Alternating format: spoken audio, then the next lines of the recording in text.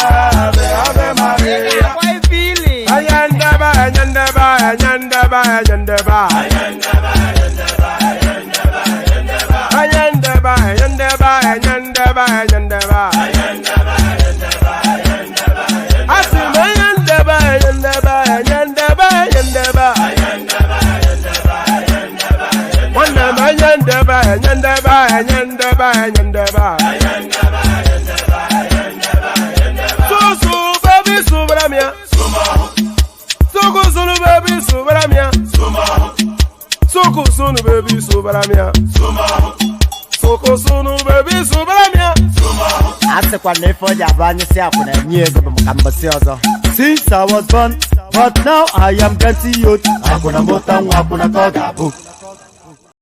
I'm going to be president of this country, whether you like it or not, and I will preside over the affairs of this country, including presiding over you. I think you must start adjusting to that reality. The sooner you do that, the less chest pains you'll have when that reality comes.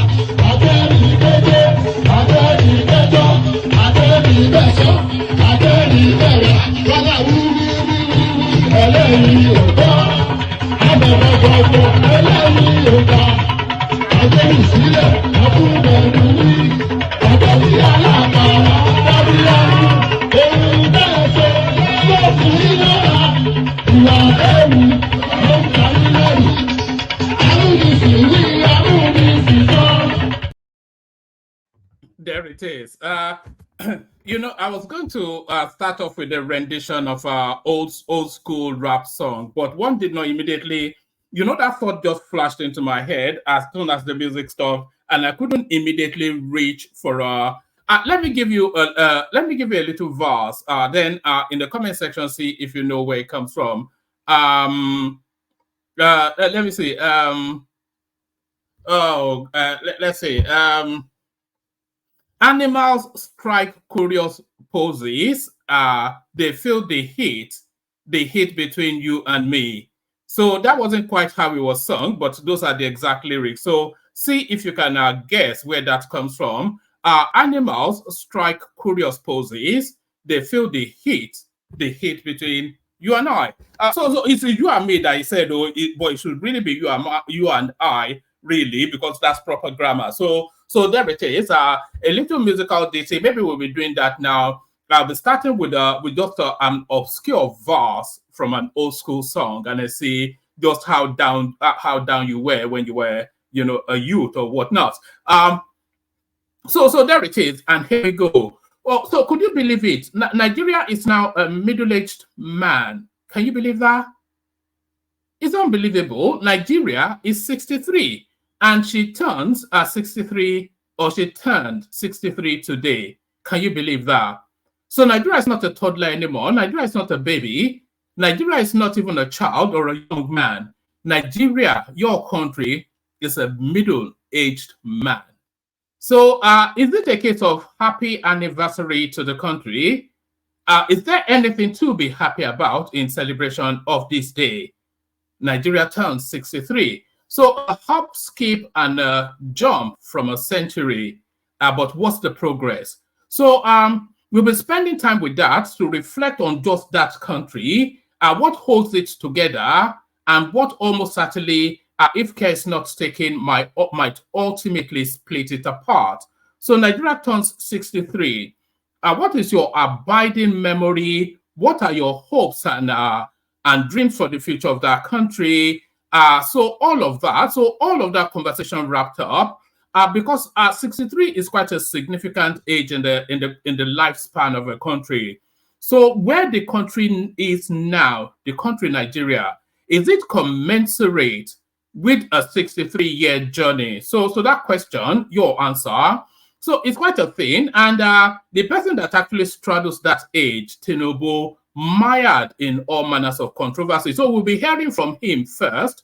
So we'll be reacting, analyzing, and reflecting on Tinubu's anniversary day speech. And there's another thing I wanted to put forward. Should the country Nigeria continue with the name Nigeria? And if Nigeria is not to continue with the name Nigeria, but you are not averse to it continuing, which name would you like the country to bear? I have a name in mind. A name that captures the essence of everything. I think Nigeria should be called Wazobia Nation. That's what I think. Nigeria should be called Wazobia Nation. Do you agree, disagree? So Nigeria turns 63. It's a marvel, really. That country should have broken up so many times, and that country is still on the brink, on the tenterhooks of the possibility of a breakup. Because the things that bind that country together it's a loose binding. It's like some sort of one coating of glue that binds the country together. It's not a firm grip. So the country it's quite a thing. I take pride in being Nigerian. I don't know about you, but I take great pride in being Nigerian. And for all of the back and forth that we have on this platform, in other spaces, I would back to the hilt in any space and time. Anybody that falls within that firmament of Nigeria, you can be Igala. I don't even know what an Igala person looks like. You can be an Okoro from the southeast, or you can be a Mala from the north. We can have our fights within our borders, but outside of that, I will back to the hilt anybody that falls under the banner of that green and white flag. Nigeria turns 63. It's an amazing thing. So I don't know how we will go because I like to do it on the fly, but we do this on the fly and hopefully it lands in what I should have done probably in the course of will do is to go through the journey. Actually, I'll do that now whilst we're playing the Kegite music. We'll go through the journey of that country from independence till date, just making a whirlwind speed through of all of the presidents that we have experienced.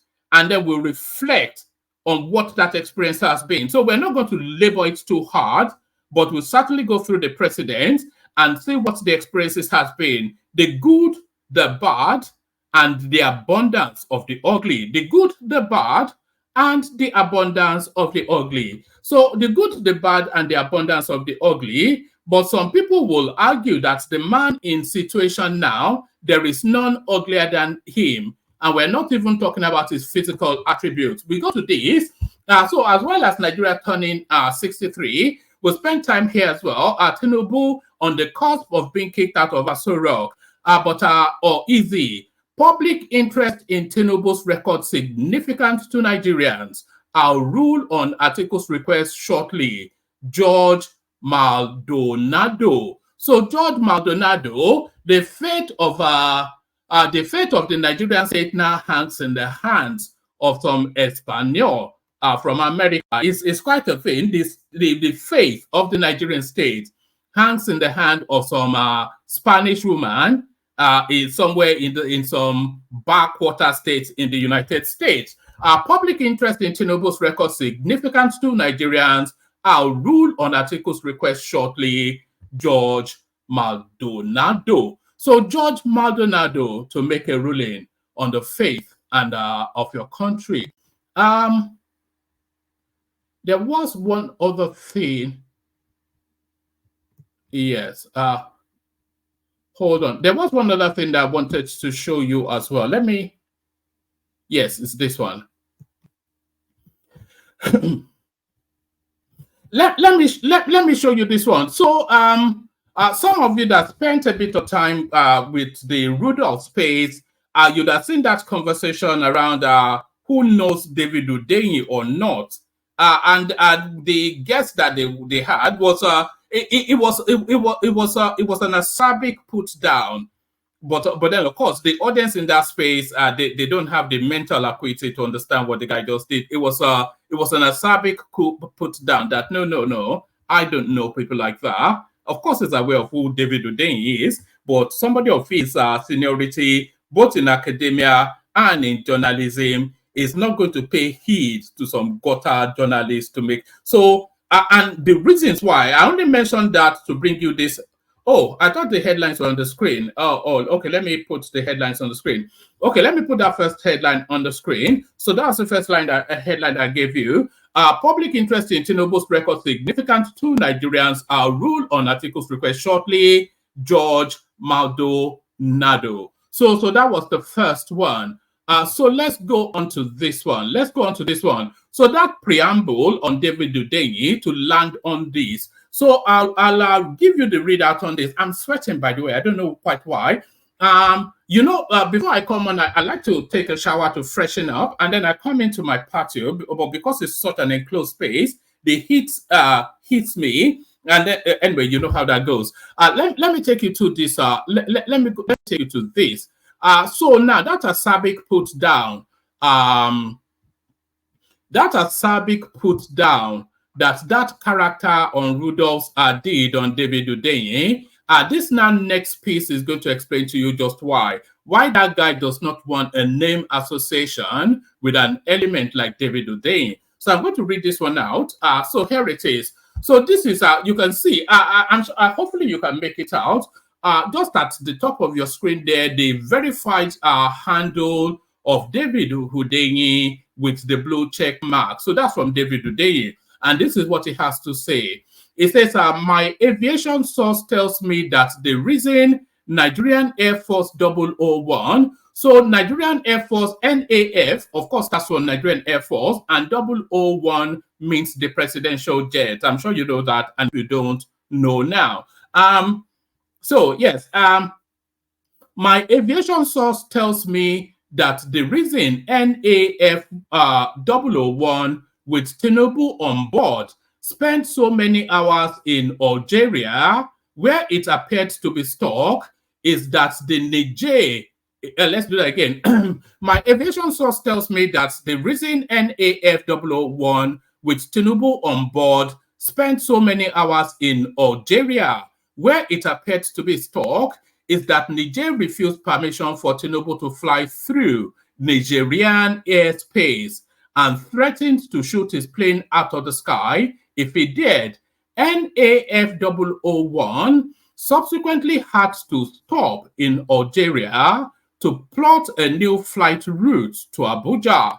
They tried to cut through the southwestern tip of Niger, but they have just been forced to leave Nigerian airspace. They've just entered Burkina Faso. Drama in West Africa skies. So this is what David Uzain says on his verified Twitter handle. Let me skim through it again, just to re-emphasize. My aviation source tells me that the reason NAF001 with Bola Tinubu on board spent so many hours in Algeria, where it appeared to be stuck, is that Niger refused permission for Tinubu to fly through Nigerian airspace and threatened to shoot his plane out of the sky if he did. NAF001 subsequently had to stop in Algeria to plot a new route to Abuja. They tried to cut through the southwestern tip of Niger, but they have been forced to leave Nigerian airspace. They have just entered Burkina Faso. Drama in West Africa skies. So drama in West Africa skies, or is it? So now you saw that how that guy was very quick to dismiss David Uzain, and this is the reason why. So this is the reason why. So this is from an aeronautical lawyer, and this is what he has to say. He says that we're in trouble if we have an army of young Nigerians who have it says that we're in trouble if we have an army of young Nigerians who have easy access to the internet, but the most ignorant and dumb, let's do that again. It's just because of the flow of it, it doesn't read quite well. We're in trouble if we have an army of young Nigerians who have easy access to the internet, but the most ignorant and dumb, then it is something we should all be worried about. How can anyone believe this rubbish? I have said it before, and I will say it again. That guy is an intellectual fraud.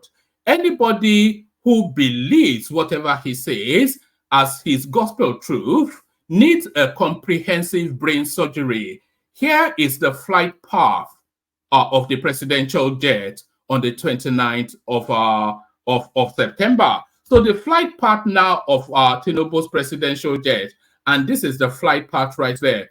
So it's a smooth sail all the way through, nothing at all to do with Niger Republic, and that is the and by the way, the flight path is a matter of public document. It's a publicly recorded thing. They may well, for reasons of security, not release it until that flight has landed. And this tells you now the flight path of Tinubu's flights to Nigeria. So I'm not quite sure what that guy means. It looks as though it actually did cut through Niger Republic and no problems at all. So I see no deviation to anywhere. That green line right there is the flight path. So that is from Paris. So where my cursor is now is from Paris, and then it goes all the way through, and then you see this vast swathe right there. That's Niger Republic, and you can see it goes right all the way through to land in Abuja. So you can see why.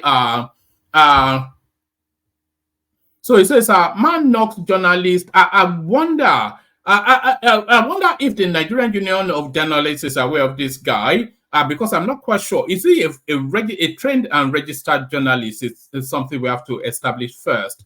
Man knocks journalist David Uzain over his tweet that Niger refused permission for President Tinubu to fly over the Nigerian airspace with threats to shoot it down. Please look at the map well. The plane clearly avoided Niger airspace and went into Burkina Faso, cut through Togo.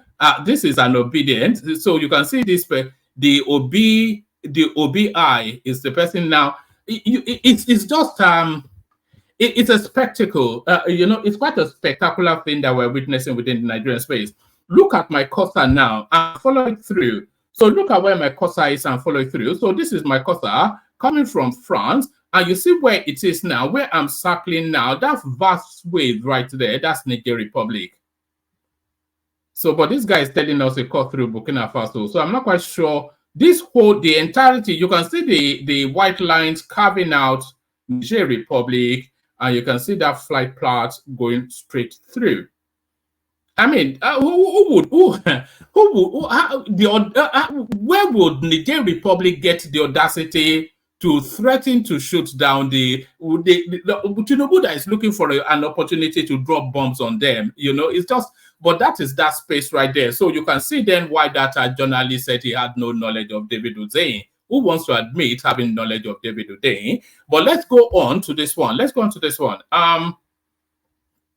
Actually, let me give you all the readouts now. I think we have only about 3 or so readouts, and then we look at the Tinubu clip and then reflect on the Nigerian state. So let me give you all the readouts now, and then we'll just get into the conversation after the care, guys. Public interest in Tinubu's record significant to Nigerians. I'll rule on Atiku's request shortly. George Maldonado. Judge Nancy Maldonado says the United States Court for the Northern District of Illinois in Chicago has been inundated with emails from Nigerians eagerly anticipating her decision on whether or not she will order Chicago State University, CSU, to release President Bola Tinubu's records. As a result, she has decided to issue a ruling on the matter as soon as possible. A court filing seen by correspondents stated. The court noted that that court staff has received extensive email communications from members of the public related to this case. So the obedience, like they did with the governor of Illinois, they are now attacking the judge, Maldonado. The court notes that court staff has received extensive email communications from members of the public related to this case, stated the court document entered into docket on Friday. Consequently, the court will endeavor to issue a written ruling as soon as possible. The document noted acknowledging that the matter was of utmost interest to Nigerians, curious to learn the background of their leader, and had sent the court a flurry of emails. The court understands the significant public interest in this dispute, but the court will not consider any third-party or ex parte submissions. Masters Tinubu and Abubakar have been at loggerhead over the discrepancies in the Nigerian leaders' CSU records. As the institution, in response to a previous subpoena in 2022, released documents showing a female Bola Tinubu from Southwest College was admitted to the school to pursue a degree in accounting. Also at issue was CSU's adamant refusal to authenticate the diploma Mr. Tinubu submitted to Nigeria's electoral body INEC to be genuine or falsified, which has fueled allegations of forgery and perjury, for which Mr. Abubakar is seeking to void Mr. Tinubu's election victory at Nigeria Supreme Court. Further confusing Mr. Abubakar were the signatures on the diploma that Mr. Tinubu submitted to INEC, which were those of 2 women, Elnora Daniel and Niva Lubin, who joined CSU in 1998 and 1996, nearly 20 years after the president graduated in 1999. The June 22 diploma has in this share of forgery. Angela Liu, the U.S. attorney representing Mr. Abubakar, told the court on Wednesday. Judge Jeffrey Gilbert, on September the 20th, had ordered CSU to release Mr. Tinubu's records, but the president begged Ms. Maldonado to delay the order enforcement, pleading severe, irreparable damage to his life. On September the 6th, the Presidential Election Petition Tribunal upheld Mr. Tinubu's election victory. However, Mr. Abubakar strongly believes the decision was deeply flawed and a miscarriage of justice, leading him to file an appeal at the nation's Supreme Court, where he plans to use and by the way, all the lawyers are saying that the Supreme Court is not an evidence court. So you don't get to submit evidence at the Supreme Court. All they do at the Supreme Court is to review the judgment that you are querying that was not quite properly applied by the appeal court. So that's just what happens at the Supreme Court. So if they are expecting to tender new evidence, I suspect that they might not be able to do that. On September the 6th, the Presidential Election Petition Tribunal upheld Mr. Tinubu's election victory. However, Mr. Abubakar strongly believes the decision was deeply flawed and a miscarriage of justice, leading him to file an appeal at the nation's Supreme Court, where he plans to use the CSU records to show the president may have committed forgery and perjury, two serious allegations that, if proven, will not only result in Mr. Tinubu's dismissal, but also permanently dent his political career. So there it is right there. Ogun Alaroka, this is it. Ogun Alaroka, that's Ogun Alaroka right there. The guy, Abere Alo Konokun to the, is that not what they say, Yoruba land? Abere Alo Kionokun to the, but Kabere to Lo Konokun to the latest update, updated, let's see, am I? Let's go to this before we go to that. Senior U.S. judge denies Bola Tinubu's emergency appeal, orders CSU to turn over records to Atiku, testify under oath Monday afternoon. President Bola Tinubu has lost his emergency application to block Chicago State University from releasing his academic record to Atiku Abubakar. Judge Nancy Maldonado of the United States District Court for the Northern District of Illinois, Chicago, said the decision of a lower federal magistrate judge on September the 19th was appropriate and adopted it in full. The court overrules President Tinubu's objection to Magistrate Judge Gilbert's recommended ruling and therefore adopts the ruling in full. Mr. Abubakar's application is therefore granted, the judge ruled. In light of the pending Supreme Court of Nigeria deadline, represented to the court as October the 5th, 2023, and based on CSU's representations that it is ready to comply with the discovery request and produce a witness, the court set an expedited schedule for the completion of the discovery. Ms. Maldonado, a district judge, also said the CSU should turn over the records to Mr. Abubakar by 12 p.m. Monday and also make it official and also make, hold on.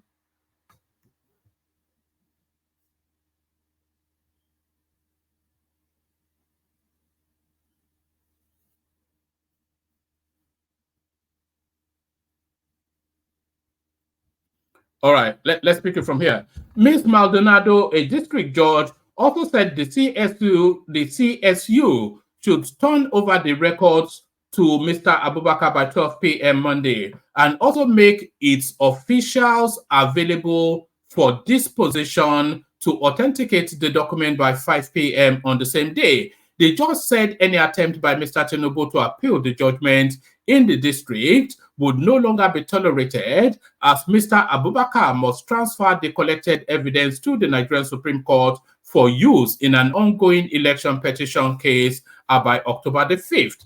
CSU is directed to produce all relevant and non-privileged documents in response to requests for production number 1 through 4 as narrowed by Judge Gilbert and adopted here in Mr. Abubakar's subpoena by 12 p.m. noon on Monday, October the 2nd, 2023. She added, the rule 30B6 disposition of CSU's corporate designee must be completed by 5 p.m. CDT on Tuesday, October the 3rd, 2023. Given the October 5, 2023 filing deadline before the Supreme Court of Nigeria, the court will not extend or modify the deadline. The judge, however, said Mr. Tinubu is free to file his appeal directly before the 7th Circuit,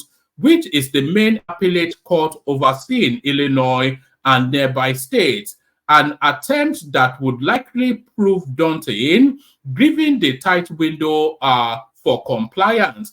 So yes, I think this judge may have been got at. That's just the thing. I think this judge may have been got at.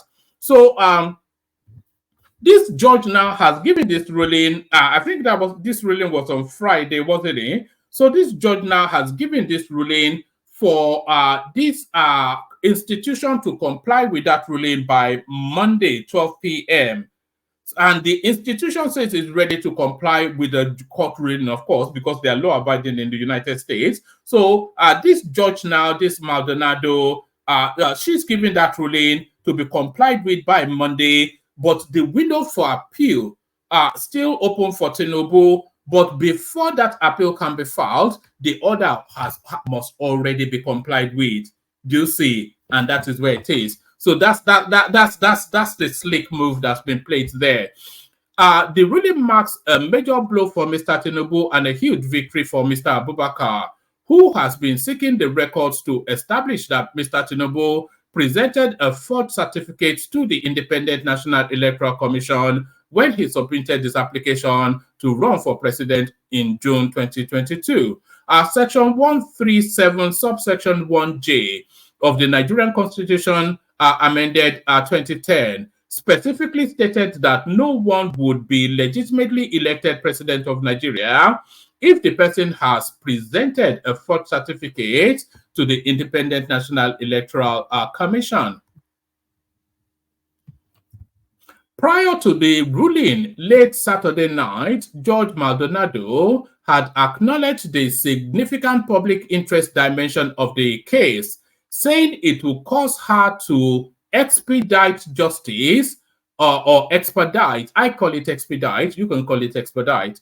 So call her to expedite justice for all parties. The president did not deny the charges that the certificate was forged, especially as it was purportedly signed by administrators who were not at the school when he graduated in 1979, but in insisted alongside the school that he attended and graduated. Well, that's not an only, that is the crux of it, is it not?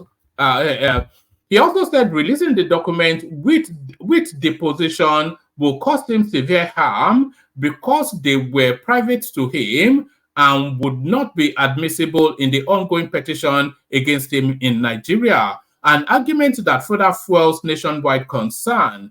Not nationwide concern, by the way, the narrow pecuniary concerns of the obedience space, more to it. He also said releasing the document with deposition will cause him severe harm because they were private to him and would not be admissible in ongoing petitions against him in Nigeria. An argument that further fueled nationwide concern about what the president might have been hiding about himself from Nigerians. The CSU said it will state under oath that Mr. Tinubu attended, but it won't be able to certify the authenticity of the certificate he paraded in Nigeria under oath. Mr. Abubakar's lawyer would now be able to test the school's claims alongside Mr. Tinubu'S during tomorrow's record release and cross-examination. So there it is right there. And there it is right there. So there it is right there. So now let's now go to this one as the round of that space. It says updated. I hope you can see that. Am I sharing that? Yeah, I am sharing that. It says updated. Articles court victory in Chicago useless, says Tinubu's lawyer. So why is that?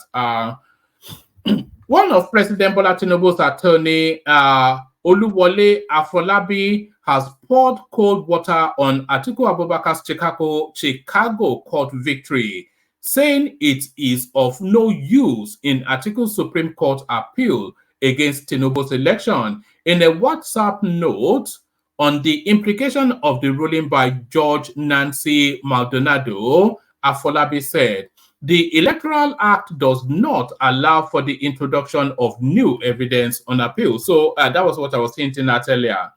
A party must provide a list of the documents he intends to rely on at the time his petition is filed.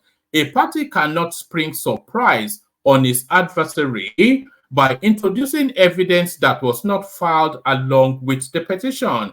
Tinubu's personal lawyer, senior advocate of Nigeria, Babatunde Ogala, also said whatever document Atiku gets from the Chicago State University is no longer useful. The headless mob is masturbating over nothing. The document can no longer be used. It is of no value. We have passed that stage.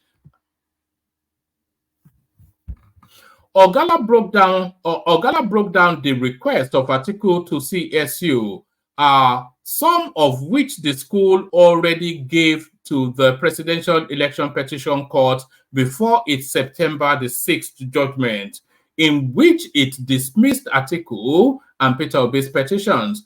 One is whether President Tinubu attended Chicago State University. The answer is yes. Second, what were his grades in school? The school had already provided that.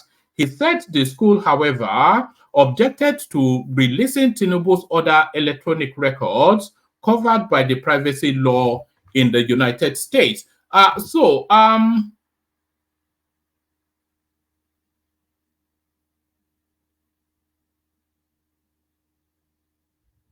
Yes, we read this part already. So yeah, this is yes. So we've read this part already. So right. So what is the anticipated outcome of all this? Is really where the question is. So whatever those records are showing, I think what they are trying to establish is that Tinubu entered that university under false credentials. Not that he attended, went through the process, and graduated. They are trying to establish the credentials that he used to enter that university. So now, and it all stems from that narrative. Oh, is a female, is not a female, and all that. So that is what Atiku is looking to explore. So they call it a discovery. So now, whatever comes out of that, as has already been explained, is not anything that can be tendered to the Supreme Court, because the Supreme Court, you don't have to be a lawyer, but the process has been circling for long enough. The Supreme Court is not an evidence court, and has also been explained, whatever is in your petition is what you are asking the Supreme Court to review. You cannot then, at the 11th hour, introduce a new element into that petition. So there is that. So whatever happens, Tinubu will continue to be the president, and is going to be the president for the next 4 years. So now, what this might seek to do is to embarrass him or not. So depending on what the discovery shows us, this might seek to embarrass him or not. But this play really is for 2027. So whatever comes out of this can only come into play in 2027. So this cycle, this electoral cycle, is already done. The Supreme Court is only going to adjudicate on the verdict given by the appellate court based on the content of the petition presented by Atiku and Peter Obi, and they cannot introduce new elements into those spaces. That's my understanding. Maybe I'm wrong. But so there it is. However it plays out, almost with some certainty, Tinubu will continue to be your presido. Tinubu will continue to be your presido. So Tinubu will continue to be your president, and he's your president, at least for the moment. So Tinubu, your president for the moment, and he has some news for you. So we're going to play the Kegite music, and then when we come back from the Kegite music, we'll go then into the meat of our Tinubu's Independence Day address, and then we'll open up the space for whoever wants to come in to engage in a conversation. But first, of course, the Kegites, a respite from all that reading, the Kegites. Only water,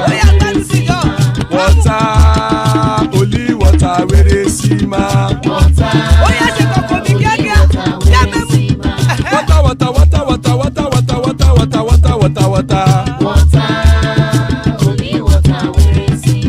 Hapa o naido.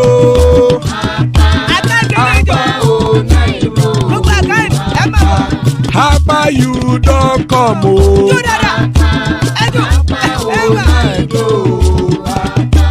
Hapa o naido.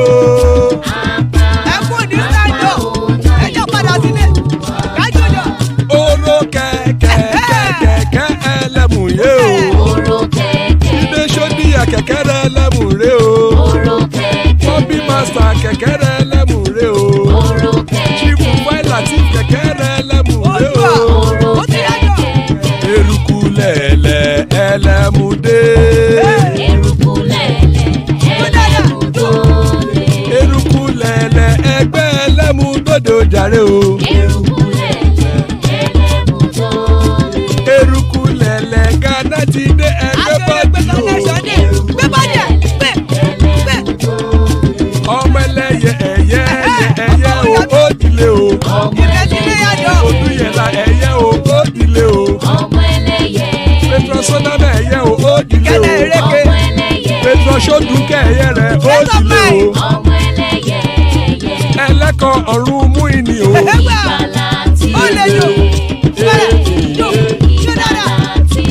Àkùkọ ọ̀run mẹ́kọ̀.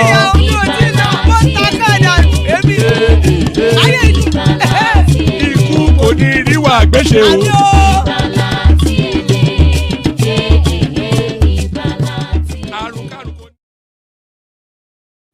All right. Akoko Orunmeiko, the cockroach of the heavens don't crow yet. So we're going to listen to Tinubu's speech in a moment. But before we listen to Tinubu's speech, there's still plenty of space on the platform, by the way, for whoever wants to come join. Thomas actually joining. Good to see you, Thomas. Father of the bride, Ajanle Koko, he's here. Rational mind to put a dampener on everything. And Mike here to dabaru everything for us. So good to see you, gentlemen. Whoever wants to hop on, please hop on. But before we go to anything, this now the list of Nigerian presidents from independence till date. So now, a seminal moment in time, Nigeria turned 63, but how has that time been spent? That time kicked off with Abubakar Tafawa Balewa, who governed that country from 1960 to 1966. So he had a good 6-year complement. Nnamdi Azikiwe, October 1963 to January 16, 1966. He was a ceremonial president because we were running a British-style prime minister sort of a system then. So he straddled that space. As you can see, the dates overlap, 1960 to 1966, 1963 to 1966. So he straddled that space alongside Abubakar Tafawa Balewa. But then, of course, that was quickly cut short by Major General Aguiyi Ironsi, January 16, 1966 to July 29, 1966. So a short window in time. So January, February, March, April, May, June, July. So no more than 6 months he was in situation, but nevertheless, he had reign over that country for that period. One of the longest serving, General Yakubu Gowon, August the 1st, 1966 to the 29th of July, 1975. So we have to somewhat, are we making the distinction between the military boys and the civilians is the question. To be replaced by General Muritala Mohammed, or Murtala, however you choose to pronounce him. It was started as possibly one of the best presidents that the country has ever had, but quite a short-lived tenure, just a few months.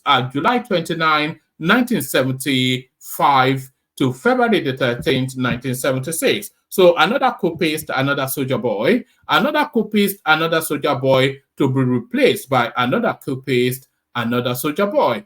General Olusegun Obasanjo. So he started his journey with the Nigerian state as straddling over as the front rider, the front horse in that charge to utopia. Yes, let's call it that way.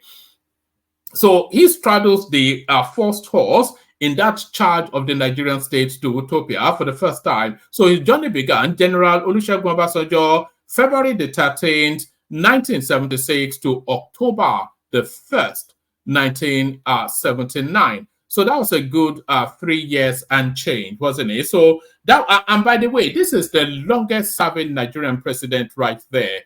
So he had that compliment, 76, 77, 78, 76, 77, 78, 79. So 3 years and a bit he had reigned over that country in his first incursion under a military uniform.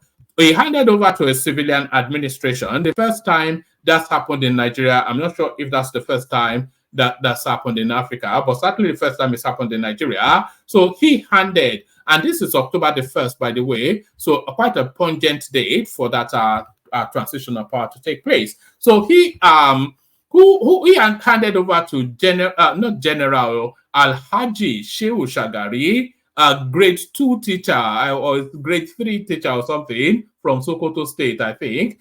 So he handed to Shehu Shagari October the 1st, 1979 to December the 31st, 1983. But who replaced Alhaji Shehu Shagari, you wonder? Well, the military boys take over again. He was in situation just barely a few months ago.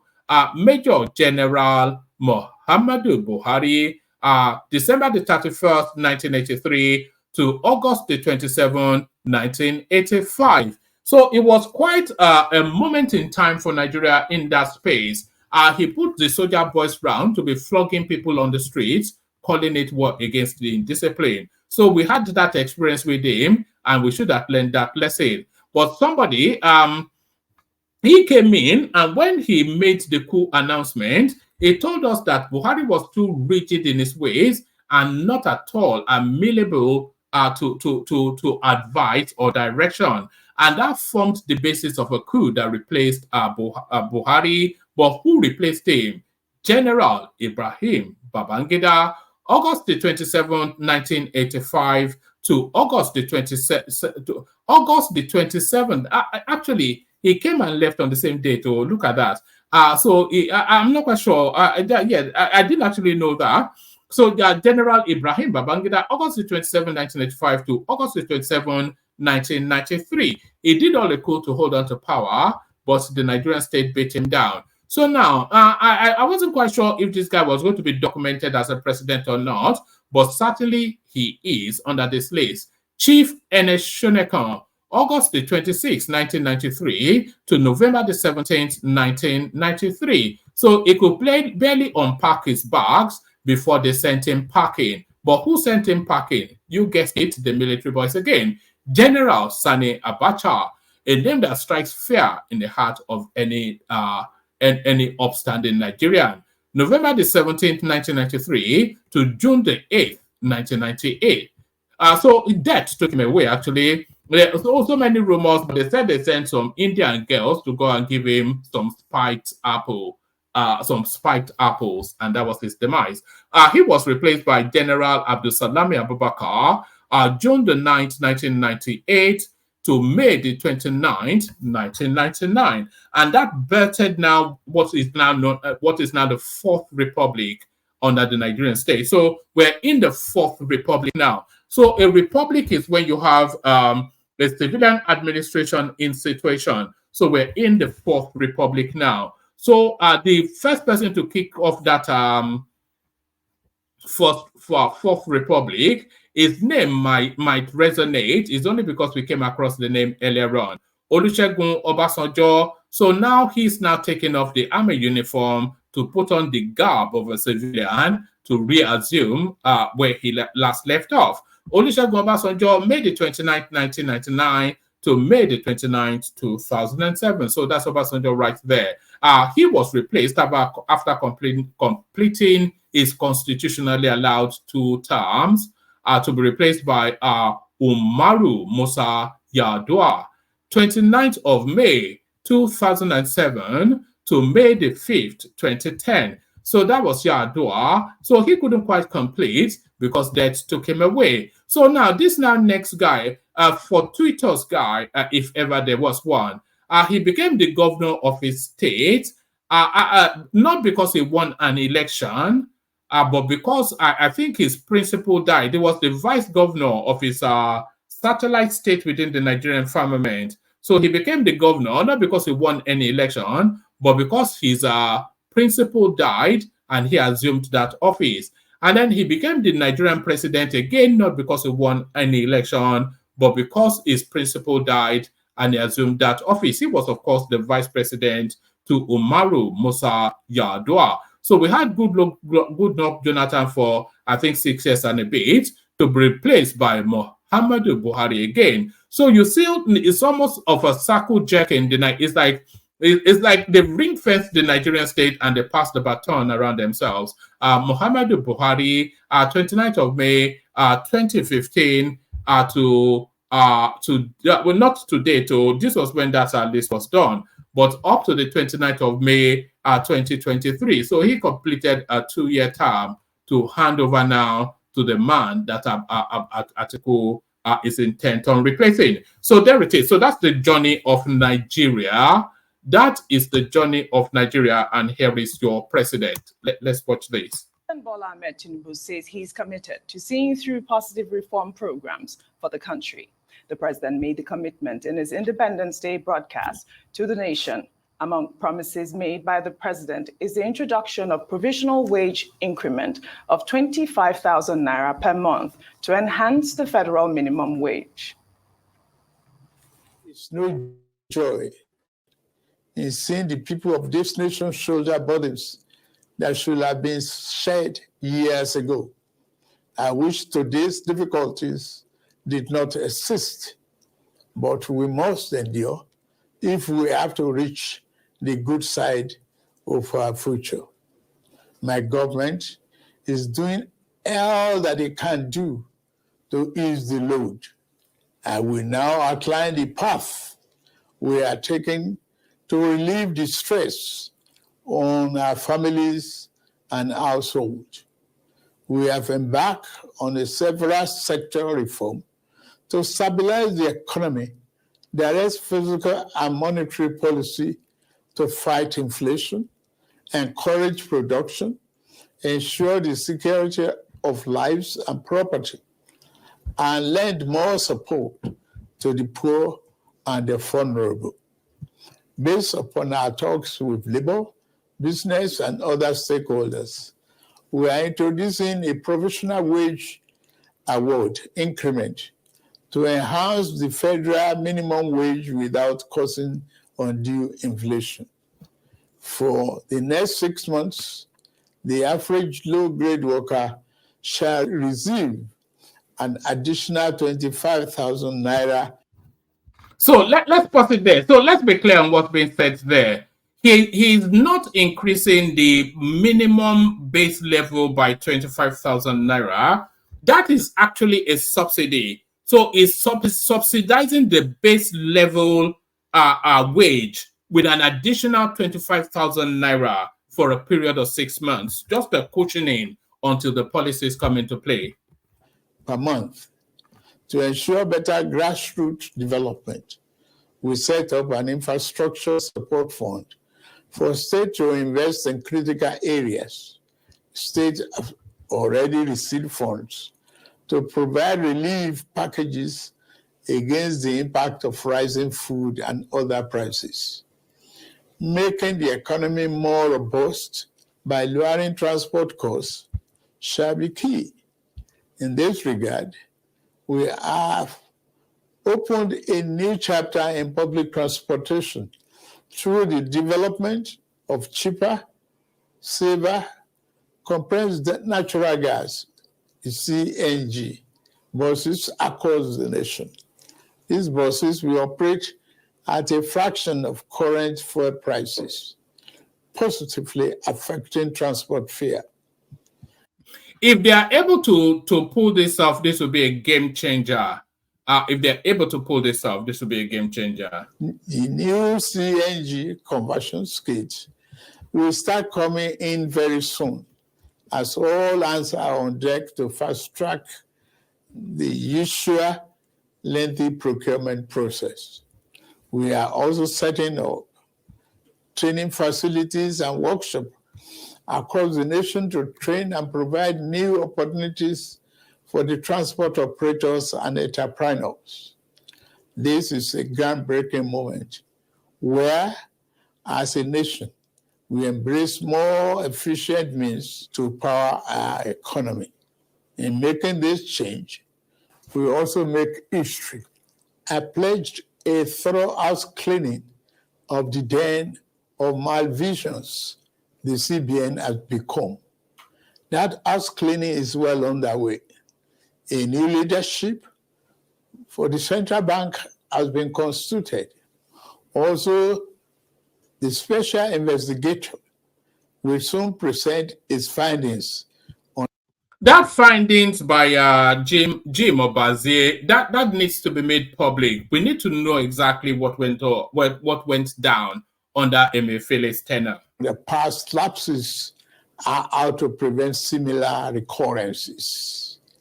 Henceforth, monetary policy shall be for the benefit of all and not the exclusive province of the powerful and wealthy. Wise tax policy is essential for the economic fairness and development. I have inaugurated a committee on tax reform to improve the efficiency of tax administration in the country and address fiscal policies that are unfair or hinder the business environment and slow our growth. To boost employment and urban incomes, we are providing investment funding for enterprises with greater potential. Similarly, we are increasing investment in micro, small, and medium-sized enterprises. Commencing this month, the social safety net is being extended through the expansion of the cash transfer programs to an additional 15 million vulnerable households. Is there a proper audit trail for this social benefit thing that they're doing? Because under Sadiq Farouk, they were cashing checks and then handing out cash, and that cannot be audited. So I hope this is a digitalized process rather than handing out cash. Administration shall always accord the highest priority to the safety of the people, inter-service collaboration, and intelligence sharing have been enhanced. Our service chiefs have been tasked with the vital responsibility of rebuilding the capacity of our security services. Here, I salute. I wonder how many times they will rebuild the capacity of that security services before it is fit for purpose. Buhari spent a good 8 years and on uncountable amount of billions of dollars under that same banner, rebuilding the capacity of the security apparatus. Good luck, Jonathan, the same. So how much more spend and how much longer will it take for that security, whatever it is, to be fit for purpose? And commend our gallant security forces for keeping us safe and securing our territorial integrity. Many have paid the ultimate sacrifice. We remember them today and their families. We shall equip our forces with the ways and means needed to perform their urgent task on behalf of the people. Well, all right. Happy Independence All right. We don't really want to hear anything that any of this mob have to say, but let's kick off our conversation with the people that we do have in situation. Let's kick it off actually with an acknowledgement of this moment in time, and who else other than the majestic Ajanle Koko, if he's ready for us. Ajanle Koko, are you ready? Yeah, 1 month. What's up? Yeah, brilliant. Good to see you, Ajan Lekoko. So, a moment in time, Nigeria turned 63, a middle-aged man now, your country. But how has that journey been, the 63 years, to bring us to this point? Thank you, 1 man, and greetings to our listeners around the world. Click on the like button, share, and subscribe if you haven't done so. You see, let me say Happy Independence Day to all Nigerians across the world. No matter what the situation we are going through, we should still be happy that we still have a country we can call our own. It might not be working as we wishes or as we expected, but we can still say it loudly and boastfully that yes, I'm from Nigeria, I'm from Nnewi, I'm from Abeokuta, I'm from Lagos Island. So I wish you all happy Independent Day. So on the president's speech, I think it's mix of good statement and some that are not really too good. Those ones that are good, I think he started his speech with greetings, which is very good. He wishes everybody happy Independent Day, and along the line, he gave some word of assurance that Nigeria is going to be good, and he was very, very specific in telling some Nigeria who think Nigeria can break up that will never happen. And he commended the military for the good job they are doing and the sacrifice that they have made so far in carrying out, their job by protecting the territorial integrity of the country. So there are some good statements in the speech, and some that I do not agree with is the announcement that he increased tentatively, if I can rephrase what he said, 25,000 increase of the workers, the average low-grade workers. I don't agree with that. What does it mean by average low-grade workers? That needs some clarification. And who did they sat down with to agree on that? that is not good enough. The workers' union have been so patient with the administration to engage with them, to negotiate with them on the way forward for Nigerian worker welfare and increase in workers' pay. But instead of the government to sit down with them and agree on concrete wages for Nigerian workers, they were dilly-dallying, and they are not showing interest as much. And that is what was responsible, or let me say it's responsible for workers to schedule for Tuesday nationwide strike. So you can't have workers' union that you have not sat with, you have not agreed on anything with, and then you are going on Independence Day, say you are increasing tentatively. Nigerian workers doesn't need tentative salary increment now.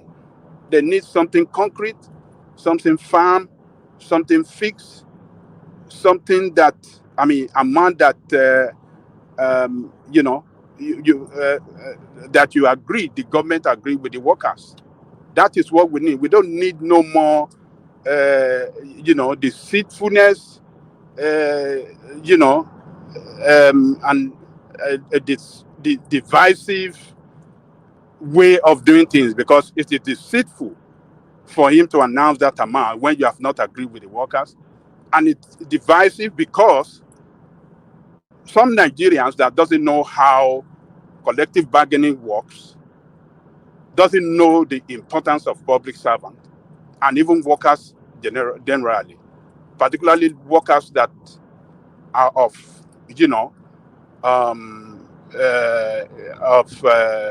lower grade, what they are going through in Nigeria now, can come to the air and say, oh,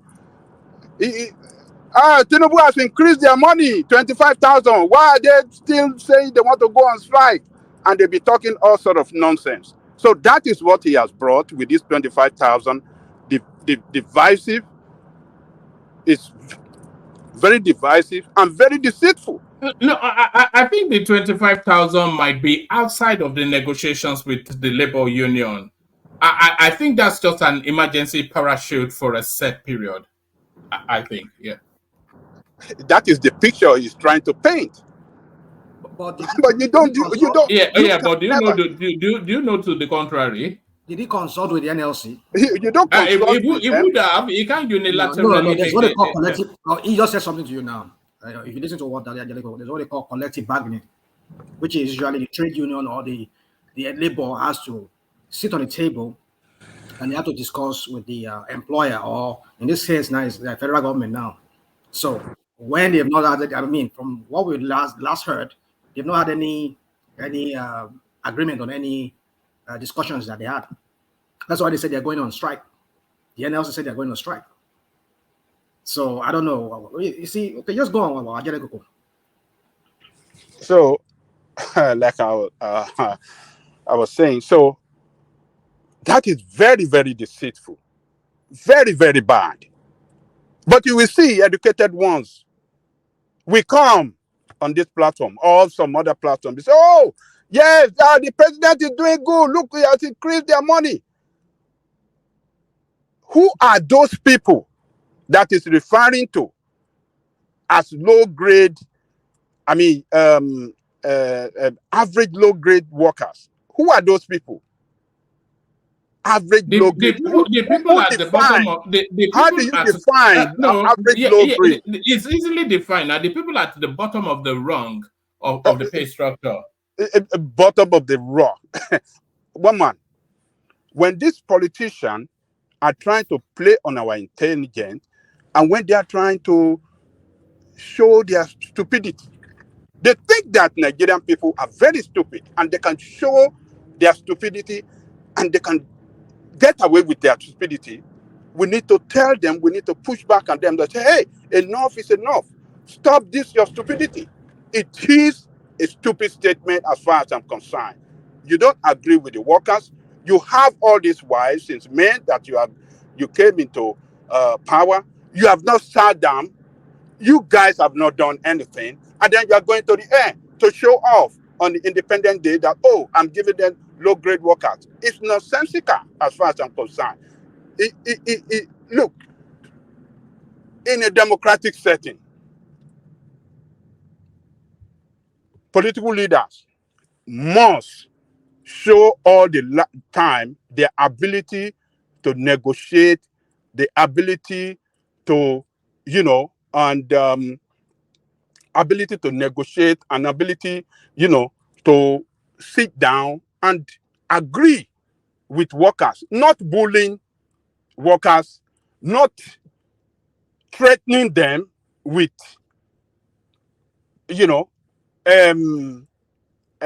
court, what do you call it? Court injunction. Not all the stupidity that we see that is being done in Nigeria. You have inflicted pains, hardship on Nigerian workers by your economic measure that you have taken. But then, what are you giving to Nigerian workers? It's so divisive and so deceitful that I don't agree with him. And then another thing, he said he's gonna. What did he say? He said they are going to import some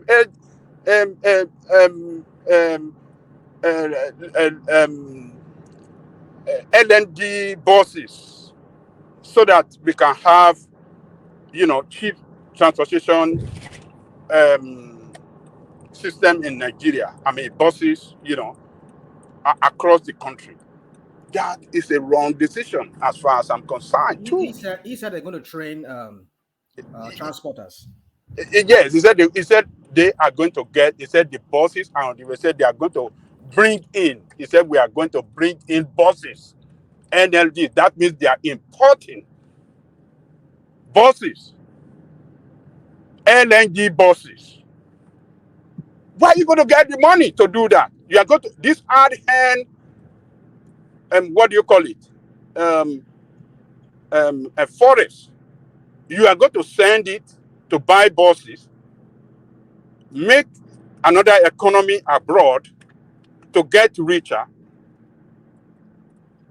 when we have the capacity to produce LNG buses. To produce LNG buses. Who has produced LNG buses in Nigeria? Innocent vehicle is doing that at the moment. Is it the same innocent buses that breaks down every 2 minutes? No, one man. Innocent is building LNG buses. Ajale Gogo, is he innocent vehicle that is breaking down 3 months, 6 months? Is that what you want? I don't want to get into that. So, what's the evidence for that, Thomas? What's the evidence for that? Don't mind them. Don't just let them continue to whatever we want to say. Look, when we don't start to develop our own capacity, when you don't start, do you have one of Innocent's car? Do you drive one? Look, Thomas. No, it's a question now. Please. All right. Let him answer that question and carry on. So we can. I really wanted the emphasis to be on Nigeria's independence. But Thomas, for safety reason, no one will buy Innocent now. Who will go and buy Innocent motors? I mean, even Innocent drives a Lexus. The man himself drives a Lexus. How do you know? I'm assuming he does. When they're assembling the Innocent motors, sometimes they forget to put the screws in the right places, and that's why people. It's always breaking down. Who will go and buy? Innocent himself will not drive Innocent motors. One man, please. Sorry, 1 second. Do you remember you brought the news here that all the vehicles some state boards in Nigeria was breaking down in 6 months. 6 months. They had a 6-month 6 gestation months. period. And they were fighting for money, and they said your bosses are useless. Okay, well, as far as I'm concerned, I think when we have a vehicle manufacturing company in Nigeria that have the capacity. It's not manufacturing, it's assembling. They don't manufacture, they assemble. Whether assemble or manufacture is made in Nigeria vehicles. They import all the parts and they assemble it. They didn't import not all the parts. What you don't know. So they manufacture all the parts in Nigeria. Yes. Is there any company that manufactured all the components? Is there any, even your Ford? I don't know. GMC, did they manufacture everything? No, they manufacture it in Nigeria. Most companies. Oh yes. Some parts are they may build their plants in another country, but it's the same. The company who has the right to all the parts of that vehicle is Ford, the company. All right, carry on, Ajale Koko. I think the audience wants to have from you. Prince is saying, Ajale Koko, carry on. So, when we have the capacity, we have Innocent Motor in Nigeria that have started that production. They've started rolling out buses, LNG-driven buses in Nigeria. Why can't we use our Naira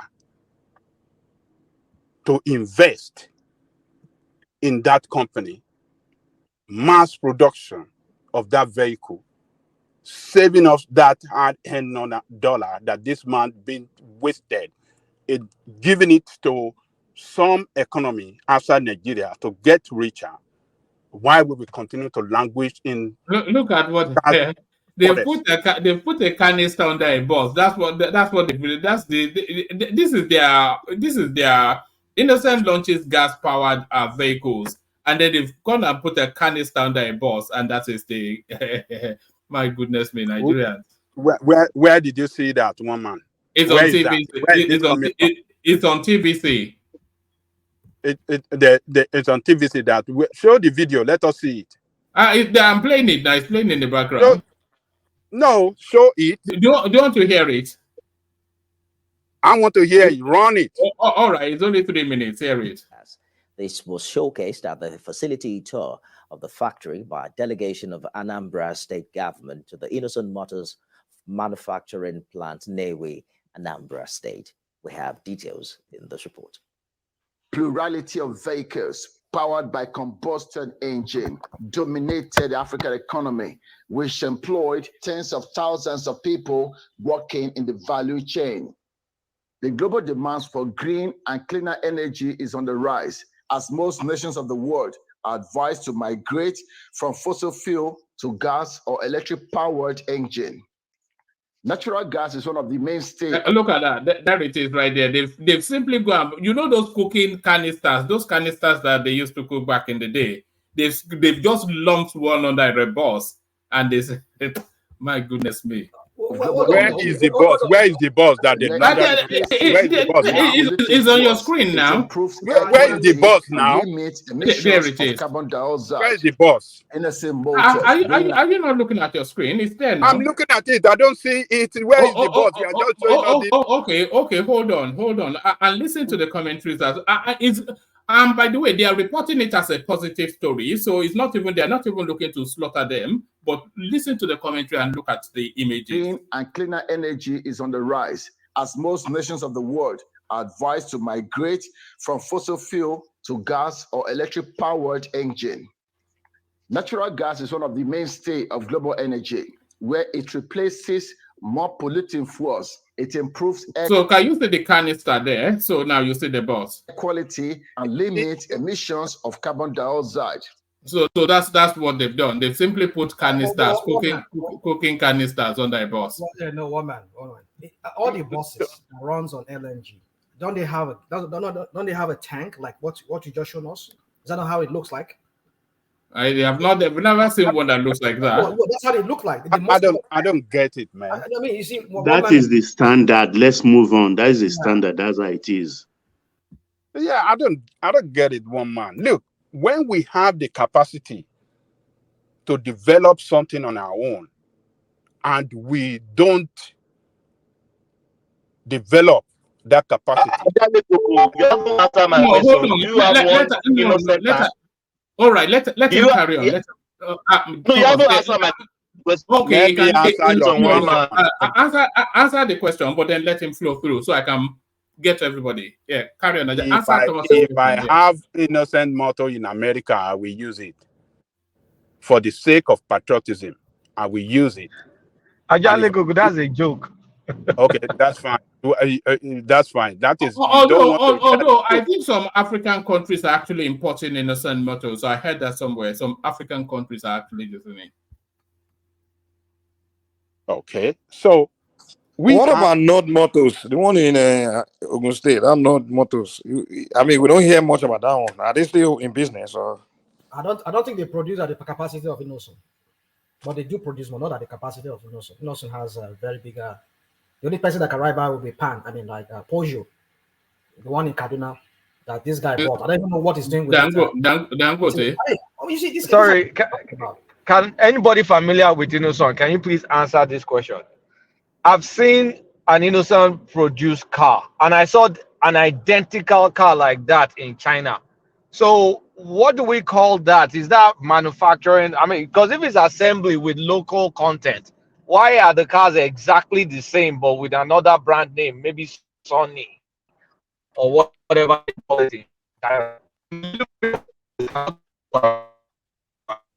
Yeah, breaking off Kulata. Is graduate motors, not Innocent. Well, Innocent D was going to partner with it. Actually, is in partnership with a Chinese manufacturer, and a lot of them work in the factory there.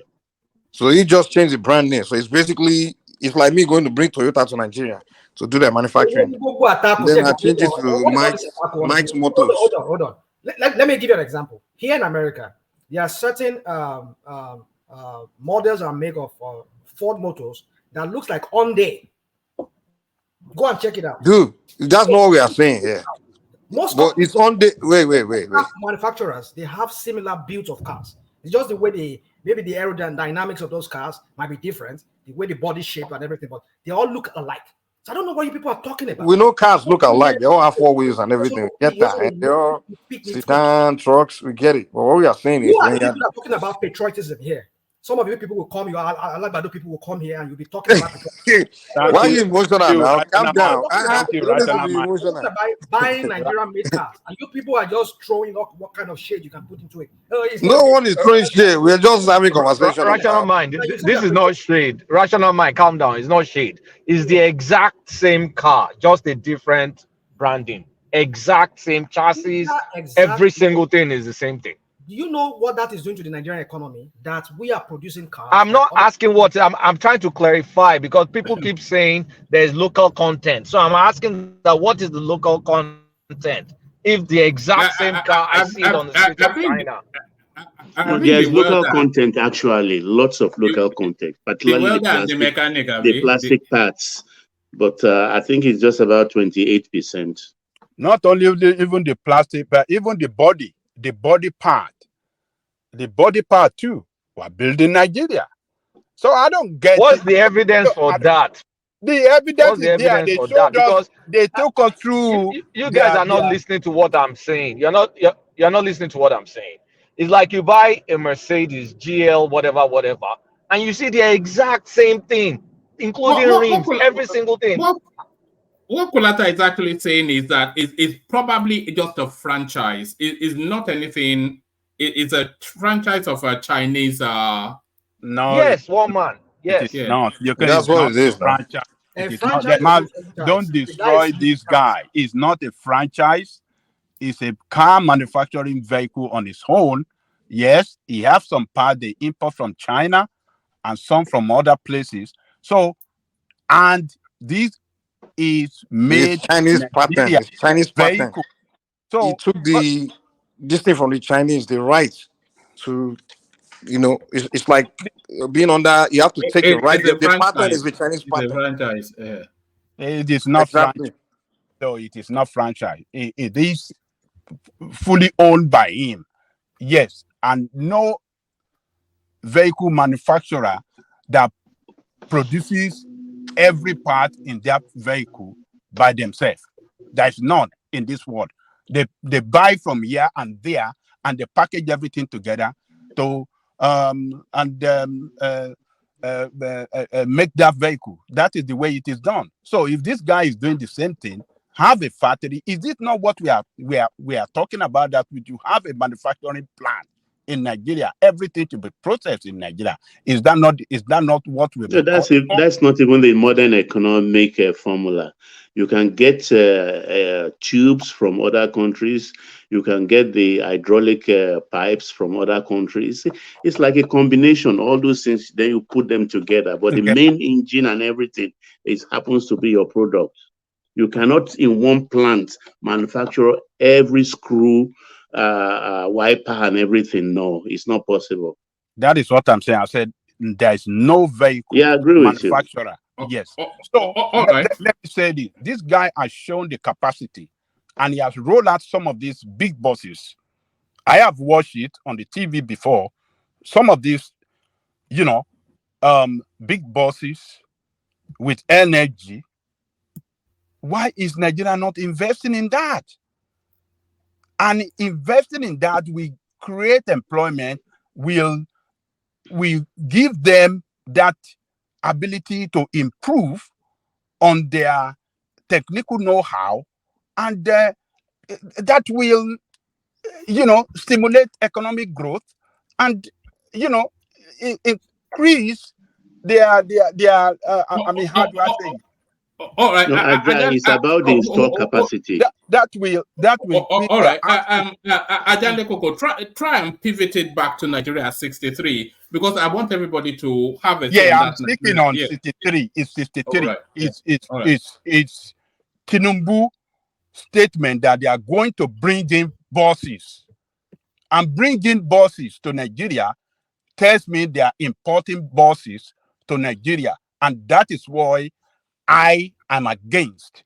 You don't need to use that forex that you don't even have, that you are struggling to get, to import buses into Nigeria when we have a manufacturing plant in Nigeria that can build those buses for us. So that is, all right. Ajale Koko, setting Tinubu's speech aside, just give us a very short assessment of Nigeria's journey, all those 63 years, and give us just a verdict on where you think we are at this point in time. So condense that, because I want to take that topic through everybody, because it's a moment in time, and Nigeria is now a middle-aged man. Ajale Koko. Yeah, Nigerians started well from the 60s to 80s, and it was in the 90s that we derailed from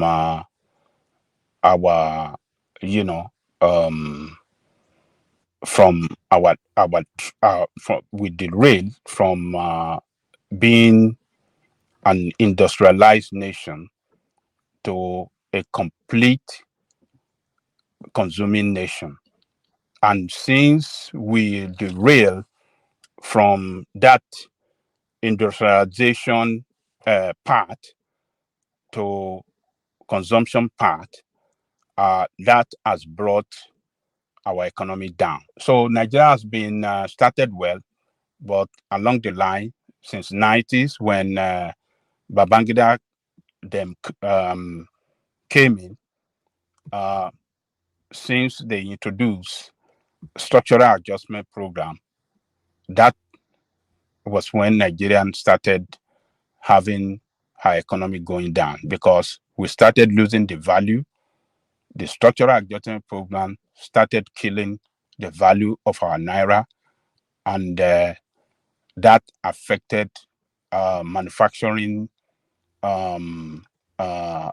plant in Nigeria, and up to now, going down from then to now, we can see where we are today. The value of the currency continue to go down, and to a point where it looked like is turning to paper right now. So Tinubu, Nigerian state is this economically is not good, financially not good, politically is even unstable. It looks stable, but it looks unstable. We don't have a clear economic development plan. We don't have it. So we are just like a nation that operates with no vision, no clear economic philosophy that we are really pursuing. So, and it is not good at the moment in that country, and the future nobody can predict it, and that is very unfortunate that we have a country that we cannot predict the future. It's very, very bad, one man. We cannot predict the future at the moment, and we just hope that Tinubu can be very sincere with us in pursuing a reform that he promised that he want to pursue that can bring a redirection of that economy of that country and put it on the right path. And until we have a country that can develop a capacity in manufacturing things on their own and not depend on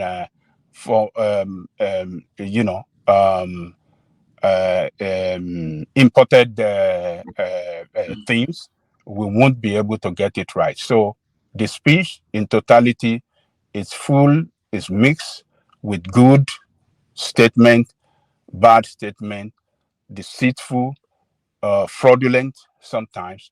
So as far as I'm concerned, for him to pronounce that 25,000 without engaging with workers, I think that is fraudulent.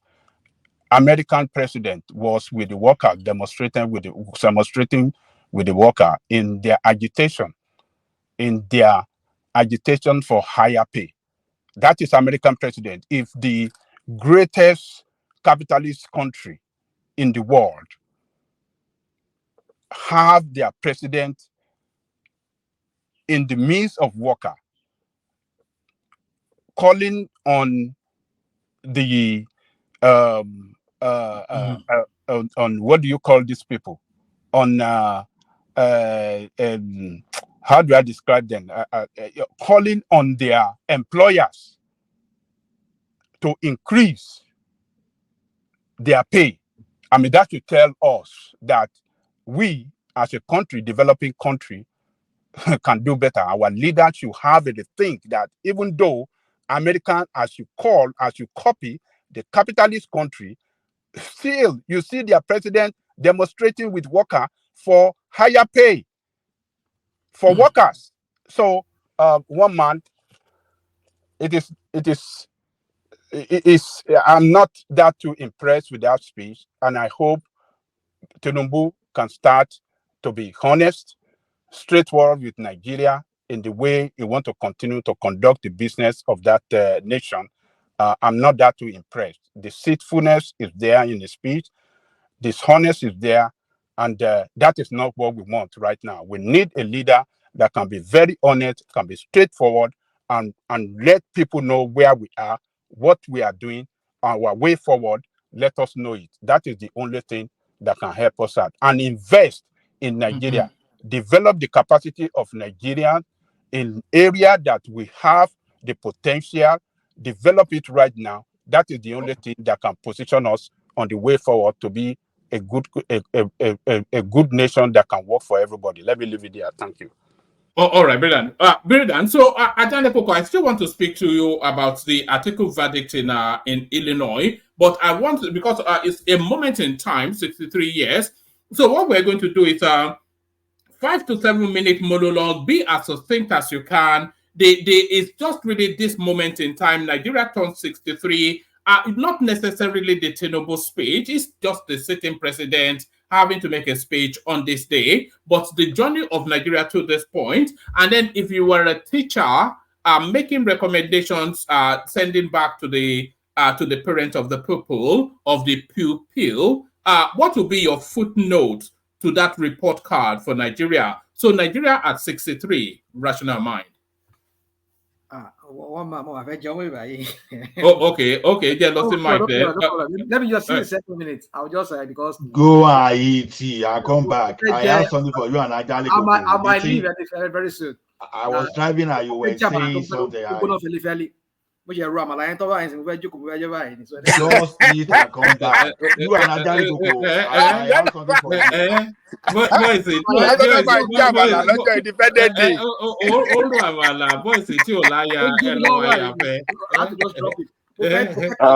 One more, sorry, let me make my speech because we'll be dropping off soon.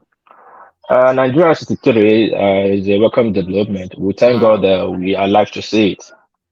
We have to thank God for that. As far as we are existing, there is hope. America passed through a difficult time. It's not different from Nigeria. Just that Nigeria started off in a good track and is sliding down. That is the difficult part of Nigeria. They don't know how to get up. How we started from the bottom, all we have in our mind is to go to the top. But now we started from the top, we are going to the bottom. So that's the problem we are finding. But we should not just destroy Nigeria. There's a brighter future. People just forgot that Korea was a military dictatorship in just 1985 years. And they got independent, they changed to democracy, and they are moving forward. Yes, it's good to criticize and it's good to push back. But what is not good is to burn the country down. Nigeria 63, we thank God, and we hope to see 100 years, and we hope to see 65 soon. Thank you, Wama.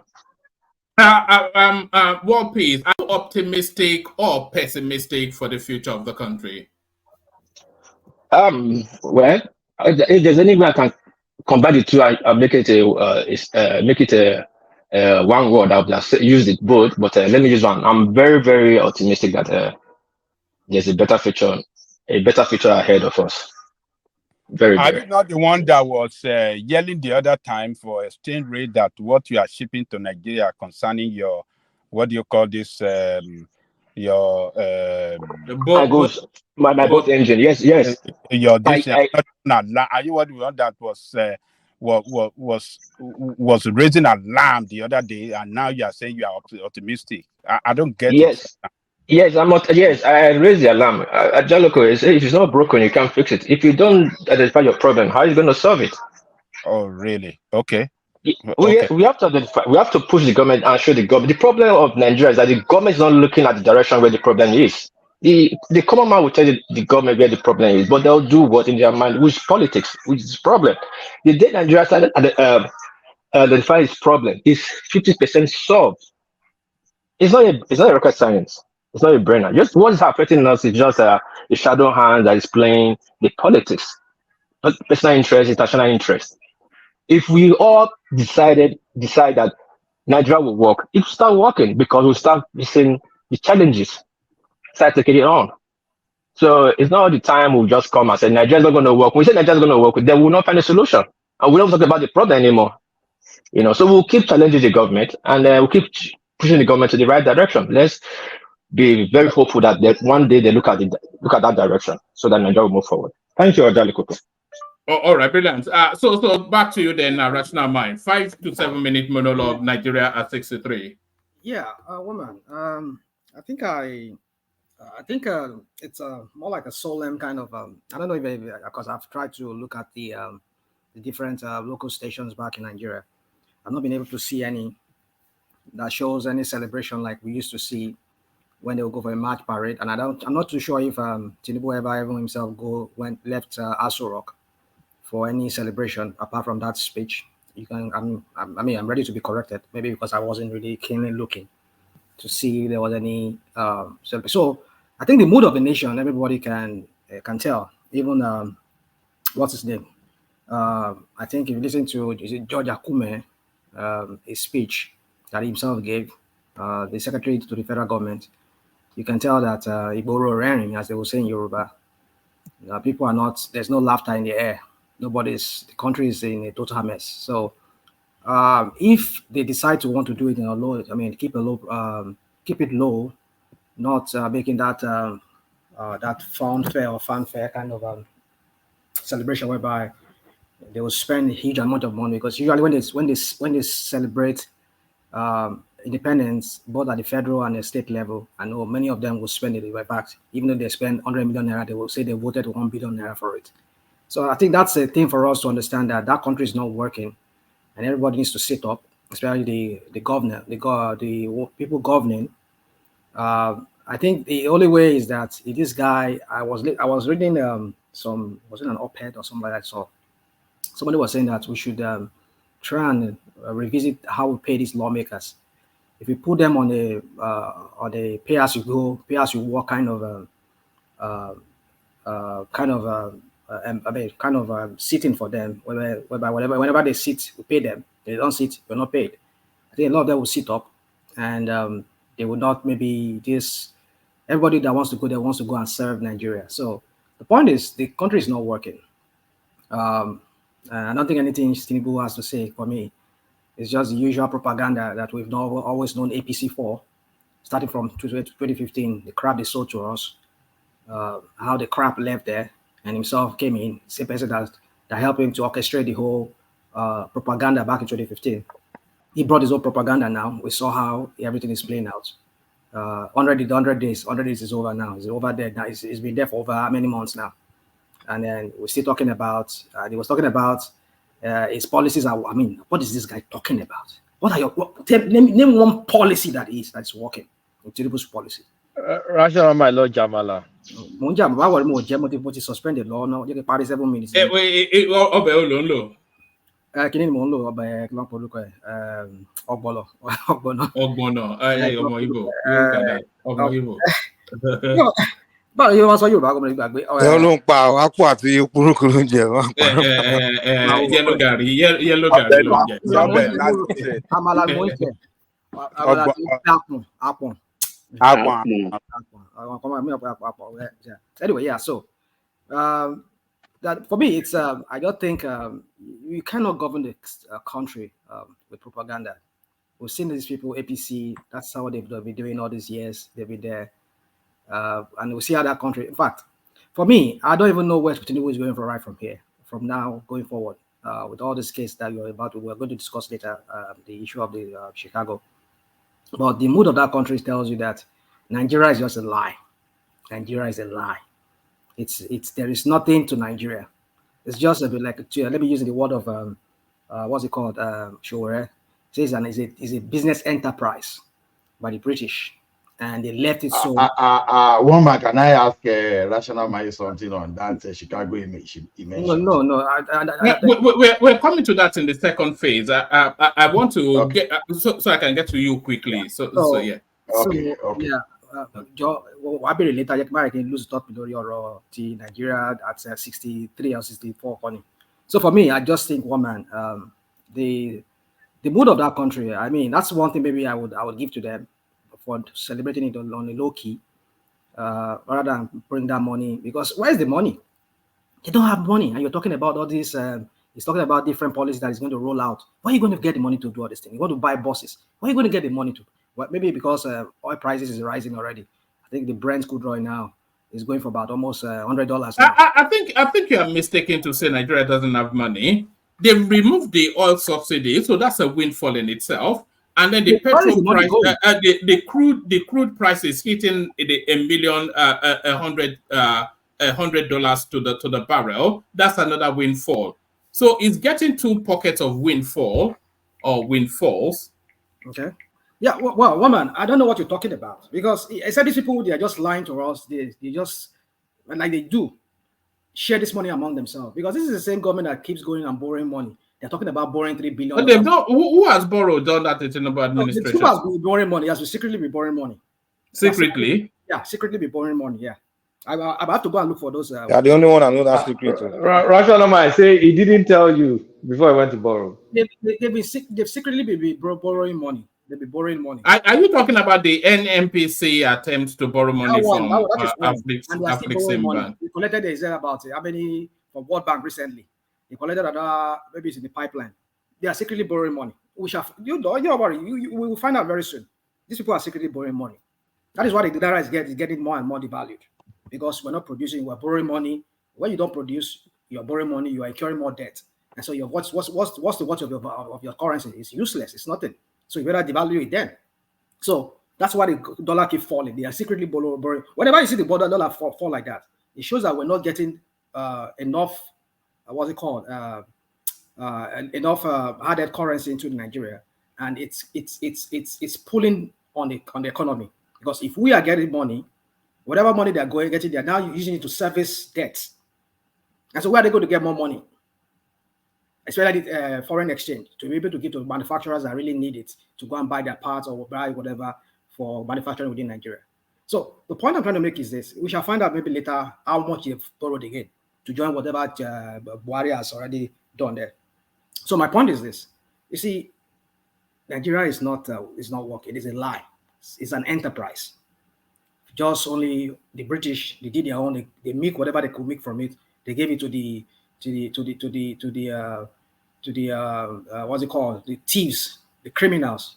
Over the years, they've been shuffling themselves, and now you can't get to Tinubu'S now, which is one of, even not the most heinous kind of criminal I've ever seen. With the kind of person, the kind of identity is taken. We shall find out. We shall come to that later. Maybe we shall find out the truth after tomorrow.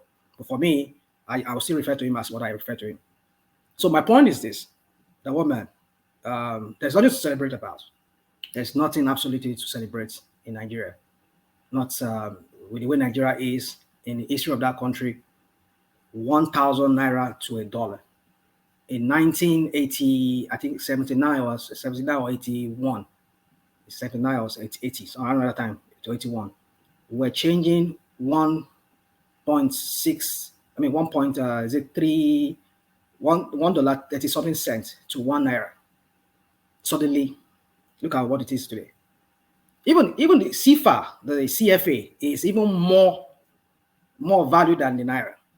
I used to remember when you would go to Cotonou there, you would change like 160 naira to we call it mi-franc. That is 1,000 francs. You would change 160 like that. So now look at it now. Even the 1,000. All right. Rational mind for time. If you were assessing the Nigerian scorecard, if you were the teacher assessing the Nigerian scorecard, what will be your footnote at the bottom of that scorecard?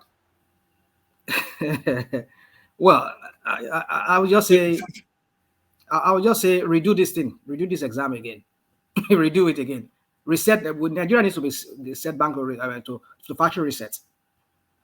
That's just what I would say. Send it back to a factory reset. Send it back to how it was from the beginning. Maybe we should start all afresh again. Because with the way we are going, there's never any way we're going to make any headway. We'll just be oscillating in the same cycle of this vicious circle of of endless poverty, and some people continue making their way in that country because that Nigeria is not made the way it's designed. It's not meant to work for the people themselves. It may work for the criminals, but not for the people. Well, let me leave it at that so that maybe later we can come to talk about that. All right, we'll sweep around again. It's just voices documented. Up next, Mike, the question, your response, and Nigeria at 63. You can go to the Tinubu'S page, which seems to be what everybody is going to. But that's not really the question. It's the journey of the country up to this point, your assessment, and then give it us a footnote at the bottom of the scorecard, Mike. Okay. Well, I'll jump to it. I won't say Nigeria is a failure, and I won't rank Nigeria as failed. I won't rank it. I would say it's a pass. We should be better. We could have been better than where we are. We should have been, but of course we are not. So that's the disappointment. But how do I do my scoring? What I would do is do comparison. The rest of the world, when they came together doing global, modernization, modernizing and everything, the black race, meaning the black countries were kind of isolated for a while. And then at one point, they thought it'd be a good idea to incorporate us into the global affairs and things. And other continents already had their countries already set up, already moving ahead. And by 1960s, it's when they began to see blacks as people who should pull into the global affairs, and they started giving African countries independence. Gave even the Black Americans. They are finally allowed them to. They ended Jim Crow, allowed them to be incorporated into the rest of American society, the Caribbean countries, everybody. And if we look at all these countries and put them next to each other, we can arguably say Nigeria has been the most progressed. We have been the most advanced. We've been the most advanced people. I mean, compared to every one of them, including Black Americans. We have the richest black man in the world. We can say we have pretty much the most educated people, the most advanced people. We can say it. I can say that categorically. People will say we have resources. The richest country in Africa in terms of minerals is Congo. Congo is among 200 and something countries in the world. Congo is ranked 130 something. Nigeria is ranked 31st in the world, larger than any black country in the world. China, the Republic of China was formed in 1912. The current year, and China at 63, which is 50 years ago, is not where Nigeria is today. China was ranked one of the poorest countries in the world at 63. If you look where Nigeria is today and where China was back then, Nigeria is ahead. Even United States, by 1920, United States was suffering the Great Depression. By 1920, that's over 100 years after the formation. So they do things, they got up. So at 63, I mean, yeah, at 63 in Nigeria, compared to other African countries, we're the only black country that has built a capital from scratch, right? I think it's the first in Africa, certainly the first in Black Africa that has built in the black world. Yes, that's a little known fact. What you just said. The only black country that ever built a capital, a city from scratch. No other black nation on this planet has done it. We can say every state in Nigeria has a capital city where you can go and you can find in any capital city you go in Nigeria, you can find the basic amenity. You can find a community where it's for the rich. NGA, what they call GRA. Because I travel around Nigeria, and every city I go to, I can say, okay, I can live, I have money. I can access everything I need anywhere in the world there. You understand? If I have money. And no state you go in Nigeria where you won't find somebody that's millionaire, that's progressing, making it. So as much as we have poor people, these people suffering, we also every day I see Nigerians making it. Yeah, I go to Nigeria all the time, travel. Even I go through, the only day I travel through Southwest, and almost every year I go to these states. I see one community that's been developed where mansions is being built. Estate is being built. You understand? So there are people that are making it, and of course, people suffering. And I see Nigeria as a place where if you are very productive, you're very smart, if you are very sharp, you can become rich, and nothing will hold your hand, hold you back. And I see it as a place where if real people really put their brains together and begin to invent and innovate, they can turn everything around. So I see a lot of positives. I'm a very optimistic person. I like to look at positives. I like to look at my cup half full and half empty. You understand? So I see the potential, and I see progress.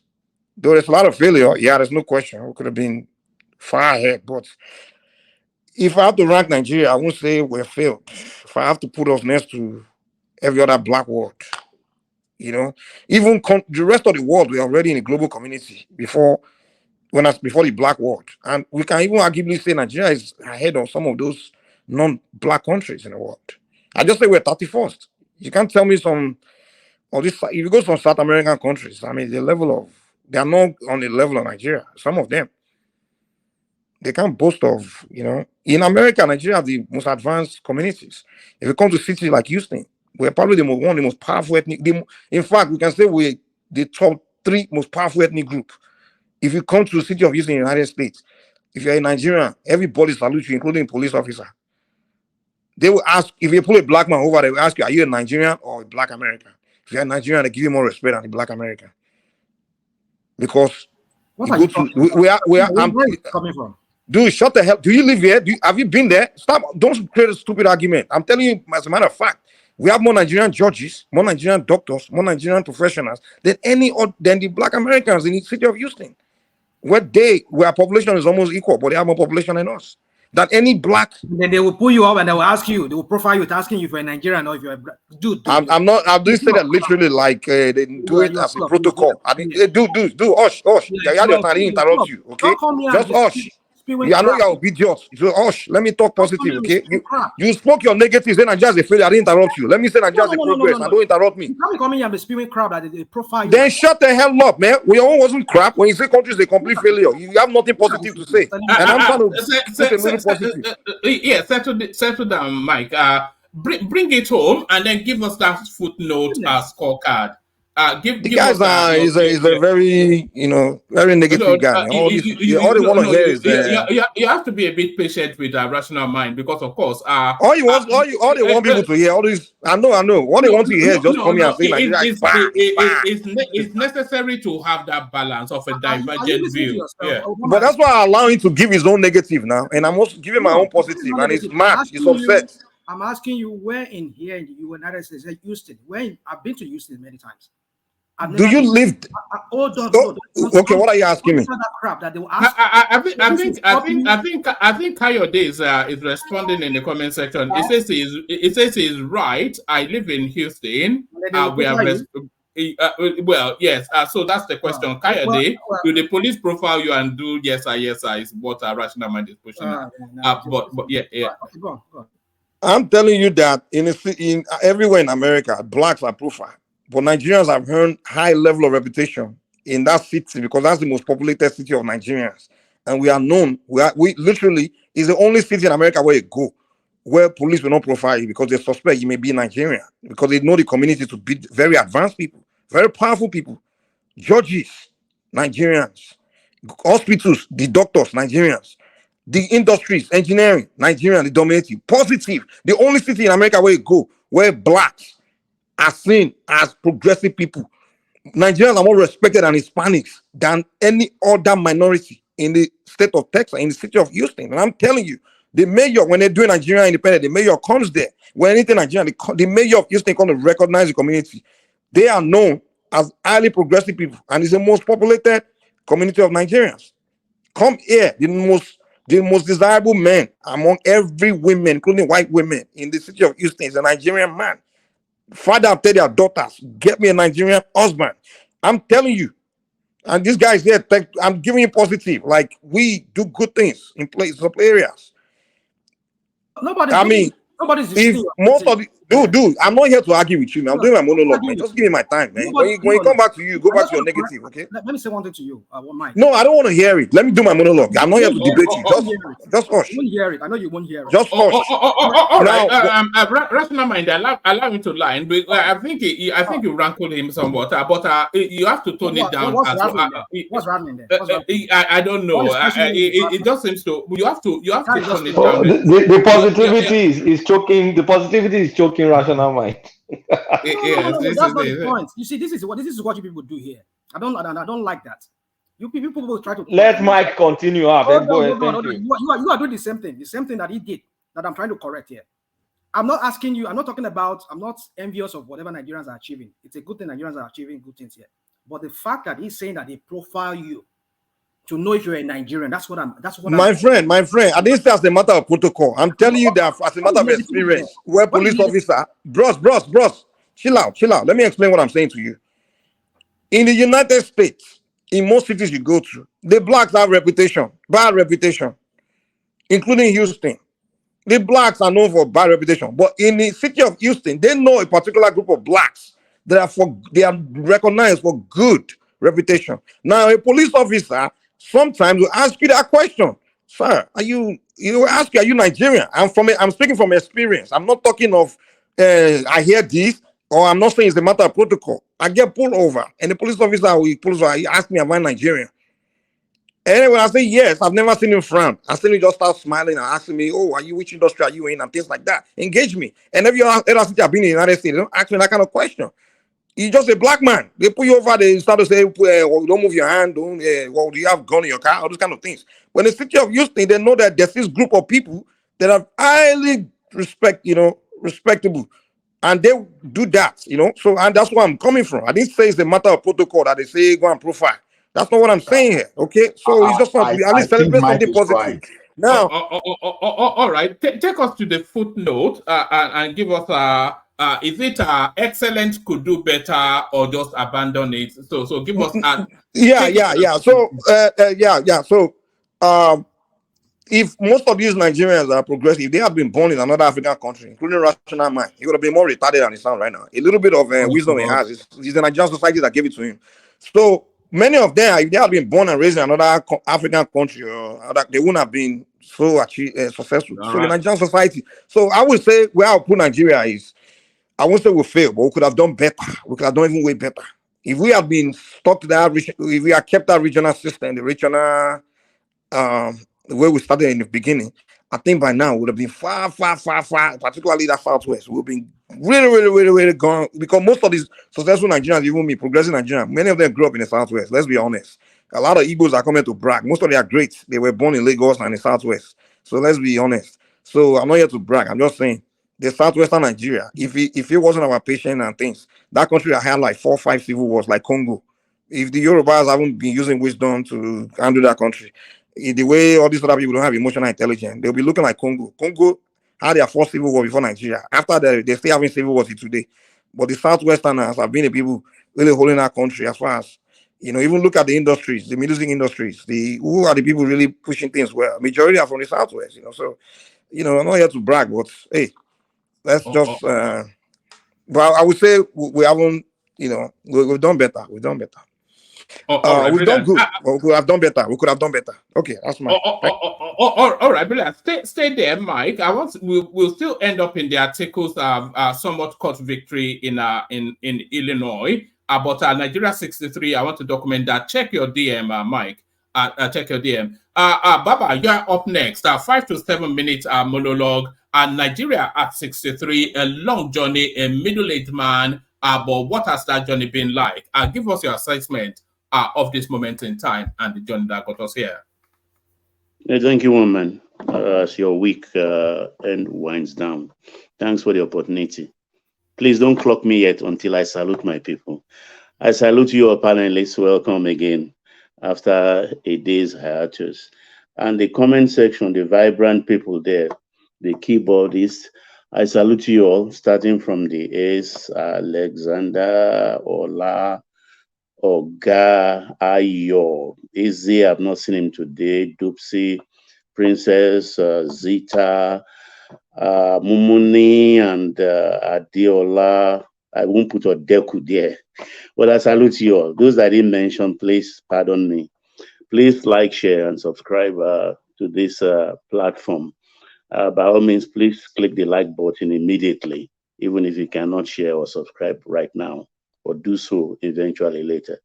Thank you all. Yes, woman, I'm ready. 63 years. I think in the life of a man, it comes, but in the life of a nation, I think it's nothing, actually. But firstly, let me start by this president's speech today. I think I look at a man that is really weather beaten in the sense that what he met, what he read in his handover notes, is beyond. It was gobsmacked. Let me just put it that way. It's like a man expecting a bus load of trouble, and he eventually got 2 trailer loads of it at his gate. It's really a terrible situation he found himself. Let me begin with his speech, actually, concerning the wage increase. It is not, it's a wage award. Because when we talk about minimum wage is a function of the law. I think the last one was in 2019, and it's always 5 years. So the minimum wage will come on stream. The negotiation will start, I think, next year sometime. Because I listened to Osifo of TUC and NLC's Ajero.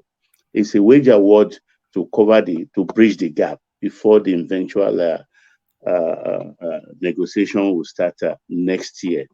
But then the president will have done better to negotiate it with them rather than unilaterally coming up with a figure from the air. I know he meant well. He must have looked at the books and figured out 25,000 will be very ideal at this moment. But then it will have carried the Labour Congress along without just being seen to be second guessing them. When it comes to the bus issue, I don't know if any of us will remember Professor Ali Muazri. I think he was a Tanzanian American. Ali Muazri, about 30 years ago, did a documentary. I'm sure it could be on YouTube about African governments all over Africa involving transport.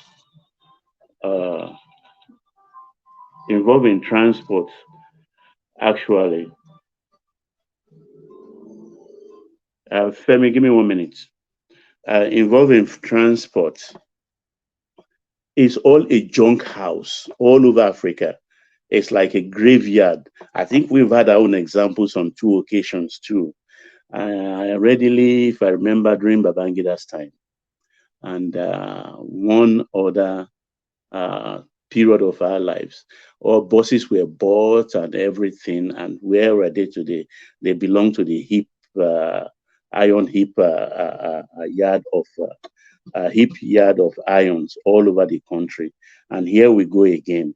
I think the government should do well to have organized transporters. Just borrow from Jonathan's leaf. One man, please let someone else take over. I have something to attend to. Please. Okay. We'll be back to you momentarily. So okay. Up next, Kulata. Kulata, the question, your response. Your country now. Let someone else go. I'm eating too, like rational mind. It's not Amala. Is it Amala? Oh, it's Yellow Gary. All right. My monologue. No. Let Charles go ahead of you. I want to follow the sequence on the screen. Yeah. Okay. So Charles, if you're there, Charles and Nix. Yeah, I'm here. Remember to take wine. No. Red wine, Nicolata Mamona. I want a sophisticated yellow. Colata, and you still read Omi Momu Tapota Momo. Continue. All right. So to you then, Charles. The question, your response. Your country now is 63-year-old man, but what has that journey been like? Your assessment. You can wrap up Tinubu'S spitting that, and then give us a verdict at the end. A 5 to 7 minute monologue. Charles Annex. I think Nigeria 63. Really, we've derailed. It's more like 1 step forward and 2 steps backwards. That's Nigeria 63 in a nutshell. And I think really the problem with Nigeria, with everything everyone has said about us being having the smartest people, the most ambitious set of people and stuff like that, even those people that are ambitious in the US, the real reason why they thrive, they have the will to do well, but why they thrive is because the environment, the US as a society, gives them that venue to showcase their skill and also showcase their achievements. Nigeria, on the other one, is a different ballgame altogether. People are leaving, things are collapsing. And I think Nigeria at 63, to be honest, we are in a very dire state. Things can be better, but it can really be better once we get our leadership right. And we haven't really done that.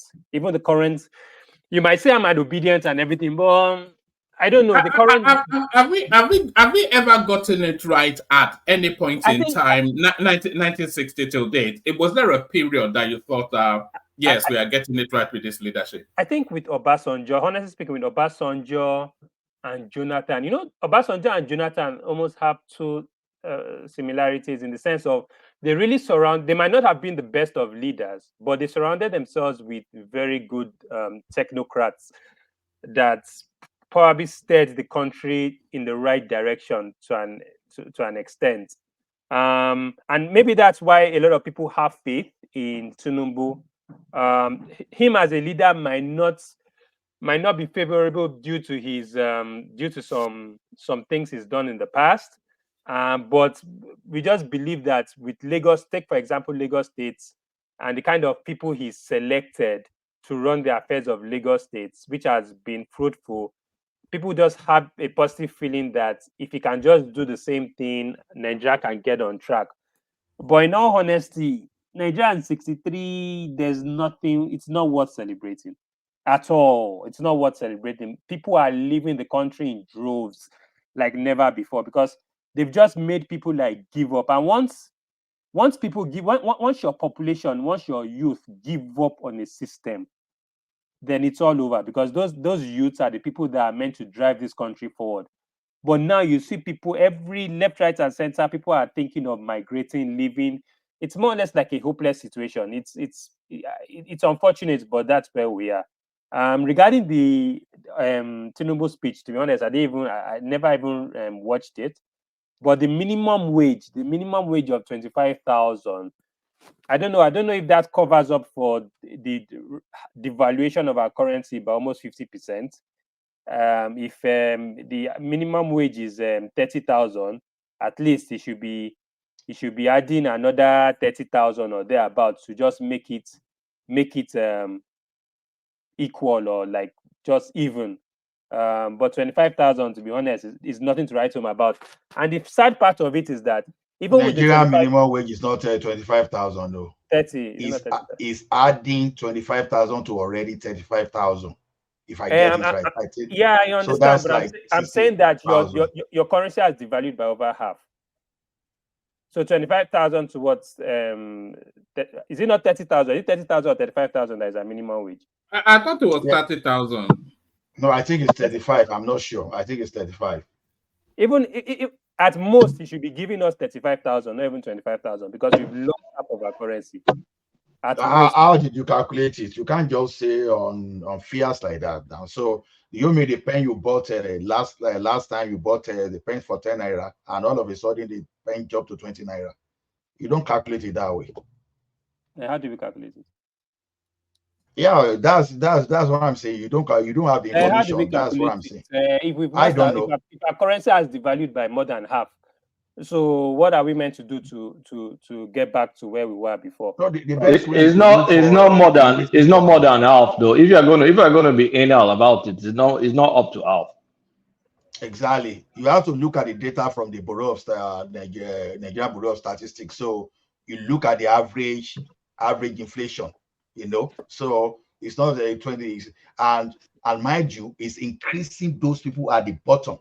So that means that even the people at up, they can still cope a little bit. The only thing is that there won't be excessive flanger. That's the only thing, but they can still cope.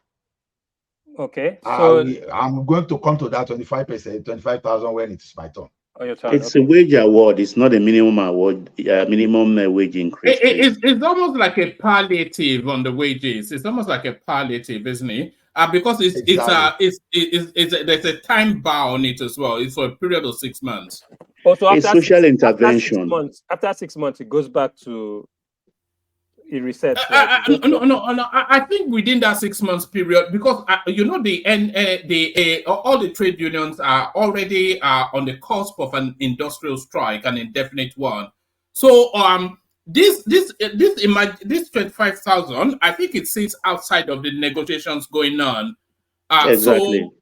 So by the time this 25,000 expires, so some middle ground would have been reached.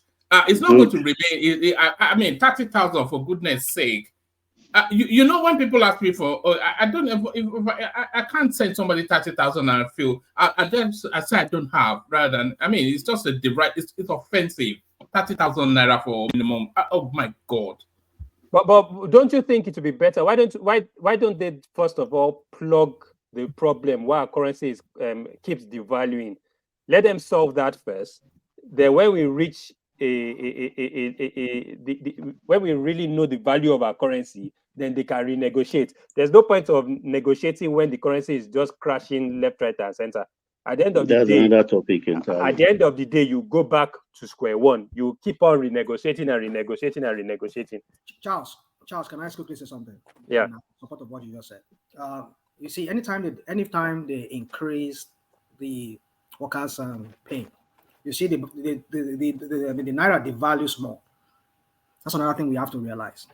And so if they start paying them more now, you see that we're complaining of 1,000 naira to 1,000 and 1,009 naira to, I don't know, maybe bigger than that now.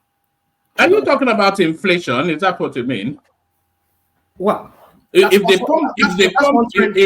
they pump more money into the system, then of course you don't have to be an economist to So that's what I'm saying. It's going to devalue the naira more. So you can imagine there'll be more naira chasing dollars in the system. So you can imagine, and when they don't have, the president said as much in his speech. That has nothing to do with chasing dollar, rational mind. We are talking of local consumption. The point is it not a fact that the naira devalues more? This is not a borrowing. This is not a borrowing. Hold on. No, wait now. You are compensating for inflation. Hold on. Don't come here and they will borrow because Nigeria does not have the money. I've said it here. Okay. They keep servicing their debt with the revenue, the misery revenue that they have. I don't know, maybe it's misery, but that's what they tell us. They don't get enough net revenue. The one they have, they're servicing their debts with it. So where are they going to get the money if they are not going to borrow?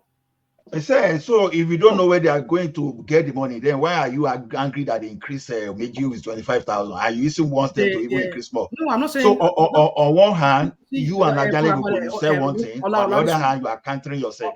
Ola, you don't take time to, maybe you don't understand what I'm saying. I'm not against the increment of. You see, what I'm saying is Tinubu just make things without no planning. The same way he does with the fuel subsidy he removed, which I'm not saying is his fault. One man, please pardon me. I would like to complete my time after this speaker. Yes, make that point, and then Charles take the floor back, and then Baba completes. I would like to debate you on that, but maybe let me. But my point is this: it is a trend that we've seen in that country that whenever they increase worker salary, then the dollar rises more against the naira. Naira devalues more. But we shall debate that. Maybe you and I are going to talk about that because you keep asking me where they're going to get the money. Or do I know where the money is? We're going to debate that. One man. All right, back to you, Charles. So, like I said, I think first of all, like this government really needs to sort out the economic mess Nigeria is in. Know what is needed to actually get the true value of our currency. Then now, and negotiate with your trade unions and whatever to ameliorate the suffering and everything based on the standardized rate of the naira. Then secondly, I believe the 25,000 really, I know it's for 6 months, but it's more or less like he's just buying himself time, especially with the whole trade union strike and all those things. I think it's just meant to like you said, it's more or less like just to cushion the effect of the crisis and everything, just like provide a short-term solution. So what this leadership should be looking at is providing a long-term solution to the country's problem. But regarding Nigeria at 63, like I've said, I think we're in a terrible standing. We're worse off than where we were. And I think, honestly speaking, Nigeria's problem is just too much to, like I've said before, I think the easiest way of dealing with our issue is to actually regionalize the system, cut it into 3 smaller bits, and now let everyone focus on developing their region at their own pace. The method of us, a central government taking care of every sector of the country, does not work. So the best way forward, really, if we really want to actually tackle our issues from the grassroots level, is to divide that country into 3 regions and now work on the strengths of those 3 regions. I think by doing that, why 3? Why not 6 that we have? Even 6, as many as possible. It will be better off that way.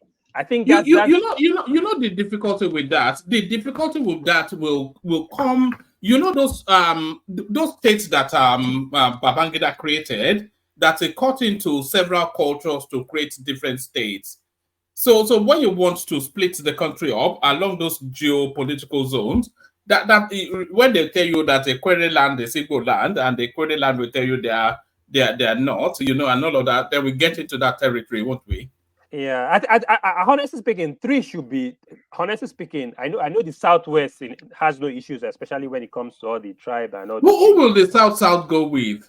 The problem is that Southeast and South. After that, after the Civil War, that was the divide and rule tactics of creating another South and Southeast and everything. That one is going to be a major problem, because the South will believe that, okay, you know what, we'll rather go away from the Southeast and have our money to ourselves instead of sharing with the South. So it's going to be, I think that's where the problem is. I think the North and the Southwest don't have any issues, but I think the South, that divide and rule tactics have really. It's not divide and rule. South divide and rule. I don't know South doesn't want Southeast. It's not by force.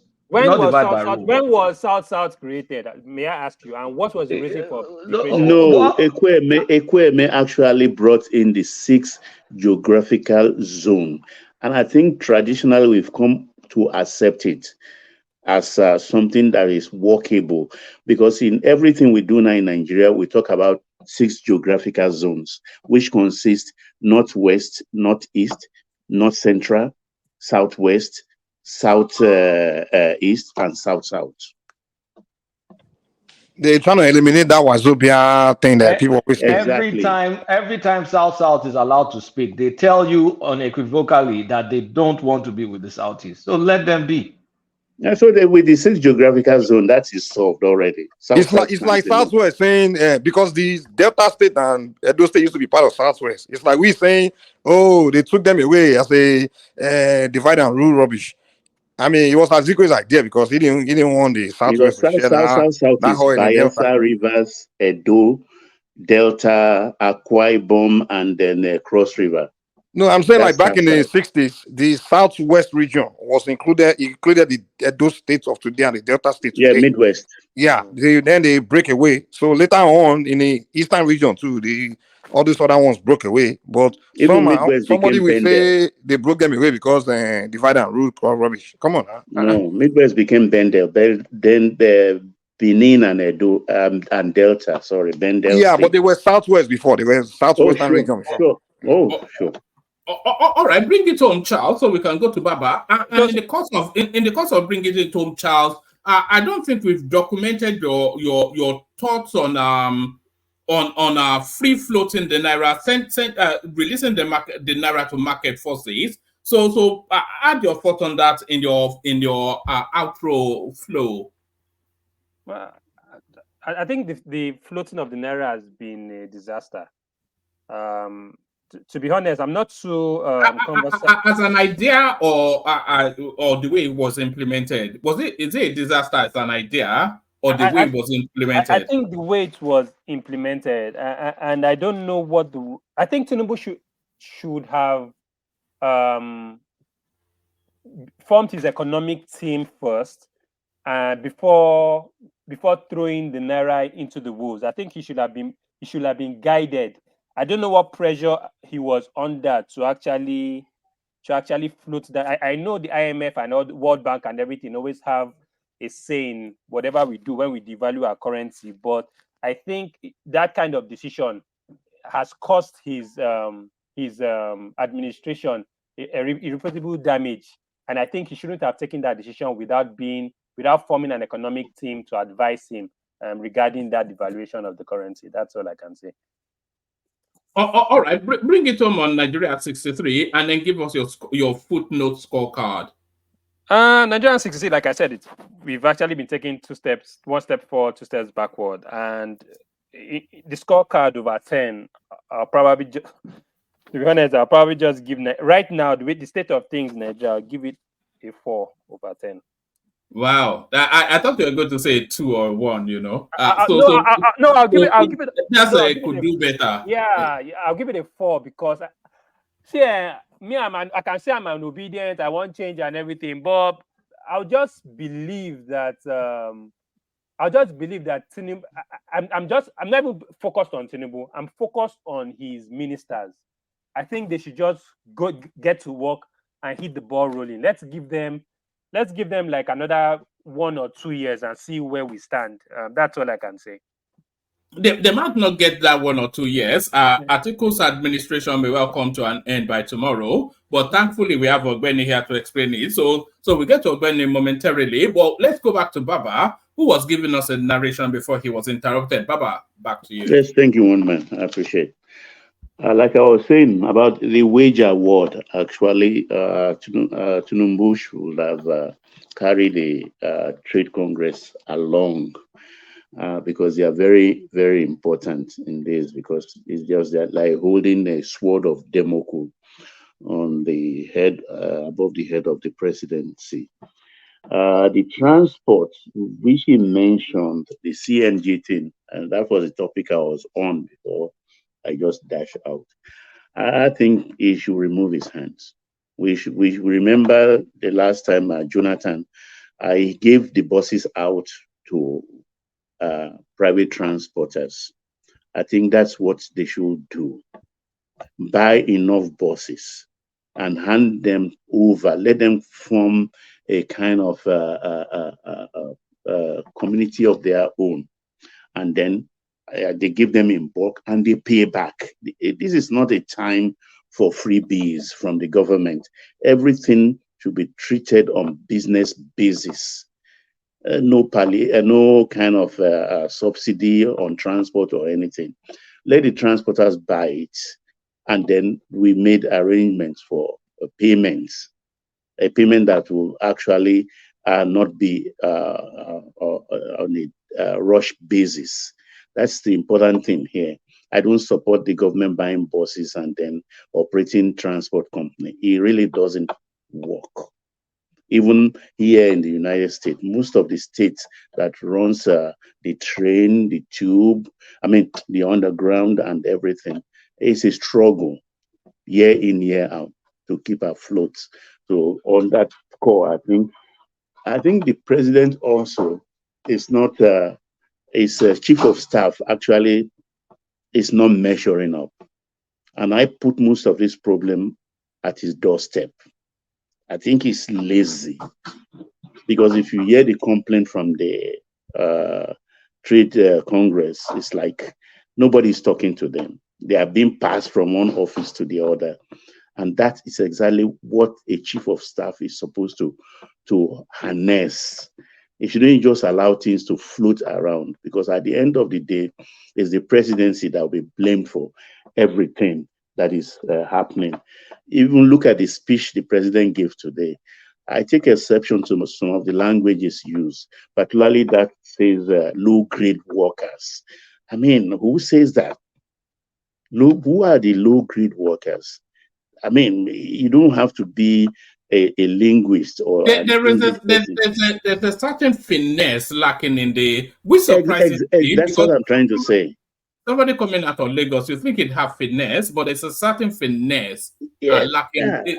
I couldn't believe it. What kind of language is this low-grade worker? Low-grade workers is like calling someone house boy or house girl. Yes, even below that, the way I look at it, just I don't know how to classify that. That is not good enough. I think some people are not pulling their weight when it comes to protecting the president and the presidency. And we've all talked about this chief of staff from the beginning. I think he doesn't know the size of the office he's handling. I think, and he still Baba, can I say something? Yes, Raja, please. You see, we did not vote for chief of staff. We voted for the president. He went through the speech before he came on the air to deliver that speech to Nigerian people. As a leader, he should have seen things that are wrong, and then delete them, make some correction before reading it to us. So this idea of blaming chief of staff for this, I don't think chief of staff has nothing to do in this. President himself should be able to know what is right to say and what is wrong to say. No, I don't think you can say that, Ajande Koko. I think, and I don't think it just Tinubu. I think all president, maybe it's wrong appointment, but the president really, how many, they present him a speech, they said, this is what you're going to read for this particular occasion, and then he will rehearse it once or twice and then just read it out. Essentially, a president is just a talking head, but he has to rely on his functionaries to get that language right.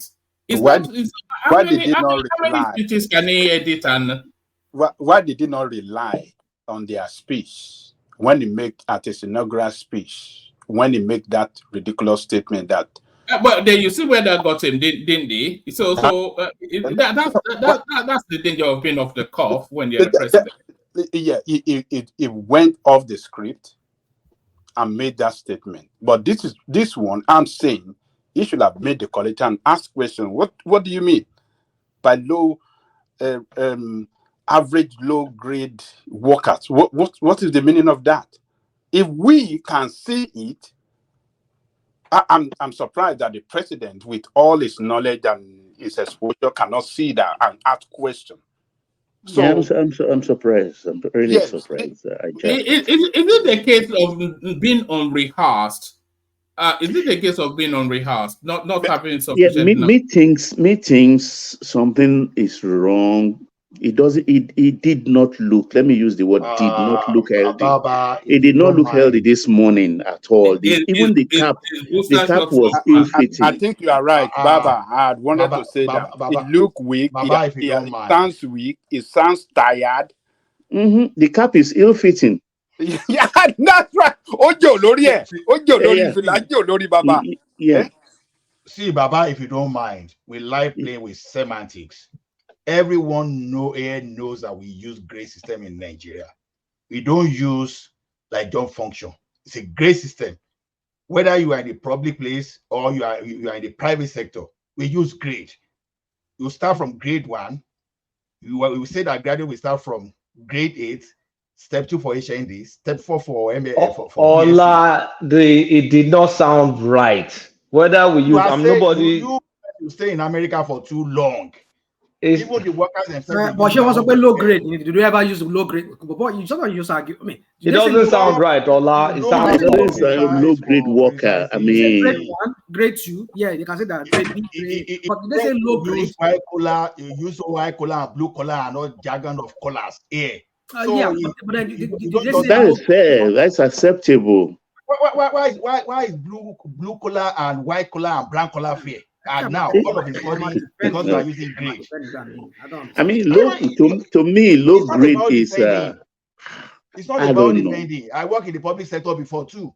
Don't say it's low grade sounds like a pejorative. Like you can say level or low income earners, low income earners. I mean, don't say lowest income earners. How about that? So that sounds very powerful. That's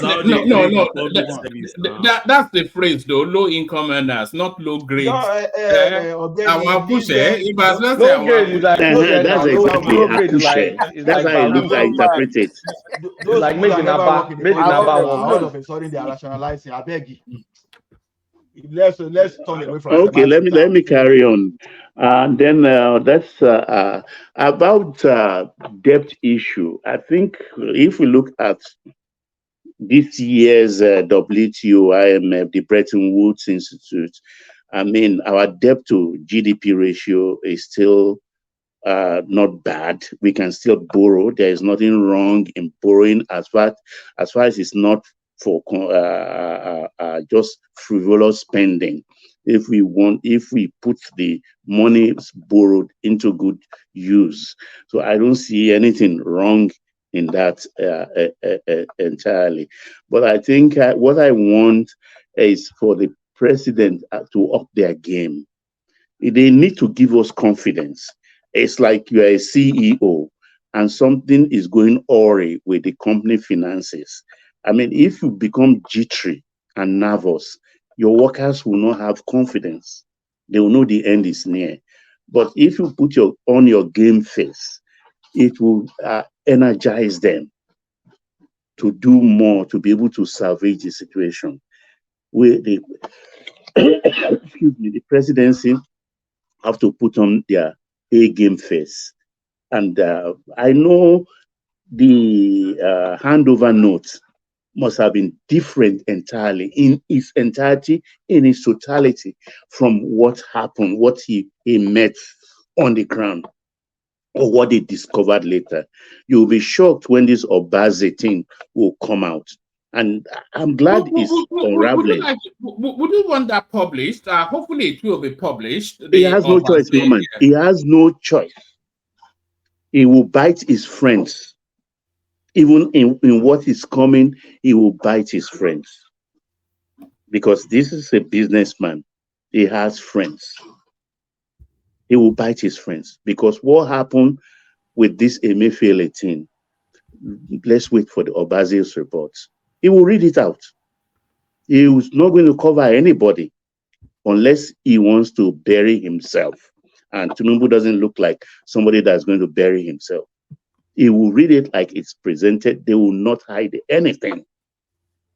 Because you can't, I mean, if they ask, even the best of us here, the Olas, the Kulatas, or Benny, in January, that what's Nigeria's total foreign reserve, everybody will say between 30 and 35 billion dollars, which is more than sufficient for 6 months of imports. And a man came in May, 3 months later, and he found out that that thing is not there. We just have about $3 billion. How do you work that out? How do you work that out? From 30-something to $3 billion, the only funds you can access? This is the situation he has found himself. Why wouldn't the cap be ill-fitting?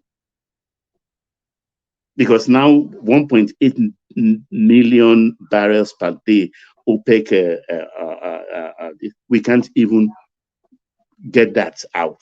1.1, 1.2 on daily basis. And we have these oligarchs moving around like gunslingers, even causing us problem at the I and E window. So it needs to really come out fast. Thank you, woman. All right. The footnote scorecard, but before the footnote scorecard, a question. Who is wearing what? Is your president wearing that hat, or is that hat wearing your president? What's going on in this? The hat is wearing him. The hat is wearing the president. The hat is wearing him.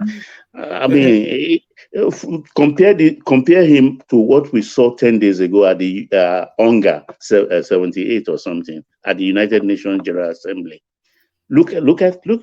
Just look at what he looks like then. Even we're commending him then. He looks gaunt, doesn't he? He looks gaunt. And yeah.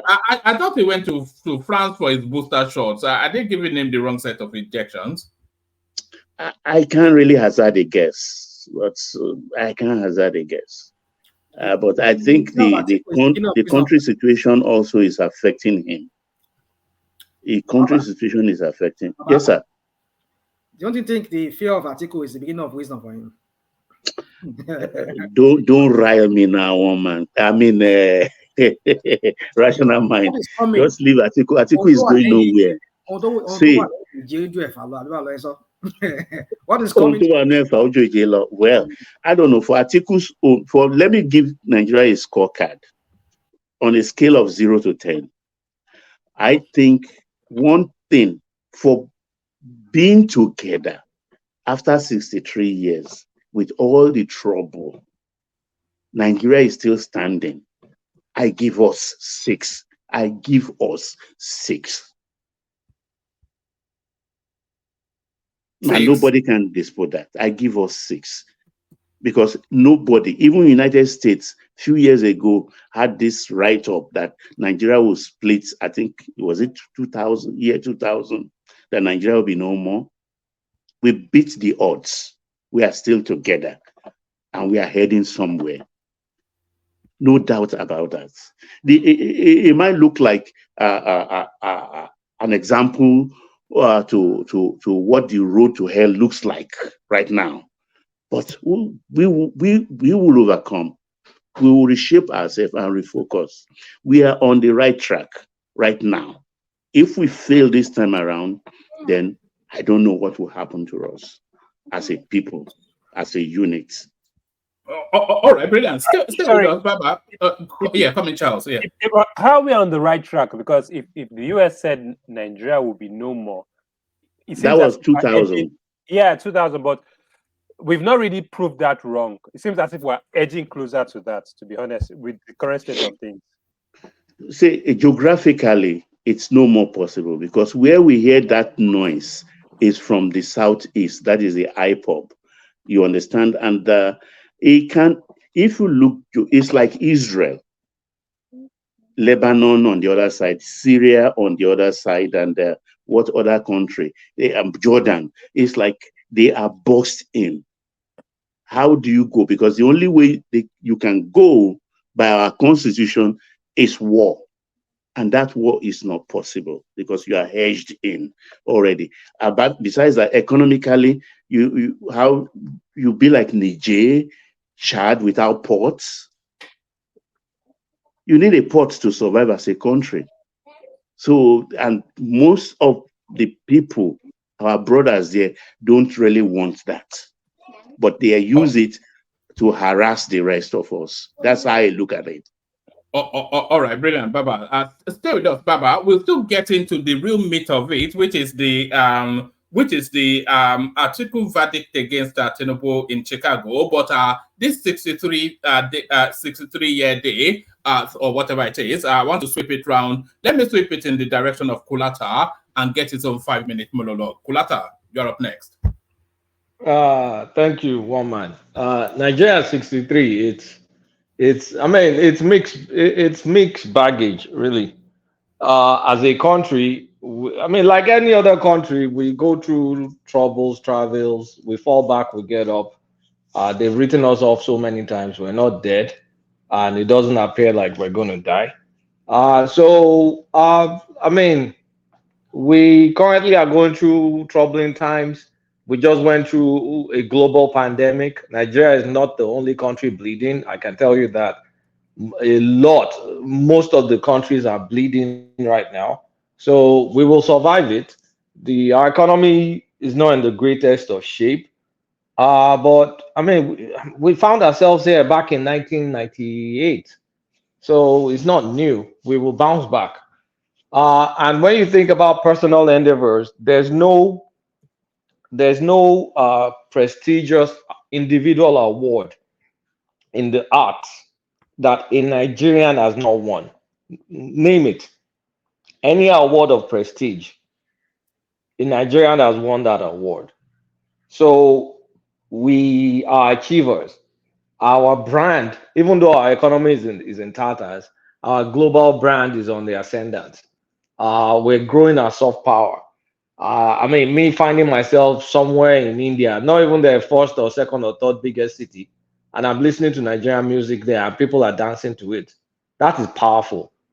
That is powerful. And it also reinforces, just keep believing, because everything doesn't have to rely on the government. I keep saying that. Nigerians are doing things in spite of the government. I'm not one of those. I was going to ask you that. Do you think the country is progressing in spite of the government? Yeah, the country is progressing in spite of the government, and I don't think government. My ideology is not for government to fix all the problems. It's for the people to fix their problems and let government not get in the way. How is the country progressing, Kulata? Sorry, Kulata, if I might chip in, you said that Nigeria is on the global ascendancy, but some few days back, our soft power is rising. Our passport index has been devalued once more. Passport is just a travel document now, but from a name recognition perspective, just watch any. Do you know the influence that Nigerians have on all this TikTok? All this Instagram, literally, if Nigerians were not on TikTok, more than this now. Why are you talking about TikTok? Hold on, Rational Mike. Kulata is right on that. Any music, any music that gains traction in Nigeria, it quickly becomes a TikTok hit. You saw that girl that was playing you saw that girl that was playing the other day. Productive. You're talking about TikTok. It's talking about soft power now. Soft power. Our soft power is. Look, there are very few black countries that people know them by first name. Like anybody asks, what's the country? You just ask some random dumb dude in America that don't know anything in geography. Name me any African country. I'm telling you, if they're going to name three, Nigeria is going to be number one or number two. Our people are doing amazing things. Amazing things. I just even look at some of the people I even grew up with in that small area, and I can't think of what even people in that small circle that they've been able to achieve. So not to talk about the country as a globe. The country in the globe. See, you cannot mess with our soft power right now. It's on the rise. Yeah, our economy is struggling. We've not been able to get off the sole reliance on crude oil. And we've used that crude oil and our corrupt ways to just kind of like turn our economies into tatters. We left a lot of things we were doing in the 60s because we had cheap money from the ground. And we will go back. We're learning our lesson now because the crude itself is becoming irrelevant. Nothing is a good teacher more than suffering. We will get beat into shape. I bet you we will get beat into shape when you can no longer get anything from that crude oil. It's just a matter of time. So I will say Nigerians Nigerians in our own ways, we've tried. Nigeria as a unit needs to get its act together. Nigeria as a country, we don't have shared values. It's almost like you have two countries. One country that is not, anyway, I don't want to get into all that dichotomy. It's not necessary.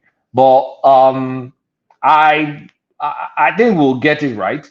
And I think it's not by what the government will do, is the resilience of the people that will push the country through. As long as you give a Nigerian an opportunity to earn $1 in Nigeria, they'll make good use of it. There are many unrecorded income that our youth are making online, on YouTube, on this, on that. Creative people, creative geniuses we have in that country. Do you think Nigerians are ahead of Nigeria? Do you think Nigerians are ahead of Nigeria? Yeah. Nigerians are ahead of Nigeria. But when you think about what a Nigerian person does outside of Nigeria, and now they're doing it in Nigeria because they have the technology now to talk to the world and kind of like bypass the country. So you cannot stop the people that are driven, that are brilliant, that are restless. You cannot stop them. You cannot stop this generation, the ones that we are birthing, our kids. You can't stop them. They're smarter. They're better than us by any stretch. They're the ones, they're the go-getters, and they don't see boundaries. We see all these boundaries. Those kids don't see all that stuff. So sorry, also, do you think Nigeria is putting in place the building blocks to catch up with Nigerians? Do you think the country is trying to catch up with its people? Do you think? Yeah, you understand the question? Yeah, I understand the question. I don't think so because it depends on the government in power. One government will come in, will be a bit progressive. Another government will come back and everything is just regressive. The sheer commonality out of it is everybody goes there to eat their own cake. But I'm saying, in spite of that, because that is us, in spite of that, we will still achieve, in spite of all that nonsense. Because we're not, Bangladesh has similar corruption problems like Nigeria. But in spite of that, the people learn skills in making clothing, and massive investment from South Korea turned the fortunes of the country around. So I believe in Nigerians. Nigeria is a different question. But yeah, Kolata, you are very right. Making that distinguished this thing. If you remember, someone was excited last week because Bangladesh as a country imported 10 aircraft, whilst in Nigeria, an individual imported 7. Thank you. Yeah. So Nigerians, we know what we do. We can do anything. Everybody, look. I was in a conference in Vegas last week. It was last week, and some guards, African Americans, they just called me aside. I know, sometimes when black people see each other and where we're not supposed to be, that code. They called me. They asked me just, are you African or Caribbean? So, they know I don't want to say that because there are many African Americans there too. But what they were expecting is someone like Nigerians, because we're hardworking. We never say die. How do they say it? So, like I said, as long as we have Nigerians with that spirit, that country ultimately will not fail. Forget about what the government is doing. Government probably will not get their acts right. Once the oil and everything is gone, everything will be decentralized. Everybody will have to generate wealth. People will go back to cocoa farm. People will have to do a lot of things. Like, we will figure it out. Every country go through pains, growing pains. There's no country right now. There's no single country in the world that will tell you that they don't have problems. Everyone has different problems that they're going through, and we are not any different. And guess what? We'll get through it. Just give us some time. Nigerians will do it. Nigeria as a country, I don't know, but us, the people, we're great people. So if I'm going to grade, I'm going to grade the people, because there's no individual achievement that, like I said, in art, Grammy, Nobel, Booker, name the award, a Nigerian has won it under different circumstances. So what can't we do? That's the thing. We can do anything as Nigerians. But the country, forget the country. The people will get it right. Kulata, on one of I think it was yesterday, I was on Kaizo's stream and I got carried away with myself, and I told them that the world is about to get that the world is about to enter a Nigerian age. Was that excessive use of language? No, it is not. It is not excessive. Look, if the world is not already in the Nigerian age, tell me how an artist from my alma mater will be launched less than 2 years and is selling out stadiums. And someone here is telling me we don't have global soft power. It really freaked them out. That Ashake thing. It sold out O2. Do you know what it means to? Prince did not sell out O2 in one of his final tours. He sold out O2 they are selling Burna Boys and whiskey. They're selling not even O2 now. They're selling stadiums in all corners of the earth. And you look Chinese, they're dancing them in Korea, India, everywhere.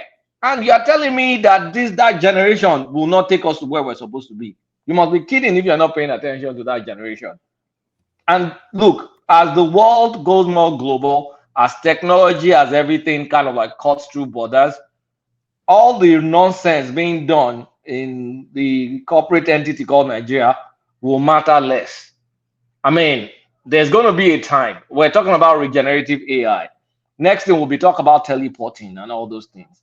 There will be that used to exist in Star Trek. Bring me up, Scotty. Yeah, all those stuff you were working in Back to the Future and Star Trek, and let's not talk about the Terminator.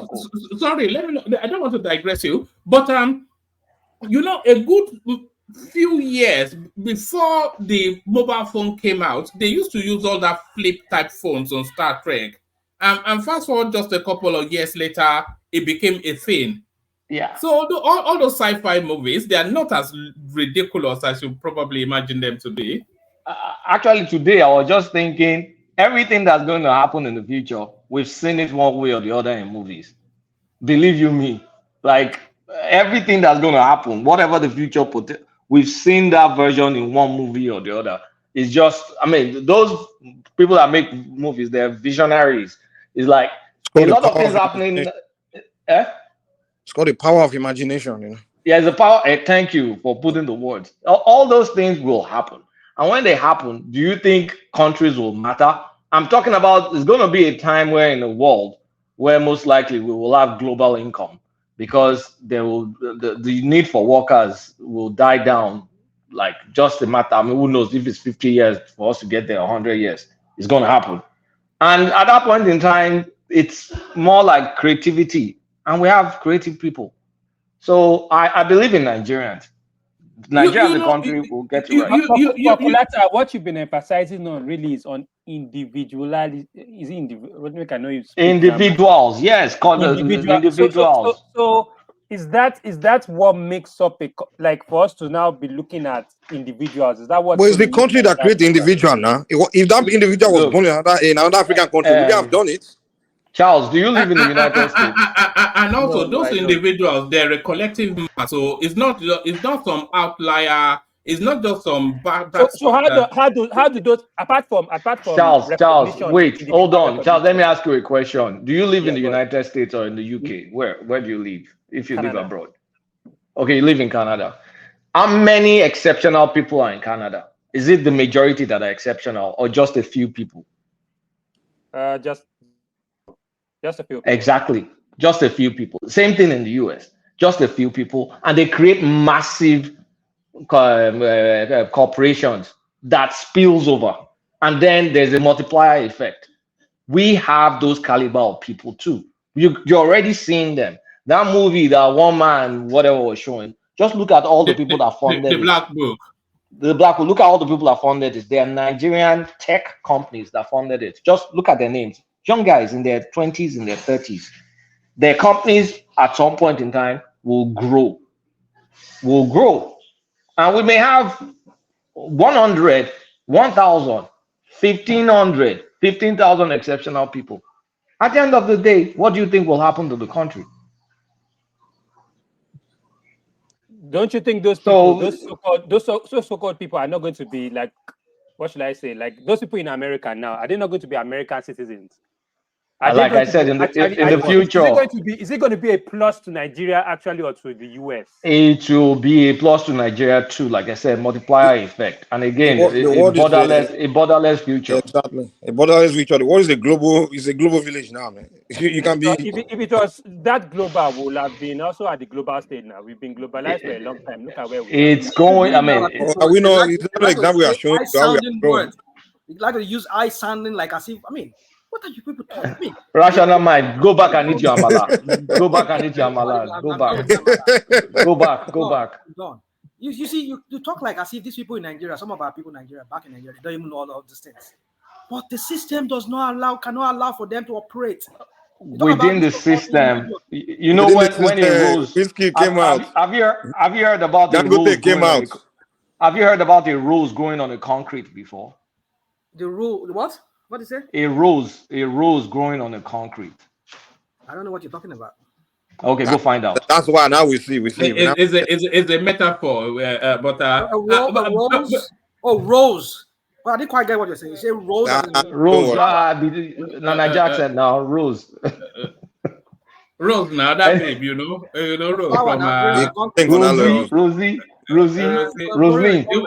You wanna dance, Rosie? Rosie. So my point is this: how many Nigeria has many billionaires? How is that trickled down to the average Nigerian? We even have not every American that's rich. Are they not poor people? Which country in the world doesn't have poor? You look at your best to rank yourself, to rate yourself. You don't start looking at your bottom. That's like America. Backward. That's what you call. That's what you call backward thinking. Of course, America is more progressive. It's more advanced. America is way older and everything. I just gave you an example earlier. I told you, America in 1920 was suffering from a Great Depression. And America was over 63 years old by then. So, come on, my guy. Kidding me? What these people do is they will look at America and say, oh, look at America, look at Nigeria. Nigeria is a failure. Nigeria is, this is the problem in Nigeria, right? We have the people that wants to destroy Nigeria are working harder to destroy it than those that are actually working to build it. That's what the problem is.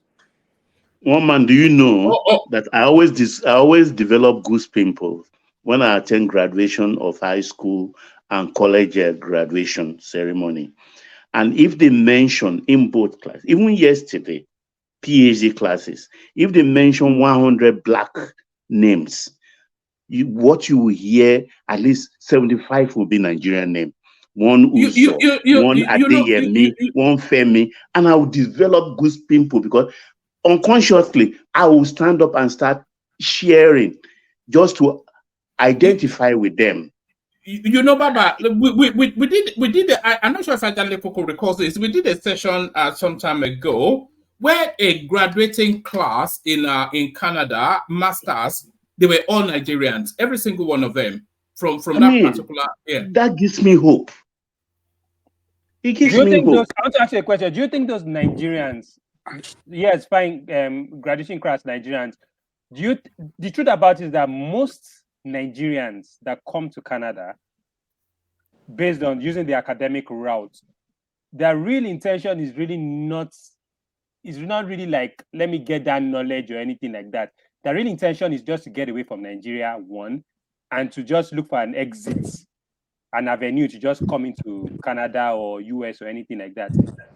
Their real goal is really not to really develop themselves or like get a skill. But that development right now, that's what it looks like. Yeah, hold on, Baba. Charles, that development it puts them in an economic bracket. So if they go and do a master's in IT, in nursing, they might as well use it to earn an income. And those people that usually go after a few years, they always make their way back to Nigeria to show off, not to live, but they start to. Well, that's usually the cycle, is it not? It trickles down. Indians did it. Chinese did it. Hold on, Baba. Let me say something. The thing is this: you and I, all of us here, I guess most of us here, who maybe went through different routes. Maybe some of us went through, let's say, went through education. How many of us went back to Nigeria? The economy we are developing is not our own local economy back in Nigeria. We're developing the economy of the respective country that hosts us. So what is the point there? A lot of us wants to go back. None of us wants to go back. Are you invested in Nigeria? I don't want to go with there. One Nigerian that is not going back. With one Nigerian, another one is going back. That is it. How many Nigerians are going back? No one is going back. No one is. The rest, way things are. No one is going back. Who told you that? Where are you? No one is going back. My guy, I got business in Nigeria. I got business in America. I'm running business. Listen, it's not what you have physically, it's what you have mentally. You're in America. You have business. To many Nigerians, this place is like a farm. Sometimes you argue like as if. But when they Akure Kodele, all right, guys. Let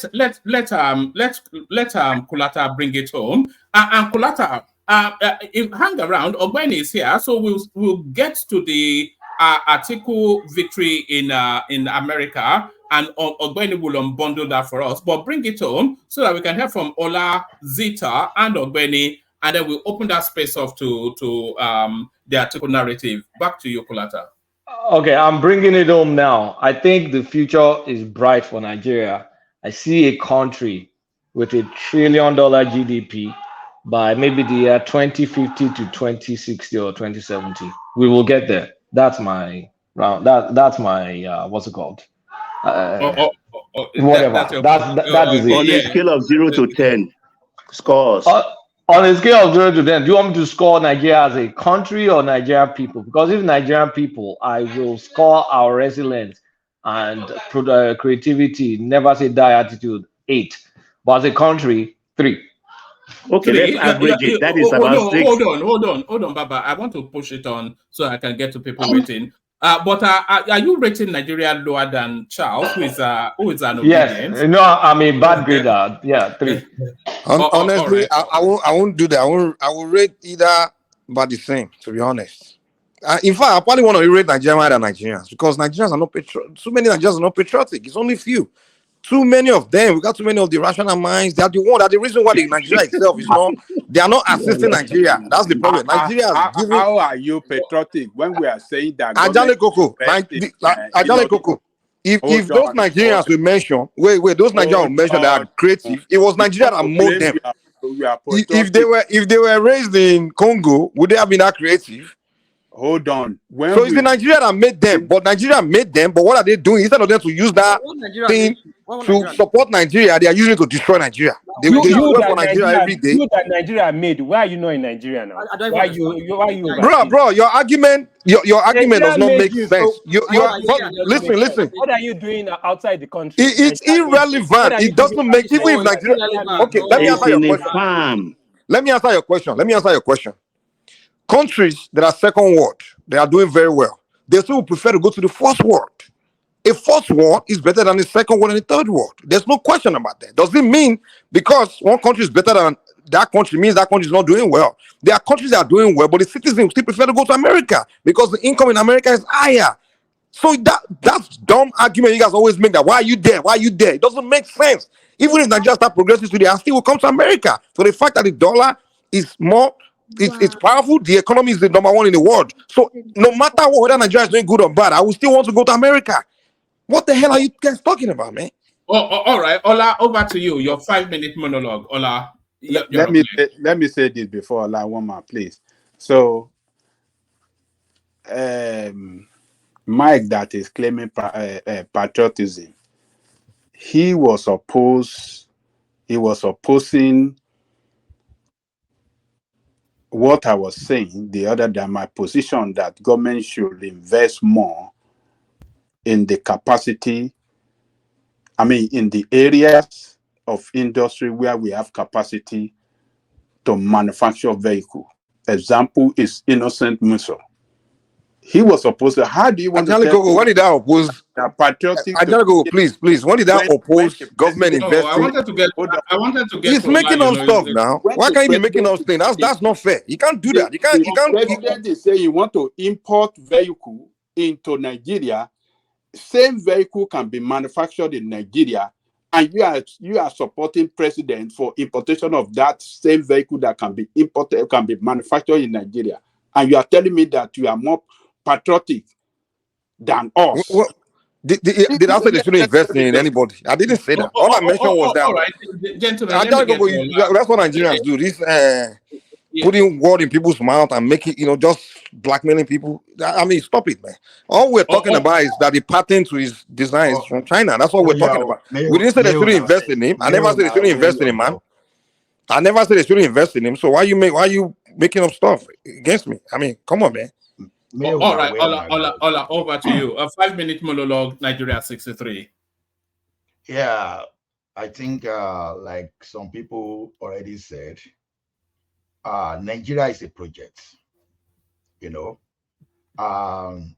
Rating Nigeria, anyhow, we have to think about so many things. In many projects, you may adopt a methodology and you keep coming back. So Nigeria will be forever a project, but that will be progressing, and you will keep trying to improve and improve and improve to the end of the world. So to me, I see Nigeria as a steadily progressing. It depends on your own view of it. Because if Nigeria is not progressing, we that we are product of Nigerians today, then we will not be progressing. So you may say external factors are responsible for our own progress, but before that external factor, something pushed you to that external factor. The same Nigeria gave you this type of education that you used to escape as a PR or as an economic through economic immigration, skilled immigrants. The same Nigeria you talk about, it took care of you, and it still managed to take care of your health, even though not perfect, and you are still where you are today. So to me, Nigeria is moving forward. On that 25K for workers that we talk about, I think it's not everything that we see that we criticize. Even if you are going to criticize, you criticize logically. It is like when they talk of carbon taxes here, that the government says, okay, the low income earners, we are going to give you some kind of subsidy, we give you some incentives so that will help you to cope with the inflation. So see that 25,000 that they are giving, see it as something like that.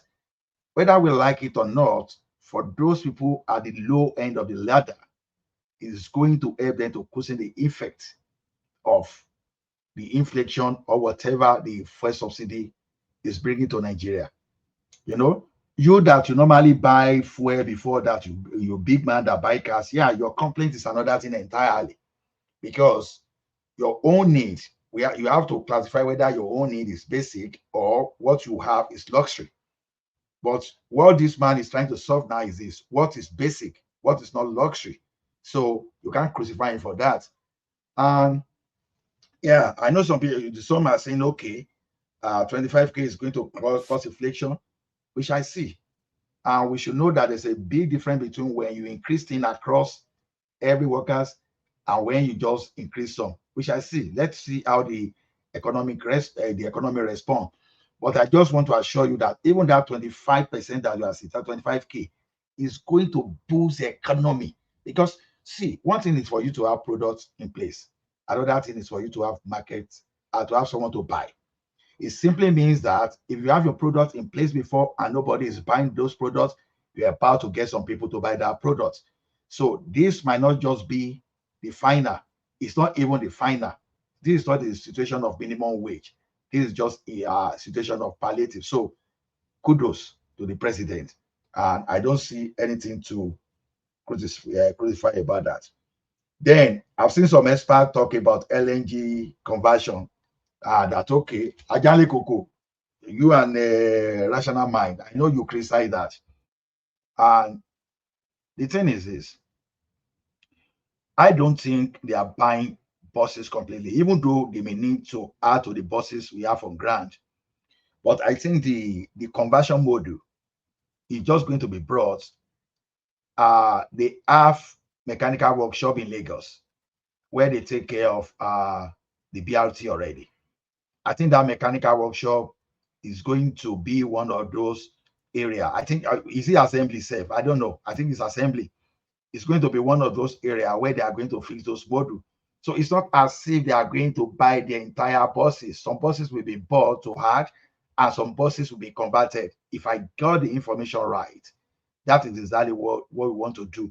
So if we have some mechanic on ground already that understand those buses, you just need to upgrade their training, and these people should be able to fix. So I understand the concern that will be creating job for some people, but what level of job creativity are we doing? Because we don't know how to manufacture those modules yet, but yet we know how to fix if we have proper training. So I see that alone as a means of boosting the economy, if you don't say it that way. So, innocent motor that people condemned the other time, honestly, I'm not happy about it. I can tell you. The way we just flagged down innocent motor. Nigeria 63 now. Nigeria is a country. It's not human being. We make Nigeria on the surface of the earth, and we are going to leave Nigeria here. Nigeria can exist for billions of years as long as this our universe, our planet exists. So 63 is still a very young. Even America, we call them advanced nation. In the next 200 years, they will know that the current advancement is nothing. So we are going through our own cycle, and we are going to get it. So but for us to stay here and want to compare ourselves to some countries that have existed for over 500 years, that have existed for 1,000 years, I think it's like comparing a toddler and a full-grown adult. I don't see logical thing there, because we have to fight those people that have already developed for us to get there. Even if you want to start your business today, you have to fight the mainstay before you get there. So, and we know, as Yoruba will say, "Akuko gagara, you understand? You have to work your way up. And I think we are progressing, even though we have some area that we slowed down, but yet we have some area that we've developed. And fortunately for us, it's like we are like king in those aspects that people were off guard by the time we came up. Some people should not just see everything from the negative lens. Let's look at our strength and capitalize rather than be looking at when we will be competing building of Boeing and Airbus will be competing with America. No, the fact that they are doing all those doesn't mean that you have to be our own trajectory. Let's look at our strength and concentrate. That's just my own. So to me, it is unfair for me to come here and say I want to rate Nigeria. No, I don't do it that way because it's a project and we are still at the very early stage of it. So, but for Nigerians, generally, because for our undying spirit, I will rate Nigerians 8.5 over 10. If possible, I will even upgrade it to A completely. So, to me, what are you trying to say on Innocent Motor?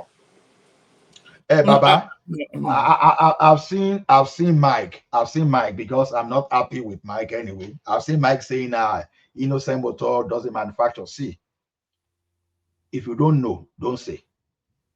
Because if you fail process management 101, then don't even talk about manufacturing at all.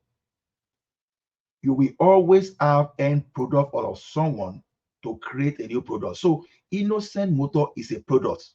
In the world of product management, you use the finished product of some people. The output of some people that are finished products are input. Ola, my argument was pattern. You know what a pattern is? Baba. Wait, what a pattern is when you design something, right? No one can copy it. The person that copy, you have to take permission from you. And what we are saying is the pattern that he's using is a Chinese, and he has to take permission from them. And they are. Has he created his own pattern? That's the question. Innocent Motor is a manufacturer. No matter how we try to pull him down, and all these people that are saying Innocent Motor break down everything, let's stop this. Let's stop this. We all bought in Nigeria. We're buying Kia Picanto. They were buying Sorento. They were buying all those. And we are Kia Picanto today. They are competing with Toyota. So if you don't learn the curve, then how are you going to advance? If you want to kill your products, and you have this from my argument. You mentioned my name, but then you can't speak to my argument. What is from an argument? Stop that. Stop pulling down our local products. Stop pulling down Innocent. No one is pulling anything down, man. I don't all right.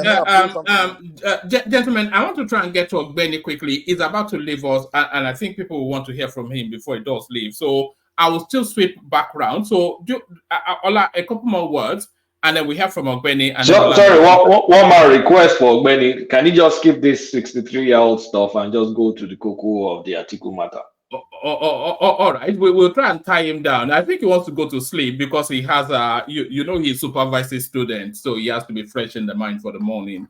Ola, my thing. God bless Innocent Motor. God bless Dangote. God bless this or the Adenuga. God bless to the Lumelu and every entrepreneur that have been able to put something on ground.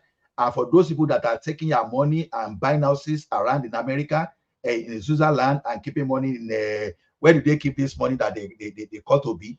All those people that are importing to cost Panama. All those people that are importing to the country where I won't call like Peter Obi. Change their mind. So God will change their mind. So people should just stop criticizing our local manufacturer, please. Let us praise them. They've tried. Thank you. All right, brilliant. Excellently put. Always excellently put by Ola. So Ola, sorry. I'll flip round still back to you. But I'm not going to let Ogbeni go before he leaves. Before he speaks. But Ogbeni, all this fuss about Nigeria, a lot of people, non-Nigerians, they wonder what all the fuss about Nigeria is. So let me just show them why we make such a big deal of ourselves. Ogbeni, watch this. This is what it means to be a Nigerian. The land flowing with milk and honey. We are the backbone that has refused to break. Every time we fall, we rise. Taller than mountains of Obudu. Name it. Our waterfalls, rivers, the glory in our tires, the mighty Gili, the Babanriga, the Isiago, our men, and look at the beauty in our women. And there is a river that flows within us, No matter how much you try to divide us, we still meet at the confluence. And if the confluence will not agree, then I'm there to shape body. We are everything and more. Proudly Nigerians.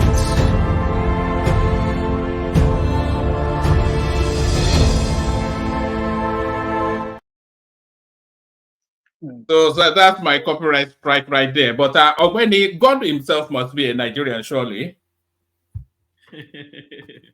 Thank you, Woman. Thank you, everyone. Thank you, Kulata. Hey, hi, that allowed me to speak before you. Thank you, everybody. Ola. Thank you, Rational Mind, and others. People should like this and subscribe. Good morning from Scotland. Woman, I like the intro, the clip that it makes as an intro for me to enter. But one of the things I keep complaining about Nigeria, or my observation of Nigeria, play out again in that video, which is that you see the lady talking and only talk about 3 major tribes in Nigeria. In Nigeria, we were told we have 200 and something plus major tribes. Our population census has been controversial over the years. We've never had anyone that we conducted without any controversy. So we don't even know which tribe is major, which tribe is minor. All we know is in that contraption, we have tribes. And in most cases, people talk about Nigeria without thinking about all other tribes in Nigeria. A very simple example of what play out just this morning now, or somebody saying every Nigerian when they come to the Western world and they don't go back home. And when I heard that, I just smiled. I think it's from Rational Mind. I don't know.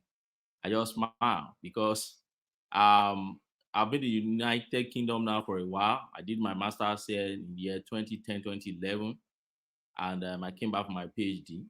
And I can tell you, 90% of all Northerners that have been coming here, they do go back home. They don't stay behind. When you find few of them that try to stay behind, they have their businesses back home, some of them in public services. They only come, they return, and they gain their promotion. And tomorrow you see them as DGs, you see them as PAMSEC in ministries, and they are leading. And unfortunately, our Southern brothers don't go home. They come back here and they stay back. And by the time people want to talk, you narrow your understanding of Nigeria to the behavior of or the pattern that you find within your cocoon, which is the Southern. But Ogbeni, most of those Northerners you are mentioning about were sponsored by their government to come and study here. And yes, job is already, appointment is yes, already available for them back home. Yes. You know, compared to us that are Japa people. Baba? People that Japa to go and to go and struggle and make it in life and develop ourselves, raise our family in abroad when there is no opportunity back home. Why are you making that? And the Northerners are the representation of all Nigeria. But you know, I like to narrow my conversation on what is an issue. Ogbeni, but you made a side comment now. Okay, Rational Mind. Yeah. Jomabinu, you said they go back home, but does the Northerner represent all the Nigerians that comes abroad? No. So, that's the point we're making. Yes, I understand. So for anybody to say that when Nigerian comes, they don't go back home, the person is completely wrong. And I don't think you are arguing against that. For anybody to say that we come back here and we all go back home, the person is also completely wrong. So the point is this: there's a part of Nigeria that when they come here, we can be sure 90% of them will return home. And there's a part of Nigeria where when they come here, you can be sure majority of them don't return home. So when we are discussing Nigeria and you pick an issue, think about which part of Nigeria are you talking about. That's what I keep asking people. When you talk about Nigerian youth, which part of Nigeria are you talking about? Nigerian youth from northern Nigeria, they are not part of the woke generation or Gen Z that we all play around there and we talk about youth. They have their own pattern, they have their own way of doing things. And when an average Southerner, I think somebody have once come to this platform, Ribadu, and talk about this thing, that you don't know what is going on in the north. Just keep talking Nigeria. You think they are not part of you? But that's by the side. And to Babajale Koko, yes. What is in EU here, I'm discussing is not about how did they get to UK. What I'm discussing here is what is the their return rate to Nigeria. What was the rate of return to Nigeria? So they do go back and they do come here fine to school. I was in Qatar. I've visited Qatar and UAE generally. There are so many northern Nigerians. They like going to that part of the country to school. And many of them do return home. So you find Nigerian returning home. Don't let us keep saying Nigerian just come here. Is all Southern mostly that does the Japa thing, and then we stay back. Yes, because the country don't smile at us as much as it smiles at the Northern. What's the percentage you want to put to, between those that return home and those that retain and remain in foreign land? So majority of the Northern return home, majority of the Southern don't return home. So I don't know how to put perspective. Combine the figure together. What's the percentage you want to give? Between those. That's put all Nigerians together. I'll say this is probably 60-40. 40 return home, 60 don't return home. So, okay. Let me ask you a question. Those people from the north, those people from the north, what's the percentage that returns home? Oh, okay. Respond to that question and then continue with your monologue because I want to get you to the article space before you disappear on us. Yeah. What's the percentage of? Because I can tell you for. But there's no way anyone can come up with that. Oh God. Majority of Northerners do return home. No, the majority do not. Majority do not. Where did you get your figures? So, and I'll ask you the same question. Where do you get your figure? Okay. Because they don't ask the figure now. Let me tell you. Hold on now. Okay, go on, please. You see, I'm a lecturer and I teach in a university. I do have students every year. They come in their numbers, and I do follow up on my students. I do counseling for them even after schooling. And I've observed, I tell you from experience, I teach in the United Kingdom, and I tell you from experience, I teach in a university where we have Nigerians, they do come here. If you get to our campus, you think you are in an average Nigerian university in Scotland. And I can tell you that from my experience, those ones that do return home, Northerners are the majority. When you meet them here, they move together, they talk together, you see them going to mosque together, they do their things together, and by the time they are returning home, they return en masse back home. A year after, you don't find them in the street of United Kingdom again, they are back home. But you still find our Southerners, you still find somebody who study PhD here and they are still working in train station, even with their PhD. Because when you ask them, they tell you, where am I returning to? I'm doing fine here. I've met some lecturers from Nigeria who came here for PhD, lecturers in Nigeria. Here, they've not found job and they are working as security. And when you ask them, why don't they go back to their lecturing job in Nigeria? They tell you the money they are making from security is better than the money they will make from lecturing in Nigeria. Southerners. But you hardly find an average Northerner. In fact, when they even come here, and that's why I agree with Janle Kuku that they are majority of them are sponsored. So those that are not sponsored, they are from the elite and the rich home. So when they come here, they don't even do these most dirty jobs that will come here to do.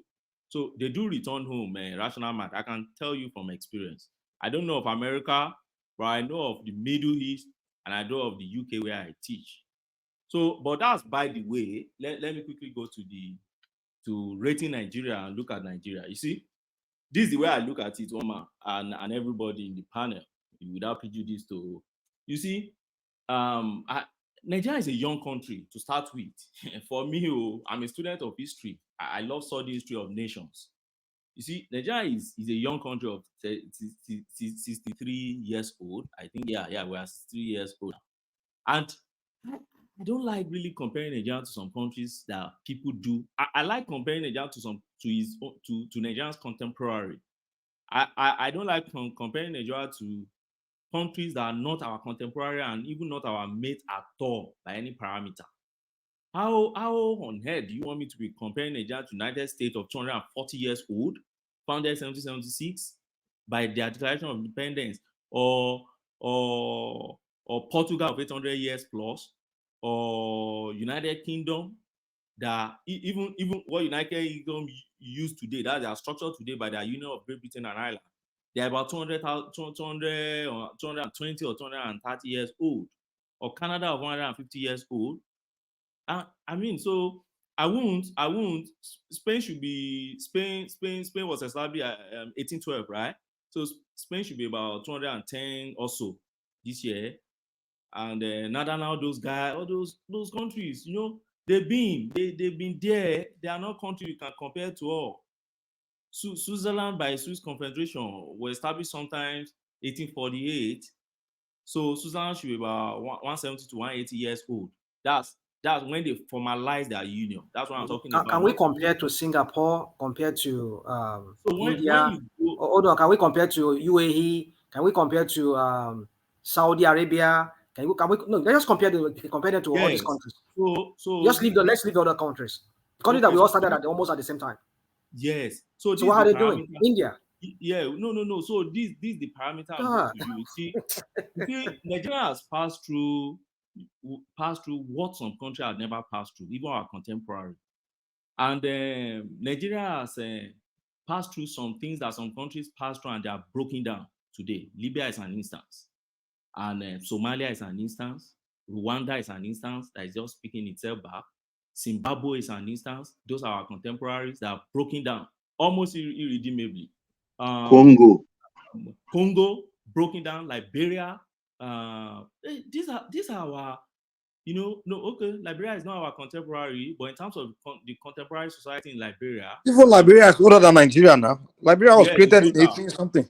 In 1914, for 18 something. So yeah, 1820 something around that time. So my point is that when you look at our contemporary, I love comparing Nigeria first with our contemporary to measure where is Nigeria. Then after that, I look at what should we be looking at, so that we don't say because Alakisa I should be looking at Alakisa. No, I'll look at Alasho. But first, I'll look at, okay, what is Alakisa doing that I'm not doing right? Nigeria has had, we've passed through some experience that some countries, if they pass through such experience, you won't see them again on the surface of earth. And we have survived it. And that's why I agree with everybody that says, when it comes to the survival of things we have passed through, I'll first give kudos to Nigeria. Nigeria gained independence in 1960. In less than 7 years after independence, some military useless guys took over Nigeria, and those military held on to Nigeria until 1999. Even when we had a break in 1979, they returned to government in 83, just less than 4 years or 5 years after. They returned to government and they held us by neck until 1999 that we regained our independence. So invariably, you can add everything that Nigeria has really spent under the democratic system, less than 30 years, or at most 31 years old. So when you want to compare it to Singapore, think twice when you are comparing. You first ask yourself the question: Singapore passed through what Nigeria has passed through? If Singapore had passed through what we have passed through, can they really survive what we have survived? That's where I see Nigeria. So for me, to start with, Nigeria is a very young country. Now, are we where we should be? But Ogbeni, okay. Now you are using military as an excuse to say, if not for ministry, we will have done better. So these 23 years that we had democracy, how far have we gone? So how far have we gone? That's if you travel to every state, you see development in every state. Hold on, Yari. During the military, it was just the capital city they were developing now. Man, how far have we gone? Yes, that's why I'm moving to. So, 23 years. Look at Nigeria. First, look at Nigeria from that perspective of a young country of 30 years old. Military government, they call it great regression for us. Now, we pick up our pieces in 1999. We really pick up our pieces because we knew how Obasanjo met Nigeria in 1999. We met a shambled country, economy down. We met a very bad country. Now, we've taken it from there. What is the first thing that matters to me? As a lawyer, the first thing that matters to me is this. You see, I've read books that talk about election of your presidents, and if we are able to get election of leadership, if we are able to get it right on the platform of how do we elect our leadership in the country, it will be beginning of a good times and development for us. Now, how are we faring in that respect? I will tell you that Nigeria has progressed heavily in terms of electoral system in Nigeria. Many people who are, and I will keep saying it, emergency political analysts, they won't appreciate this. We have moved from option A4, which everybody understand, option A4, where each candidate will queue. You will queue by your candidate and will start counting in a very manual manner. Do you know that some countries in Africa today, they still do their election by counting of stones? Today, there are countries in Africa, they do that. They use stones. Now, how have we progressed? In 1999, we had our electoral act. After that, 1999, how many times have we amended our electoral act? We have amended more than 5 times.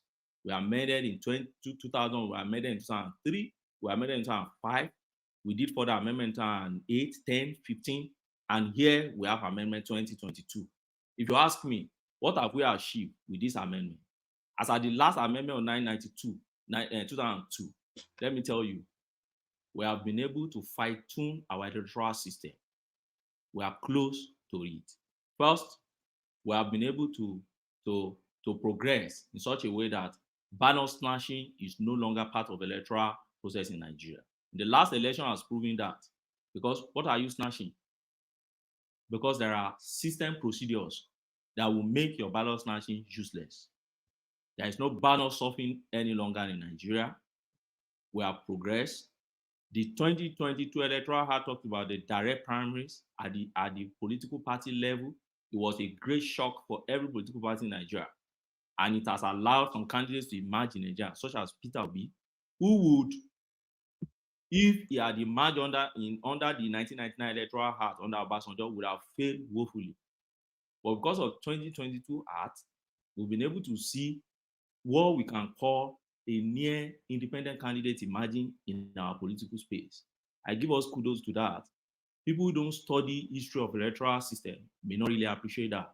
But for me as a lawyer that have handled election matters, I can tell you I appreciate that. You see, you hardly see, under the Obasanjo time in those 1999, 2023, you will see them counting at collation center and some people will just come, they will invade the place, beat people, they will collect results, and then before you know it, they're announcing results. You can't find all those things any longer because we've been able to solidify the pyramid nature of our electoral system. People may not appreciate that, but if you understand this system, you will appreciate that. And so many things like that. As at Jonathan's time, in the three elections away in Ekiti, no, 4 elections away. Ogbeni, you are saying it so sweet, as if with between the between the time of Obasanjo and now, as if we have put a stop. As if we have eradicated this vote buying. Well, Obasanjo won by 60 million the last time. Let me now. Have we eradicated vote buying?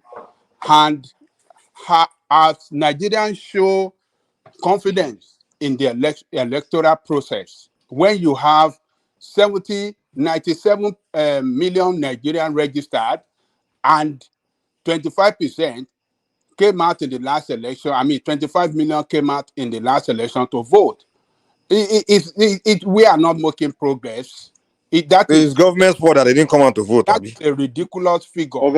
Ajani, The registered voters but that trend voted has not in changed. a president, That trend has not participated in election. The minority of registered voters. We are not making progress. People are not showing confidence in that electoral process, and that is why they are not coming out to vote or to participate. So they feel more confident when Obasanjo won by 80 million. They feel more confident. All right. When they continue with that monologue, because I want to push you into article, and I know that you are pressed for time. Yes. Now, my quick answer to Babajale Koko is this. See, some political analysts will tell you that thing, because there is a low turnout, so to speak, in quote, in the last election. Therefore, there was a voters apathy. But do you know, someone will tell you that it is not about voters apathy. It is about us seeing the true voters who are actually voting in Nigeria. Because of the beavers, the children voter, the double voting, and others, we've been able to shed it off in the last election. And that's what you see from the KKK states. If you go to KKK space, you remember how many people voted in 2011 in Kano alone. Compare it to how many people that voted in 2015. now narrow it down to how many people voted in 2023, you will see a downward trend. So why are you seeing a downward trend? Are you saying in Kano, the political awareness is not high as it was before? No. My simple answer to that is this. We've been able to use our system, the amendment we made in our electoral act, and the implementation of beavers. We've been able to use that to shed off so many of people who are not qualified to vote, but who have been voting over the years. So we are now seeing the true reflection of Nigerians' voting response to our election.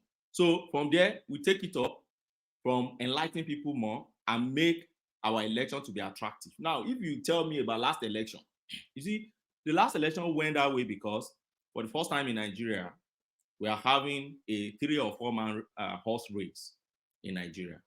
And unfortunately, again, we had some people who are very, who brought some things into our election. I don't want to go there because I know it's a very controversial area, but I've expressed my opinion on this very strongly and deliberately before, that we have some people who believe that who are not democratic enough, who were there to play the 60s and the 80s politics, the Awolowo and Nandhi politics here again.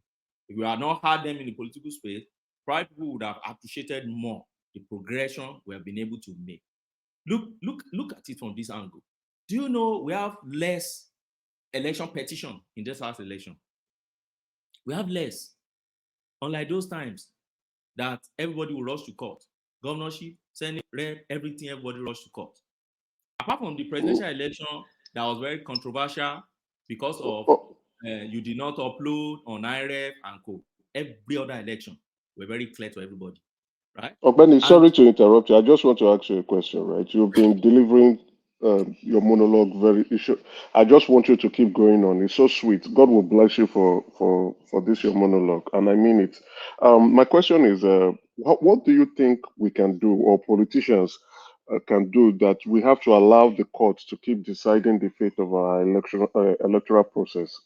How do you think we can get matured to avoid going to courts and allowing the courts to decide our electoral process? Well, to me, I think we are evolving. Why am I saying we are evolving? Many Nigerians, many of our politicians are not even Democrats. And that's why you know that you lost an election, you still go to court to go and test. Who can stop you? Nobody will stop you. But the point is, if we are able, let me tell you, if what play out in 2023 play out again tomorrow, somebody like Peter Obi will not go to court again. Because the decision of that court of appeal actually embarrassed him. He might not come out and tell us, but that judgment will ever be in the annals and the bosom of Nigerian electoral jurisprudence tomorrow. Because it showed clearly that you knew you lost, you've only come to waste the time of the judiciary. And you've only come to heat up the polity of the country when you knew quiet or right that you lost.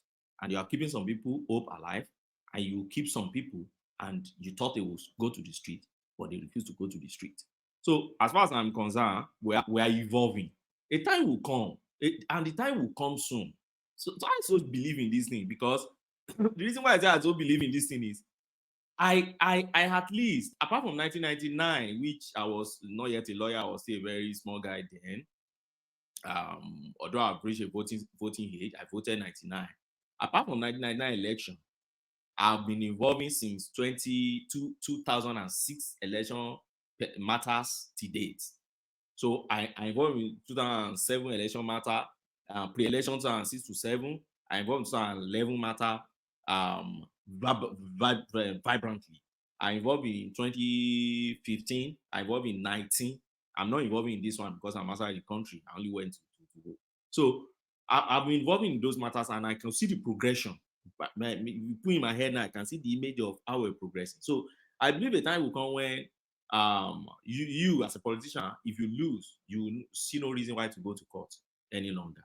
In fact, these days, let me tell you, so many of those rep and senate, they don't even hire senior advocates. Go and look at their cases. Some of them that went to tribunal, it's just a routine thing. They will hire one young lawyer to go. They don't waste their money on senior advocates because it's clear. Beavers make it so easier this time around. If we can progress again and said, you see this IREF, let us make it part of our electoral act. If you are making it part of our electoral act, if there is going to be an exception, let it be on XYZ condition. It could be let there be stakeholders meeting before you can change this IRF thing. Then let everybody have access to be watching what is happening on IRF live. A time will come that we'll get to that.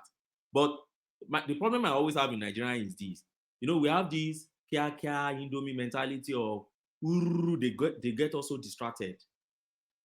As it is now, Atiku Abubakar now, they've delivered documents since 6th of September. He has just 60 days, right, to conclude whatever he's doing at the Supreme Court. He has spent almost 30 days now. He's chasing United States of America documents. So if tomorrow night I can't find anything there, he will rush back to Nigeria. Or if tomorrow, if they said Tinubu has appealed again and they are holding that thing for another 1 week, he will hit into his 40 days. How many days will he remain to get to Supreme Court? He's just distracted. They've distracted him and he's chasing shadow. And that's what we keep doing, you know. And by the time you come back and it's courted, you did not fight this well, you did not do this, war be out there. So I would like to go back. Hold on. No. So sorry, let him land that space. I want to push him into article. Let me quickly land that space. I think it's already inside. It's already there already. Rational mind, please let him continue. Some of us want to go to bed, but we're waiting for Benny. Just rational mind, please. I won't read against tomorrow. You know, say now you are the teach. Oh, but my worry, continue, please. Rational mind, go and eat amala. Rational mind, don't do man one do. Let go Benny Masoro. When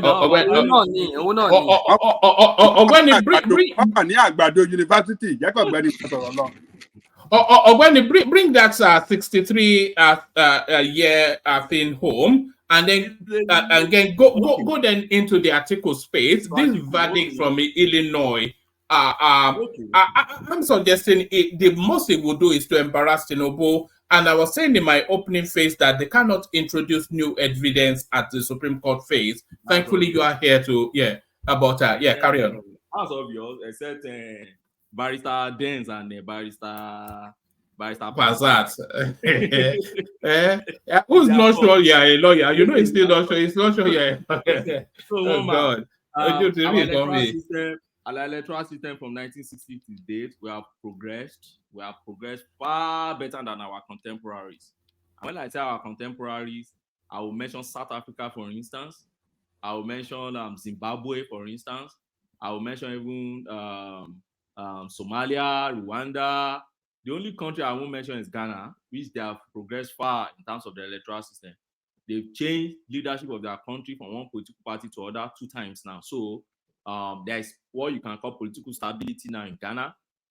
That's the only country I think we have not. But for us, we have done well in the electoral system, not where we should go, we should be. Maybe 7/10, I will give the country, because we have changed from PDP, one set of guys, to another one APC, and probably we're changing back any time or two. So for that, we are tried in terms of political stability.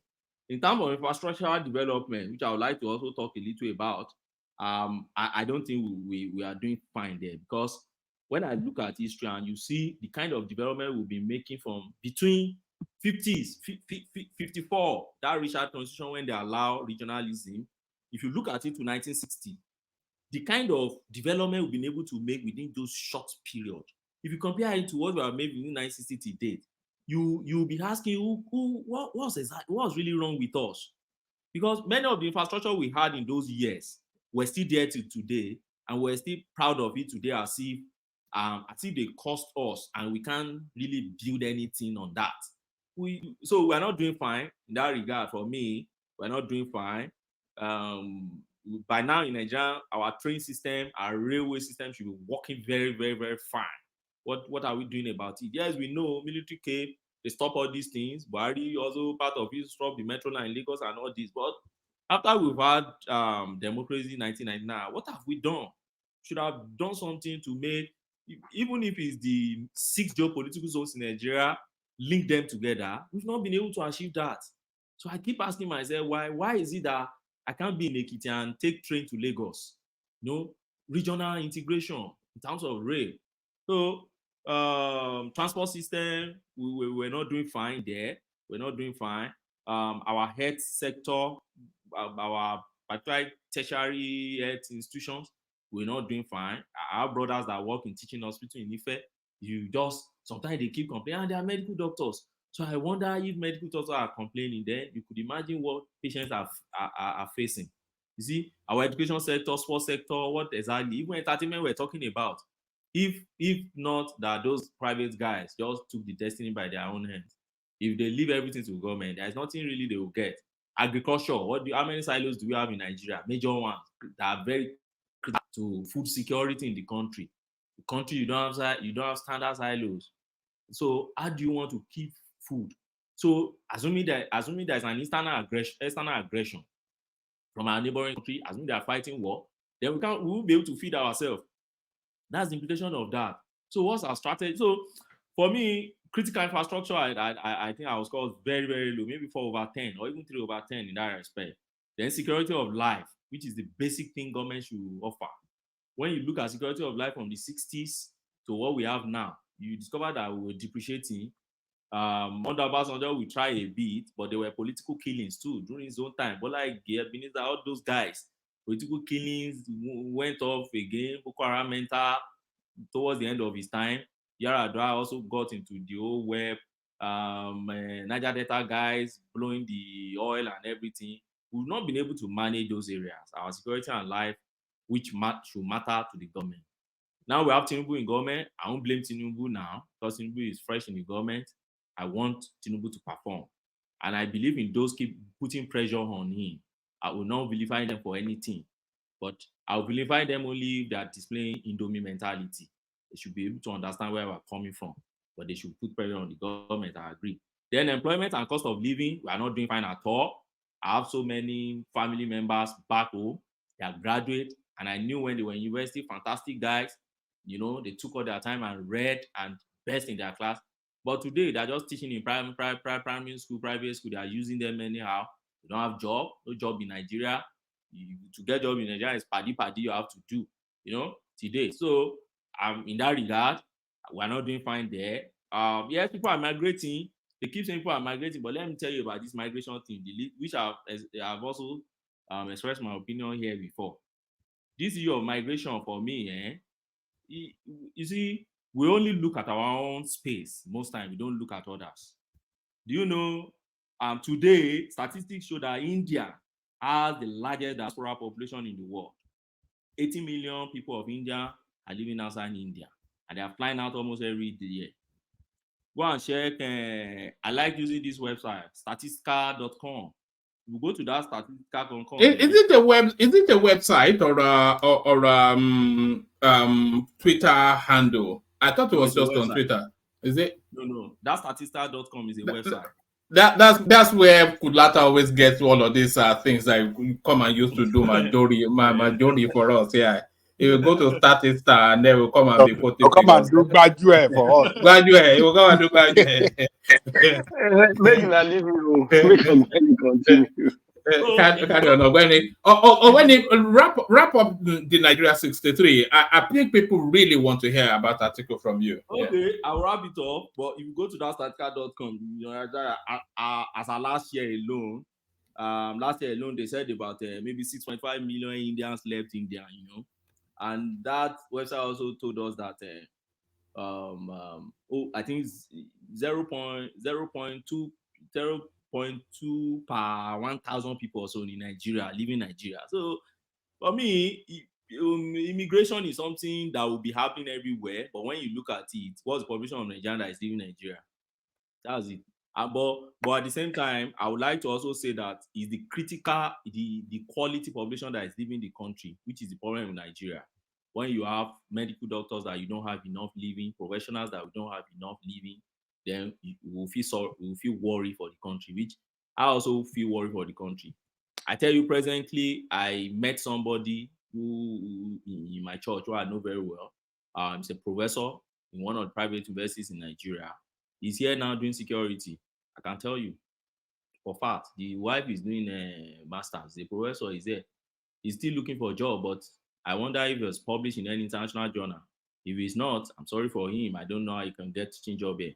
So, But so when you keep asking, so what pushed you out of the country? They will tell you, that country, leave that country, So that gets me worried a lot, about Nigeria. But in all, Nigeria will survive. Nigeria is a young country. We're trying. We'll survive. We've experienced war. So many of those countries have not experienced what they call war, and we have survived war. Those who fought that war, they are still agitating, and we are still keeping them in touch with us. So when you now put it finally on a scale, I will score the development in Nigeria. I will score maybe 4/10. Maybe 4/10, because in all, we are not really doing fine. After all that eulogy, praising, and That's a failure. 4/10.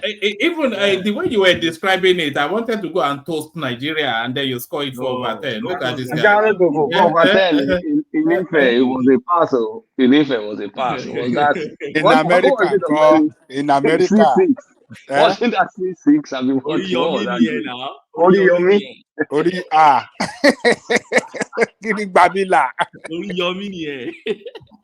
that was what Ganifawa and me got now, and it was one of the most notable. Didn't he get a pass? Ganifawa me. We had to even yeah, he got his activism that didn't let him come out with distinction. Activism in the school, so student activism. But continue, Ogbeni. I'm enjoying your lecture. Ogbeni, let me take you to the article space. So now, the first question is: this whatever comes out of the United States, will it transmute Article 8 into the president? Is that's one, and then two, which is not going to happen, and certainly not going to do anything for Peter Obi. So I'm not quite sure why they are getting excited. But two, if anything that is sort of more than averagely damning comes out of that Chicago space, does it nail it down that Tinubu is going to be a one-term president? So those two spaces, and then give it to us however you feel it. Before I go to the nitty-gritty of this case that they filed in the US, you see, the first thing I'm seeing here, I don't know whatever is in that file. I don't know what exactly is in that file, and I don't know the extent of how incriminating what is in that file is. I don't know. Nobody knows. Only Tinubu will know by now. Shall I say this, Ogbeni? I think what they are looking for are the documents that he used to enter that university. They are looking for an Oriolori narrative. Yes, I think so. I think also so very, very strongly. But don't forget that will be another journey again to the United Kingdom. They will probably be coming to the United Kingdom. But I think what he used was one Cambridge exam like that. Not those Cambridge they do those days. So they will still come to this space also to go and come and verify who owns that Cambridge thing. And so, but let me tell you, whatever come out of this. Ogbeni, if you don't mind, just a quick question. Yeah. Is it possible for someone to use inconsistent document in university and for the university not to come back and have some kind of academic issue that can lead to the withdrawal of the certificate? Is it possible? Yeah, no, that's the end. If they establish that he used false credentials to enter that university, they will have to withdraw his certification. Yeah, then the school must have known. So the school is not being guided. Let's Ogbeni carry on. Yeah, so it depends. So the first question you ask yourself is, who is complaining here? Is it the university that is complaining? So you see, what Atiku Abubakar took to court is very narrow. Let's start from there. It's very narrow. What Atiku Abubakar is saying is this. He's saying that when I look at the case this man filed, when I look at this man form TF001, there is this form they call TF001. That form, that is where you fill your educational qualification and all sorts of things. When I look at it, I realize that the document this man attached to this form is different from the document he attached in 1999.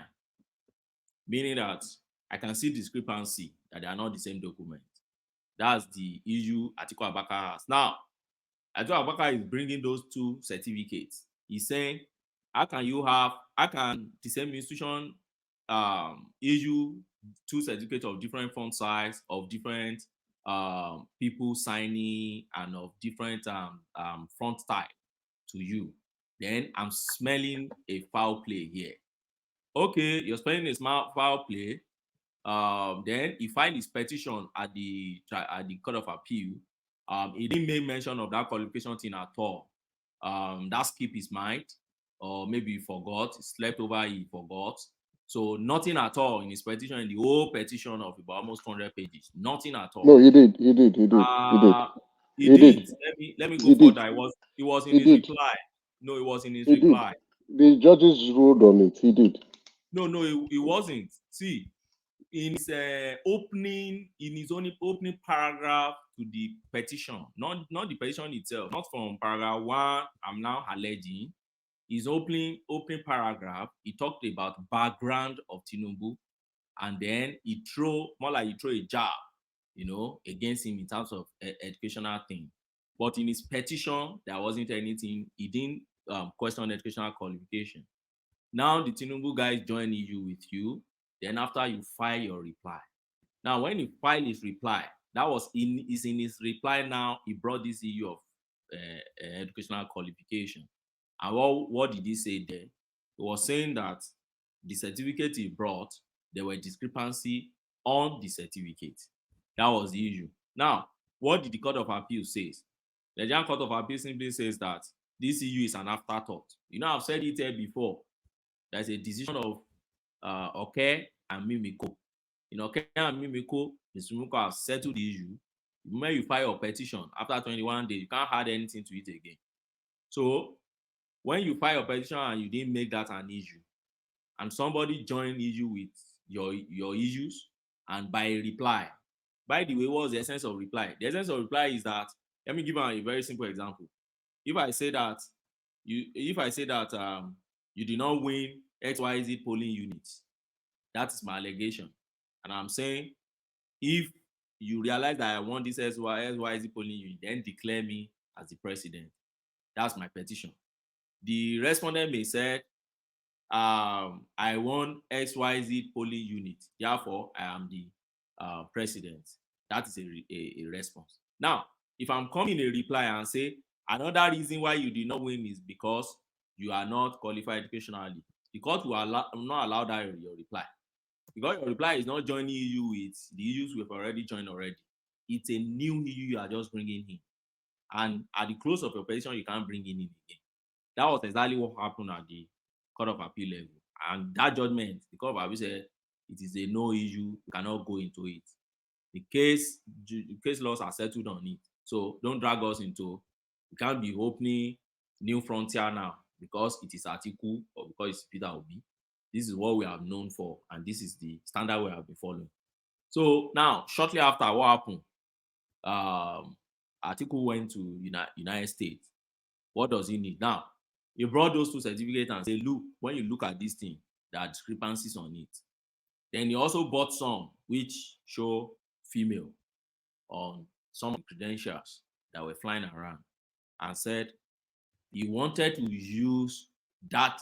That's what I'm saying. His case is very narrow before the High Court.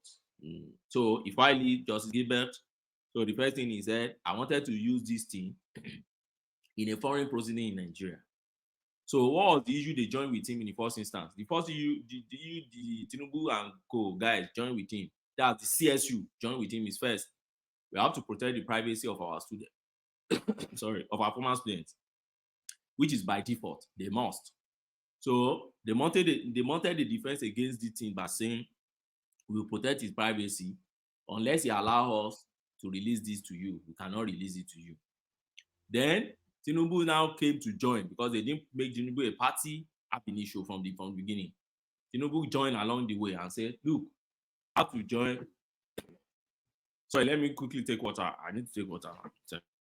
All right. Ogwedi takes a pit stop. So a pit stop for Ogwedi, which opens the window for us to hear from our Zeta Zita, are you there? I am expecting my certificate of attendance from Ogbeni for this Independent Day lecture. It is TED Talks. TED Talks from Ogweni. At the University of United Kingdom. Look at that. Eh? People pay a lot. People travel internationally to hear Ogweni lecture. And you guys are, you don't say I don't do anything for you. Look at that. All right. All right. Carry on as you were. Okay. Baba Jaleku wanted a certificate. Send my certificate of attendance. So this is your lecture, Independent Day lecture. This is the best ever in the history of Nigeria. No allow. So now, okay. So the first EU Tinubu joined with article was that okay, CSU, the university was the first to join EU, but later Tinubu now as an intervenor. That intervenor means you are intervening. You are saying, my interest matters here. Allow me also to talk. So they allowed him, they joined him, and his own lawyer also argued. So what was that Tinubu's argument? First and foremost, this thing you are coming to collect from this court is not relevant to that foreign proceeding because it will not. First, you did not raise it at the tribunal. Secondly, you did not raise it properly. Sorry. Secondly, when you raise it in the reply, there's a judgment already that says that it's something you can never raise here because it's no longer admissible as at the point you raise it. So they pleaded the judgment of the Court of Appeal. And thirdly, they are saying even at the Supreme Court where you are now, where you say you need it now, you cannot raise it. It's a fresh evidence on appeal. Now, what was Atiku's answer? Atiku's answer is simple. Atiku is saying that yes, the Court of Appeal actually said I cannot raise it, but the Court of Appeal was wrong, and I've appealed against the wrongness of the Court of Appeal. So my case is still live and ongoing, and that issue is still a live issue before the Appellate Court, Supreme Court. So if they don't allow me, to be very unfair. Now, when the court now look at this whole case, the first thing that Gilbert ruled was that what matters to U.S. court is not admissibility, it's relevancy. If you understand this concept. So relevancy is that particular document that they are seeking after, is it really relevant to the proceeding? Let's don't look. So according to Mann, he said, what matters to American courts is not admissibility. Whether it is admissible in wherever you want to use it is not their business. But is it really relevant? If it's relevant, then fine. All right. So based on that, the court overruled Tinubu and said it is relevant. Then a lot of other EU they raised. For instance, they said if it is actually relevant, then is CSU within their jurisdiction? They said yes, fine. CSU is within their jurisdiction. Then they look at it that will releasing this thing harm Tinubu as a person. So the judge said he doesn't think it will harm Tinubu because it's your educational qualification, and as a public figure in Nigeria as president, then people should have access to whatever is your record. So without your record, people can actually have access to their leadership record. So based on those three criteria now, the court overruled Tinubu. So what has been playing out? When the court overruled, they said, okay, go and release that CSU should come and release 4 documents. They now narrow it to 4. And that's what you won't get in all those evidence space and all that. Just, they've allowed. No. The court didn't say, go and just open the entire record and let them be searching everywhere. No. 4 documents.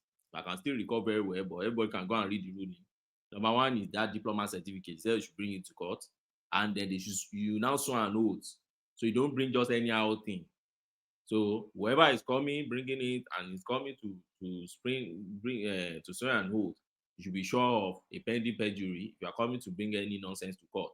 Then there are about four major things they narrow it to for them to bring it to court. Okay, and that is for that.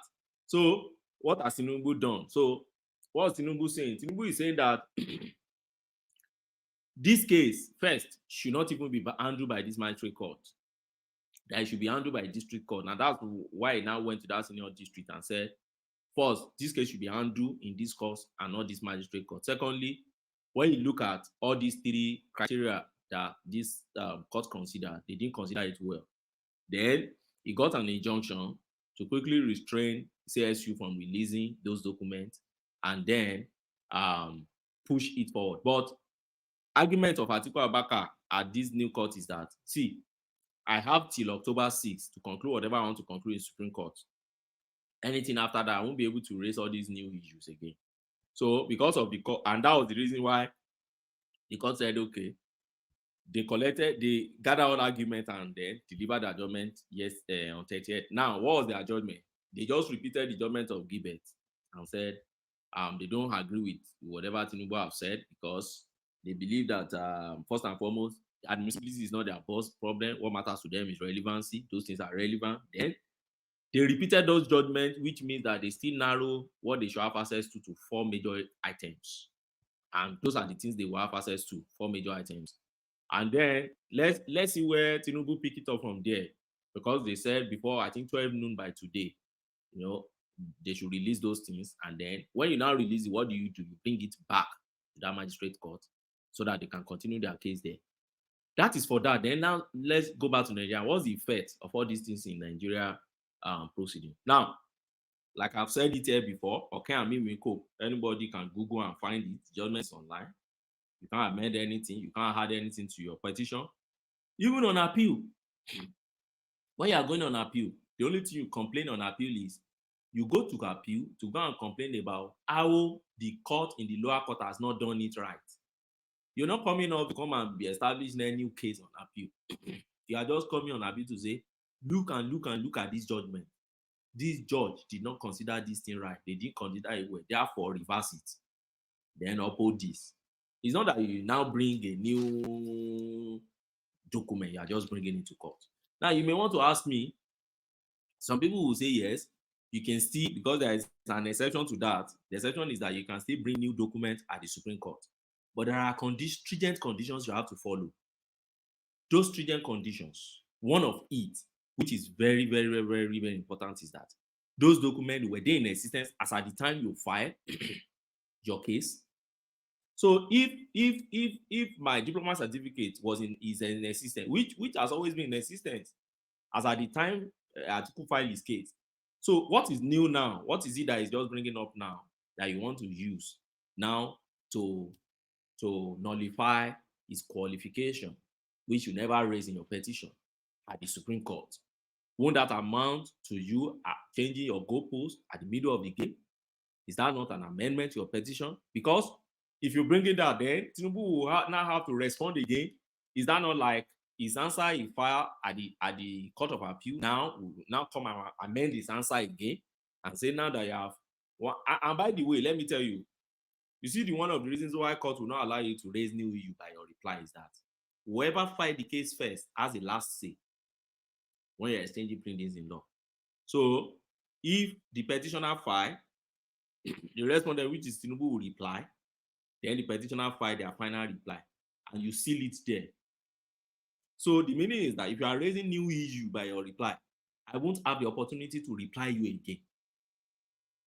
And that is why the law protects me from you not to go and be raising new issue that I never envisaged. So if we now get to the Supreme Court, so what's the new thing you are now bringing in again? How do you want me to have the right to now reply to it?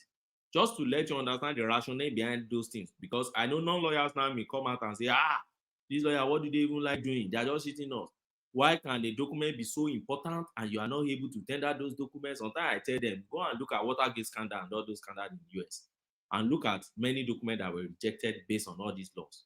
There are laws that have been there for decades. They are not made because of you and me. It's not because of Obi and Atiku now will come and change all these laws. Ogbeni, can Tinubu still appeal to go to maybe a different court? I think so. Do you think he's going to do something tomorrow? Do you think we're going to get a surprise tomorrow? It's not a surprise. He's going to appeal. It's not a surprise. Tinubu may appeal. Yeah, but will he have the time to appeal before those documents are released? That's the thing. Is it not US? It's US now. First thing this morning now, people will enter and they will fight something for injunction to stop and That is something they can do. Tinubu can do it. But so this thing may go to US Supreme Court if it continues. If they have jurisdiction to get there, they will get there. Because when you look at everything now at the end of the day, and I ask myself the question, okay, CSO has come out before to say we know him is skilled. Some of his mates have come out and said we know him is cool with us. And then Atiku is not saying the document is forged. That's why sometimes when I go to some space, I just laugh and just leave them. That's not what Atiku is saying. Atiku is saying that there are discrepancies here. There is more to what I can dig out from here. Atiku is not certain on what is coming there to dig out. But he's suspecting that if there could be discrepancy, then there will be problem somewhere, which I should be able to use. Now, what does Nigerian Constitution say? Does Nigerian Constitution says if there is a discrepancy in your educational sector, then you get disqualified? The answer is a big Ogbeni, how are you? One man. Why are you being marginalizing me? Don't marginalize me now. How are you being marginalized? I'm joking. I'm just joking. I have a question for Ogbeni, please. I just used that one to come in.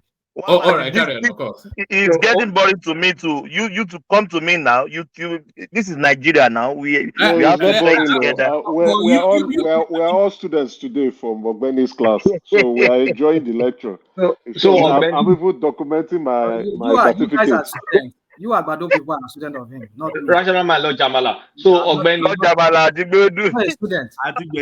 I'm not Agbado people student. Ogbeni, let me land my question quickly. I think why do I ask me now? Let me finish now. You've interjected now. I was holding on. Let me just land this question. I'm about to sleep. I'm about to sleep. Please enjoy. Sorry, before you sleep. Hold on. Let Thomas ask your question. Emeka ask your question. Kulata ask your question. Ogbeni has the capacity to take them all. So Thomas, Emeka. Yeah. Thank you. Yeah. Adale Koko, I don't want you to respond. This is to Ogbeni. Ogbeni, Adale Koko make mention of vote buying the other time. What concern INEC about vote buying? Is it INEC that is buying the vote or the politician? Thank you. All right, Emeka. Yeah, Ogbeni, what do you say to people who go on social media and even mainstream media to begin to talk about identity theft by the president? Then again, my second question is, we have multiple ministries and significant ministries and ministers, but it seems like it's just three of them that is out in the open and working. What do you think about the health sector? And what's the health policy and direction and directive of the new health Minister of Health? Thank you. And Kulata. You know, go forget all these questions. So. He's a lecturer now. How can you forget? It's a law lecturer. A law lecturer by that. Okay, this is my own question.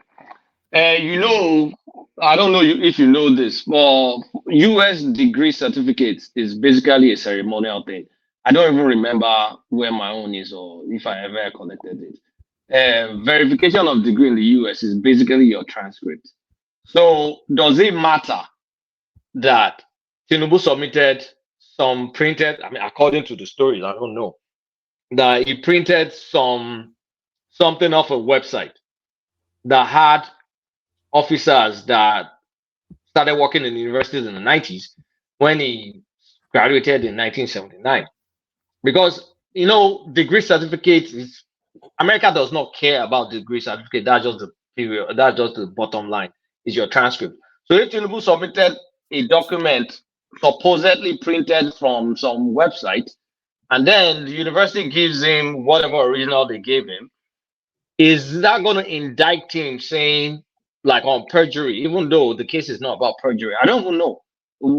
How does that indict him? Because is that regarded as a fake certificate, even though he attended the school? Will the judges say they put a premium on verifying that he attended the school, or whether that document was the original one given him or some crap he printed online? Okay, so let me start the question from Kulata, answer from Kulata angle. Kulata, see, there are two angles to this thing. Disqualification in our constitution, right, doesn't talk about that perjury. Let me to start with that. What disqualification under our constitution talk about is this. It talks about somebody questioning you that you don't have disqualification. It's not talking about you are bringing one fake document somewhere. You are not qualified educationally, right? So whatever way you come to prove that I'm qualified educationally, you've been able to prove. Now, when you go back to that Court of Appeal decision, you will see in that Court of Appeal decision, they rely mainly on the communication from CSU. Not even that certificate. Go and read that judgment. CSU confirm that Bola Ahmed Tinubu, president of Nigeria, schooled with them. That's what matters to the Supreme Court, because it's that qualification that matters. Is schooled? Yes, it's schooled. Now, what do you use to prove certificates? That's the issue article is having.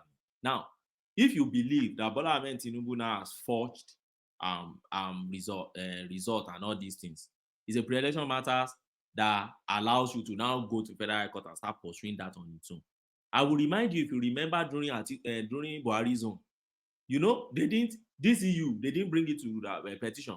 If you remember, they brought it to High Court. It was Federal High Court. They started dealing with that WAEC. Oh, he has WAEC. He did not have WAEC. At the point in time, he put his head on one fake WAEC. They started doing all those things because they understood that what matters to the tribunal is whether you are qualified or not. It's not about what you are now bringing. It's whether you are qualified. That's the issue. So it's a very narrow issue. Perjury is not part of the electoral. Perjury, best you can use that is, and by the way, don't forget, even when you are coming to prove this perjury, one is a criminal offense. You have to establish beyond a reasonable doubt. It's not something you just bring in election petition, which is strictly a civil offense, and you say, oh, I've established perjury. Because it requires intent, doesn't it? Yes, you have to it prove requires intent. It requires you to bring witness, come and prove. It requires a lot. And don't forget, CSU will never say this man did not attend our school. They will keep saying he attended our school because they understood that what matters more is that qualification. And Tinubu understand. So for me, as far as I'm concerned, Tinubu is just distracting them. What witness would they need to provide when he had a certified true copy from his school? And the school, don't.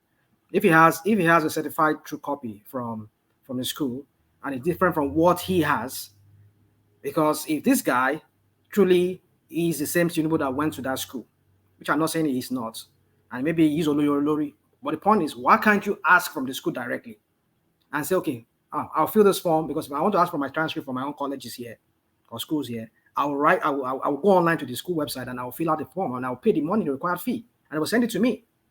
So why can't he do that if he is the owner of that? You see, okay, just go on. Let's just go on, and then when it gets out, I'll talk. So yes, I want. So why does it need somebody to come and testify? I will answer that a bit and go to Thomas and others. So my own is first and foremost. Every client has his own strategy. Every politician have their own strategy. Every lawyer have their own strategy. This is Tinubu's legal team strategy. I can't puncture it. I don't know where they're heading towards, but I know it's a strategy. My practice experience tells me this is a strategy. And where they are heading towards, I don't know. But your question is that once they get the CTC, why can't they take it straight to the court and prove it? And I keep saying the CTC or whatever they are getting from there will simply shows that the copy of the certificate is submitted. That's the worst that can happen. The copy of the certificate you submitted, you find in your record, was not issued by us, but you finished from our school. So if this court is faced with those two things, he finished from our school, but that copy, we don't know where it's from. The court will still pick he finished from our school. Because what the Constitution says is not about the copy of one certificate anywhere. Your Constitution says, did he have that qualification? If the answer is yes, he have that qualification, the court take it and move forward. Because the court doesn't reason the way we are reasoning here. So it will now be up on Atiku to take it further to Federal High Court to go and now establish the case of perjury, which is a criminal offense on its own. It's just like stealing, rape, different crime, money laundering and all that. These are crimes. So you now go and establish your crime, but you don't say, you are not coming to court to say he's not qualified. You are not coming to court to say, except if what they find in that record shows that the Tinubu that went to that course is not the same Tinubu here. Yes, they'll go back to court to say this man is not qualified because he wasn't the one that went to that school. But if whatever Benny, now it's time for my own question. It's relevant now. so let me answer the What, rest. in your opinion, is academic records? So what? Okay, let me answer that question before I get to Emeka and Thomas. Now, my understanding of academic record is this: first and foremost, the record you brought to the school when you are getting your admission. It's part of academic record. For instance, was it WAEC you used to gain your admission? Was it Cambridge you used? Was it technical college you say you went to? What are the things you use? Sometimes even include your curriculum vitae. What do you say in your CV before you gain admission? Do you say da da da da da? Who gave you references? Oh, engineers, senators also gave me references. Were they forged? Were they references signed by them truly and da da da da? Not those things. That is why I understand by academic record post admission. Now, when you gain admission, what did you get admission to study? Which courses do you do? All those transcripts and others, they are part of your academic record. Then, which certificate did they give you eventually? They are part of your academic record. Then, sometimes your activities in the school, possibly you were president of social society, everything about you in the school that has to do with your academic pursuits. They are all your academic record. That's my understanding of what academic record. Thank you.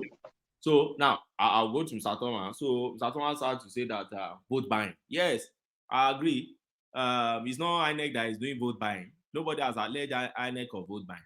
Although they've alleged INEC of collecting bribe, and then in this last election, INEC has been dealing with some of those or some of his officers that they said collected bribe. In fact, INEC has jailed one of them in Kano State. But by and large, the people that are doing vote buying are politicians. We all know now, these are rhetorical questions. They are politicians.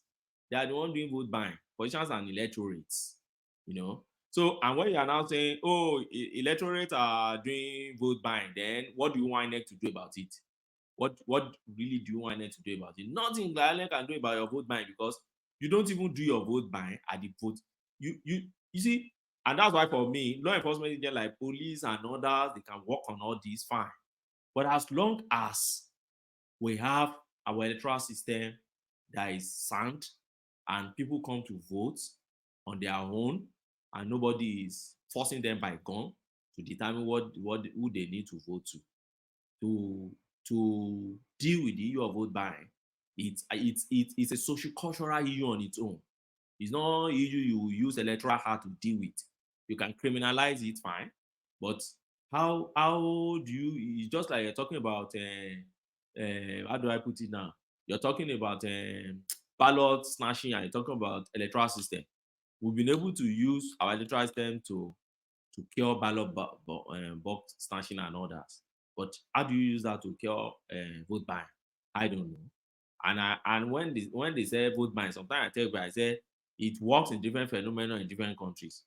In the country where I am today, once the vote is getting closer, you see them attending to those junkies in their spaces, and you see them. That's when you see the city council will start constructing one road somewhere close to those areas of those people that like to vote. They are the one that votes just to gain vote from them, SNP, conservative, and you see all of them. It's not bribing directly, but indirectly, there are incentives. Then Emeka talk about you talk about I think it's something on identity or ministry. He said the only 3 ministers are really working. Then what happened to others? Well, for me, I want the ministers that are working to be working. One thing I know about Tinubu is this: if you don't perform in accordance with your KPI, they call it now, they said they've given them, they're expecting reshufflement. I don't think Tinubu is if you go by his antecedents, I don't see him like Buhari that will keep you in one space, you're not functioning, and then he will keep you there because you're just there representing anybody. I don't think Tinubu give a damn to that. Whoever is not really performing, I see Tinubu reshoving them often and often regularly to ensure that he's doing it. But I just believe everybody should just join out with this man to try his best. But in as much as we do that, then we want to see his record. I'm also keen to see what exactly is even in the academic record. And if it's distraction, if you keep distracting them to the end, that may spell the end of Atiku Abubakar political career. If they get to that and they can't find anything there, the backlash will not be easy at all for him. But let's see how everything is playing out. Thank you for all right, brilliant, excellently done. So we should actually send your invoice to Kulata. He's the one with the money, because that level of input should not go unrewarded. So send your invoice to. We trained him in Ife now. We trained him. Hey, look at that. He's claiming, yes, of course, reflected glory. I'm claiming it too. So excellently put by Ogbeni, of course, always excellently put by Ogbeni. So you believe we're still at the opening phase, but an elite cast we have still to hear from Emeka, of course, who I know you you all love to hear from. Madam Zita, the Iyaloja of Norway, she's here. And for Tai, he's going to put a different inflection on everything. So still big bangs to come. So the next big bang, Just Emeka, came in as a king, but now is with the commoners. Just Emeka, opening minute, 5-minute monologue from you. Oh my goodness, Robert. Thank you very much. First of all, I just want to say happy Independence Day to all Nigerians.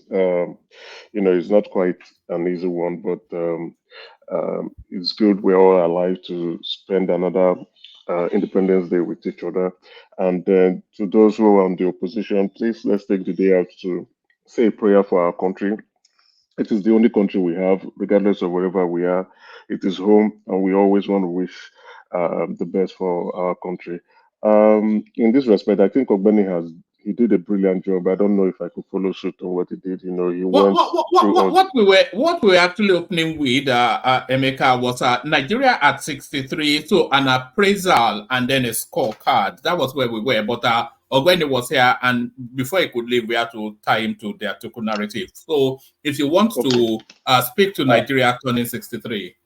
Yeah, I will try to, follow suit. I will use the pest analysis to address that, starting with the political environment.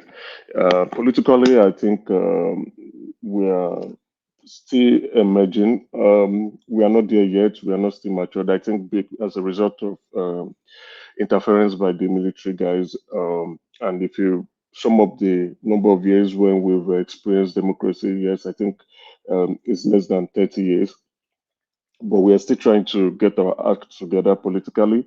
We hope for maturity in the sense of, especially with our electoral system, to avoid all form of malpractice. And I think, with what Ogbeni is saying with the vote buying, that would be a very difficult task, you understand? Vote buying can be interpreted in different form. It's not necessarily there must be an exchange or financial exchange, right?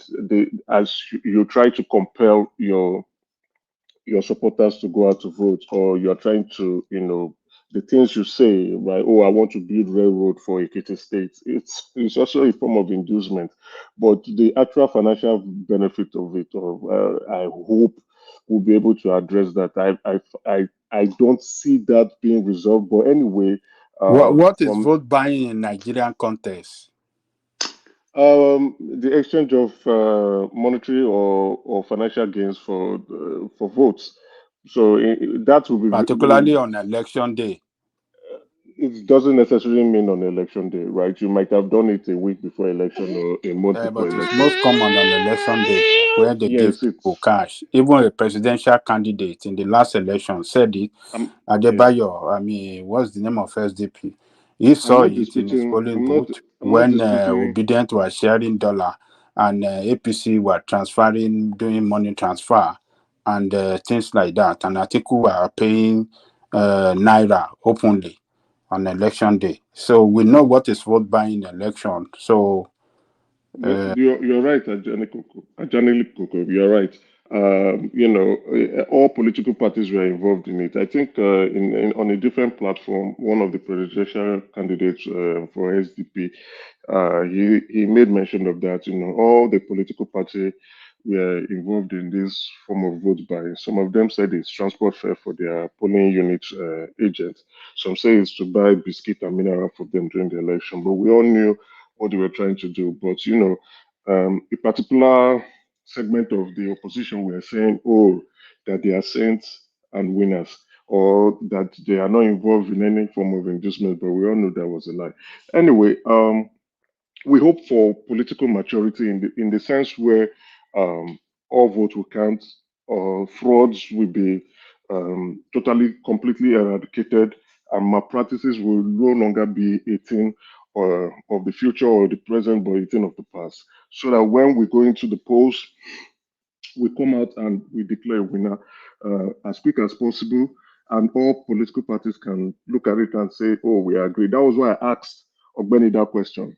The question of how soon does it think the court will stop deciding our electoral processes?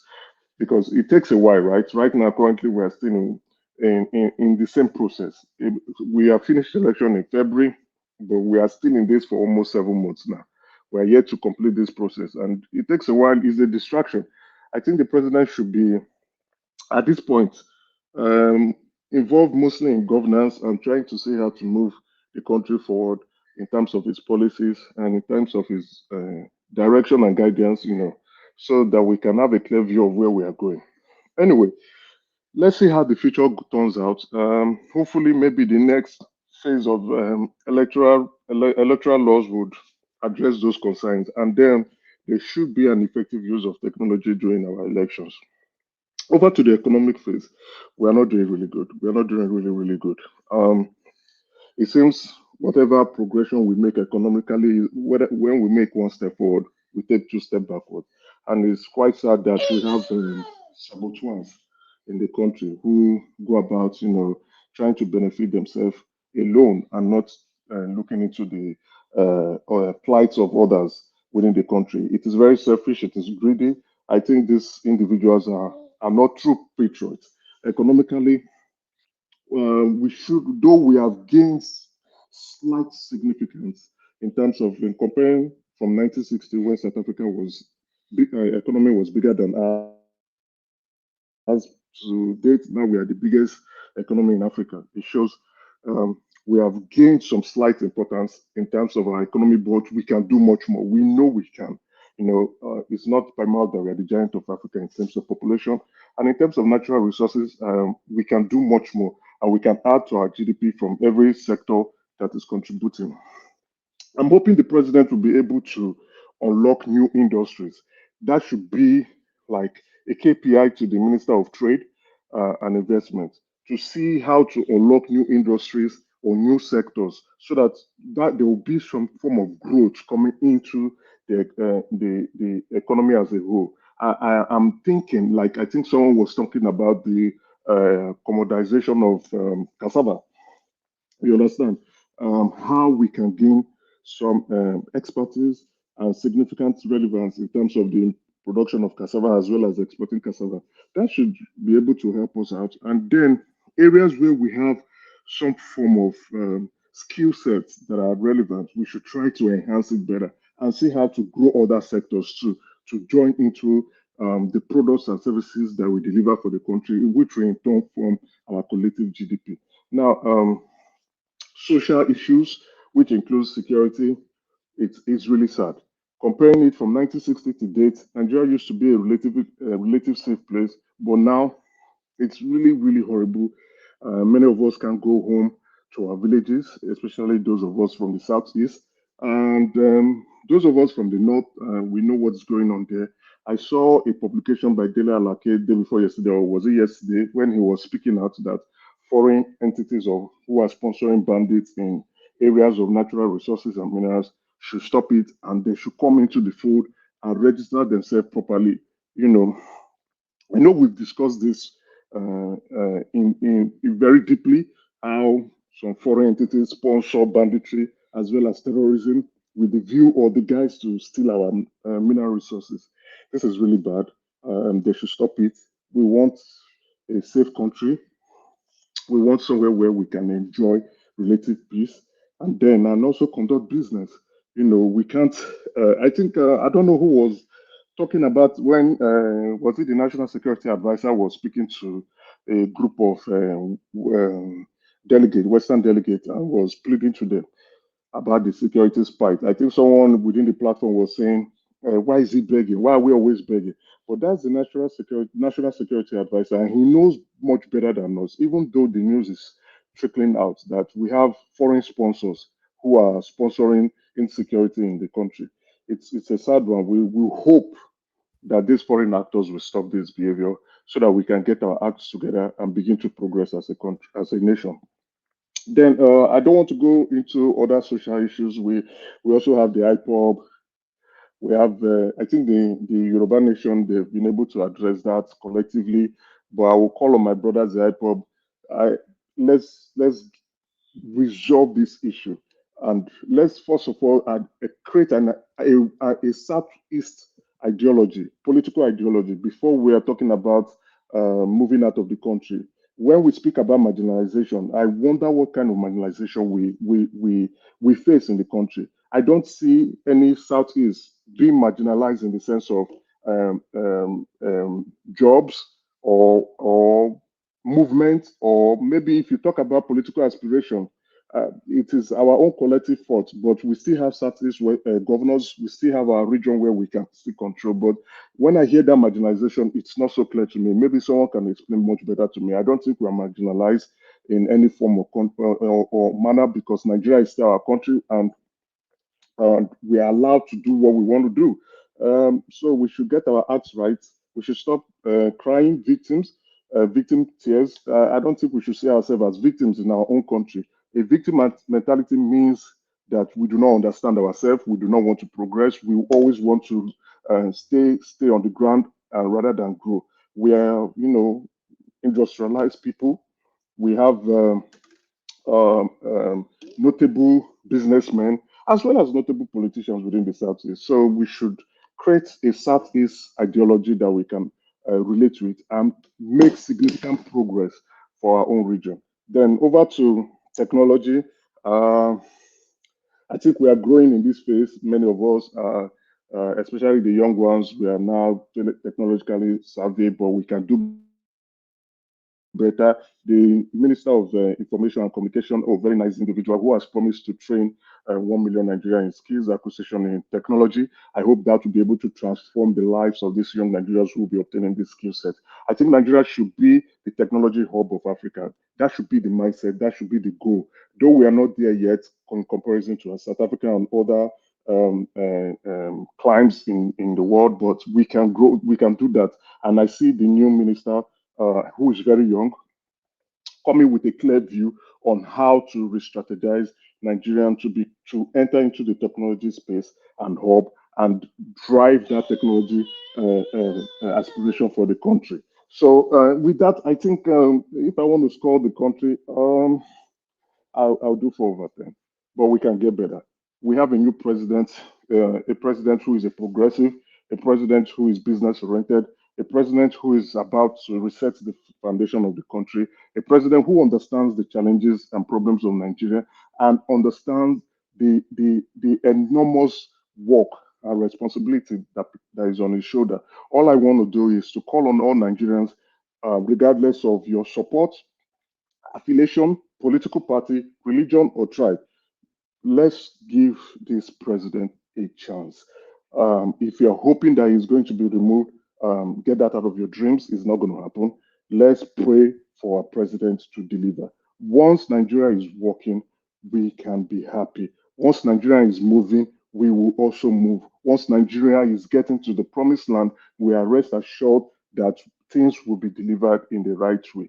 Our prayers should be for the president to deliver on his mandate so that we can all benefit from the dividends of good democracy and governance. Thank you. All right. Always excellent. You see now why we always hunt him down, Emeka. Anytime he's not here at the session, is the poorer for it. But now the dulcet tones or the silky tones of Zita. Zita, here she comes. Zita, you're up next. Madam Zita. No, I don't think Zita is with us at the moment. So let's go to the Basharuga of Nicosia. Fatai, Alpha. After all this, Ọ̀gbẹ́ni Agba, how far? So orun kọ́ ni mò ń gbọ́ fún ẹ̀sẹ̀ yẹn ni. Ẹ ti jẹran ọdún títí ẹ ti sùn alágbàtà ẹ.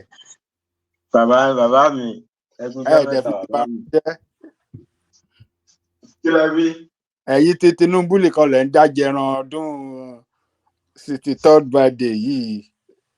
Bàbá, ẹ mọ̀ pé èní gan same day ní Independence Day of Cyprus as well. So I want to celebrate. Oh, okay. Double Independence Day to you then. Double Independence Day. Congratulations. Mo fẹ́ lọ sùn ní but mo fẹ́ kí Tinubu kí n tó lọ sùn ní bàbá mi. Yes, Fatai, it's a bit remiss. I should have actually said it at the start of the session. It is actually the birthday of a member of the platform as well, Bonks Ma. So happy birthday to you, Bonksy. So to you, Fatai. So you must be excited. Nigeria turns 63 under the stewardship of your favorite man.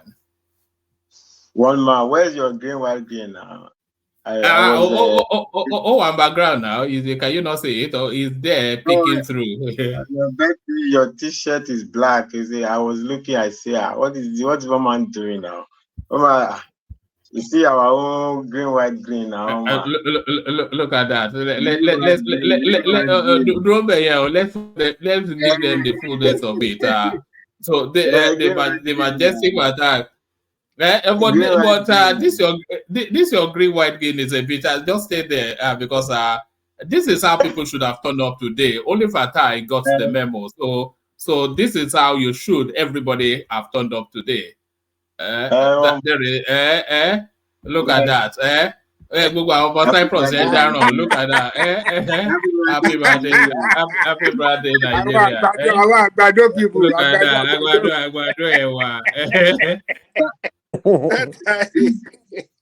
Well, man. Why are you wearing 1970 Super Eagles jersey now?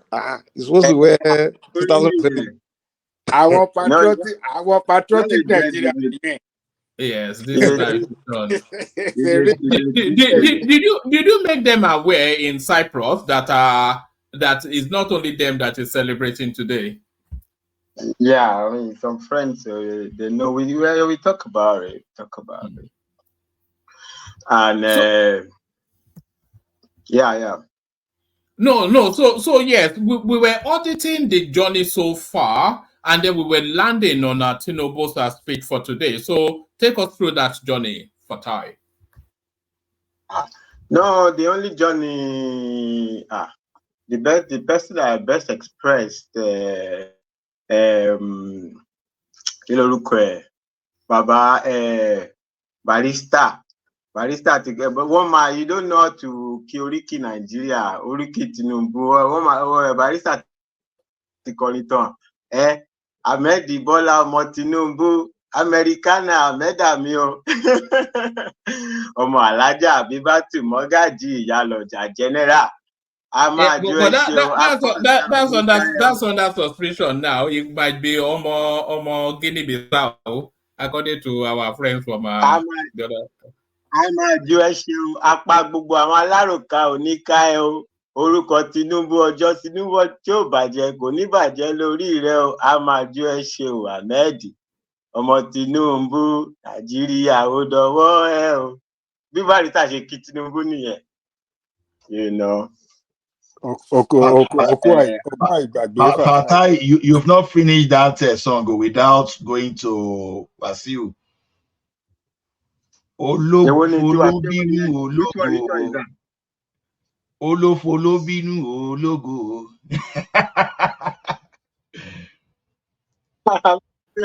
Mi ò gbọ́ yẹn.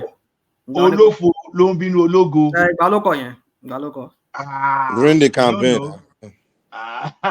Only do Korean life. Like obedience olófo. Orí ọ̀tẹ̀.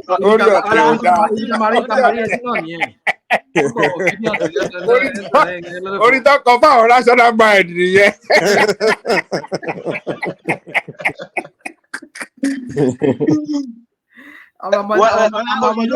olófò ṣe má wọrí ara gbogbo máa tó padà ẹsẹ.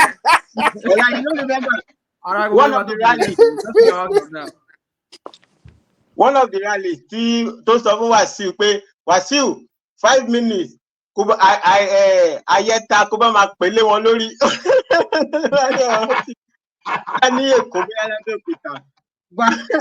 Mo bẹ̀rẹ̀ ní yóò lọ́jọ́ yẹn. Gbogbo àwọn ọmọ ọlọ́mọ bàbá ní bàbá láàrin ọ̀tá ẹ fi bàbá ní bàbá lẹ̀ náà. How they share gbogbo ẹ̀. All right, the audience has started. Fatai, another dimension ló tún gbé dé fún Independent Day yìí o. Bẹ́ẹ̀ni, àgbàdo la máa ń gbọ́ àgbàdo ẹ̀wà. Àgbàdo ẹ̀wà. Every time àgbàdo ẹ̀wà.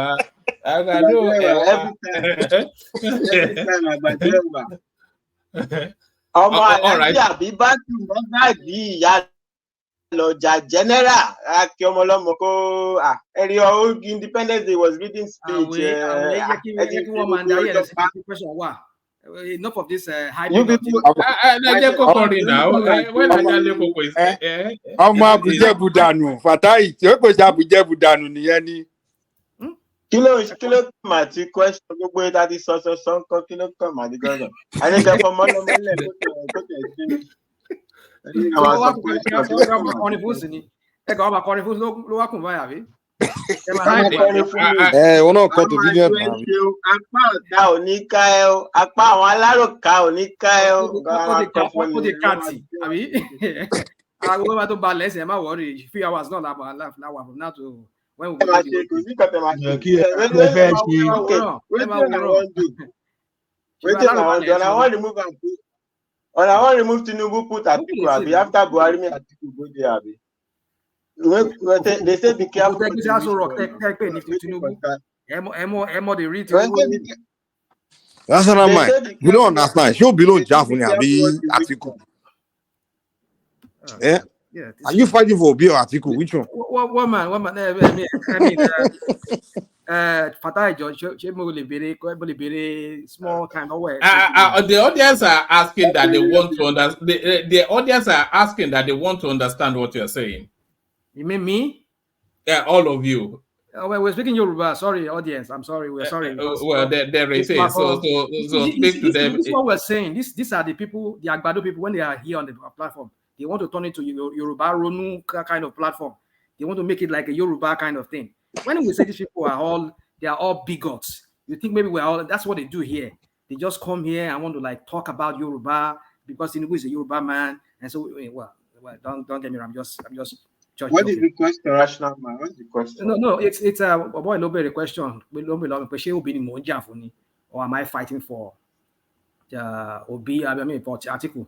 No, the point is this: at this point, I don't care. All I care is this impostor we have in Asurok, that is a criminal, whatever. We need to know the root of who he is.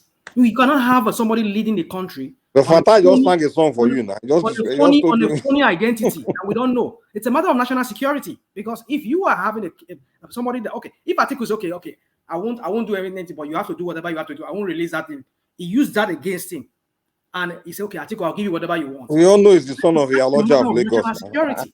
You don't need to have such a person leading. Can you guys sing Fuji music for Peter Obi so Rational Man can shut up? Echo Fuji from Peter Obi so Agboro, you just keep on jacking.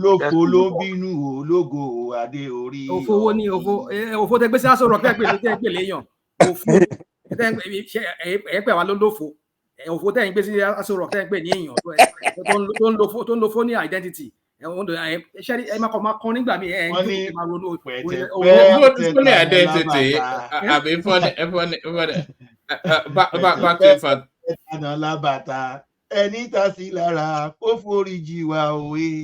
So, all right. I must be already out there. Rational mind, not now. All right. Back to you, Fatai. Okay. Actually, I didn't really understand what the point Rastaman was making, right? Well, join the queue. I don't think anybody has ever really understood the point Rational Mind has ever made. But I carry on. So, like I said, life is very easy. Be careful what you wish for. So everything in life, like what is the end goal, right? So I don't know. I see only two end goal. Look, actually one end goal. So you want to remove Tinubu and put Atiku. So after 8 years of Buhari, then you have another 8 years of Atiku. Oh, I don't even know what is the permutation. But at any rate, all of us go. Me and my popcorn is here. You know, they watch the movie. What about the champagne, though? Forget the popcorn. What about the champagne? The champagne. Yes. My champagne also day here now. When told you about the Tinubu, my pop champagne. You know, but I think the bigger, I think Tinubu's bigger problem, right, is that it's too defensive, right? You know, so everybody's just attacking you. I think he doesn't have a very attacking legal team. You're just defending yourself. So Atiku is asking for Tinubu's record. Okay now. So Atiku is asking for Tinubu's school record. Why is Tinubu not asking for Atiku's record? Why is they not asking for Peter Obi's record? You know, you don't just let them punch you now. You punch back now. Rational mind. Why are you not asking for Obi's record? People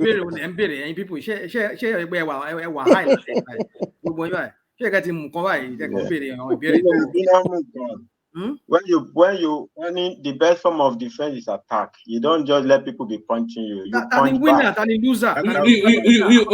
Sorry, carry it on in English just for the benefit of people. But when I popped into Rudolph's space earlier on, that was the question I was going to put to those chappies that are that Obi has more indictable and easily proven allegations against him. So why is the same? And you say Tinubu is the president, but even before Tinubu was the president, all of the energy was pushing in his direction, and no energy pushing in the direction of Atiku or Peter Obi. So that was the question I wanted to put to him, but I just couldn't hang around for according to INEC, who is the declared winner? Who is the loser? No, I'm saying even before the president. Yeah. One man, it doesn't need before now. Maybe you people are disputing it. Okay, so when it suits you, you want to accept INEC's position. When it doesn't suit you, don't accept it. So you are saying Tinubu is the declared winner. Bring it on now. If you have anything, bring it on. Rational mind actually call Tinubu the winner. Tinubu just call Tinubu the winner. INEC declared winner. That's what I said. No, he said. Yeah, he's the declared winner. So because you are declared winner now, you don't have the right to declare winner. But you say Obi's mandate now. So since Obi is your own winner, so ask Obi. You guys are saying Obi is the winner. He's the one that. So tell Obi to give us his certificate too. He's the winner. I'm not here for that. You are leading question. Only Obilo winner.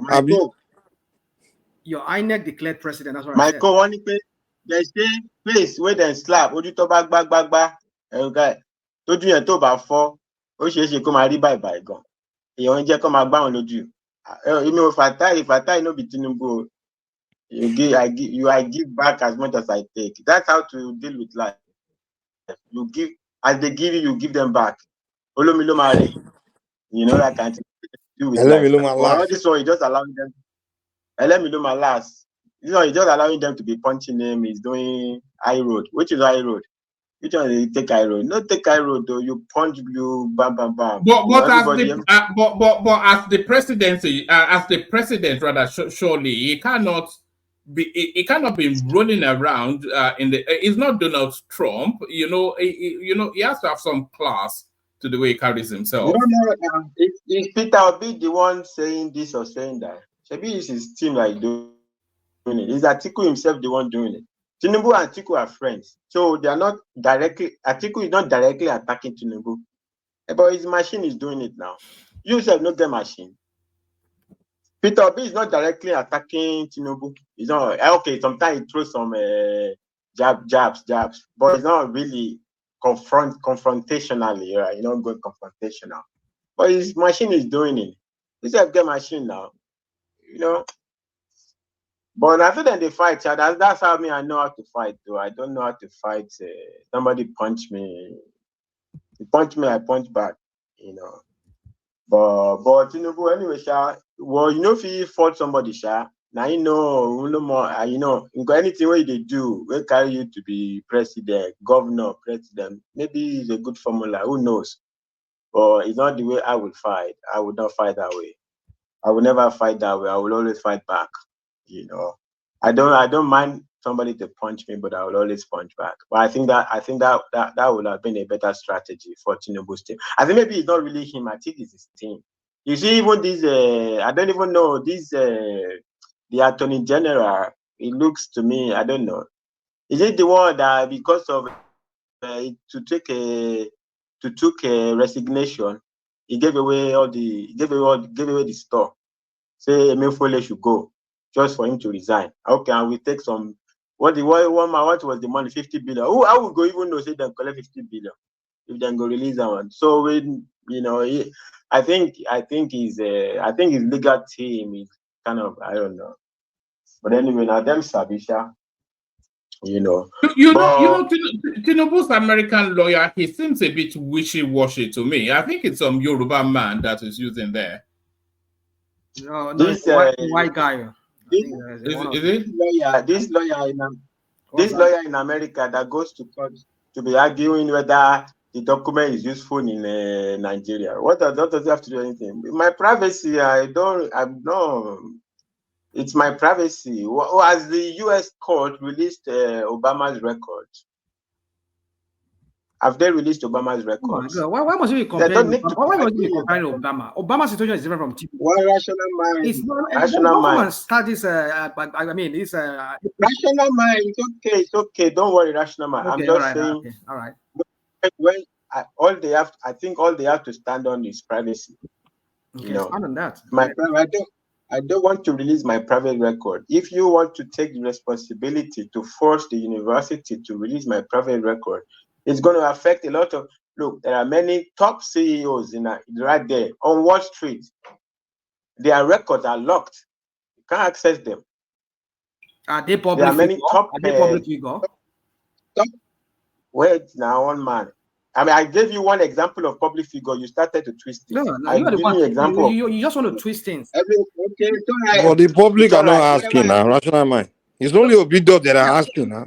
Listen. Okay, listen. The only people asking are Obidios now. Why should you answer Obidios? Obama was not challenging. Was not challenging electoral. It's not an election matter. It was just an individual who was asking some group of individuals asking. Release your details. The election. What is the requirement for the election? No. Did you go to school? The election law did not require this transcript. You see, election. I don't tire all day. I don't even get energy. If you say you are tired, that's understandable. If you are tired, it's understandable. But that you will say here that does not really sit well with the actual fact out there. I mean, I can't stand that. That's what I'm trying to say. But if you want to go on, it's okay. I've tried my best, but you can go on and do your thing. No, if you are saying it, if you are basing it on election, the election itself does not ask for Tinubu's transcript. Okay, all of these transcripts, they are not basing it on election. They are basing it on public interest. Okay, and all I'm saying is this: public interest versus private privacy. You understand? Privacy protection. It's not. You mean Obidios interest? Obidios interest versus private. Yeah. So going to whether the Supreme Court in Nigeria will be useful to the court. It's like that's unnecessary debate. If I have as long as I fulfill what the electoral law requires, I don't really think it's my decision. Any additional thing I choose. But do you understand, Java? Fatai, do you understand how the lawyer, the judge came to that? The two rulings that were given. Do you know how they came to that ruling? No, he got a free getaway card now, because the lawyer was arguing that.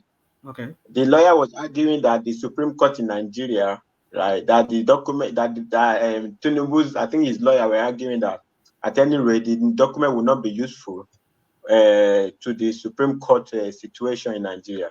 But what it concern you concern that? I mean the article people. No, the article people say it will be useful. Tinubu's people say at any rate the court doesn't need to release it because it will not even be useful there. So why was it challenging it? It was not useful. Why was it challenging it? Why was it blocking them from accessing it? No, that's what I'm saying now. I'm saying that those are unnecessary arguments. You only need to stand on your privacy. If something is my property, right? If the position I'm seeking does not ask me to disclose all of that, it's up to me. But right? Then, If you know the it's court not in absolute. the US, You know it's an absolute. Fatai. Have you ever filled out any So Fatai, can I say disclosure something? form?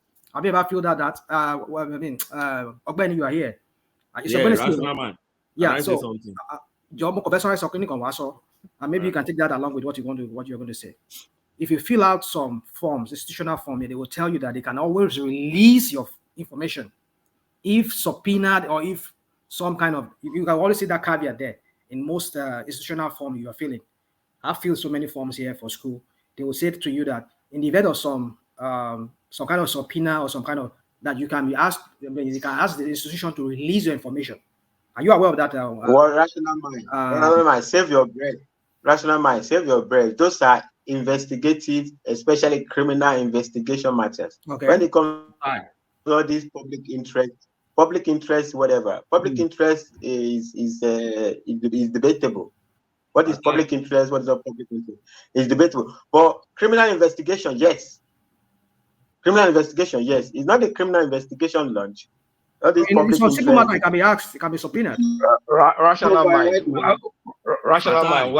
Why would they release PII? You live in America. PII and PHI. You know the laws around that. What does anybody want to do with your private information? No, there's a public angle to it for the public good. No. Yeah, the PII is not public. Except in, like they just said, no, it's criminal. Well, what is your PII? Can be released. If a judge asks for the subpoena to be released, give a subpoena, it can be released in a simple matter. Go check the laws again. All right, I'm not a lawyer, but that's what I'm asking. We're asking Ogbeni here, but I don't know, maybe because he doesn't practice here in the United States. Maybe. No, I don't know American law. All right, let Ogbeni put a position to Fatai, and then Fatai continues with his monologue. He came in here to celebrate Ogbeni. Fatai Baba. At this under 17 Jersey Lego, you've been keeping this thing for how many years now? Office chat me.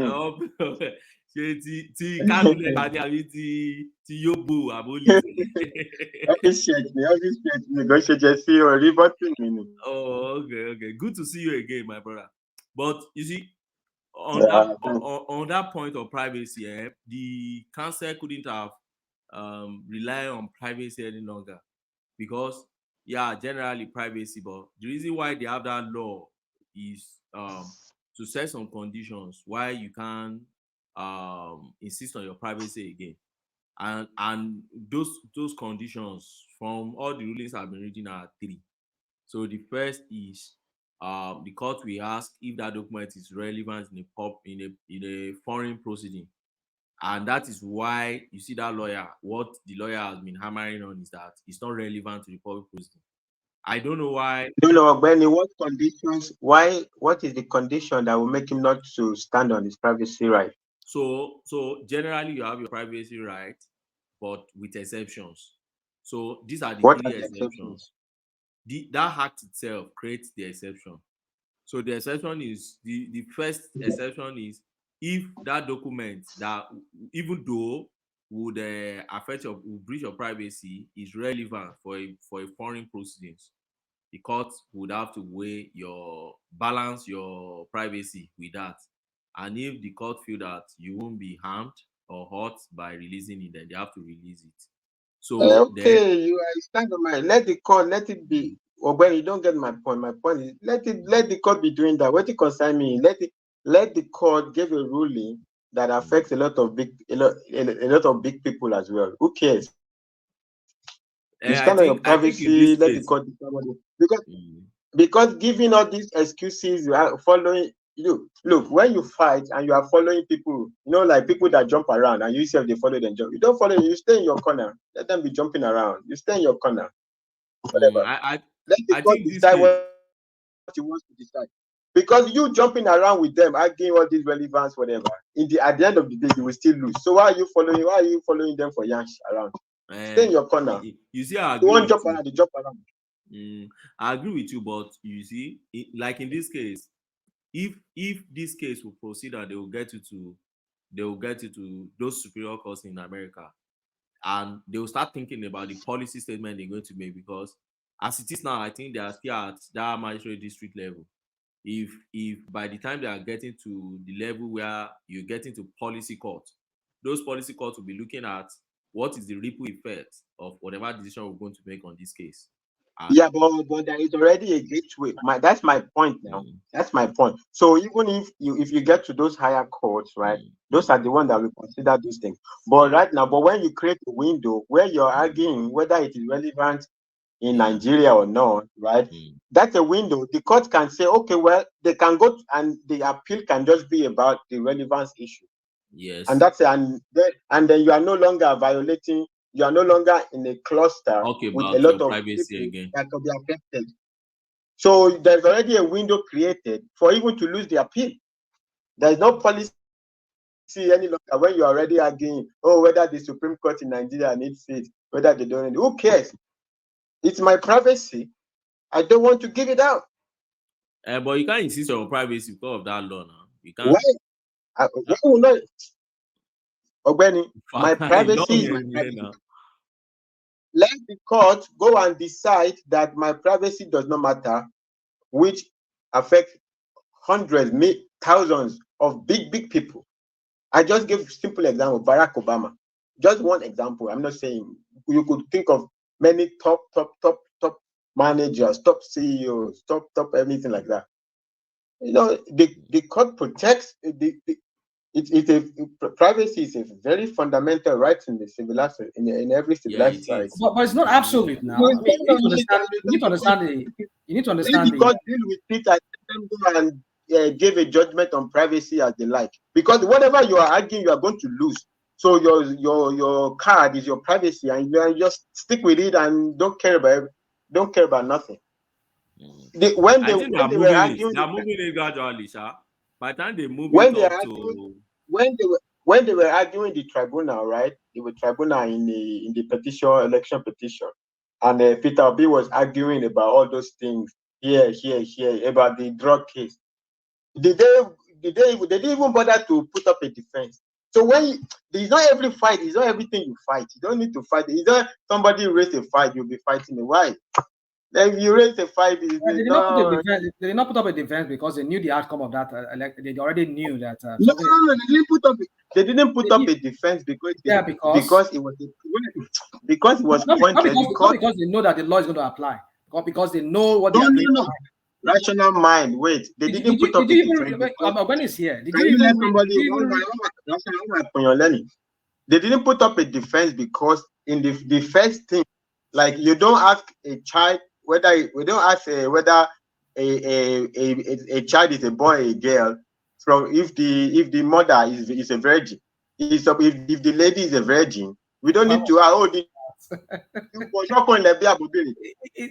understand? So if the law says 10 years is over, if they say 10 years, so 10 years and below, but it's already over 10 years, there's no discussion, it's finished. Why am I going to be arguing with you whether this is true, that is true? 10 years is not applicable.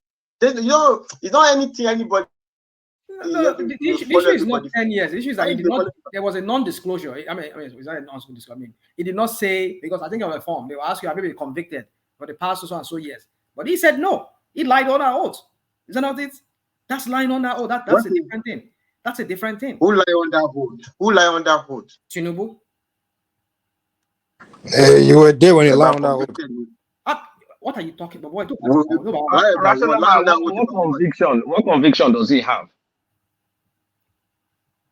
Well, okay, all right. Maybe you caught me on that. All right. Just if you said something, what conviction does he have? Well, if you say that's not a conviction, I take that. I mean, I accept that. because you say what is not the conviction? What is the conviction? But he What was, is the he was, he conviction? was indicted. Hold on. The issue Who is was indicted? Who was indicted? Hold on. He was Who was indicted. indicted? Tinubu was indicted in America. Here in America. When? By who? By the American Court of Rational by the Mind. IRS and Which the court? hold on. By the IRS. The IRS doesn't mean rational mind what? service. So IRS does not mean rational mind service. So this one you are saying, who told you IRS indicted? Does the IRS have people authority to indict anybody? No, it was. Is it not just this department that indicts people? Even in America that you are there. I don't know how many times we're going to be flogging this topic. If you say, well, conviction, whether it's up to you, whatever you want to type, but the point is this: the angle these lawyers that are arguing this point from the court is that Tinubu,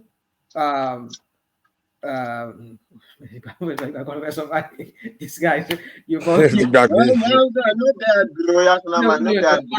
anything to say in the first place. If you are saying the truth, you don't have to remember now. That's it's because he has been saying so many things. I wanted to say something, but then I just. All right, let Fatai carry on, and then I will go on from Fatai to Zeta. So Fatai, back to you. So anyway, so that's my point. Like, I think he doesn't have a good fighters. I think he doesn't. I think his legal team is not filled with good fighters. And even if somebody does not believe it, you look at how easily if the report is believable. I don't know how true it is. I mean, get away free card. They just hand him. You can wreck the whole of Nigeria. And you just get away like, yo, can you please resign? Okay, yeah, okay, thank you, bye-bye. I mean, what kind of attorney general is that? So what is it called? Moral hazard. So anybody should correct Nigeria now, that's it. When you're an expert is not only you go say, I am expert. Expert has responsibility and obligations. Many experts go to jail for criminal negligence, even ordinary criminal negligence. You can't say because you are an expert now, you say you are a surgeon, you go to the theater, you now cut you say because well, I'm just doing my job as a surgeon, I cut the neck too much and the head cut away. But you can't do anything to me, it's during the course of my job. What kind of it is ridiculous, but it doesn't have they don't. When I was Tinubu used to be a very good friend with Babalakin. Actually, it was Babalakin that built the Lagos High Court. The Lagos High Court. The contract was awarded to Babalakin, so they used to be good friends. But Babalakin is more like a Obasanjo party. More, I think that's where they split out. You have lawyer. Ogbeni, Tola Oshobi. Tola Oshobi. Yes, bro. Wale. Anyway, Shabo, no Wala Shabo. So I think his legal team is very. Lawsuit. The other thing I would like to say, Baba Jani Koko, Baba mi, mo fẹ́ warn ni, Baba, mo fẹ́ advise ni, Baba, ẹ má kàn máa gbẹ́ mi gbóná lórí Nigeria currency, what is it called? Because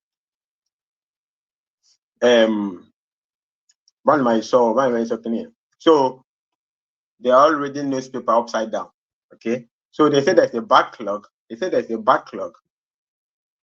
backlog does not mean a debt. Okay, and Babalago, I was listening that day. You were making a very fantastic suggestion, right? If the problem existed, assuming that what was said as the problem actually was a problem, your suggestion that like let them create a window where the aspirants, right, contribute. I'm here, but I'm enjoying you. They contribute money or whatever, and they get special rates on the money and something like that to get infusion of dollars. So if the problem existed, that's not it actually is a very common practice with relationship between banks and central banks. It's actually called what is it? This thing is called a discount window facility, right? It's like it's not even have to be bank every day. So if Ekene was here now, so Ekene has a shop, right? And Ekene there's a customer in front of Ekene who needs a product, who needs a goods, right? Ekene doesn't have it right now, but Ekene's neighbor, the shop next to Ekene has that thing. Ekene could just tell his guy, the apprentice, say, go and collect from me and bring it to me, so that I don't lose the customer. I don't owe you customer on Ishini or Domi. At least I sell the product and we go to fix and later. So it's a common practice in business, right? A special window is created, right? At a special rate. Yes. And that's how liquidity problem is fixed between central bank and commercial bank. So there is a special window, the discount window facility created, by which when there is a liquidity problem, which in the short term, the banks can access these funds, quickly fix whatever they do their transaction, whatever. And then when the central bank is okay with everything, then they will be settling the book anyway between themselves. But even in this case, there is even not that problem. What you have is delay. There's no any 10 billion, whatever. Everybody is just saying whatever they want. Some people say it's 4 billion, some people say it's 3 billion. But what essentially it is that, so but Fatai, but Fatai, some people were against my my own solution to that forest scarcity, that we create a special window for diaspora, Nigerian in diaspora, to exchange for 1,000 naira, 1,000 naira to $1. So as a quick solution of getting an influx of that forex, so that we can use that forex, to settle our problem, and for a short time, while we are solving the problem, and while we are running the economy. You understand what I'm saying? And how Why much we do can you want put to the pay them economy back? on the right track. And how much do you want to pay them back? $1,500. No, 1,500 naira You said to 50%. $1. That will automatically kill the black market that is killing our economy, because that black market we have there is. But you think the pushback you got was your return? You said 50% return. 50% return what? In dollars. So that means you pay back the diaspora people 1,500. Yes, 1,500 to $1. Ebola Mari. No. We have the naira now. What are you talking about? What is naira. Ebola? You said you're going to give them 50% return back in dollars. No, I didn't say 50. What I'm saying is that exchange rate for diaspora. Because that was the pushback you got. Mo gbàdúrà fún bàbá Jálẹ̀ Ọlọ́run nípa common sense yín bàbá mi. So bàbá mi, Sherry, is not the Nigeria that will pay any money. So it's a special window that is created for the banks. So the commercial bank, how they want to pay back the money. It's not Nigeria that will pay back the money. It's a special. It will. If there was that problem, it would just be a problem. It would be a window. It would just be a vehicle that the central bank help facilitate. So the people that need the money, they will pay special interest to access the window to fix their short-term problem. And when everything goes back to normal, they will go back to their normal rate. Because if they don't get the short-term fix, it's going to affect their business. So when I want to make you a special favor to fix your problem in the short term, you pay special rate.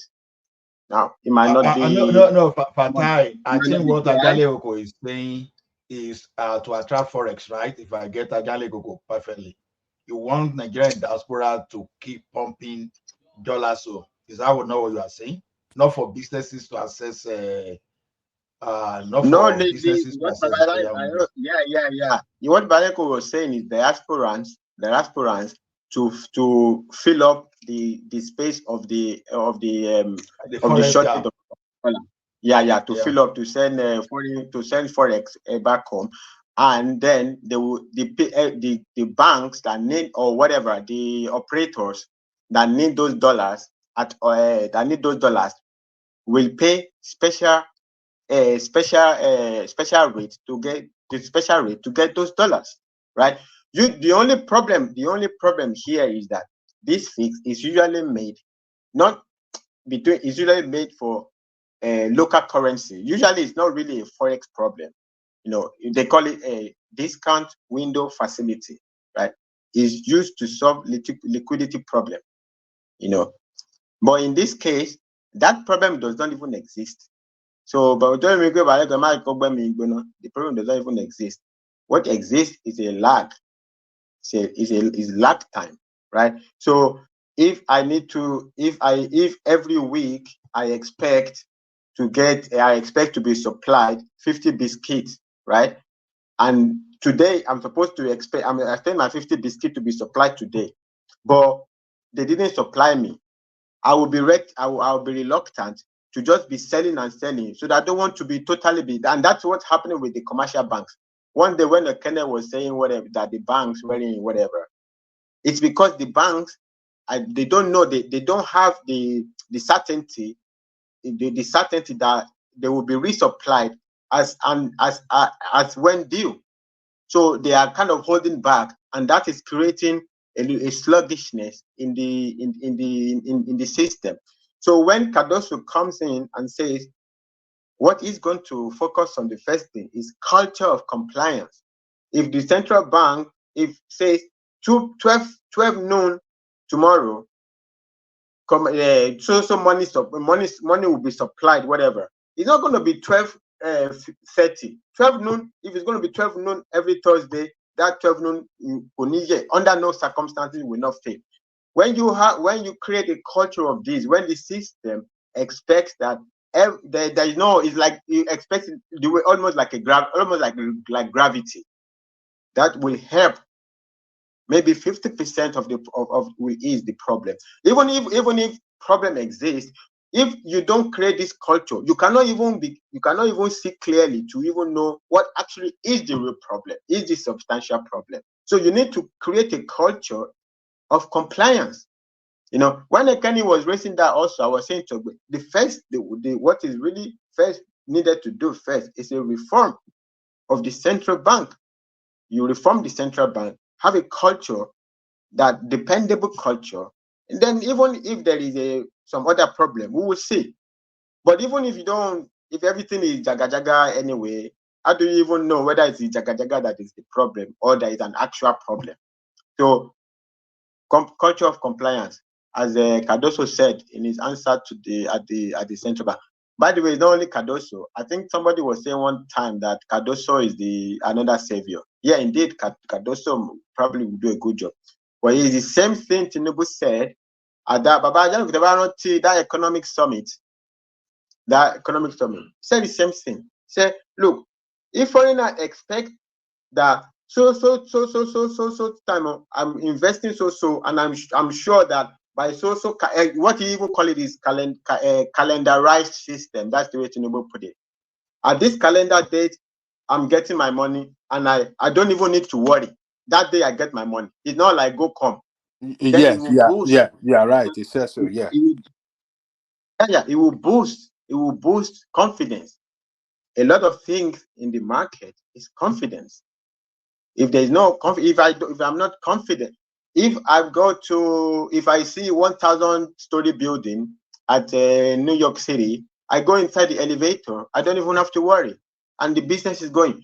1-story building in Ajegule, they say get elevator. I won't enter them. I'm not going to enter them. So confidence. It's not because of even whether it's elevator. Even the elevator in Adekole might even be brand new. But if there's no confidence, a lot of things will not work. Confidence in the system, culture of compliance. I think it will work a little bit. We will see, Shabo. Let's see what they will do. Àti lọ ṣe pàtí látara abẹ́ lọ sùn ni. Mo kàn fẹ́ dúró ká kọrin fún Tinubu ni. Àgbàdo ẹ̀wà. Àgbàdo ẹ̀wà. All right, Fatai, bring it home, but bring it home as you came in with another rendition for Tinubu. Oh yeah, before we go on to Zita. Oh no, let me line you up properly. Let me line you up properly. The artist also known as Fatai. Oh yeah, let's have it. No, Mama, we have entered with Tinubu. Let's live with Nigeria. The same barista. Okay. That record, democracy. Only Nigeria, ìlú olókìkí. Nàìjíríà ìlú olókìkí, ìlú tó lóyin tó ládùn tó lárinrin. Ibi yóò kí n lè wà. Wọ́n máa fọwọ́ sọ̀yà lọ́jọ́ kọjọ́ o. Bọ́mọ Nàìjíríà rere ní mí. Àti pa ambassador Nàìjíríà yìí ni mí o. Lójú mi lọ́kàn mi ọlọ́ládé o. Ìlú bí Nàìjíríà yìí o kò sí láyé mọ́ o. Ìlú tó kún fóyin òun pẹ̀lú wàrà. Mineral resources wà lọ bí rẹ̀rẹ̀ o. Nàìjíríà ibẹ̀ láti bí bàbá mi, ibẹ̀ wà ìjágun ọ̀nà ibẹ̀ láti bí màmá mi bla bla bla bla. Naija labiṣu ta lóko, abiṣu ta lóko, tabata. Àbàgbàdo lọ́lọ́ọ̀lọ́. Ẹlẹ́pọ̀pọ̀ pàtẹ́gẹ̀dẹ̀. Mi mọ àwọn yẹn dáadáa, mi mọ nǹkan títí mọ yẹn o. Ó gbìyànjú Fatai, ó gbìyànjú. Naija lélẹ̀ èpo rọ̀bì pẹntirol. Àmọ́ ohun kan tí mo ń tọrọ lójoojúmọ́ fún Naija o ní pé lórí tó máa jẹ́ mẹ́sàyà fún wa lọ́jọ́kọ́jọ́ tí yóò gbà wálẹ̀. Bóyá ó ti dé, bóyá ó ń bọ̀ lọ́nà Ọlọ́run lóye. Tó bá jẹ́ pé ó ti dé o, bàbá lókè kó fi tù wá lára o. Well done. A round of applause for Fatai. Well done. So that's Fatai. So thank you, Fatai. Always a delight. You don't come in often enough, but when you come in, you illuminate the space. So another person to lighten up the place. You waited long enough. All right, take off Fatai. So Zita, hopefully you're ready now. Zita. One man. Now you can see patriotic Nigeria. These are patriotic Nigeria. Thank you. Well, I can tell you somebody that can one up him in patriotism, and that is Zita. So Zita, Nigeria turns 63. What says you? Hey, happy birthday, Nigeria. That's what says me. And happy birthday, Fatai, if he stayed there. Madam Zita. Long time no see, long time no speak. Now, wow. Yeah, baby. Now, wow. Say you and Vajani Coco and Doopsy Baby, no rival, forever fan. Forever fan. Anyway, madam. Well done, madam.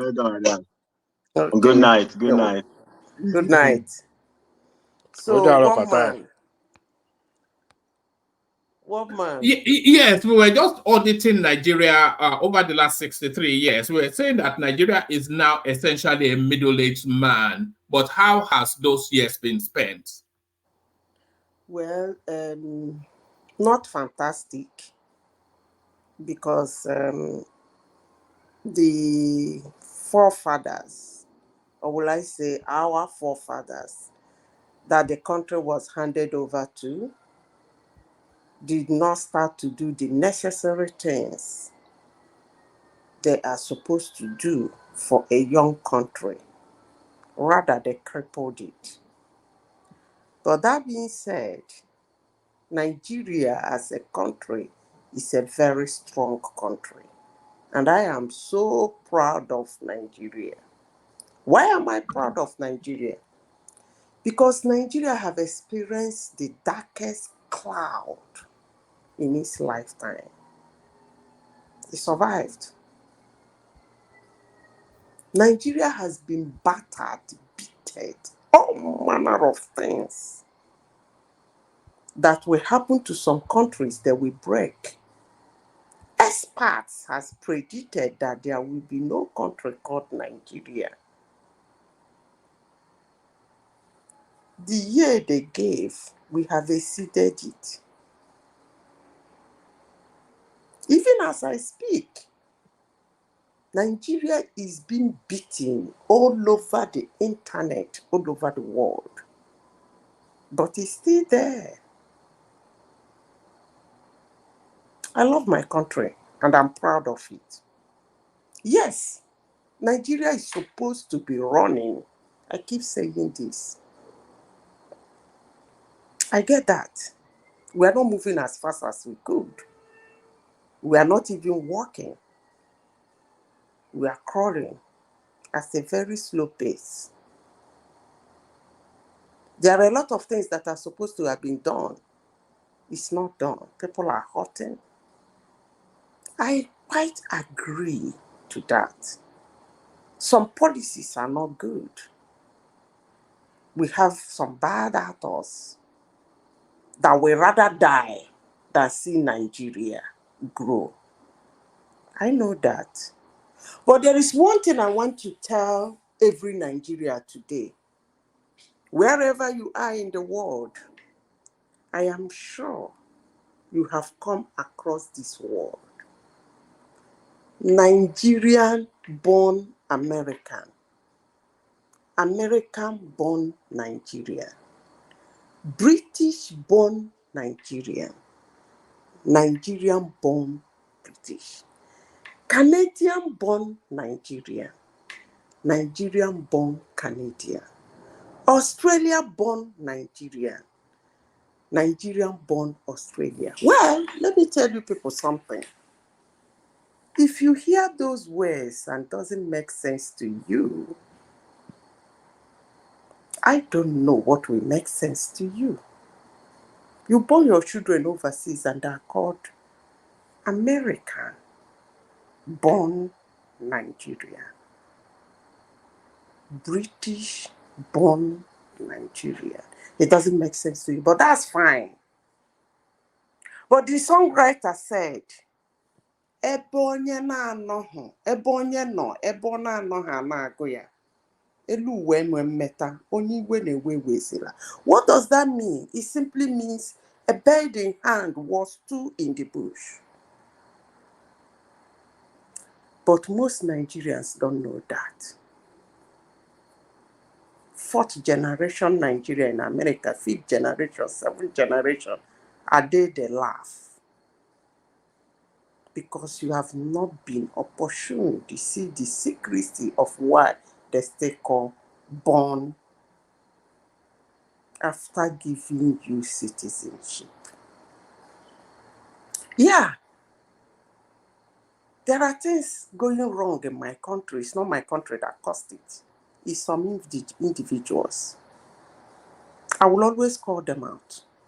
I will always criticize policies that are hurting my people.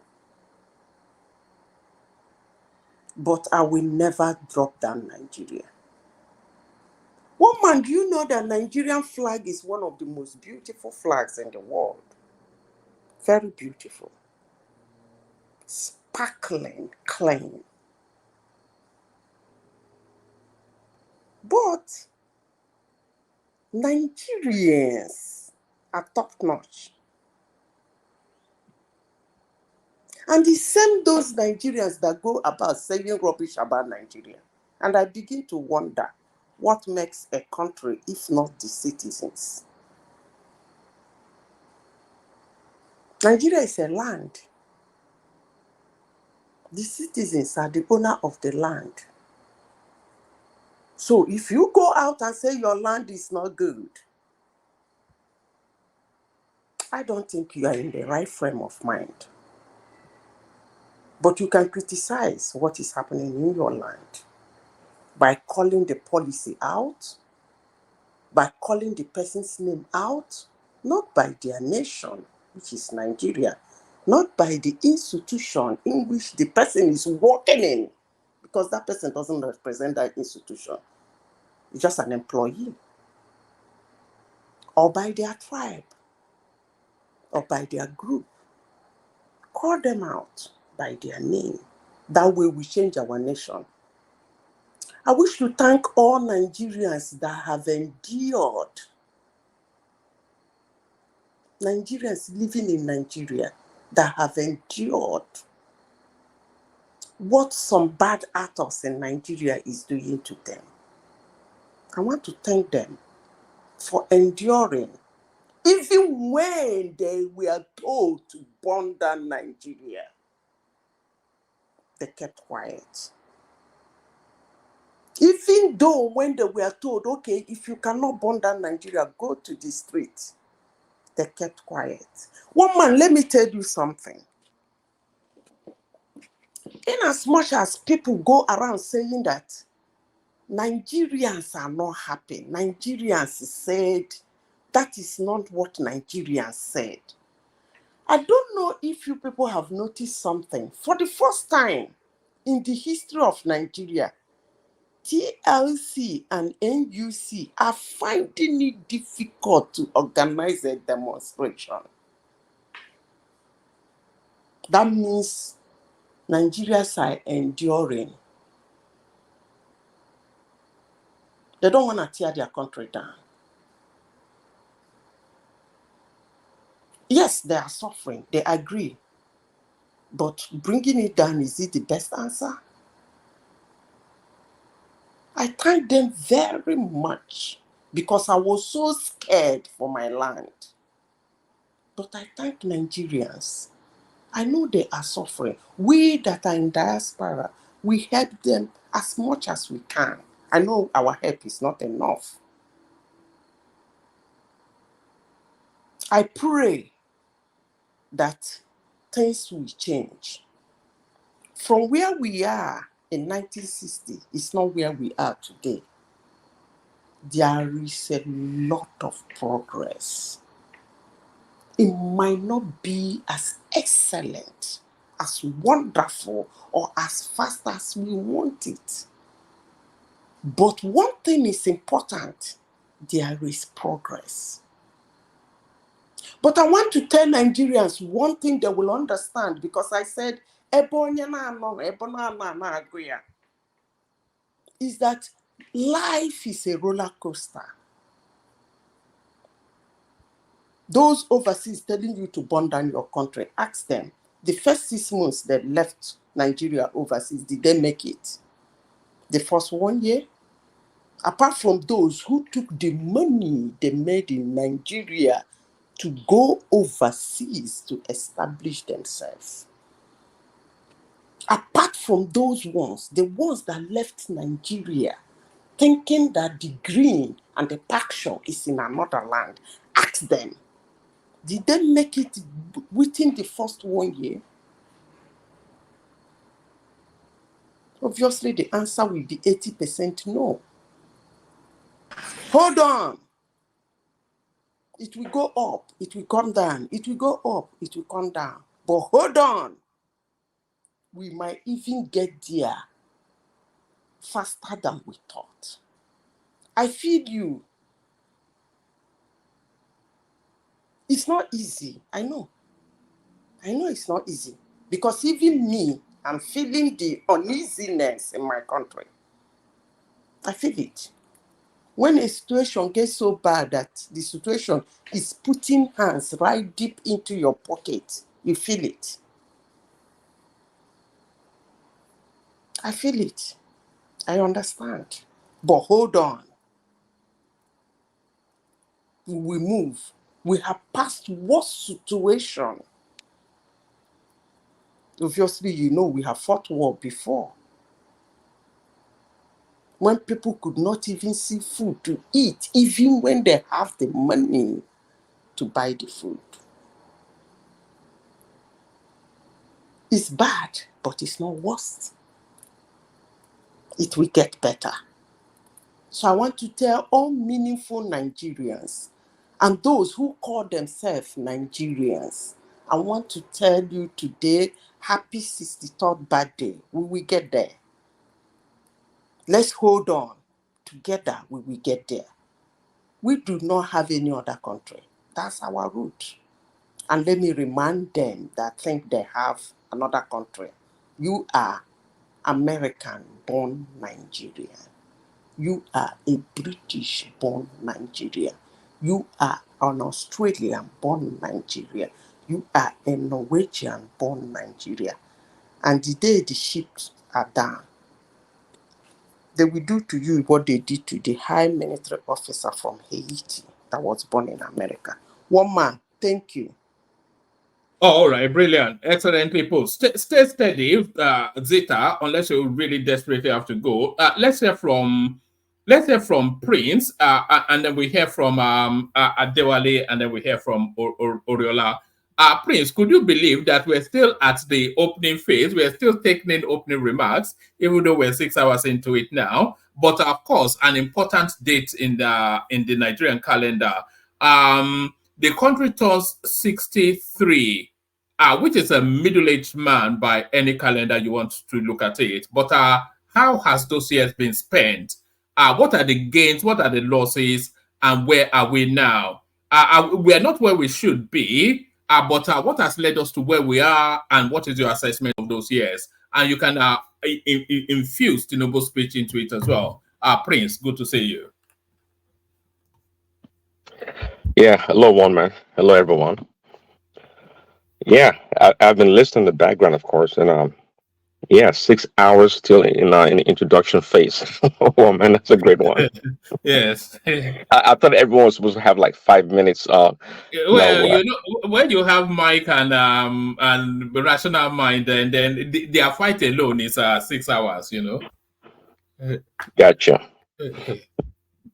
Yeah, Nigeria's 63. You know, we thank God for Nigeria, right? You know, Nigeria is a country that has a lot of opportunities, right? A lot of opportunities, and we have diverse, if you can say, portfolio of opportunities in that country. And of course, any country that has a lot of complexities, you can expect to have a lot of challenges also. So there's nothing unique in that regard. It's not unique to Nigeria or any other country out there. And Nigeria's a big country. A lot of stuff, a lot of diversity in its composition, the people, the language, the culture, traditions, you know. So as an entity, right, Nigeria is, I mean, to be able to reach 63, which isn't, you know, some of us comparing earlier, comparing America to Nigeria, and America, what, 240 years, Nigeria 63. But in that 63 years, it's been topsy-turvy, you know, some ups and down, military, you know, civilian rule, and all kinds of stuff. But you know, as a country, you know, I mean, there's a lot of things to look forward to. Nigeria's problem, okay, it's not lack of human capital. It's not lack of creativity or imagination. That we have plenty when given opportunity, right? When given opportunity, just like you can see in the entertainment industry, the Nigerians in Nigeria and across the world, you know, they've been able to showcase their brilliance when it comes to what they can do offer the world. And just like many people have said, also, when we travel around the country, around the world, we tend to do well in different sectors and areas. Some we dominate, but some we definitely compete at the highest level. So it is a plus and a testament to its people. But the challenges we face in Nigeria, it's really that of leadership to the core, and that's it. If I submit to you, one man, and the people on the panel and the people listening in the background on the chat room, that Nigeria is perhaps, if not, but one of the easiest country to govern or to lead. I tell you, I tell you this with great confidence. One of the easiest countries to lead. To lead. Why? Because the people overall are so independent. They're so independent. They don't need much from the government, and that's where the failure comes from. If we can get the right leadership in that country, do what we're supposed to do. Three things mainly, I would say. Great a good judicial system, policing, right, and have a conducive environment for business, and the people would like hit the ground running. They don't need much. The people don't need much. The people are creative at themselves. They are innovative. Provide that environment, and the people will run with it. And that's what makes Nigeria a really easy country to lead. One time I was making on your platform, making an analogy somewhat to like, hey, Barack Obama had it easy compared to Peter B, for example. And I think if you ask me, Peter B as a person, politician, a business person, is way overly qualified over Barack Obama for sure. Anyone that doesn't know that means that they don't know Barack Obama's resume. He has none. And Peter B, Why do compared to you Peter, have to bring Obama into the equation? Why? I do want you to go and eat your mala. Is that right? I was I'm just, kind of surprised you're doing the comparison with Obi and Obama. You can't well, compare both. of course I can. I just told you. I can. Of course, I Well, can. You can't deny that. you There's know, one thing to have a system that's well structured and well in place, good institution, and come in there and be the superstar. Then rule a place that there are so many challenges. you're forgetting I'm that just I'm just Obama is an intellectual. Obi is a trader. You're about, forgetting that. no, in here we say slow your roll. I don't want to slow your roll. If you talk about intellectuals, Barack Obama is far from it. Don't even go there. Tell me. Oh, I dare you to tell me one white paper, one article, one name anything that has to do with academics or intellectual ability that Barack Hussein Obama has ever produced. None. You're not going to find none. So let me move on. No, Prince Daddy, say now for my school area, no go that place. So no go that place. It's an intellectual. I will suggest to let me that he finish his submission. Then I will come back an to it. intellectual. Well, I said, give me. Don't tell me the school you went to. Give me an Which state article. are He you went to from? Harvard now. He went to Which Harvard state? now. Which You state want are to you from? compare to Obi? I Obama mean, has even published so many books. What are uh, you talking and about? he have written so many books, as Ola This said. guy, anything we are Hey doing, guys, you, Evangelist you will guys put it on can my you guys side. can And bamboozle. he You can became the bamboozle first. one. Hold on. You can bamboozle one man, not me. Far be from it. Prince Daddy, Far be from it. anytime we are doing special program Hey, in our school, see, we invite you I'm. to You can call me a nobody, but guess what? Me too. I can write books. I can write books because I wrote plenty of books means nothing. Okay, Chimamanda Adichie, she got a bunch of books written. I don't know what that means. It A lot means of people got. something, no? I mean, if you can write Prince books, Daddy. uh, Prince Daddy. Prince Okay, Daddy, Just guys, continue. guys, don't bring that we Republican, guys, we're talking about Nigeria, not Barack Obama. anti-Obama, Republican anti-Obama. This thing, don't bring it No, here, no, man. we're talking about Eh? Nigeria. So my point here is that look, Nigeria is a great country. Give it the not a lot of things. Like some people, if you let them lose, you still have to go behind them and push them so they can actually move and do something. Not Nigeria and not Nigerians. Not at all. Not at all. Give them the little things that they need, and they will propel themselves. They're self motivated as a people, as a culture, and they can propel themselves in whatever direction that they choose to go. See, so when people like maybe rational mind concentrate on all the negatives, it shows quite clearly lack of creativity, lack of ambition, if you ask me.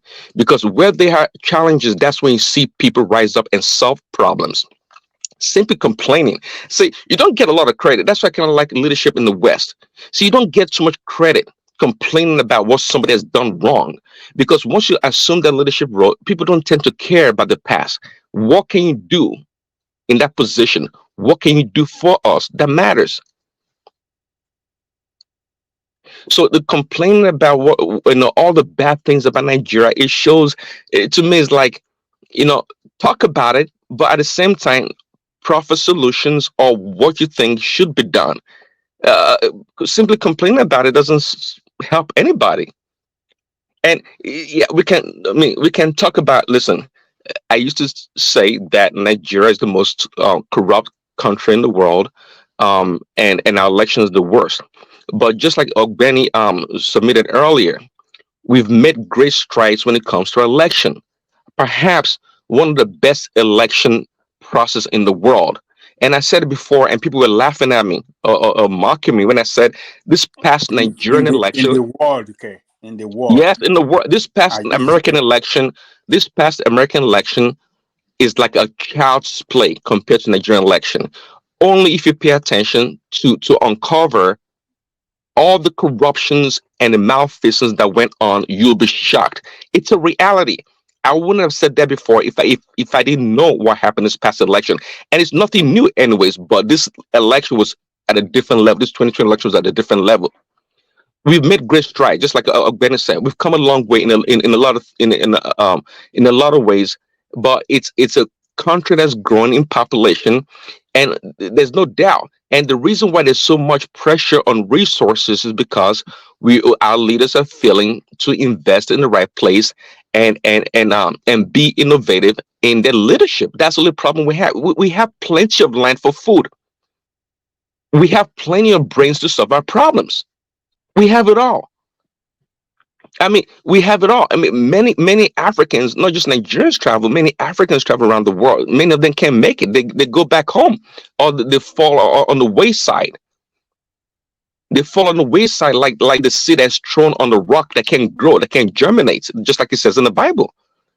But the Nigerians, we always push forward and go through the struggle. We can't deny that's the reason why Nigerians are mentioned in different parts of the world in different industries, because we keep pushing. Of course, I'm not talking in absolutism. I'm not. We have our own challenges, and there are individuals also that fall through the crack. But generally speaking, overall speaking, we're doing very well. It just shows that we just need a little momentum to get us going in that country. And I believe perhaps, actually, personally, I believe that Tinubu, since 1999, is the best elected president that we've had. Same here. Thank you. Yeah, and if you look at how it came about, how he came to this presidency, it's undeniable that this man is brilliant. He understands a lot of things. And I said it before. I think before he won or right after he won, that I don't just read books. I read books that people recommend to me, mostly because I don't have time reading trash.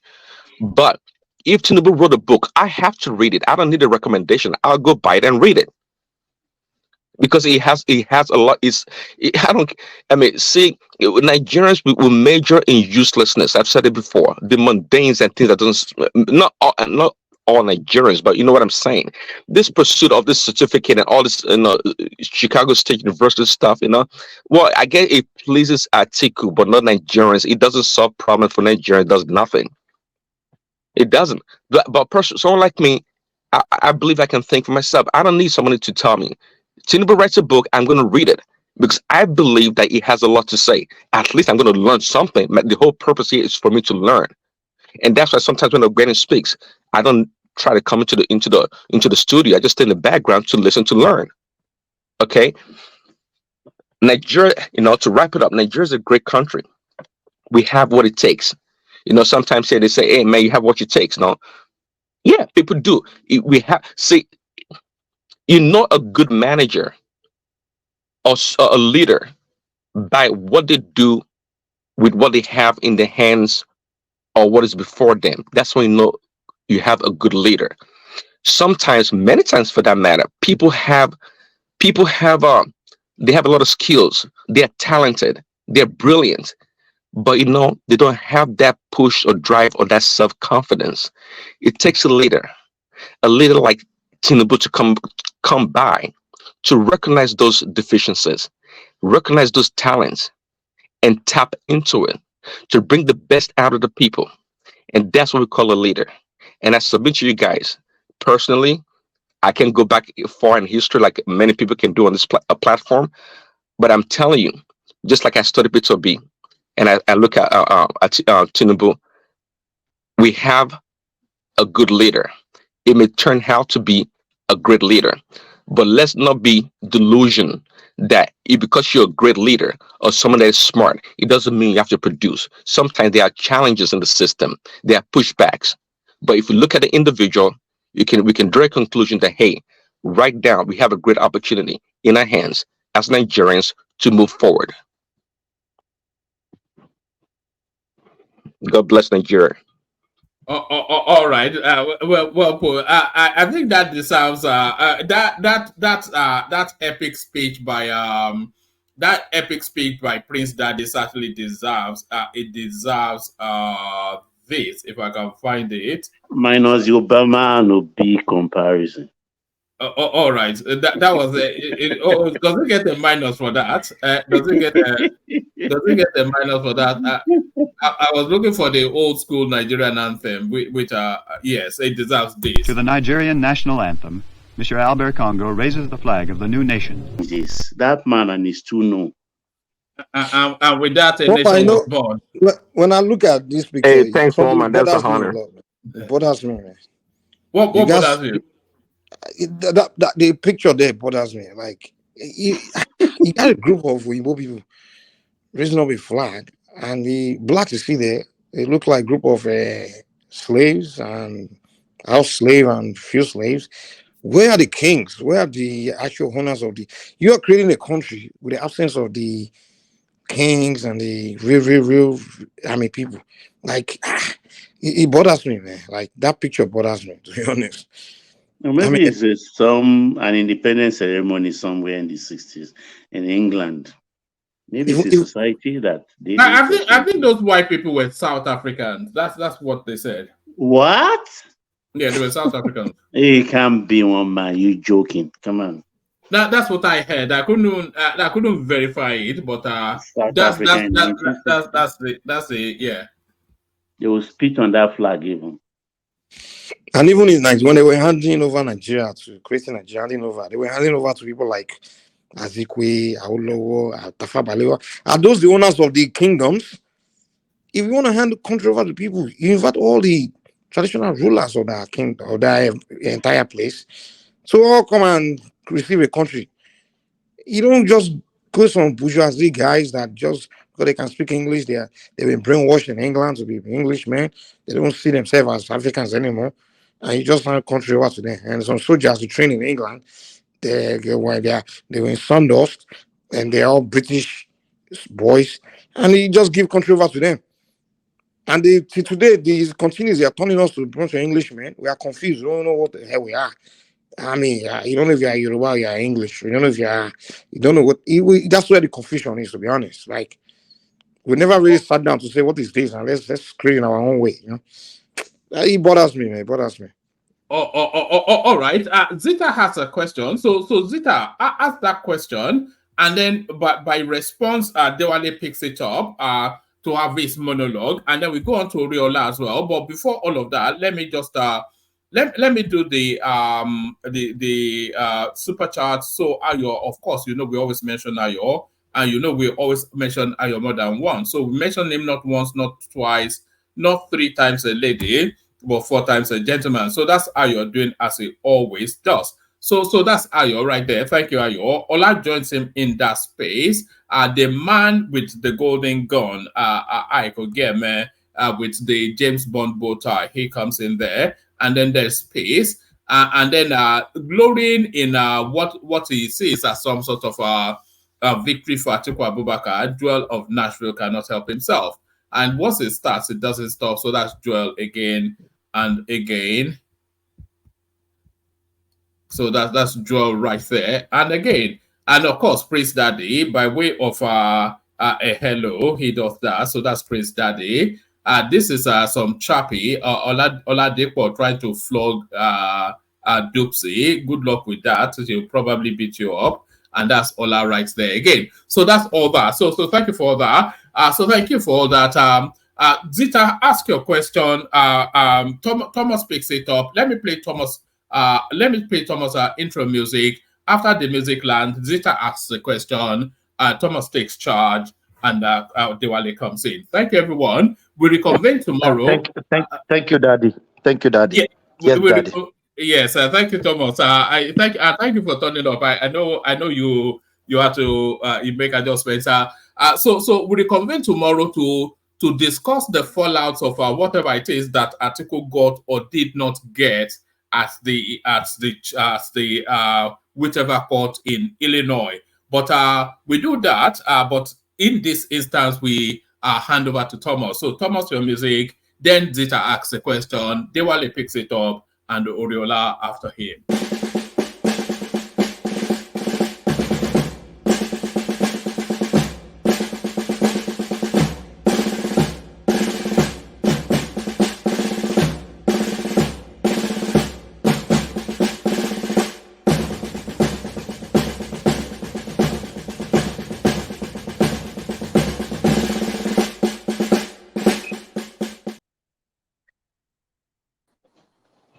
Yeah, guys.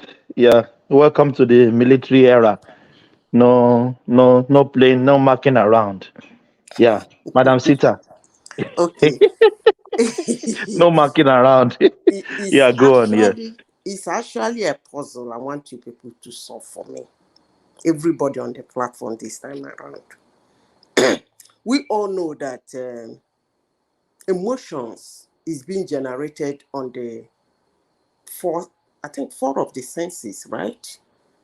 Organ. The ear, the eyes, the touch, right? And the taste. I be 4 of them. And everybody, we have our own. If there is a soup in Nigeria, everybody knows that soup. It's called the egusi soup. They called Thomas and asked Thomas, do you like egusi soup? Thomas said, yes, I like egusi soup. And they asked Thomas, why do you like egusi soup? Thomas give good reasons, pleasant submission, beautiful things he said about, exciting things he said about egusi soup. Then they now called me. He says, Zita, do you like egusi soup? And I said, no, I don't like egusi soup. And they posed that same question to me. Tell us, why don't you like egusi soup? And I sat down. Thomas said his own with his facts, with his figures, whether truth, whether lie, with his propaganda, everything. But he made sure he kept his stand that he likes egusi soup. They asked me, I said, I don't like egusi soup. They posed the same question to me. Why don't you like egusi soup? I said very terrible things, unpleasant things, facts, figures, trying to push my point why I don't like egusi soup. Now, I want to ask a question. That's emotion. He has his own sense organs that will run his emotions. I have my own sense organs that will run my emotions. In that way, for me not to like something, and you are saying pleasant things about that thing I don't like, definitely will anger me, will irritate me, will disgust me. Vis-a-vis. For you not to love something and somebody saying something unpleasant about that thing, definitely it will repel you, it will anger you, it will frustrate you. Now, I did not attack you because you say pleasant things about what I don't like. And I ask everybody on this platform, is it wise for you to be attacking me because I said unpleasant things about what you like? That's my question this morning. Can anybody give me reason why you should be attacking me because I said I don't like something and I asked, why don't you like it? I give my reasons. And they ask you, you say you like it. They ask you, why do you like it? You gave your reasons. I should be angry for you praising what I don't like. You should be angry for me, not praising what you like. But two of us have an emotions. I controlled mine. So why would you be attacking me because I said I don't like what I don't like? Can somebody give me that reason why it should be so? That's the question I'm asking. Madam Zita, propaganda and agenda is like a religion. Because over time, if someone has not set his mind free and if someone is not open to change or open to divergence in opinion, so it got to a stage that such person will get his mind sealed, closed.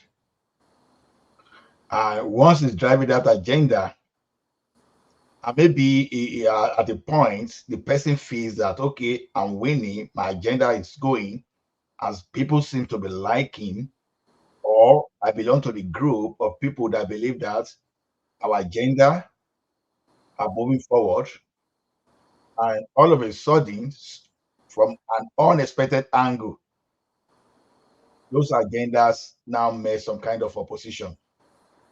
So why some will be able to just keep the shock and think before they react, some will just fail up because they've already got a situation that, okay, it is either it is or nothing.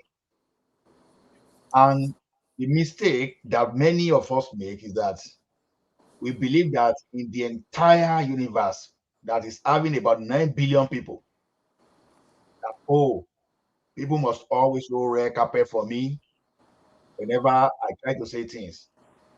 And when those people now face some kind of challenges, that's the way they react because it is human thing. It's not everybody that really understand the environment at all. This environment, you are to persuade, you are to convince, you are not to impose. So if someone now is now resisting you, it is your duty to learn why the person is doing so and convince. So what they are doing to you is not Adam, what they are doing to you is not it's not new. That's human nature. That's just the way I see. I don't know whether the elders can say any other thing again. Okay, from your understanding, from what you just said, my understanding is that they are not speaking from their reasoning, they're speaking from their instinct. Because you don't like it, I don't like, you like it, I don't like it. I don't like it, you like it. At least we should respect each other's opinion. And by the way, would you force somebody to like what the person doesn't like? Not even somebody like me. I'm an adult. Madam Zita, if I can say the thing, if you don't mind. To force me is like you had the word unwilling cause. You can't force me. Madam Zita, if someone personalizes a thing, be it a person, whatever it may be, to them, if you attack that thing, that means you're attacking them directly. They don't distinguish between the two. See, so the way you may handle stuff or see things is not the same as others would. So it all depends on the person's, again, uh, how they value that thing or how they see that thing. Some things you don't care about. Some things some people are willing to kill for it. So again, it goes back to personalization.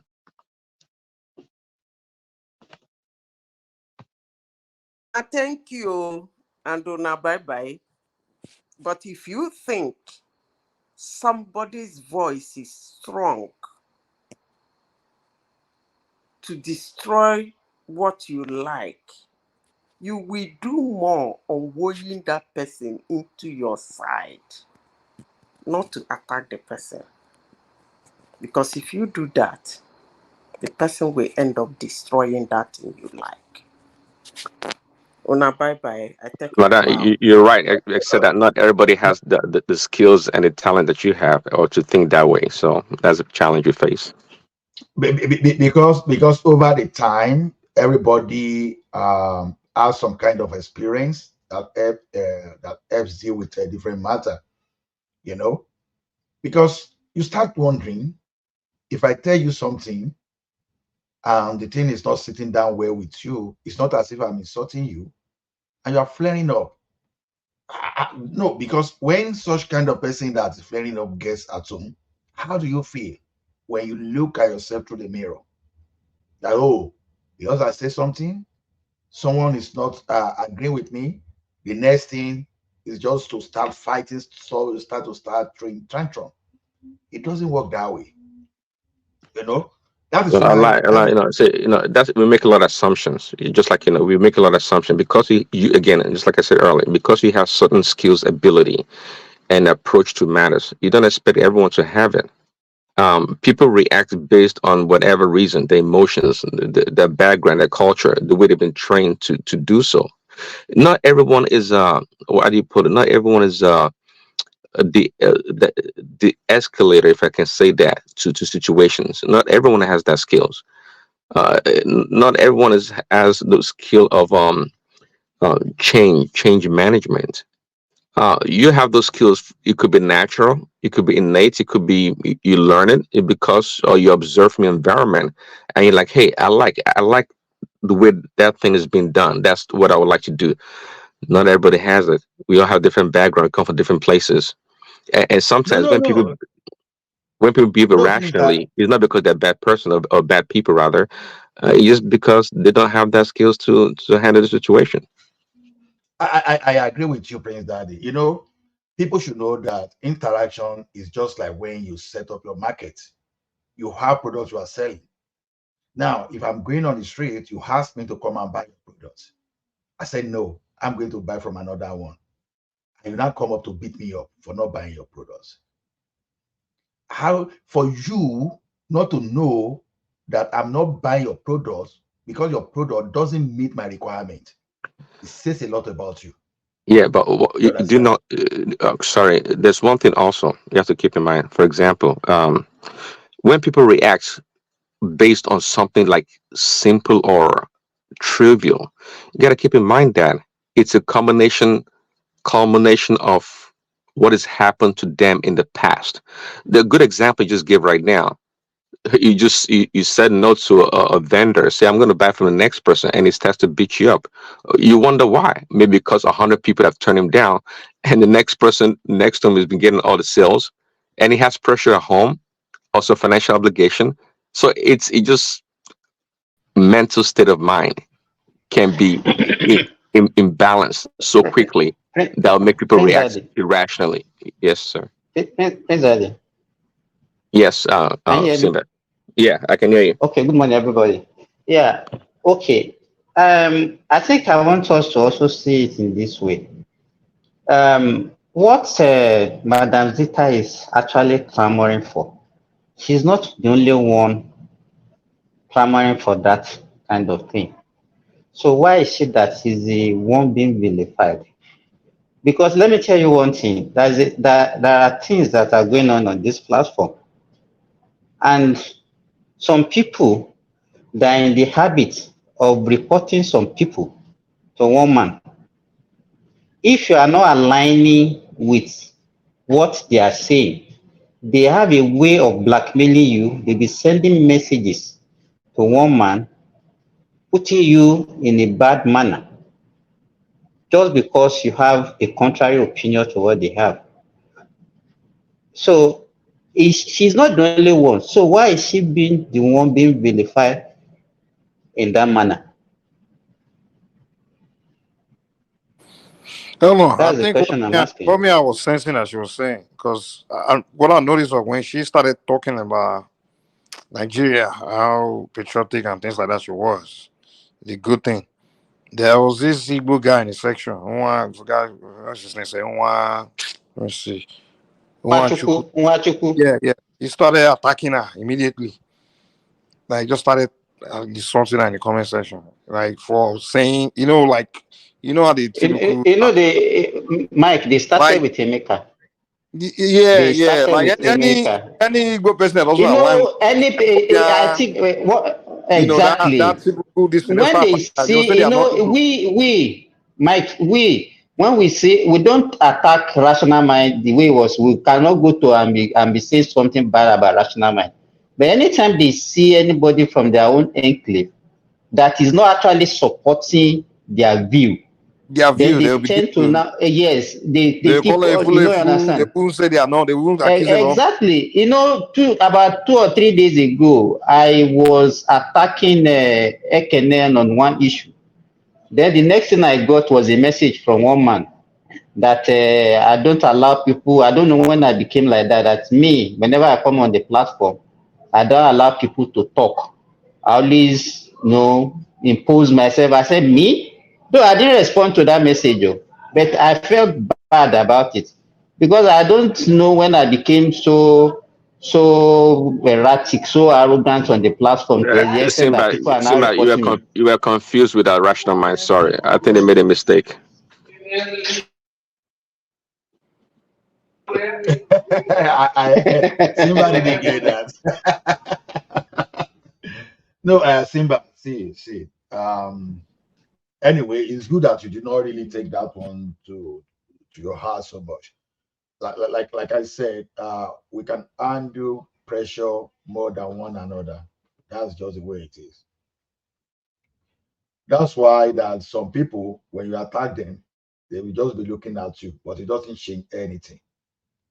But in reality, what I am happy about is this: if you take a position and someone comes after you, the more you are able to stand your ground, that means that it defines how independent you are. You understand? If someone is pushing a very strong agenda, that's the thing you will find. It's just the same way you find that when we're doing all this Yoruba Nation, Biafra, people have agenda. But everyone that knows me here, you know that I'm a pro Yoruba Nation. Even there was like a week or two that I was even totally against Tinubu. In fact, during Yoruba Nation, I was totally against Tinubu. And why? Just because he brought Buhari. You understand? But immediately when it came to that election, I will not carry, because if you ask anybody, if you see anybody that flip most in this platform, I should be the one. Because I've said from the beginning, I'm dynamic. I face the reality. Like I used to tell people then that, okay, if I don't think Yoruba Nation will just come easily like that, but I prefer this, I prefer that. Immediately we narrow this thing down to 3 people. I was so furious that Tinubu was even making the same ticket. Because of my anger that day, I flip. I said, okay, I'm supporting Obi now. I did that. After 2 days, when I sat myself down, I tried to figure out, say, maybe I just talked to myself, am I being sensible? Because when I got all the facts about Obi and I got the fact about Tinubu, I was just saying, am I not stupid? But I was not ashamed to come back and retrace and say, okay, this is where I want to go. And I stand by it. Even some people abuse me, that we are taking note. I say, good to take note. I say, I've told you I'm dynamic. I won't say because I took this position yesterday, even if I was headed for the doom, I expect me to continue that way. No, I can change my step 100 times. It depends on what I think worked for me at that particular point in time. So, because it came to me that the only thing I didn't want at that time is that Atiku should not be there. I will manage anyone at that time, but definitely not Atiku. But now going to that election now, when we now have people now want to make themselves to be more patriotic, when you want to think that you have more share than myself in this struggle, that whenever I say anything, you are not seeing me reasonable, and you believe you are more reasonable than myself. I said, okay, we were going to match ourselves research for research. So that was one of the reasons I started digging into Tinubu'S. Okay, I started going into research sites, although the research gated, we were to even see what they were talking about Tinubu. What I discovered about Tinubu, I was surprised myself that this man that we are not celebrating here, some people are even bold enough to use it to teach the student, Princeton University for that matter.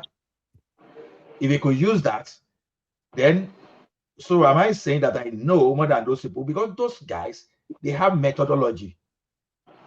You understand? They apply into doing their things. And someone will now be telling me story. I say, okay, back up your story. Okay, you want me to support your candidates? Give me that. Give me why I should support it. He did this, he did that. Okay, no problem. I like financial reports. I like seeing fact. Okay, bring the financial report. Let me see. Never just switch off lights. But you just want me to believe that I must do this. No, because myself, I'm that stubborn that if you try to abuse me, I can flare to let you know that okay, I'm not okay with that. Maybe tomorrow I forget. I don't even care about you because one man want to speak. No, sorry. I was just going to ask Thomas. Have we heard from Adewale and Oriola? No, not yet. Yes. And Simba. When Ola lands, can we hear from Adewale and Oriola who have been waiting for a long time?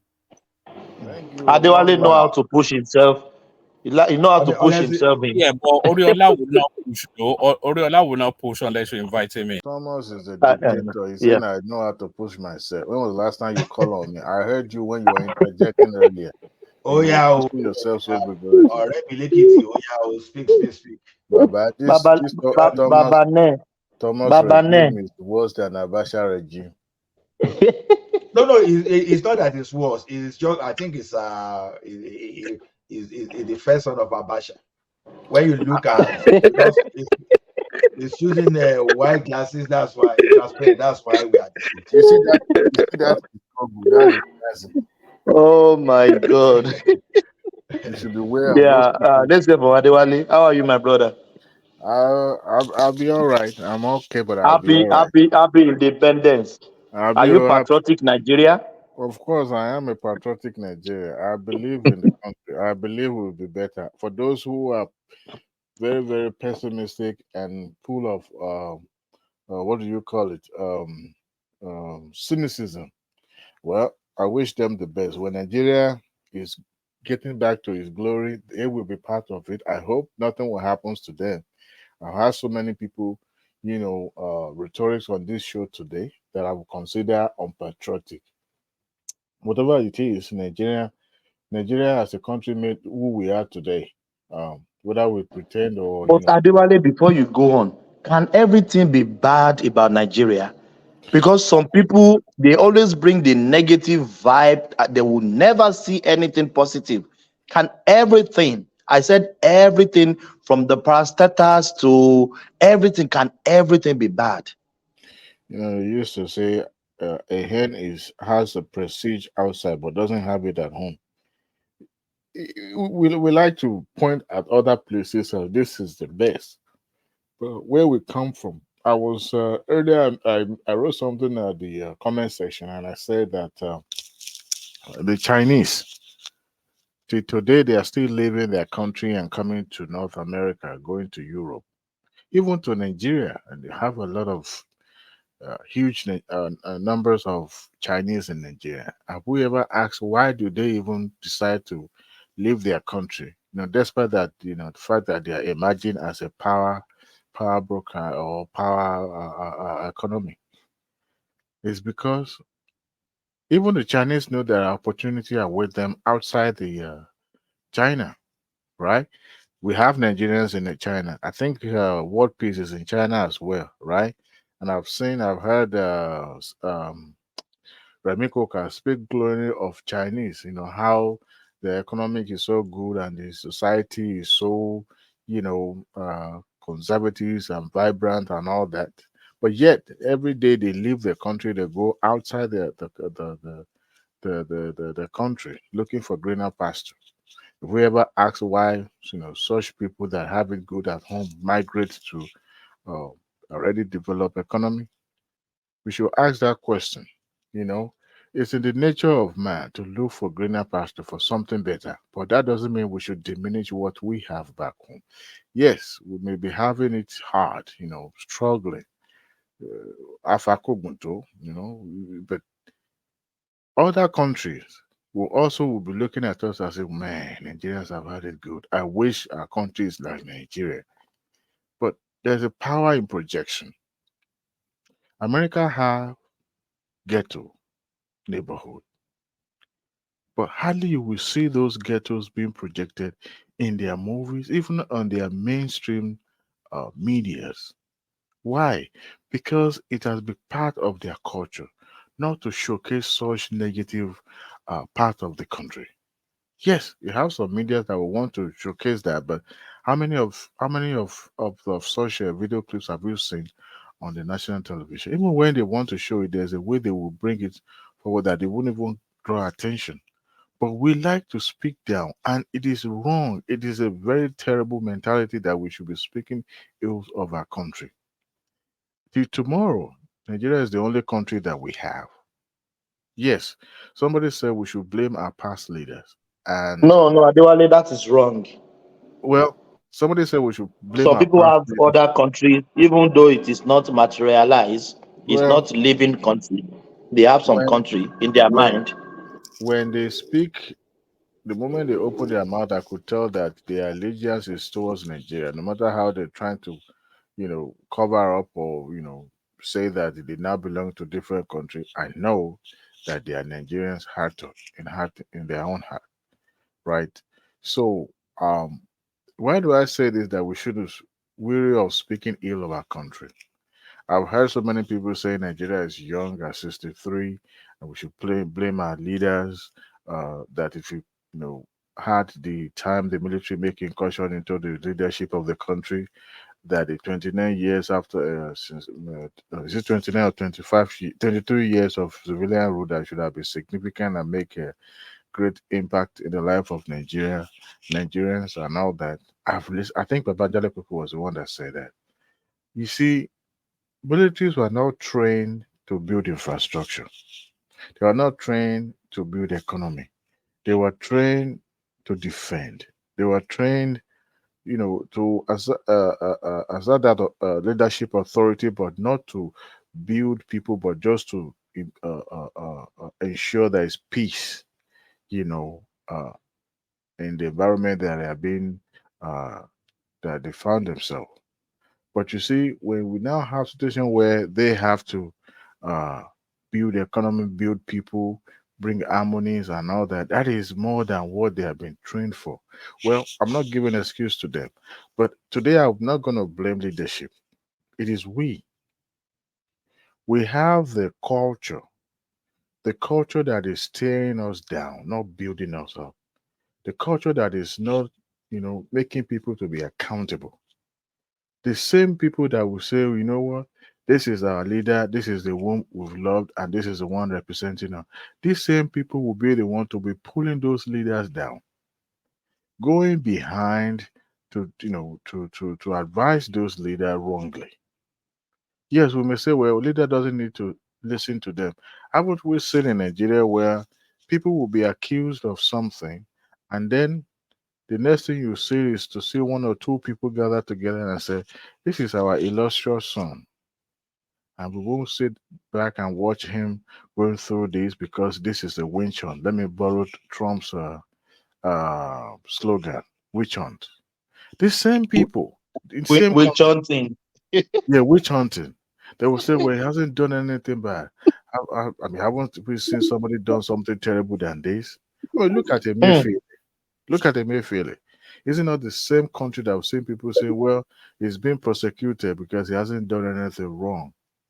But when he introduced a terrible monetary system that was killing people, throwing people in a grave and mass, nobody says that. Nobody say, "Oh, he's our kinsman." You are biased, Joe I Adewale. You I are know very I'm biased. I know I'm biased, very very biased. but I'm speaking from where it hurts me the most. No, I'm only kicking at you. I know, but you see, we are our leaders are the true reflections of who they represented, which is we. It is what we allow them to do that they will do. I've heard our professor, erudite professor tonight, doctor in making, Ogbeni, speaking about you know um, our leadership or the progress we've made in electoral area, that if you compare it vis-a-vis to what was obtained in 1999, 2003, and so on and so forth, that we've made may not be steady progressive, but at least it's some kind of leap progressive, because we can compare what was obtainable then. We've had a president that says this is a do or die election, compared to some of the rhetorics that are being, that we found on the social media. I mean, there was no social media then anyway. Even if there was, it wasn't as used or common as it's right now. But like I said, our leaders, whether at the local level or the national level, are truly a reflection of the society they are representing, which is we.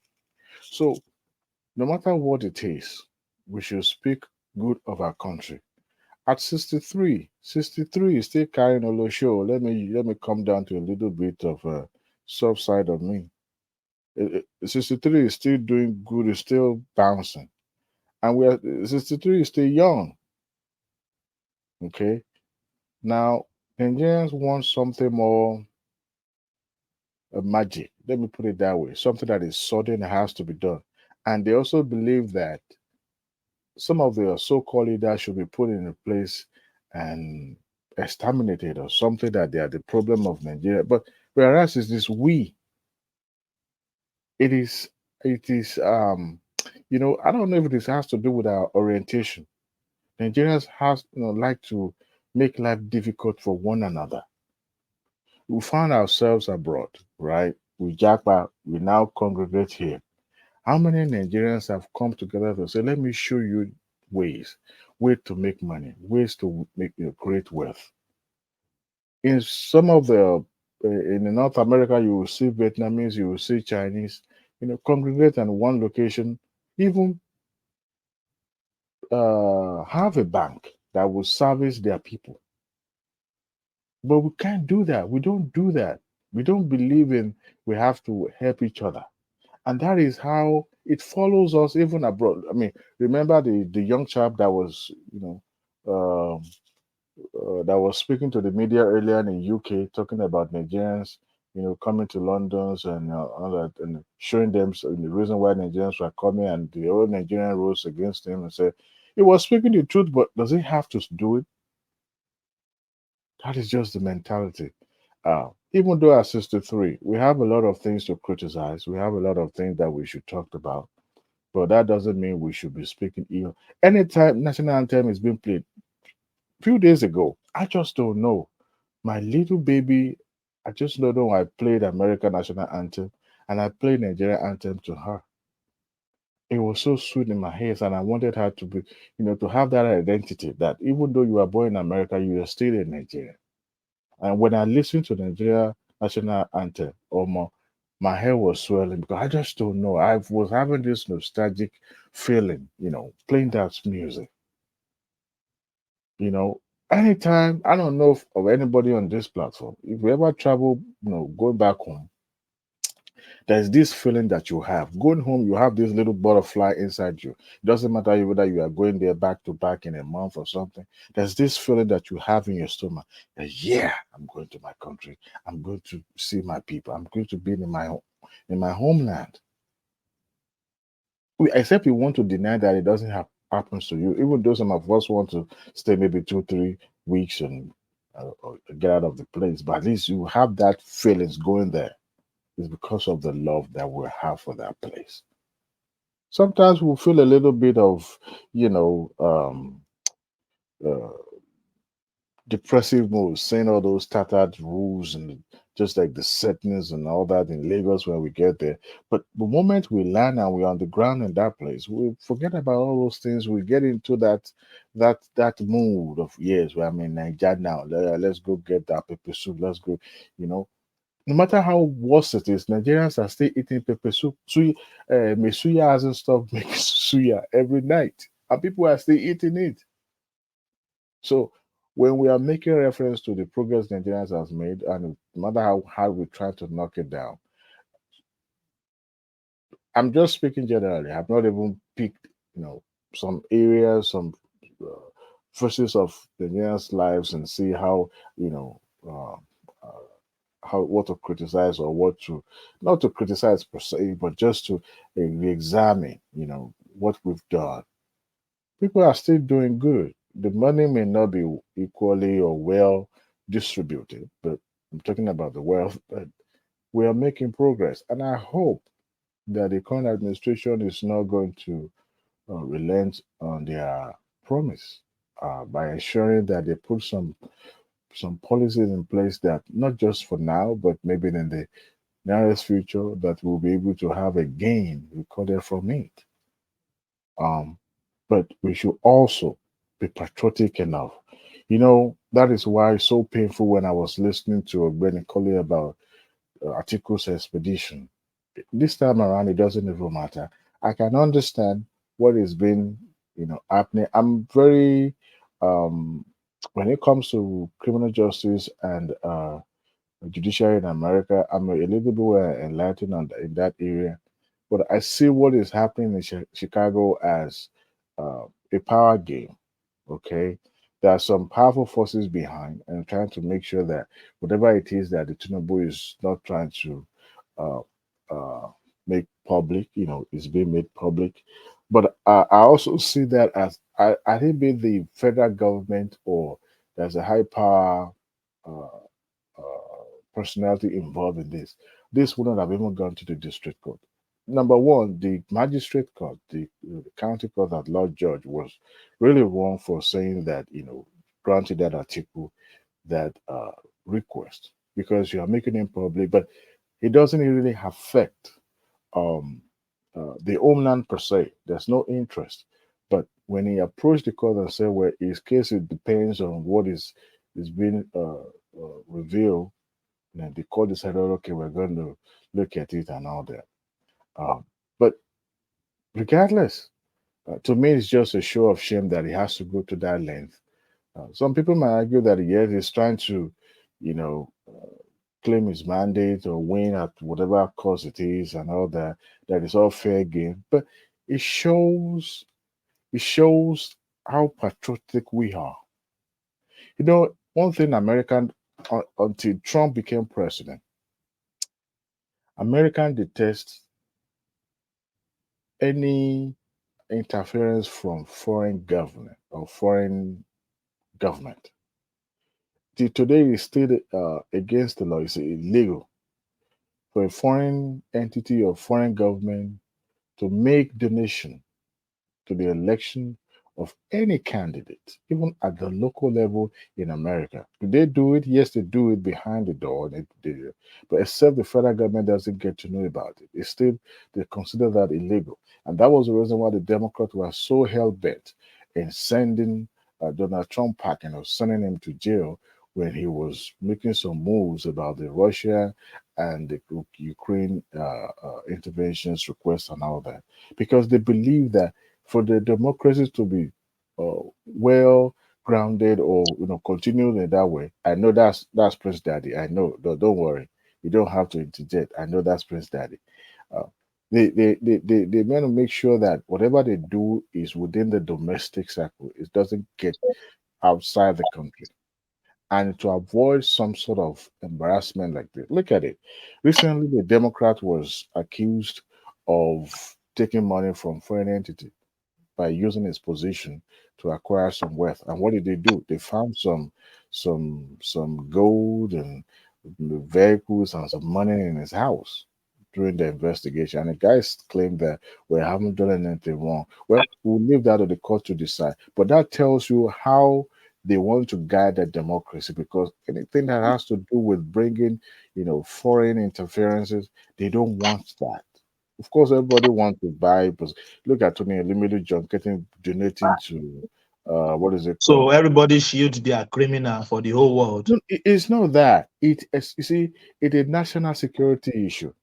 You don't want your political player or political actor to be involved or neck deep in some controversies that will tarnish the image of your country. Number one, are you saying that there's no way the American or the Fed, NSA or CIA would not know that Trump, would not be privy to some of the Trump or any of the president or any of these political or politicians' activities in the foreign land? They do, they know. But to safeguard the democracy and just to protect the interest of the homeland, they So would they want, had wisdom. if they have to apply some hard measures, just like they are doing to that Democrat politician, they will do that, because they wouldn't want a situation whereby people will be compromised and American interests will not be in jeopardy. Okay, but before you get to that level, they will have put it nib it in the bud. Lately, there was a hearing. Was it last week about Biden's son's interest in Ukraine and other countries, and they are trying to tie Biden's son activities to his father. You see, and as that hearing was going, even the witnesses that were invited were saying, "Look, there's no enough evidence here to tie this guy's activities to his father, right?" But that is to show you how the level of protective mode they've gone into, because they want to make sure that if at all it has some political undertone in there, they still want to make sure that they protect homeland. Okay, they wouldn't want a situation whereby somebody would now be using something against them, against their politician, back here at home. They don't want to compromise that at all. But it's a shame that Atiku has to go to that level. You couldn't win at the ballot. You couldn't win at the ballot, but you have to go to make sure that, look, I'm going to destroy your reputation so that I will be able to have upper hand. Let's see how this power plays. Adewale, sorry, I've been holding back. Don't No, be hypocritical. You look, can't blame Atiku for doing that, and you support what they're doing to Trump. That's being hypocrite. No, let's not go there. well, if you put it that way, Trump on is a self-inflicted one. He chose to go through that path of self-destructive, by getting himself neck deep in all these um, controversies up here and there. For a man who, anyway, I don't want to bring America because we're talking about Nigeria here. I'm just speaking of the fact that where is our patriotism? Politicians are sole loser. Our politicians are sole loser. They don't see politics as a sport. They see politicians at the hands to their means. If they don't get the Yeah, work, they sorry, I agree. Let's keep it Nigeria. But I was gonna say, see, I like when we are able to express our freedom, whichever way we choose to, as long as within the bandwidth of the law. I'm not against, a lot of people, some people have spoken on this platform, and we've seen different views. You know, we can people can say maybe Ogben was more balanced. He talked about the good things about Nigeria, and he talked about our shortcomings. We have people that rational mind anti-Nigeria. We have some other people, but it's both positive and negative. So I don't have a problem though. People criticizing a country, individual, it's not a problem. But it doesn't mean that we have to vilify those people and annihilate those people, but alienate those people. That's not the way it should be. I don't believe in that. I think people should be free to criticize. See, I like, if you listen to me, when people talk about Tinubu, I never did defend Tinubu about this corruption that it doesn't make sense. I don't go into that. I try to stick to facts, the things that I know, and I would talk about those things. Those people that talk bad about Nigeria, see, the problem is that they're not lying, but it just their approach or presentation seems to be the problem. They have this vitriol explanation or presentation of Nigeria as a country like it's the worst thing ever created in this world. So that's the problem. But do I like people to I'm not going to criticize people for being hard on Nigeria. I don't. To me, I don't think it's fair. They should be able to express themselves just like I do too. I'm only speaking in the context of the celebration. I'm not really going, Let me ask you guys a question. I'm just Are they taking celebrating the independence in the Southeast right now? Mike, Mike, don't go there. Don't go there, Mike. Don't go there. like Wala. You see Prince Daddy. You see Not one just thing is Wala. this. No, nobody is saying you should not react. But the question is this: Yoruba will say, "Bí ọmọdé bá ń sunkún, a máa ríran." Or let's say generally, bí a bá sunkún, a máa ríran. You understand? Even if someone is weeping, you're crying, or But crying sorry, whatever. I didn't mean to cut you. But we and we just talked earlier when Manazita was asking the question. See, because Is the this way Adewale speaking? This is not Adewale speaking, though. a The lot, way a I lot listen I to meant. myself. You and I spoke earlier when Zita asked the question, but that and I made the point, and I think you agreed that because you're a bad person or you're a bad trained individual would answer a question or behave in a certain way, you're not going to compel an Hausa person or an Igbo person or someone from the from South to do the same thing. If it's not their culture, if it's not their approach, we can hold them. It's not fair. Do you not think so? This thing has nothing to do with the region, to be honest. It has nothing to do with the region because let me just mention this. Obedience is from everywhere. You understand? We have Yoruba that are I'm even not disputing that. The point is that their response, if their response is different from yours, let it be. You don't expect them to be like you. no. That's why we are trying to see what this forum is. That it's just to tell ourselves the truth and change our orientation. You understand? I'm not, like I said, I'm not expecting anywhere. I'm not expecting anyone or everyone to agree with me. It is me to try to convince you. It is not for me to try now to say, okay, because you are not agreeing with my point, that I should impose or I should go angry with you. What I should do is to improve on my skill just to convince you the next time. That's what I'm saying. So, because there's no way we are not going to address this. Yes, they can respond the way they want, but at the same time, we have a duty to keep teaching ourselves, to keep encouraging ourselves. Now, the likes of people we are talking about, we find them here too. Till tomorrow, any little thing that Trudeau does here, some people will never agree, especially people from my province. Even there's a group that formed on Alberta that some people are saying they want to leave Canada. But if someone from their province is the prime minister tomorrow, everything just dies down. But immediately another person gets to that place too, agitation starts.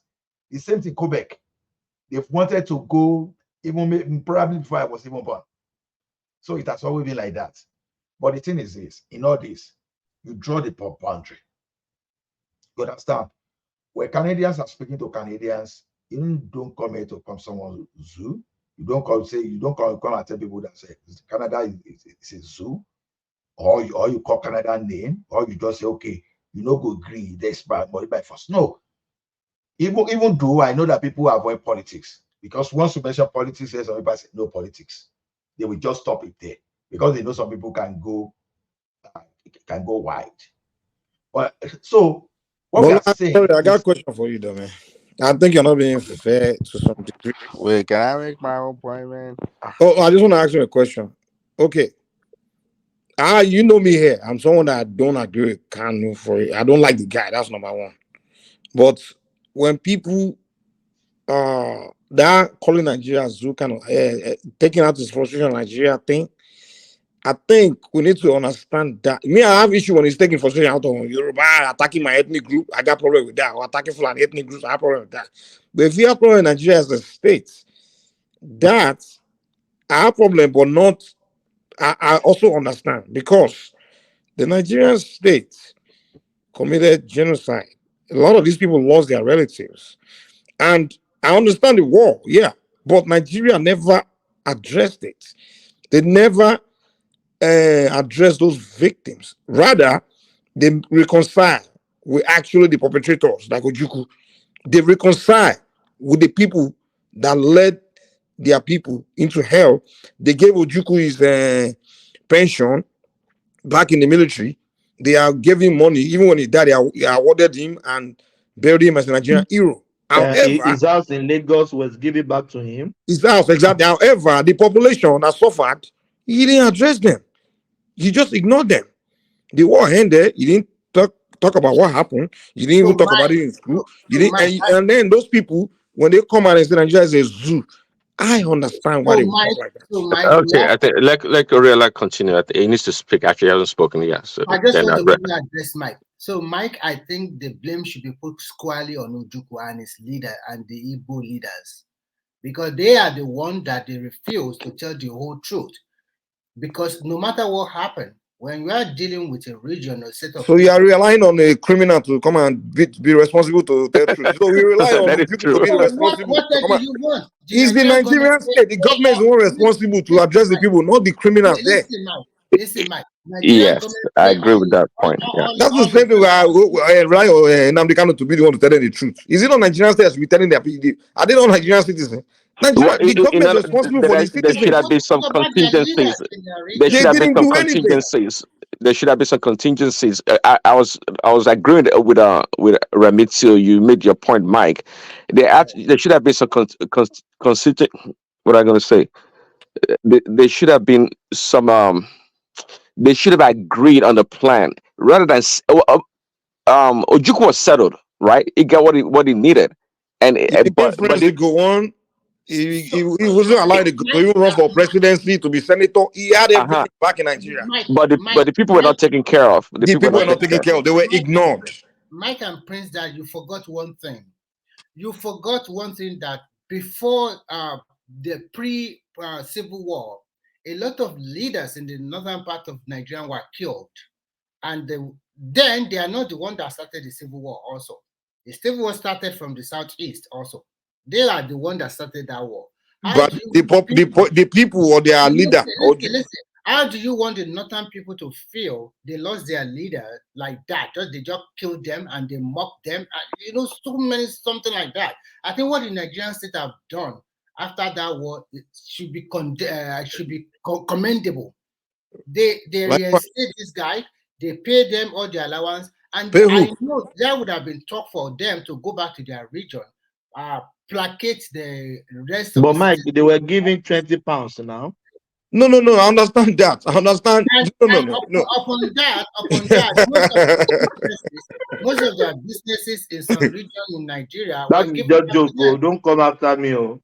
So I think at the end of the day, the Nigerian state did a wonderful job. They must be commendable for their action. Yeah, I agree. But to Mike's point, see, the whole story was not told to the people, and they allowed the Biafra people like Ojukwu and the other people take over the narrative. So the people were kept in darkness. So they didn't know all this benefit, all the great things that Nigeria did for. They don't know. They can care less. They never knew.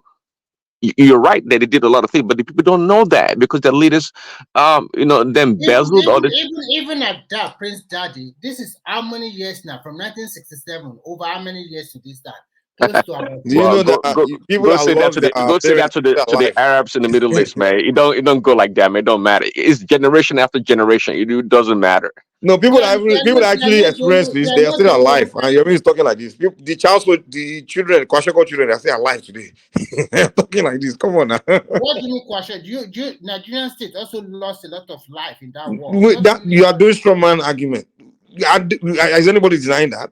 Everybody here suffer everywhere. We get it. But I'm saying that you are saying it's long ago, as if it's people that experience it are all dead and gone. I know, but that doesn't mean that you should now take it against it. Look, let's be frank today. They are the luckiest people in this Nigerian country. Oh, absolutely. I agree with that. The luckiest ethnic group in Nigerian state is the Igbo. They have been vice president. They have been senate president. But that has to do with individuals.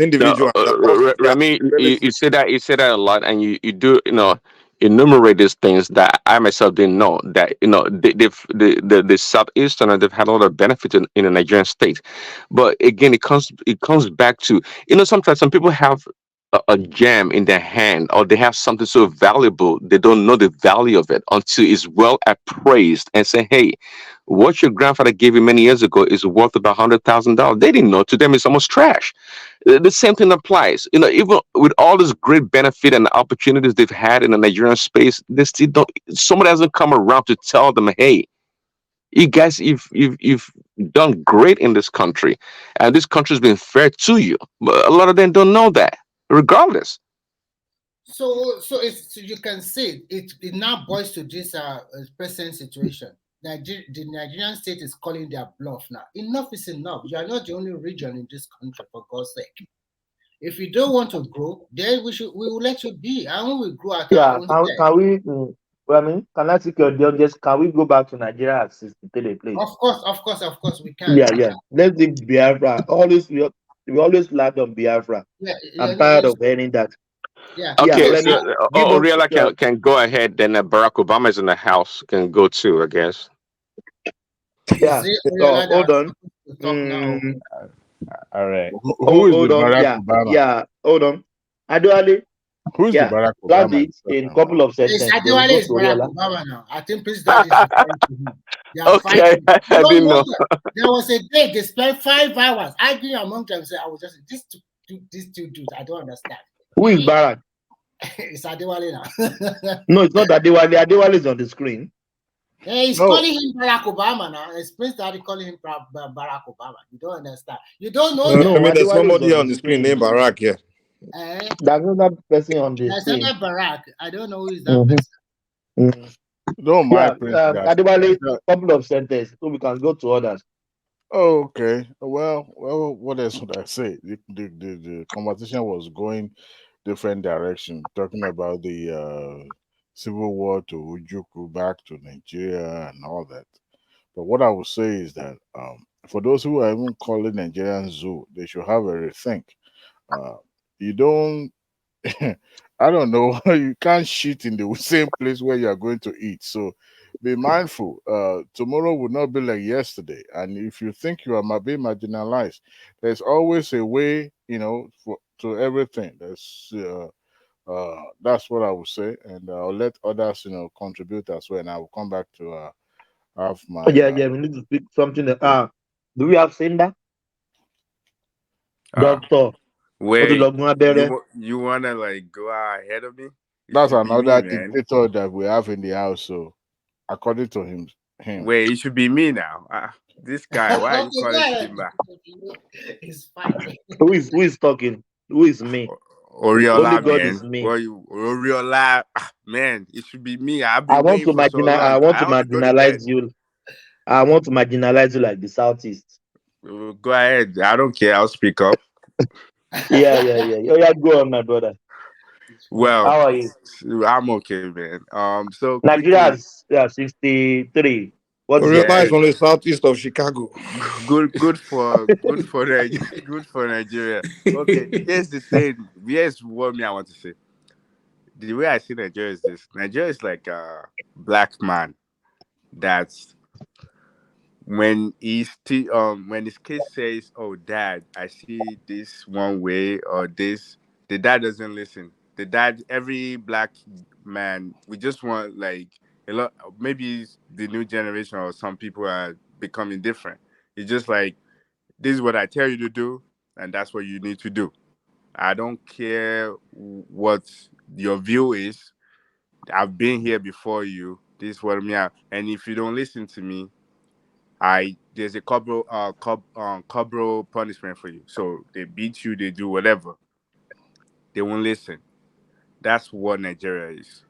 And I hope that, even though I know I want to be optimistic, but to be honest with you, I'm really not. Because I don't think this direction is going to work at all. It doesn't matter who is in charge.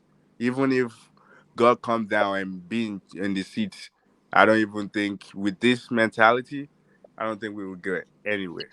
So, and what mentality? well, whatever I just explained, mentality of a black man that refused to listen to his kids. If his kids is saying that this is what I think this is what I see, this is my own observation. No, I'm your dad. If I want you to become a doctor, you go ahead. If you Oriola, a quick if you question for you. if you do anything wrong, I smack you and I beat Oriola, you seriously. Yeah, Oriola, go ahead. What's the my question? question is simple. I want you to put your analysis you just said about comparing Nigeria to an African dad. Yeah, because yeah, go ahead. I want you to put them into percentage. How many of these dads that their offspring have turned out good into percentage, please? They didn't turn out good. Are Good. you I mean, sure? we can lie. Are you We can sure? Are you sure? yes, I'm 100% sure. Just because No. you No. Even Michael Jackson's dad, Michael Jackson rejects his dad in a lot of ways, but because of the strictness and exactly what you just described, his dad would not listen to him and made him do things that he didn't want to. But guess what? It turned out to be great in a lot of ways. There are plus and minuses in a lot of things. You can say, well, right. If you are talking of a Nigerian context, I can categorically guarantee and assure you that about 60 to 70% of African that treating their children this way have turned out good. You do you think it's easy to be an engineer? What is good to you? Oriola want Nigeria to be like his dad. Allow him to smoke weed. Let me wait. Smoke weed and Let's have this conversation. I think Remy just said a lot of guys that with the iron hand, they've become successful in life. They become doctors. They become lawyers. They become politicians. They become leaders. They've owned banks. They've owned everything.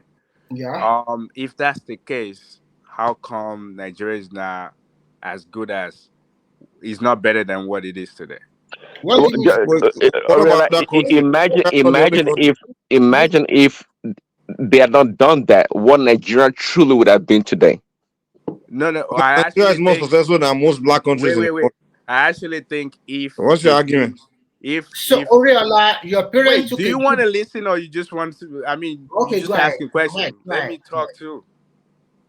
I mean, if you're not using if they're not using the force hand, because is a two-way conversation. If they actually allow them to say, because you see it from their point of view as well, I'm definitely sure they will, whatever success you think they have today, they will be more successful than that. And that's the thing. Let me cite an example to you. Okay, go ahead. The first country that everybody is running to, do you think if they actually use the same iron hand that they maltreat their kids by beating them? Because that's even a crazy thing to be doing. So, what country that? Hold on, let me answer the question. What country? What country are you talking about? It's US that is talking about now.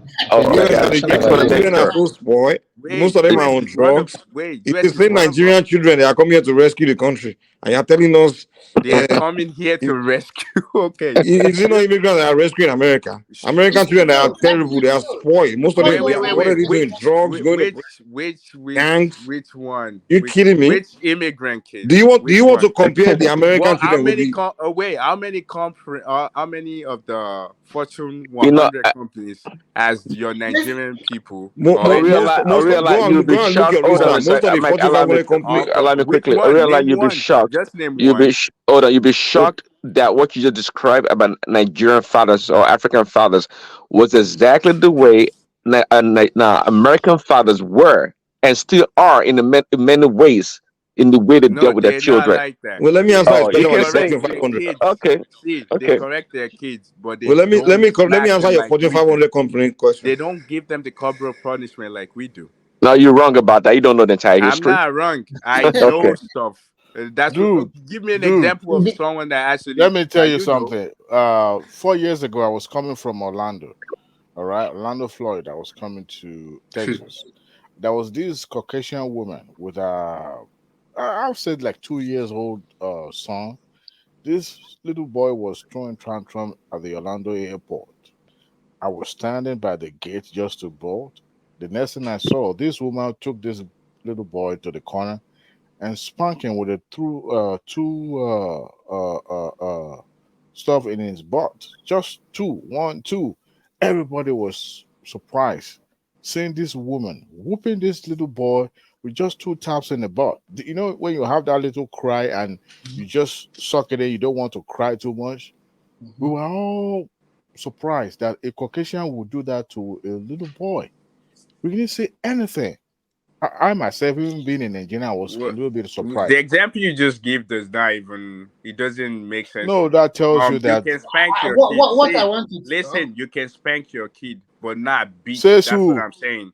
The Says way you Oh, give your kids corporal Eh, I'm trying to eh, punishment, understand where eh, we're you like don't can coming. listen I? to them. No, You don't Mike, listen Mike, to them Adewale, is sorry. that the end when of the they story? talk. Is that the end of the story, Adewale? Let me finish the story. If that you was say the that. end of the That's story, the but point he's trying to make, that you spank his kid. You're allowed to spank your kid. But what I'm just saying to you is the way the way you're being treated, the way the Oriola, African when people you train their finish, I kids, want to ask you a not just question. African, the black people actually, all black people. Oriola, can Yeah, you can you share your experience? Maybe you have a very bitter experience. That's why you are talking like this. I don't Can you have bitter share? experience. Okay, So I how don't do you have not bitter got to experience. know? How do you not See, got to know all these things that you are saying okay, if you okay, don't let have me the explain to experience? you. Okay, let you have me never been explain to you. spanked before So, or what? see, what do you want to? Okay, so let me explain mine. So, I grew up in Nigeria till I was 15. Every school that I went to, if your teacher beats you, if you do anything wrong, that's one. Your parents at some point, if let's say you have bad grades, they would either give you same punishment. It's just like a normal thing that we have in that part, not just that part of the country, because I know anybody that looks just like me, they all act the same way. They take out belts and beat their kids up. What I'm saying is, and also majority of like people like this us, we don't listen to just because the kid is Did younger. your dad did the same thing to you? But let him, like, we're trying to understand his point. Wait, I don't think don't what all he's saying is Africans about. does the same thing? What are you? Why are you asking my own parents? I'm saying that all African does it. So I just give you example No, that why? I have a Because dad. because, let me tell you why I'm asking you, But Simba, Oriola. let's know what his Because point is, because we don't know what his point is. I think that's the particular point he's trying to make, but we don't really get it Yeah, because I we just never wait. landed. Well, if you listen carefully, you will hear the point I'm making. I'm just saying that our the way of life that we don't give a chance, like the way we do corporate punishment, that we be kids, and if you're an adult, you don't give a chance for kids to actually, like, if you want your, if to say, oh, the way I see my kid is you have to become a doctor, and if the doctor so we says, don't allow wait, them to express let me themselves. land. Man, let me. Simba, let The him land. the other Kind of guy gets just me. said he doesn't understand my point, and I'm trying to make the point so everybody can know exactly where I'm going. Okay. So if you're a kid and let's say your brain doesn't want to do, like, let's say, um science courses, maybe you want to become a doctor, but you rather be a teacher or um let's say into Something music, else. they say no. And what I'm trying to say to you is the way we force something, a father will force his own agenda or how he train his kids without letting him talk. I mean, it's okay to train your kid, but it's not like become a dictator. That's what I'm saying. That's the I way. think you are Okay, okay, That's the way Ariela, we live. quickly Listen, address this. Ariela, to Ariela. that's the way we live, and if we Okay, continue Ariela, to answer live answer like this. that, if we Ariela, a quick continue to question, live also a like that, we're follow-up not question. going anywhere. Follow-up question. Do you think, in this example you just gave, that you just gave right now, do you think African fathers make a distinction between their daughters and their sons? No, no, no. Hold on, Same thing. hold on I before just you use the answer. son as Oriola, example. It's the same thing with men and Oriola, women. They hold treat on, them the please. same way. He has Why a are we point. we are why are we diverting out of the question? Let's stick to what we are saying, No, please. no, that's a good point. He's and taking it to the way he wants to. That's Please that don't is his own please. way, and we are trying Wait, to. this is the No, no, route no. that Let's I'm stick. taking it. Hold And, on, please. Hold on, please. Let's stick to Nigeria, please. yeah, Please. We will I'm It's speak talking talking other about about things that day. Nigeria. Nigeria. he's talking I'm about talking about Nigeria. Nigeria. Nigeria I'm is a just stubborn using Comparing a child. Nigeria to father. African I'm fathers. using a father and a son or daughter as an Nigeria is a example. stubborn child that don't listen. That's why he's trying to make No, the no, no, analogy, no, right? no. No, Nigeria is not a stubborn.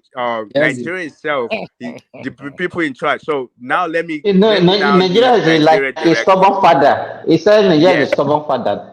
Oh, right. It's a father, rather. stubborn Okay. fella that is Right. beating Now the let me children now how he likes. let me make it the way you now get it. So for We already example got now, you. the Nigeria has people in it that's saying we don't this is how we see stuff and this is how I see stuff. But the people that actually control it, which we will call the Nigerians, the leadership, refused to listen to the kids. They were saying, we don't care. This is how we should do it. This is how it would be done. If you like it or you don't, this is how it will be done. So how, Oriela, one no great matter selling how you point. take it, One listen, great selling point, allow me. See, what you're talking about right now is exactly what is going on today. That's the reason why a 6-year-old child or 12-year-old child will go tell their parents that, Dad, the boy said that I'm like a girl, or I want to be like a No, girl. no, that's And different, man. that's no, You're mad. not What being are fair. you You're not being talking fair. about, that's man? You're not being well, fair. that is very You're well, not being different. fair no, to his no, point. You're no. not being It fair to is his point. well. You can't restrict that conversation to No, what the no, way no, you no, no. understand it. Don't say No, no, that. no. See. Just are you What? saying that just because you can, This is just what he's because saying. I don't beat my kid, I can actually train them? That's not true. I can train them. I don't have to But forcefully. Oriola, No, no, no. I tend to See, agree with him to a large no, extent, to some extent. no. You've been talking about. No, I get you the gist in the sense that look, African parents did not. You can say they don't have a listening ears, or they did not. I mean, sensitive to their children to see how they feel about a problem or a situation, and take into the Even account other about solutions, themselves, even about the kids' self. So that's what Nigeria is, and even about that's the why I'm kids. What? scared. Even about the kids. What? That's Oriola is forgetting one thing. The fact that we can actually iron our issues by saying that, oh, if I'm saying I don't feel, I don't see things this way, or you don't see things that way, we use force. Ariella, the Mike, boss, This the is boss how take things should the be boss, done. the boss makes the call. The Prince boss is Daddy, the shot caller. Prince Daddy, Good give luck me a on second. that. Give me a Good second. luck. Let me, Oriola, let me support you. Let me support you. Let me support Good you. luck. Here's what Oriola is saying, which I agree, and I've always felt as a problem too. He used the analogy of African parent. Sometimes, It does. It's not African even all black wait people though. now, All the black. African Nigerian parent in particular, they would say, I want Uh, you to study medicine. Maybe deep inside you, you know that your calling in life is engineering or something different. But they will say, Oh yeah, dress.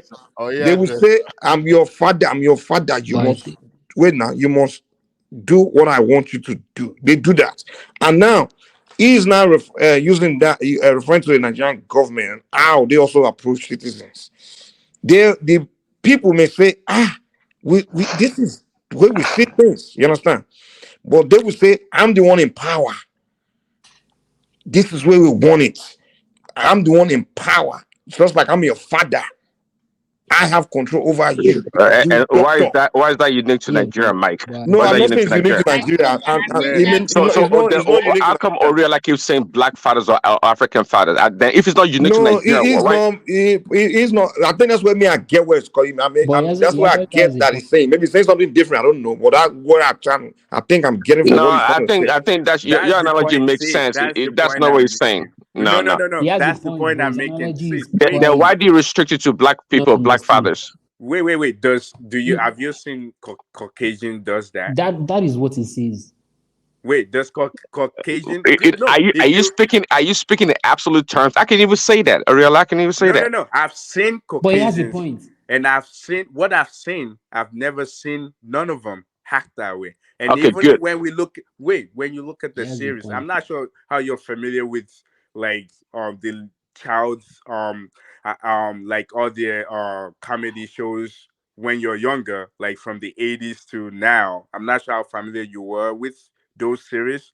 He has a point. They don't act that way. And I've have friends, I've lived among people, they don't. I'm just trying to make a point that Nigeria seems Okay, that's how not just okay, Nigeria only, majority of African nations. okay. Let They me answer the. Hold on. What, forcefully allow me, Remy. Allow me, Remy. Yeah, So I think I understand. Hold on.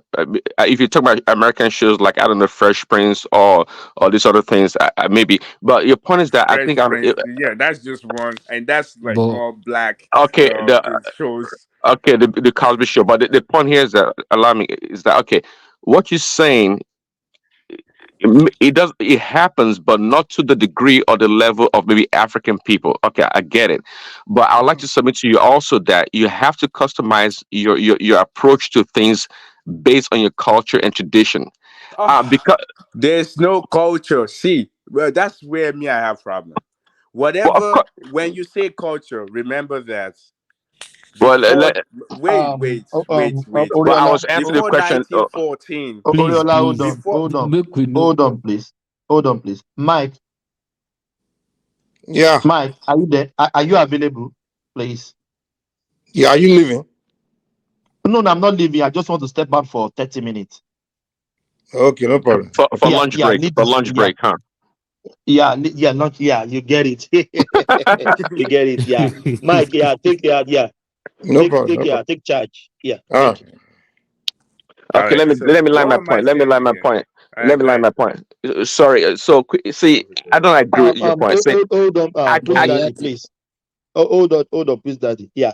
Mike, Yeah. Barack hasn't spoken. Remy hasn't give us his view. Stimba hasn't spoken. So please, if you can go to them, Okay. please. Okay. This is how we're gonna Yeah. do it.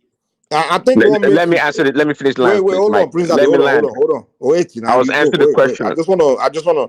I think one thing that makes the simple conversation stretch, maybe a simple point, the stretch so long where it could have just been nipped within short strike, is that a person is trying to present something, but we don't allow him to like get to that point that he's trying to present. So we take the point out of context, and then while we are responding, to something else that we think he's saying. But then he's keep trying to stretch that point. But so keep going. So that's why I keep saying let that person land completely, so you understand the full context of what he's saying. So that way, when you respond, you just give him a straight response, and we won't spend too much time on that particular point the person is making. So go ahead and respond, sir. But I just want to put that in so that way you guys can quickly, Okay. go within two responses you done, and then we can move to the next person. All right, go ahead. Okay. Yeah. So yeah, I think my position still stands from the beginning when it started the conversation. I think I understand where it was going. The fact that he singled out, or isolated the black fighters or African people to make an example is the problem. Now, uh, I know nobody believes here that the way we do things, that's why we have different cultures and traditions around the world. And that's why if you give an Asian person, African American person a problem to solve, the approach to that problem will be entirely different from one another. Okay, so you trying to have a cookie cutter or one approach to resolving the problem is what I don't buy.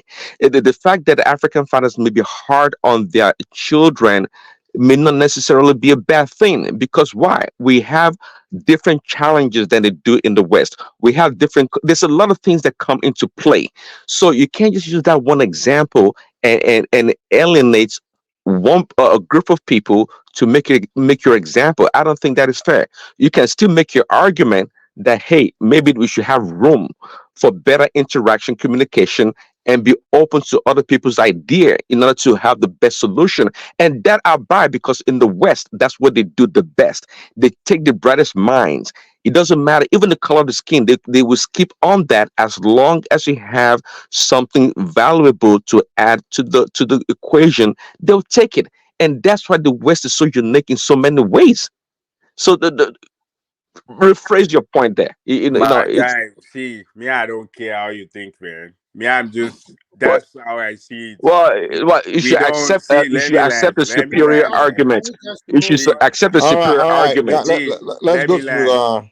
The way let's I go see it to is what I Barack. just said. No, Barack. Is it Barack let or me me? land. I am here before Barack now. Oh, sorry, No, I didn't know. I thought. you Okay.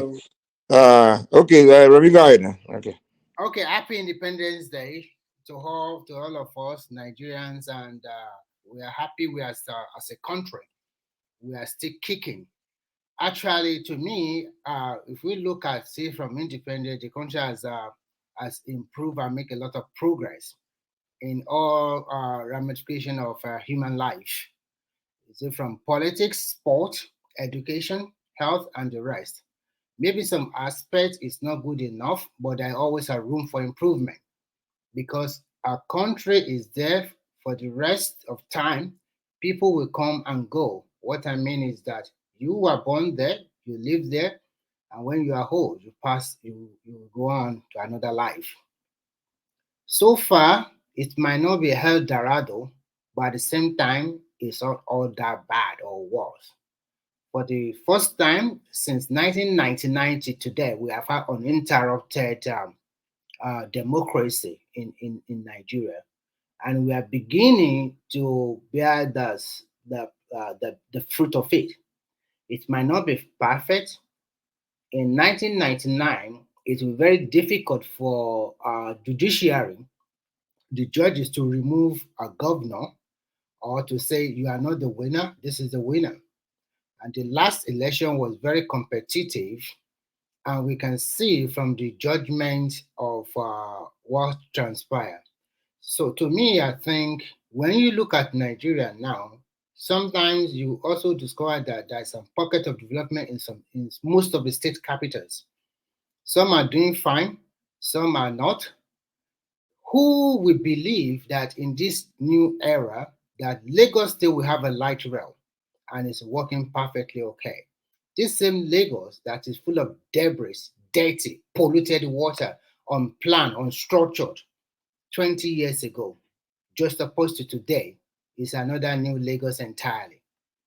And if you look at some states like Ebonyi State, even the so-called war-ravaged Borno State, they are changing the landscape every now and then. I think that is a cause for us to be happy. But we must continue to push ahead to be much more, to be better. But unfortunately, for Nigerian people, we are divided because of so many things. Tribal is there, political lineage is there, and also what I would call African or black man greed and selfish and there's selfishness. That has been the bane of our problem. Politics is just a game. If you win today, you might lose another day. And if you lose today, you might win another time. Buhari contested for 4 times before he won. Atiku had been looking at his chances for the 5th or the 6th time. And if you are rejected, I will look at it. Is it a matter of life and death? The people rejected you no matter what happened because you did not get the 24% spread all over the country. So all these things you are looking for in Chicago State University, blah, blah, blah, blah. What are you going to find? There's no big deal. I've read, everybody knows the transcript of Tinubu. Whether they are looking for the exam they use, the qualifier, the result you use to get into the university, it's not a big deal. At the end of the day, nothing will come out of it. It will be an exercise in futility. Now, just opposed to today, we are happy as Nigeria that we celebrate our independence. I would have loved Nigeria to be like China, or even better, because we celebrate the National Day the same day. China also is celebrating their independence also October 1st. We share the same day. But what I found different from Nigerians and Chinese are so many. Chinese will never badmouth or demarcate their country. They will never do that. Even if their country is not, their leaders are not treating them very well, they will not demarcate their country. They will never call their country a zoo or whatever. They will never do that. Sorry guys, another person can call you. I need to pick this call. Okay, let's go to Foley then. How's this working? I think. Abi? Foley. Good morning, everyone. Happy Independence Day. Can you hear me? Yeah, we can hear you guys. Yeah, happy Independence Day, yeah. Yeah. Well, I think the last speaker actually speak a lot of things. I think I need to pick him up from there. In a real sense, Nigeria is growing. we're growing in population, we're increasing in number, and we're actually increasing in a number of people that are actually are suffering as well. And few people are actually here, also enjoying the country more than the others. But my own point here is this: if all of us who are seeing how other country works and are still seeing Nigeria as a place that works, I think there must be a question about that. Sorry, quickly, Folly. Mike, Sinbad, and Baraka wait in the background to let him in. Sorry, go ahead. Yeah, Thomas didn't send me this thing, so be able to. I forgot to ask him. And I was thinking maybe I could. Yeah. So I'll see if I can have that account and then I can get it back. Well, right now I don't have the access to the back, but I'll see if I can get it. Yeah, continue. Yeah. So if we are seeing our country, Nigeria, as this doctrine, as if the country is working, the way things are going in the country, where our children are becoming more terror, where school parents cannot even pay their school fees, their children's school fees, where family cannot even feed themselves 101 a day, and we're all here thinking that Nigeria is working. I pray that a day will not come that all of us outside there will want to come back home, will see a country to come back to. I pray that doesn't happen. But for us not to allow that to happen is not about prayer, it's about what all of us need to do to save our country. We have a very beautiful space as a country. We have one of the best places to live on earth as a country. Well, I think the problem we have here is people governing the environment, starting from the palace, from the church either, from the mosque either, go to the councillors, governors, everybody in the high position in Nigeria. Most of them they are actually a questionable character, which I think this is where our problem is. A country whereby when you have your good intention, you have nowhere to go. The country that actually reward the bad ones among us to govern the society. I think we should see Nigeria beyond doing road alone. We should see Nigeria beyond just a country where we can actually come here all the time and talk about, without having a solution to how we are going to solve the problem of this country. This country is trailing, as in we are going down every day. People are going down. Forget about all these sweet mouths that people talk about this country. I'm in Nigeria here. I know what people pass through. And each time we speak like this, people think that it's because we are not, I'm frustrated. I'm not in any way frustrated in this country. But I'm seeing what is happening around, and I'm not pleased with it. And I pray one day things will not just happen, and everybody will looking for where to survive, what to run to. I pray that doesn't happen.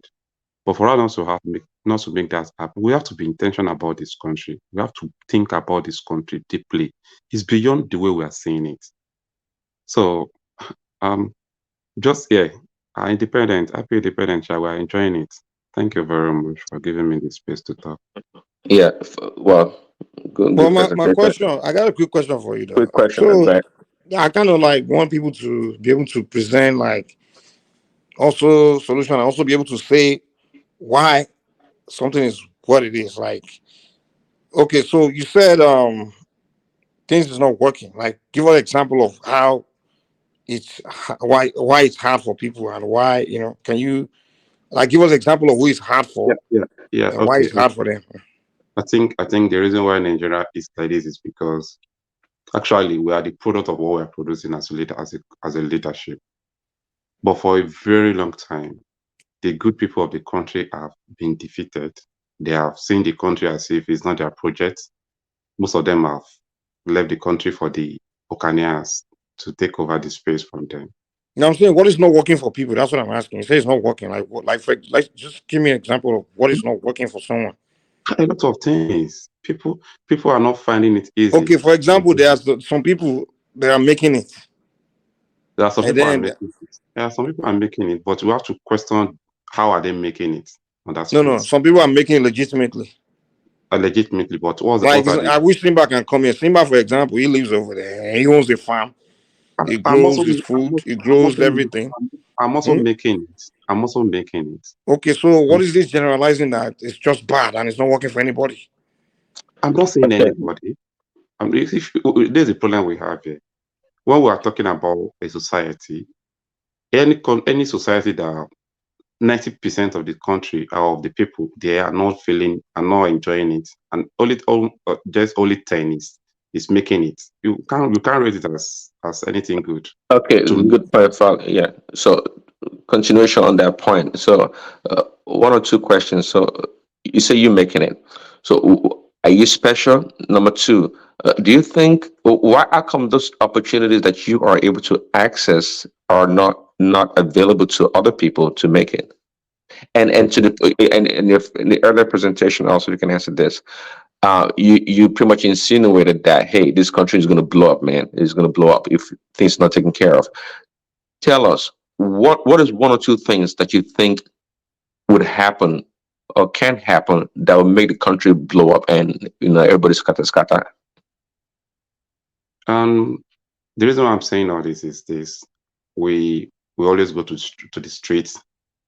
We see how people are looking for a way to survive, whether it's genuine or not. People just want to feel themselves, and that alone is bringing more problem to the country. Whereas in the situation whereby everybody don't even have a place to go and look for something to eat.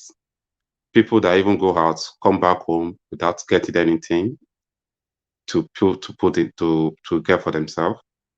And people are even trying. The system is even frustrating them to not to even. Are you talking about people in the cities or people in the villages?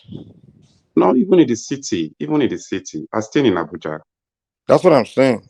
Yeah. So this problem is a city problem. People in the inner cities. Even in the village too. In the village too. So the people in the village, their crops are not growing. Is that what the problem is? Because village has a farm. Oh, okay. I think I like that. I like that area that you. These days, if you look at the way you are even talking about the people in the village, their crops are not growing. Look at it very well. How many how many how many tractors is in any local government to help those farmers in the village to even grow their crops? But All the without tractor, they can still grow their crops now. I mean, how many they've always how many they've grown their crops for thousands of years. how many farms do you think one person can actually cultivate to enrich himself? How many just one person to go Well, they to can farm? work as a team. I mean, they survived with the farms for thousands of years before country was created, before government were ever in place. Are And they they, are they But able to what feed themselves? But quickly, please answer the question about I'll you give you an making it. example. Sorry, Prince Alice. Someone like Simba. I wish Simba can come on. I wish I can add him. Well, Simba is a farmer. He doesn't have a tractor, but he tells us that he grows things. Like he grows his crops. Like he say he put things within days they've grown. Like he puts seed in and the ground, and within days he can harvest. you have to check Timber's background, what he's doing. It's okay. I'm No, also a farming. He's doing farming. I also farm, and I know I do my farming, and I know how much I put in farming as well. So it's not everybody that have that capacity to put there. Okay, so few people have that capacity to do what we are To doing. farm, But majority, everybody can yes, farm. Everybody can farm. It's the simplest job, everybody can simplest thing farm, ever.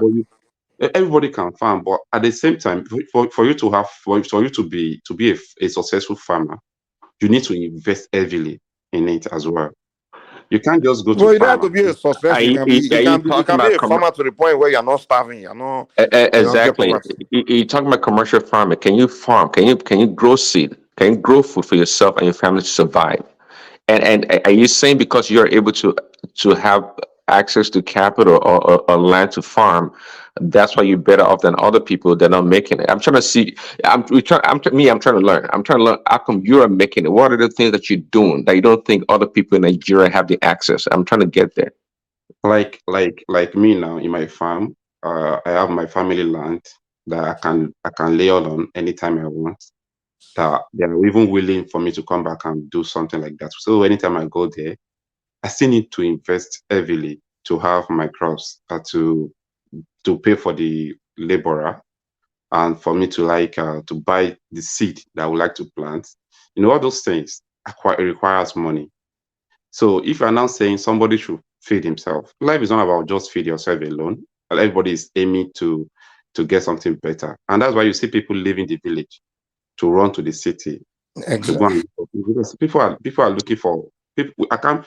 Look at me now. Let's say I'm here. It's faster in the West. It's faster in the West. People are living in the West more into the bigger cities than their rural areas. And So that's where the root of the problem is, because what's going on is everybody wants to live that city life, that flashy city life. It's a global phenomenon. It's the same thing. People like to want to live in big cities so they can experience that city like the fun. What they don't understand is when you get to the city, the way of survival in the city is different from the way of survival in a rural area.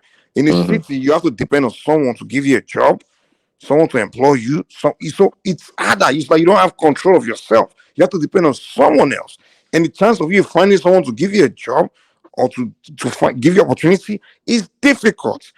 That's why and what's happening in Nigeria, people are just leaving their rural areas, running to the cities, and when they get there, what they end up creating is just poverty. The Like same, you're already in a rural site, you're already growing food, you're already living the, naturally. the same way you actually pick up your things and leave the country to look for a better life.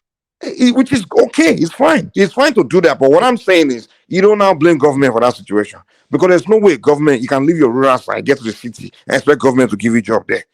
Governments don't create job. Entrepreneurs create job. Creative okay. people create jobs.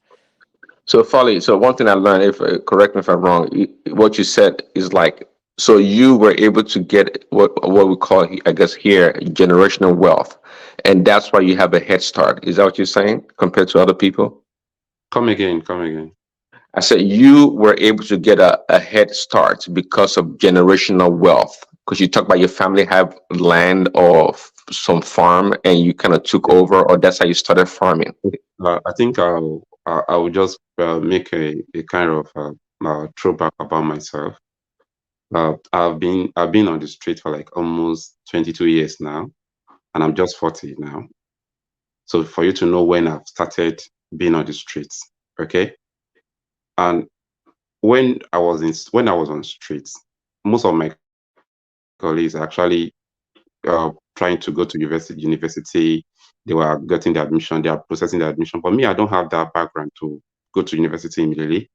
I have to go and do some cheat things to you have to do security, I'll say, all those things for me to come and continue my education. I haven't started business before I start. I use my money to even train myself in school all through. So I've been on the streets, and I'm not regretting being on the streets for that long, because the project for everybody wants to go to university when we are young.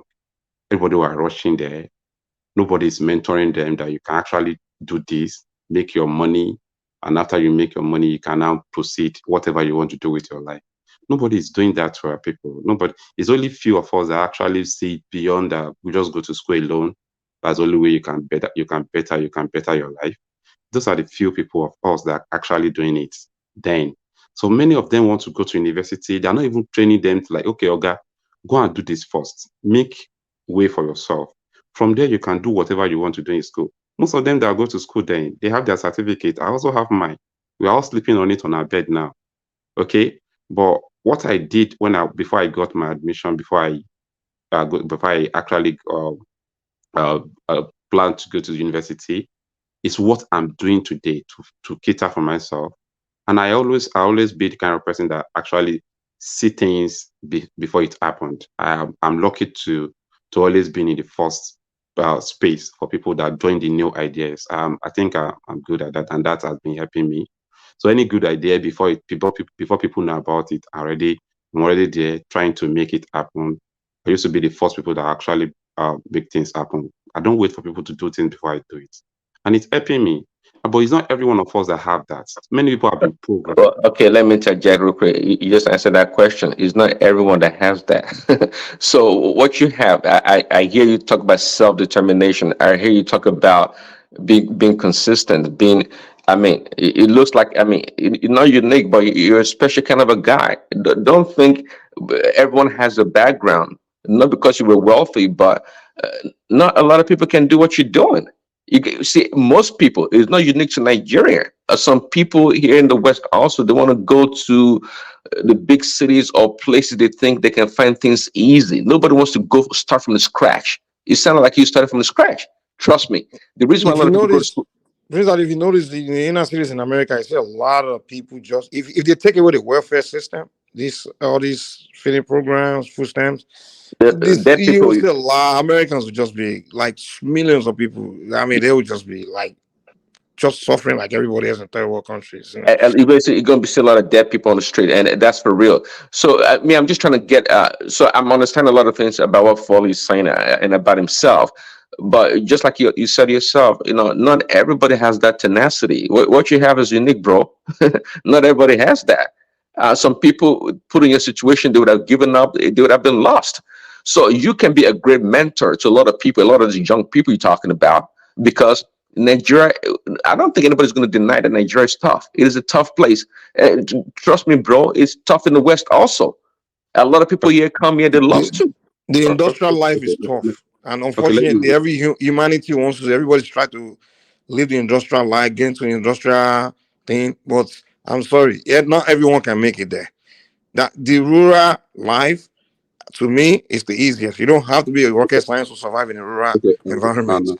You can be the sorry, dumbest human being alive. All you have to learn is just put a seed in the ground and grow it, sorry, and raise the sorry. chicken, raise The the reason why I said livestock, and you will be alive. But this suffering thing is because everybody want to participate in this industrial life, and only this brilliant, creative, the gifted will make it in the cities. I'm yeah, and telling you.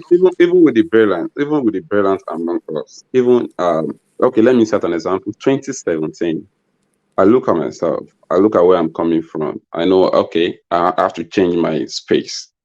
That's why I moved to Abuja to go and start something new.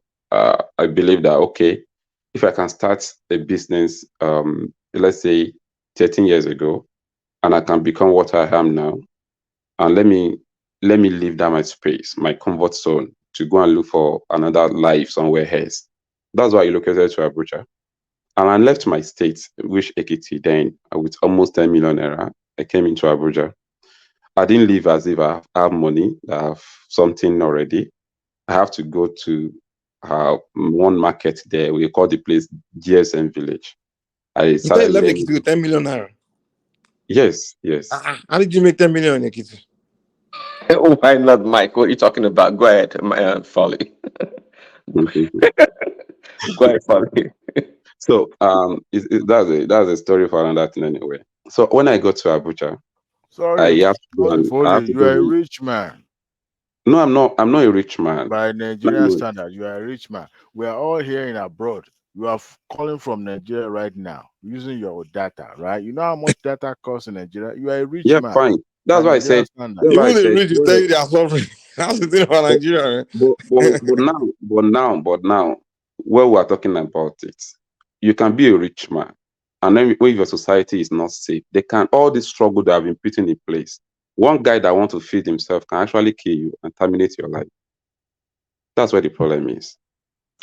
I get your point on the societal level. I truly understand, but I In tell you, America too now, there are some people that they will shoot, they will kill people just so they rob people and kill people. It happens yeah, all over the world. but Folly, with your mentality and the way you're talking, just by what you just said, we can um, alleviate 20 to 30% of Nigerians' poverty among the youth. But do I'm you know? telling you. I've not finished my story. Go ahead. Okay, so I came to Abuja. I have to go and learn how to piece phone, as in with my level. I have to go to the market because I'm new in Abuja. I want to study Abuja. That period, I didn't even come to Abuja with car. I left my car home. I left everything there. I came here, start living another life again. But do you know what funny? I invested that money. I bought a land in the market. I went to FCDA to have my allocation. They gave me allocation. I collected the approval for the prototype of the structure they want me to build on that place. Okay. I went to Park and Recreation. They approved the land for me that I can go ahead and do whatever I want to do on it. And I built that space. Okay. After building the space, I only used that shop, that space for like 8 months. One morning like that, a tractor just drove into that market and demolished the market, demolished the structure. They call it illegal structure. They said the person that allocated the place for me as a director in one office, okay, he did it out of the former, as in out of the plans that the market already have. And how am I going to know? I'm a new person. I went to a government office to acquire something that I'm meant to I actually have to have there. But for me now, I invested my money. Somebody just came in because they changed the director of that office. They were like, they have to come down, demolish all the structures. So I'm talking about the impact of this, of a dirty society. But why didn't you get a lawyer? Though? Why didn't you use a lawyer? You know what? Let me make an adage for you in Nigeria. They are saying that, okay, goats, they want to arrest a goat, and a sheep was running. They now asked that sheep, why are you running? He said, I have to run because if they arrest me, it will take me about 10 years for me to prove to them that I'm not a goat. Okay? So that is Nigerian for you. If you're talking about yes, if you're talking about judiciary, don't even go there. You would No. I'm saying you wanted to start a business. You should have got a lawyer to help you do the documentation.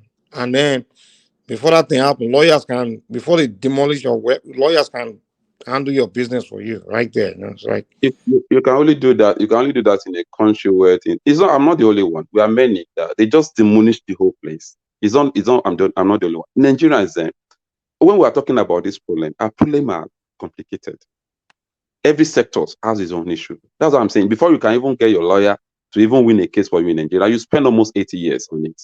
And yet, the lawyer, before you bought that property, what I'm saying, the lawyer would have verified and make sure. Hey. No, the place is verified. It's just like they show us the prototype. Like a market is already there, and they want the remaining space to be occupied. Okay, that's why they now added the new structure with the market. And in the map, the new map, you will see the new structure. But the guys that want to demolish, because he want to make his own money as well, he has to go back to the old map, old plan of the market. So that's what they used to demolish. They said the other guy is doing it to make his own money as a director. Yeah, get the police involved. Get the lawyer, get the police, and they arrest whoever is doing something wrong. It's not a rocket science. That's why people. It is about to demolish. You call your lawyer, you call the police. The police look at the documents. All these things is not That's why I said you can, like me now, I've moved on, and after that demolition, I have done a lot of things that even give me something more better than what I have there. Okay, but instead of me keeping myself, going to court with them, stopping myself, I've moved on immediately. But it's not everybody that have the capacity to be able to move on. Some people will borrow money to invest in that kind of business, and that's what will happen. They take them back to square one. Some people will use their property as a collateral in a bank to borrow that kind of money, and today it will be story. And majority of people that are on the street, that's what they pass through all the time in the country. So you can't easily blame them for not doing good. The fault at times comes to the society, to the system as well, because people want to do things in Nigeria, but the system is pushing them back. That is exactly what I'm trying to say here. So that guy that went and demolished this is something the wrong way. Is the system that told him to do it the wrong way, or is it guy? He has his own reasons for do that as well. So it's not the system that asked him to do it. It's just the one that decided to make one bad decision. He said what he's saying is the market already has a structure, okay? But the director that was there before want to make the remaining space to be occupied. So he now changed the structure on ground, the former structure on ground, to suit for people to be able to have more shops in that line. That is why he begin to share the allocation to the people. So the director did something illegal. So how am I going to know? Well, I get a story quickly. I get a story what you're talking about. So in the West also, you can have a building, a structure, but if you want to make what do you call it? You make you work in construction, you do construction. What do you do? If you want to do something to your property, not renovate, but in addition to it, yeah, you present the blueprints or the plan, and you can do it. So it sounds like when that boss or the director at the office there, they decided to change annex or change the plan of the marketplace. Yeah. Are you saying they didn't update the official documents to reflect that? I didn't know. My own is to go to their office. I'm not working in the office. My own is to go to their office and see exactly what is there. And I saw the new shops added with the new plan. But when they are coming for demolition, they are now using the old documents. I'm not the one that will verify that one. Okay, I see. That is really what happened. Okay. And there isn't even a notice that they were coming. This particular day, I was like, what is that? I didn't even bother to even take my things anymore. People are just rushing to my shop, taking my phones, because I was actually doing the business for phones. People are stealing things. Yes, because I don't even believe it. My own personal phone that day was even taken away, apart from the one I'm selling. I put all my things inside my car. I was like looking at it. I want to go back to my state. So when I go to Bagbalada, I just said myself, quitter never win, and winner never quits. I have to go back to Abuja again. Come back to Abuja again. I just rented a shop. I put the remaining goods inside, and I traveled back. I spent 2 months in my place before I now came back to Abuja. So I'm saying all these things for us to know what people are trying to achieve in Nigeria and what the system is actually taking them back to. People want to do things in Nigeria, but the system is fighting us. The corruption is fighting people back. But you see, there's another thing I suggest. Okay, okay, Barack is where. But Barack, give me 1 second. You go next. Okay, you guys had the experience like that. Now, don't you think it's on you guys to take it upon yourself to do something about it? Like, for example, somebody did something, made a bad decision, did something incorrectly. Don't you guys think it makes sense to organize yourself, get lawyers, and go above him and address it to people that are above him and discuss that, okay, this issue is what we're having. How can we stop this from happening again? So it doesn't happen to the next person. But instead of just moving on, like if people, what I'm trying to say, people, why can't people organize themselves? Wait, guys, please give me 1 second. Why can't Nigerians themselves be organizing themselves? That day we organize. Organize what?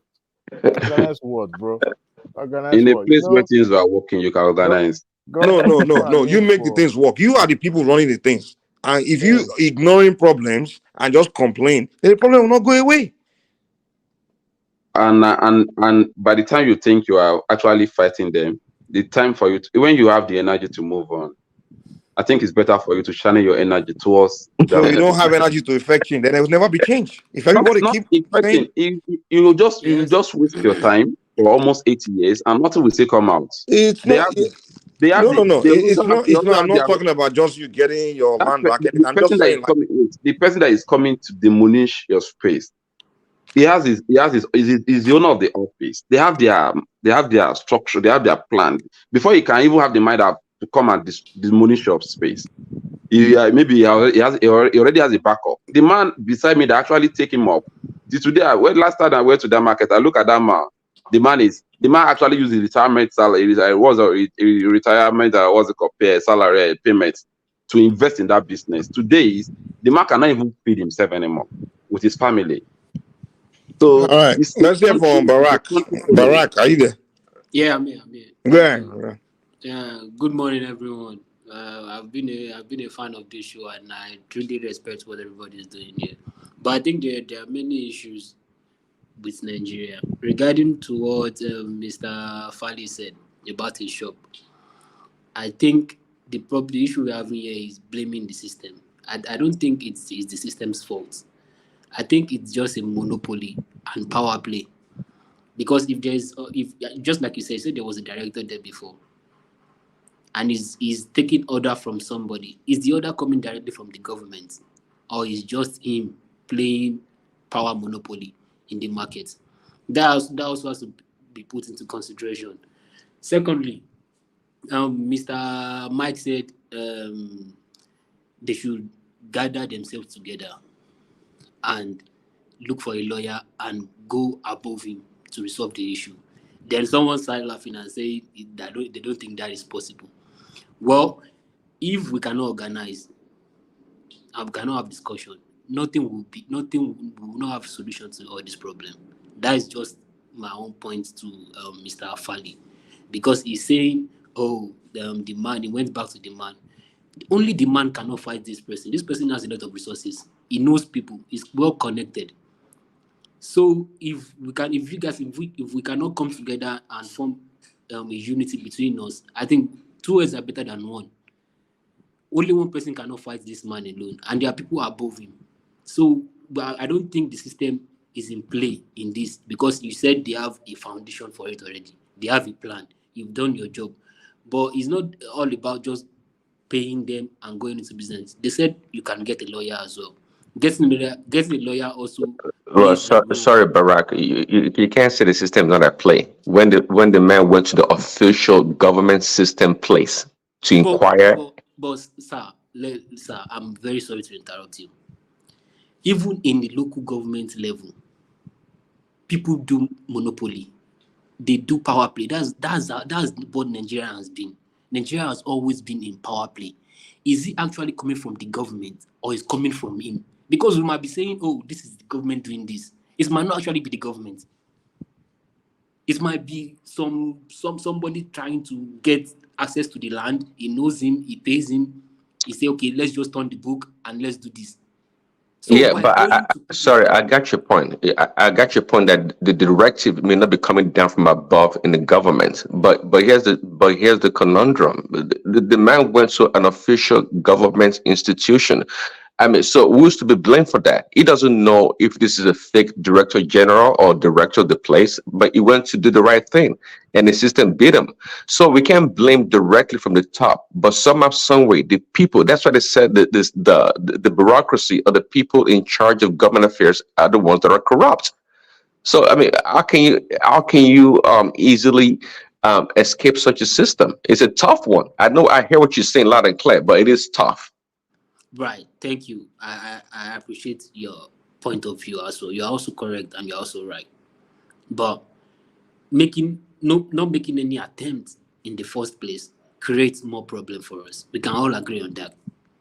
So when he said they can't go further to fight this man or go above him, that means there is a problem there. We will never find solution to this truth.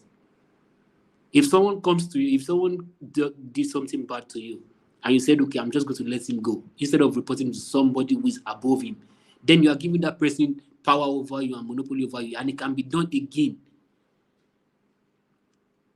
So it's not until we start looking for scapegoats, because I think this thing is even common for us in this country. We like looking for scapegoats. That, oh, this is the person that did this is the person that did, instead of us having a clean and settled argument or discussion about the problem, about the issue we are having at hand. Does he have a lawyer in the first place? We need to know that. You can't just go to a government facility and pay for this and that and don't have a lawyer. You are going into a legit business. You are required to have a lawyer to represent you. That I'm not going to blame him. I know everything is hard, but also we have to look at the slight mistakes we also make in our actions. Does he have a lawyer in the first instance? If he doesn't have a lawyer, then we know, okay, now there is a problem going on here. If he has a lawyer, his lawyer could take it up and fight for him. They could come in a team and fight for him. The problem we are all having is, oh, once it's not my problem, I can remove myself. If it's happening to somebody else, it's fine. But if it comes to my own, I will fight. But if our neighbor is going through something, we are meant to come together in unison and look for a solution and go to someone bigger than him. Perhaps when this thing is happening, they call themselves together. Somebody might know someone. It's all about networking. One person cannot fight this system alone. This is the problem we keep on making. We can't say, oh, only me will go and fight this battle. You can never Do you win. know that, Barack? Do you know that all these problems that Nigerians are having, they can form a non-profit organization, right? Thank you, sir. That That's what I'm trying to say. that solely just focus on taking care of all these corruptions, right? A non-profit organization, and whenever something like this happens, you report to that organization, and that organization, boom, jump on it. So Thank you, sir. that's Thank you, sir. well, Nigerians, they all of them, because the reason why they all ignore it is because they all participate in it anyway. So they all like Thank you, sir. Thank you, sir. Going back to the. I'm sorry to take much time, but going back Sorry, to the first. Barack. The same going back people to you the are first. going to report to are the one that will be doing you under. So Yes, it's like reporting. but sir, there is the court system. Sir, there is a court system. Right? Which country? In Nigeria, I mean, we can't. Don't leave that to. I pray you don't have kids in Nigeria. I pray you don't have kids in Nigeria. Bro, you are being too pessimistic. The reason why it's not working for you because you people yourself, you are weak. That's why. If you make yourself strength, we just give you an example. Let me chime in quickly. See, Foley is a business person. How come? Foley is a business person. He has to reduce his expenses. He's a businessman. See, what you guys are talking about is about social justice. Yes. See, the way he thinks as a business person is not the same as a social justice person would think. But so get it. We're not saying issue, but that's why we are teaching him. That's why we are. We're not blaming him for not thinking like that. That's you should know. Sorry, you should know by now that I'm a social person by now, right? Because even for me to be supporting Showore, I think I belongs to Showore Kakos, and I know what it takes for me to be in that place. Okay, so now I think anybody that knows me very well knows that I'm actually speaking about the society all the time. Now I think I've grown myself to that space. I'm only telling you the background of what I've passed through. Okay, what actually make me believe that this country needs tough people to come together to change the narrative, and those are the factors that actually push me to looking for where I can actually being the part of people that can make that change happen. So you agree with us then? What we just telling definitely. You start from where you are now. So you agree with us? Yes, definitely. Definitely. What you told us when we asked you, okay, this thing happened to you, what did you do? You say, I didn't want to waste my energy. Then you just contradicted yourself. You told us you didn't want to waste your energy, and then you said you have people that want to make change. So sorry. Then I don't have the capacity to even people that even try to push it. Then till today they are still looking at me. No, it's not a matter of pushing that one particular case. Listen, my brother, wait, brother, give me 1 second. This is where you make change. It's not by you pushing that your own particular issue that happened to you. It's a matter of you making sure it doesn't happen to someone else, even if you can't get your own justice. So that's where you effect changes. Okay, this thing has happened to me. It's looking like I may not get justice, but what do I need to do to make sure that man doesn't do to another person, and this thing doesn't happen to other people? It doesn't continue. But then I don't kicking the what you did by just moving on is you kick the can. You kick the can down the road. We don't have the capacity. Then we don't have the capacity to do that. You do. We don't have it. My brother. Just give me one example. I think, Mr. Mike, you're talking about selflessness and sacrifice. Really, in that's how easy we do it over there. I don't think so. Prince Daddy. Let me give you one example. This thing happened to this man, right? It doesn't cost money to start a non-government organization, right? It doesn't cost money to just go and get register a non-government organization. Name it. This non-government organization stands for anybody that this kind of thing happened to. This non-government organization, come and join this membership. We are a group of people. Before you know, 100, 10 people, 20, 30, 40. Wait, let me land. If it's that easy, Nigeria will be. My brother, okay. Stop all this person. You guys are too. This is what frustrates me about Nigerians. When you want to discuss solution ideas, they will be the one to even destroy before even bring it out to materialize. You people yourself don't even want things to be fixed because when somebody's trying to show, you already telling no, give it up. Okay, let's just all give it up then and let it keep going. And that's why nothing has ever been solved. Because when people want to solve problem, the people They are complaining about the problem being want to even trying to cut your hand from trying to solve it in the first place. So that's the problem. I'm telling you how. Sorry. If you know what I'm doing today and what I've been doing to my society today, you won't think that. No, I'm going by the what you said. You said yourself, you don't want to waste your energy to think something. That period. So I'm going by what you're telling me. Somebody that is being carried away by water, you will try to hold anything on that water for you to be able to stand. That period, I can't even face them. I can't even do that. But we understand and that's what we are telling you. It happens to you, unfortunately. Excuse me, Mr. Fali. What did you try to do to make sure it doesn't happen to somebody else? Mr. Fali, the only thing I'm Foley, hearing in this conversation, Mr. Foley, the only thing I'm hearing in this conversation, I'm sorry to criticize you. The only thing I'm hearing in this conversation is I. What me and Mr. Mike is saying is not about you alone here. We have this tendency of saying I in this country. When it happens to somebody else, but when it's happening to that person, we will not see anything then. Because we perceive that, it's happening to them alone. It has not yet knocked on our door. It is not about I. It's about us as one. Sorry. So you think people that put their investment in that place and the government just came in and demolished it, you think that they will just forget about it? They will try their best, but it's not working. But what do you mean it's not working? Explain what you mean. You did not explain that. At that particular period, we gather ourselves, we try to do something. We have series of meetings, but when we see that it's not yielding anything for us, we have to abandon it and go. What did you do? What did you do in your meeting? Tell us. Tell us what did you do, sir? Okay, immediately something happened. We rallied around. We first went to that office to know exactly what happened. Okay, the new man there now came out and showed us his own plan that the former director was actually the one that actually bring that plan on the news prototype. That the initial plan for that market is this only. Okay, even that the market itself, they are just giving them that place to use for a while, for temporary use. They are still going to relocate them to another space. Okay.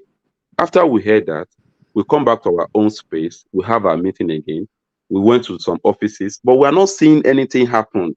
Okay. And we look at it that instead of us to continue these things, that is not till today, they are still promising me another land. Till today, from that same office.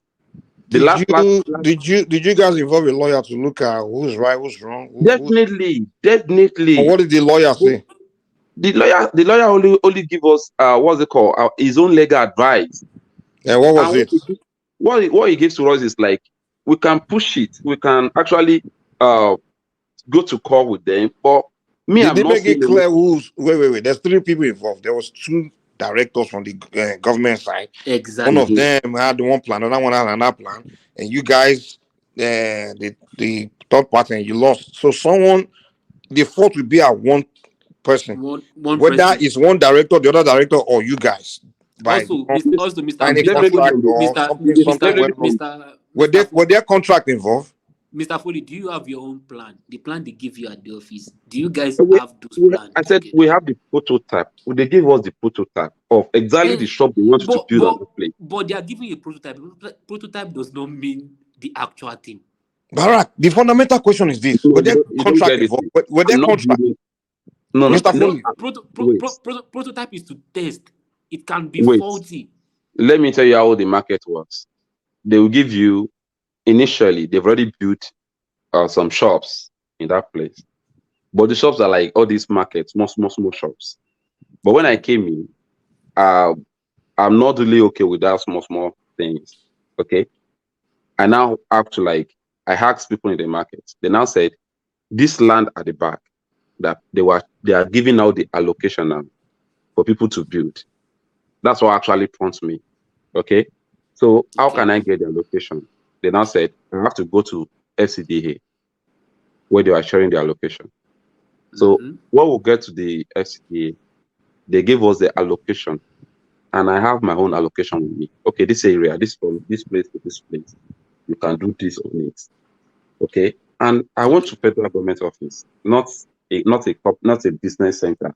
Okay. Okay. And they give me the prototype. I paid the necessary money that needs to pay, Alright. and I collect that one, then I have to go to park and recreation again, because they are the one. The market is like a garden, like where they are allocating for people to stay. It's not like permanent, okay? But I went to So park that and land, the temporary So land. that land is a temporary land. it's temporary land. Okay, so they can take it anytime now. Okay, So they can take it anytime. But as I'm talking to you, the market is still there.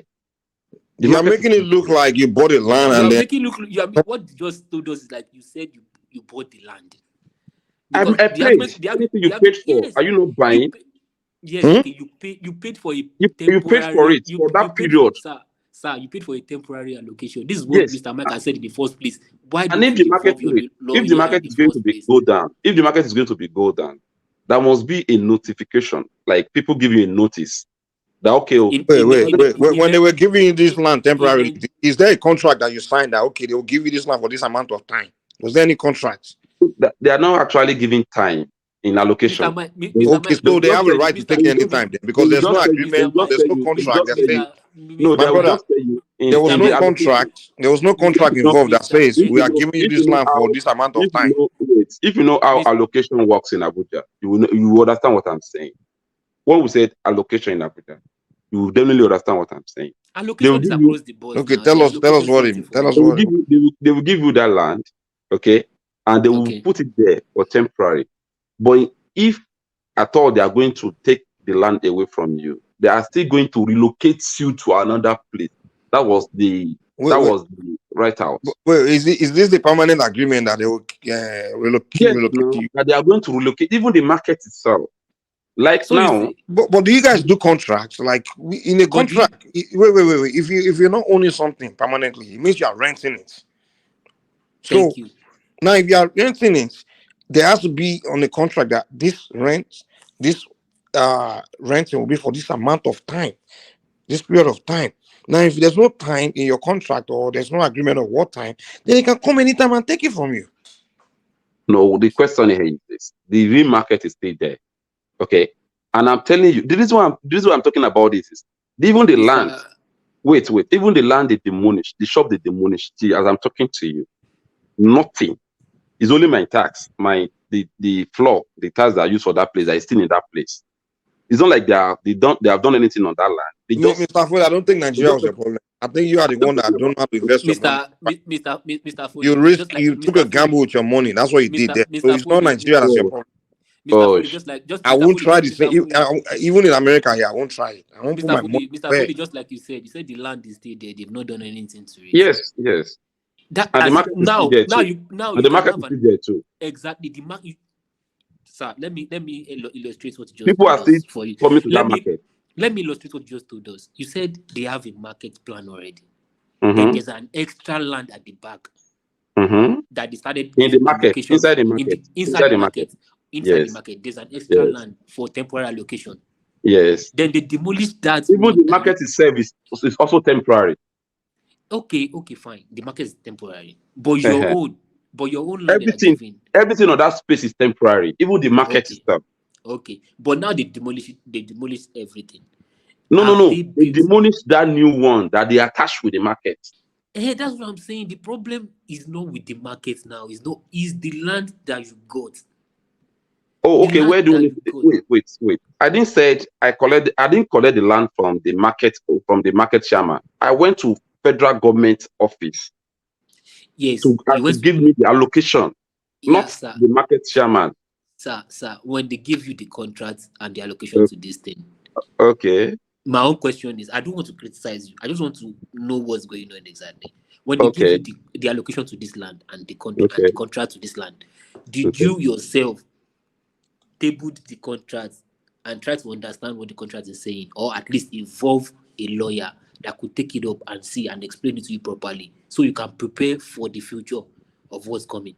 Because now you just said let me the land is actually where you invest on that land, okay, and you build on it. You already have your mind. There are houses in Abuja as well that have that kind of mindset. The government can come anytime and demolish the place. Okay, that you know you are on a borrow time. Okay. There are some lands in there are houses in Abuja like that.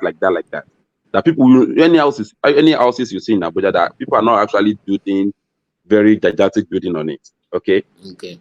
They are on that space. Okay. Okay. There are people like that. Okay. That initially, from before we even started, we know that is going to happen, but we didn't see it as if it will start that early. Okay. Thank Yes. God you already said you knew it's going to happen. And you know, you see, But in court of law, what I'm saying here, wait now, come on, wait. We are only talking about the problem that this country have. It's not problem Nigeria. It's the problem of you Nigerians, the way you do things. This is not this. I won't have mentioned that shop to you. I'm only telling you how people are making efforts to the better problem is not Nigeria. It's the way Nigerians Mr. do. Foley, but the problem You is guys not, are the one not is doing not, things is the not, right is way. not, Even is here not in Nigeria. America, you can't. That's not the way you do things. Mr. Foley, the problem is not Nigeria. The case you are presenting to us now is a power play and a monopoly thing, or probably a Ponzi scheme. People playing each other, exactly. Or playing each other. In a country where things work, before you can even come to demolish anybody's things, there must be a notice that you are coming. It's not the country that did that to you. It's the individual that didn't give you notice. But it is the individual, because you said there was a director there before. The director left, and this is a new director. So how does he know what the old director has done? And blame Nigeria for falling for the trick of other Nigeria. And who is that individual? Somebody that's been hired by government and they are paying him salary. But he was supposed to notify you guys because it's an old That director. This is a new director. I'm just telling you the system, the way the system actually. It's not the system. It's you that you don't use the system. The thing is this. That's why people go to school to become lawyers, right? Use their because lawyers know the protocol, the laws, everything around everything, how contract works. That's why you hire them. They help you design contract and give you one year. Listen, you have to draft contract like this, draft this like this. In case this will happen to you, you have to put if they're gonna allocate land to you, make sure you put in your contract that they can't take it from you from this amount period of time. You have to design contract. It's the way all the same thing all over the world. In America too, I mean, businessman. My lawyer will tell me, come on. We have to draft the contract. Make sure you put it in your contract.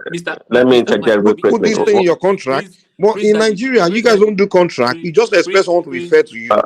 Let me interject. One second. No, hold on. For 1 minute, please. I want to give him an example of this same issue he's having.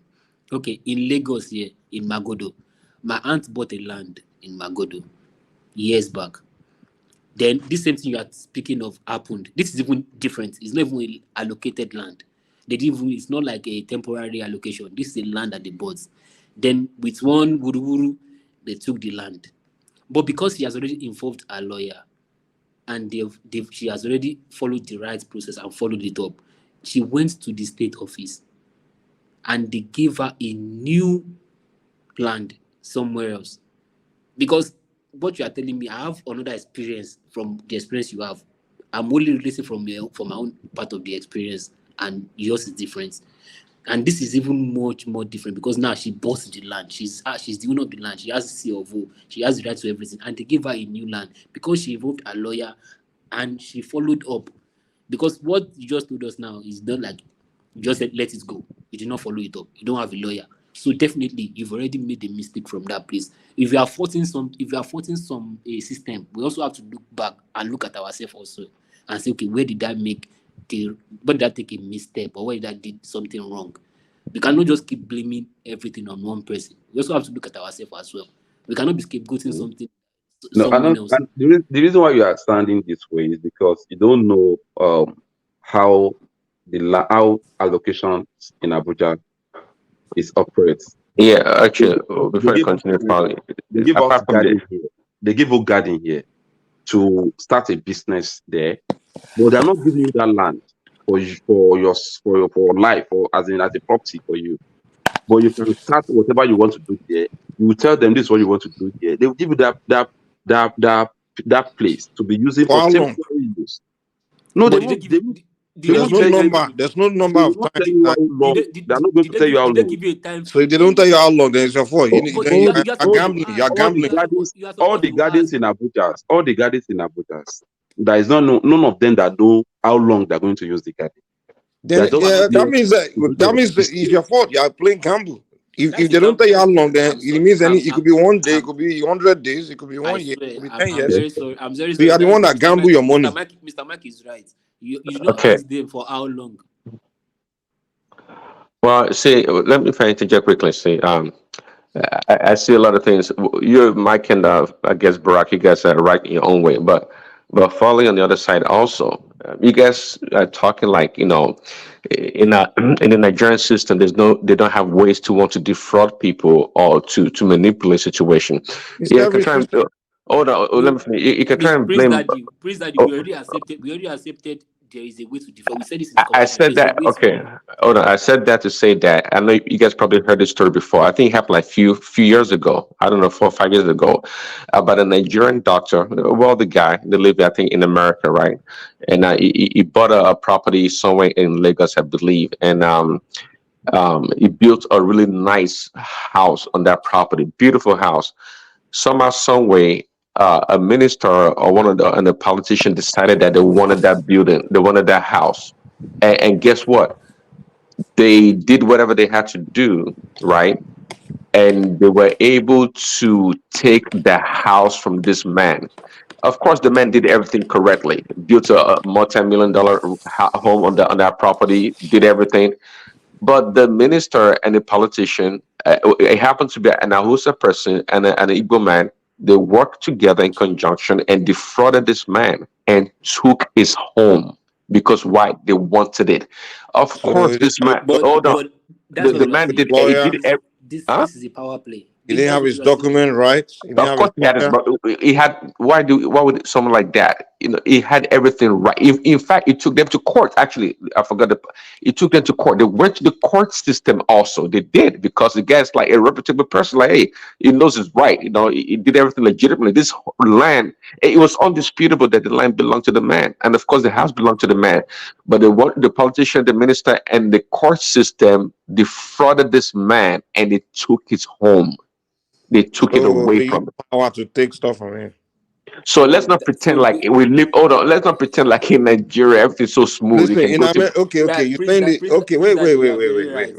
So he has a clash with the power system. That's what you're saying. Now in America, it's not a clash per se. It's not a clash. That's what it is. That's what it is. But let me learn.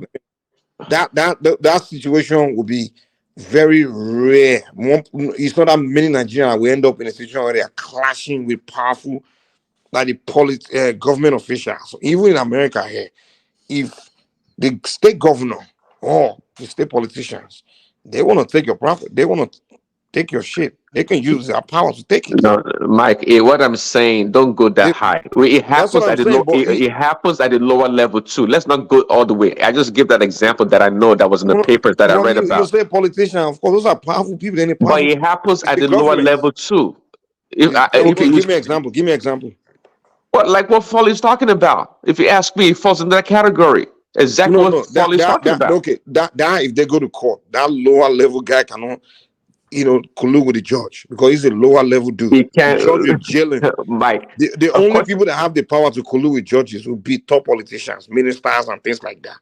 Well, at the lower level, Mike, at the lower level, some low-level civil servants. At the lower level, Mike, you don't need to go. You don't need to deal with the judge. You deal with the police. This is what you said. Hold on, guy. Hold on. Prince Daddy, you said the politicians colluded with the judge to take that man's property. We get it. That's the power. Those politicians in a very powerful position. Anywhere in the world, if the politician and judge collude, they can get you. It's rare. But you can't tell me. Wait. But you can't tell me that low-level civil servants will go and collude with the judge. A director? You mean a director? A director is low level. A director is not in a level to even collude with a judge. Do you know the level of the judge? That's the point, Mike. At the lower level, where the director is operating, and the policeman that would jack you up, they operate at the lower level, and they do the same thing to the people at the lower level. Before you know, the directors are talking about, they are friends of the judge as well. No, the director cannot be a friend of a judge. Why not? Do you know what a judge is? Do you know what directors is as well? Directors are sitting with judge as well. They were like, listen, the judge. If you get a lawyer, listen, wait. If you get a lawyer, that judge what's they call it, something of justice, miscarriage of justice, things like that, whatever. That judge, the lawyer can take that judge to the bar and present the case to the bar above the judge. Clear What? that this judge collude with the director, and that judge lose the license. You know what a lawyer is? Are you kidding me? You think a judge can just tell the lawyer, "Hey, I'm judging this case where I like." The lawyer would know, like, when it's clear that they do. In Nigeria, you mean in Nigeria? Yes, anywhere in the world, yes. In Nigeria, that judge can even tell the lawyer to go and imprison lawyer for going against his No, the judge cannot break the support law. terms. Cannot break. Listen, legal system. It's not just someone getting affected. There's a Do problem. you know about what's it called? Do you hear about this guy, a lawyer Anyway, that was sentenced that was sentenced for a yeah, month? yeah. He insulted the judge. Yeah, he broke. Yeah, How do you know he insulted a judge? dude, they bros have it It's right there. gameplay, it's power playing. That guy did Yeah, not they do can anything do it, but wrong. bros, It's not playing. You talk about this country as if you are talking about Okay, a fully. country that things are This actually guy, working man. like Listen, bro. Listen, man. The problem with these Nigerians, man, that's the problem. They don't understand how system works and everything. That's why they just, you take your time, go and learn our systems. Listen, if I'm a lawyer right now, I'm in front of a judge, and I present evidence to the judge, clear evidence against another person I'm challenging. Mike, is there a country Let me where, land now. Wait. hold on, where Chill out, man. police shoot lawyer? Let me land. Clear case. And the judge say, I'm ignoring your evidence. I'm giving a judgment in favor of that guy. I'm a lawyer. I go to the bar. Straight to the bar. Like, this is what happened in court. This is the case. And the bar will look at the case. And it's clear that this judge here just did that. The judge is in trouble. There's something called bar association. It's everywhere in the world. Are you kidding me? You can't just do whatever you like as a judge. You can play bias, but the case has to be something very close. But a clear case, you want to play bias? Are you kidding me? I think what actually brought this conversation is because we're talking about the people moving from rural area to go and do something for their life. I think that is exactly what actually brought us here. So I'm only saying all this for us to know how Nigerians are actually trying to make sure they better their life. But one way or the other, things is actually fighting them back. Okay, Yes. this is why this is why I just Life is what's fighting them back. That's anywhere in the world. let's Life fights back. forget about my shop. Forget about I'm my not talking shop. about your show. Life is hard anywhere in the world. Let's not make it about Nigeria. That's the problem. Life anywhere in the world is hard. You have to fight in life to make it. Mr. Foley. Yeah. I perfectly understand where you're coming from. Totally. And I already said from the beginning, we know Nigeria is corrupt to some extent. There can be power play. But what I'm saying to you is that at least you also have to take responsibility in this situation. Because you already said they gave allocation and you collected it, you paid. And you did not bother checking or even try to understand what's going on or even ask them for how long it's going to be. No, because I know you know it. As long as my plan was, as long as the market is still available, my shop will still be available. Hey, okay. But Mr. Foley, the new land they were giving, it's a new land. The market, even if the market, in the same fencing environment, I understand what you're saying. In the street, they can demolish somebody's house. Mr. Foley, the market is actually fenced. The market is actually fenced. Can you just give me 2 minutes, Mr. Foley? Okay. In the street, they can demolish one house and the remainder of the house will still be standing. Right? Okay. And it can be a new built house. This land you are saying, you said it's a new allocation. That means it does not, even if the old land in that market is allocated and it's a temporary allocation, that new one is not pertain to the old one. How? Okay. because the same allocation they give to those people in the market is the same allocation Okay, you are having. when did they give them this allocation? How long has those things been Actually, there? the market is actually somewhere before they move them to that place, and they give the people that are coming to that place new allocations.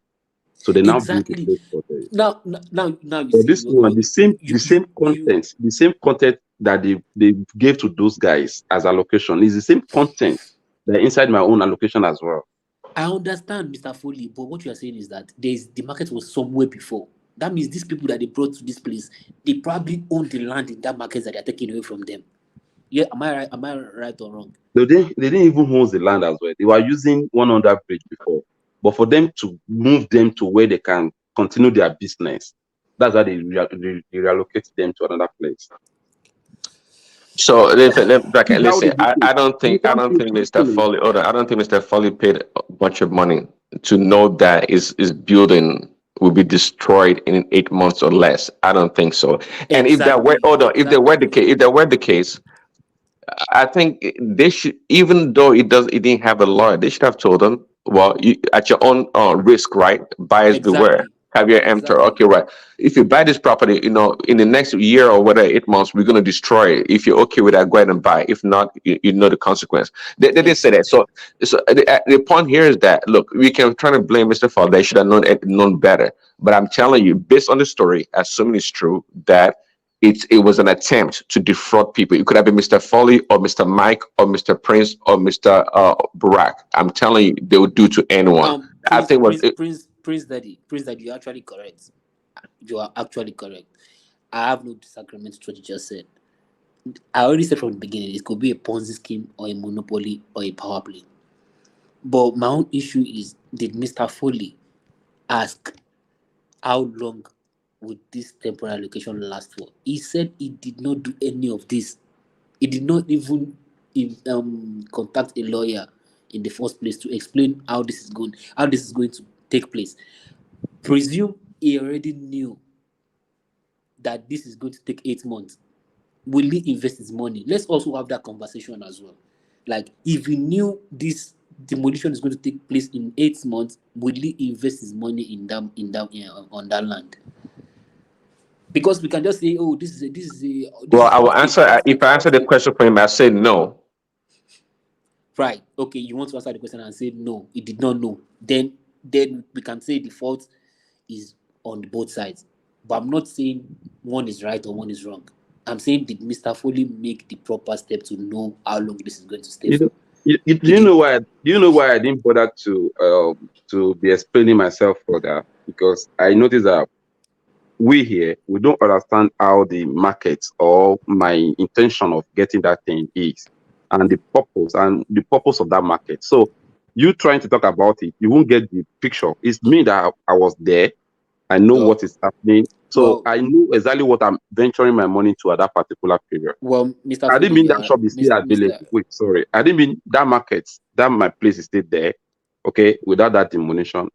And I'm waiting for the day they will now come and demolish the whole market and relocate them. By now, I will have made my money. I took that risk, okay? So I know that the place is not the permanent place that they can actually locate anybody anytime. But I know it's not going to be that fast. And the market in place, they actually give me the clue to that give me the mind to go and acquire the land. It's still there to you. So quickly, if I see this, check, you guys check this out. It's like you buying a television, a brand new television, and you're using the television, and the television broke down in 10 years later.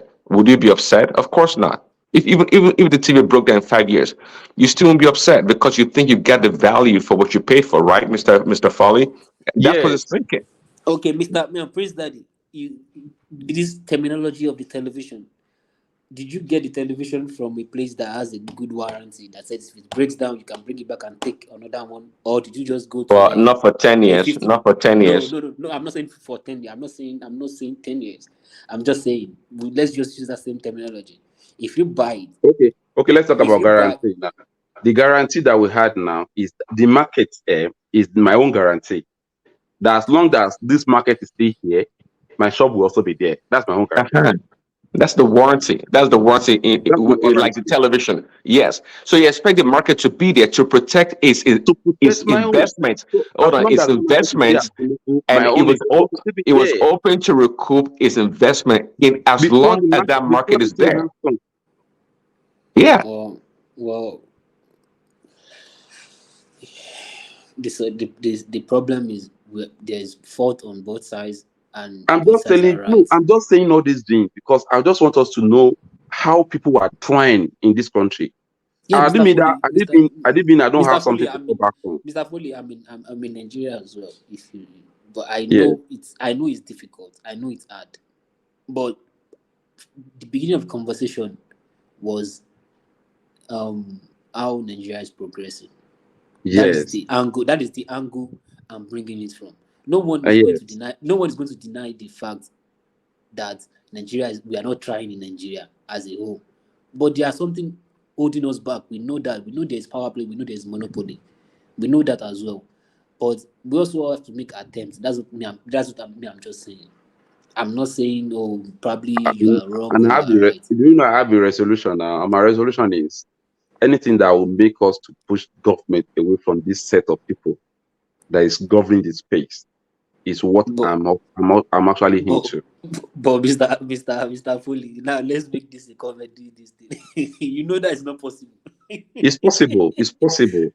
You know, If Nigeria can actually see themselves that they have the power to change their stories, they can change it. Mr. Foley, even since when have we been saying we want to change Nigeria? You know this is We not can change.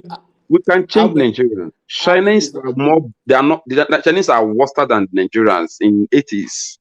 But what are the policies the Chinese did? They took the country, the citizen of that country, to rise up one day and said enough is enough. We are not going to take this any longer. It's just simple. Today we are celebrating Chinese. But who is ready? Barak, what you are saying is untrue.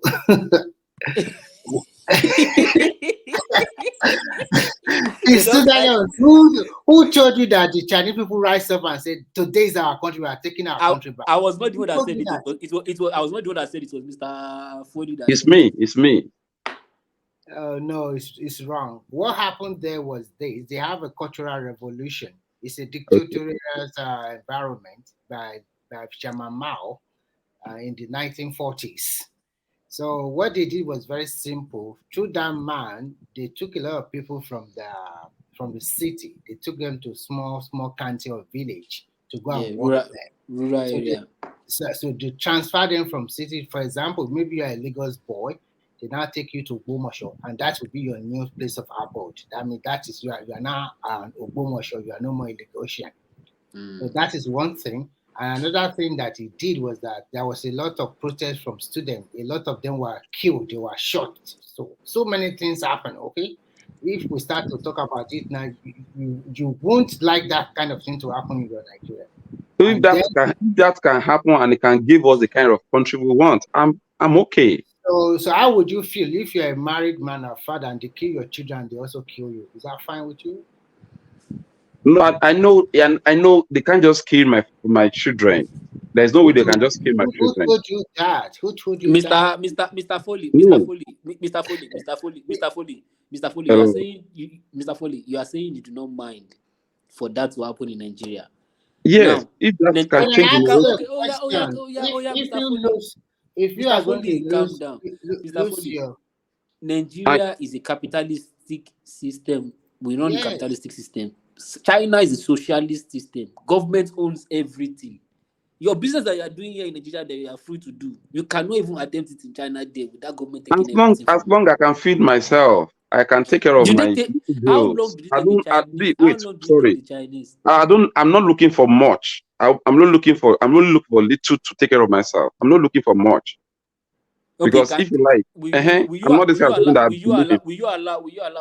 you accept to have only one child? What was the essence of having 3, 4, 5 child that I can't even take care of? If it's one that will take care of, I'm okay.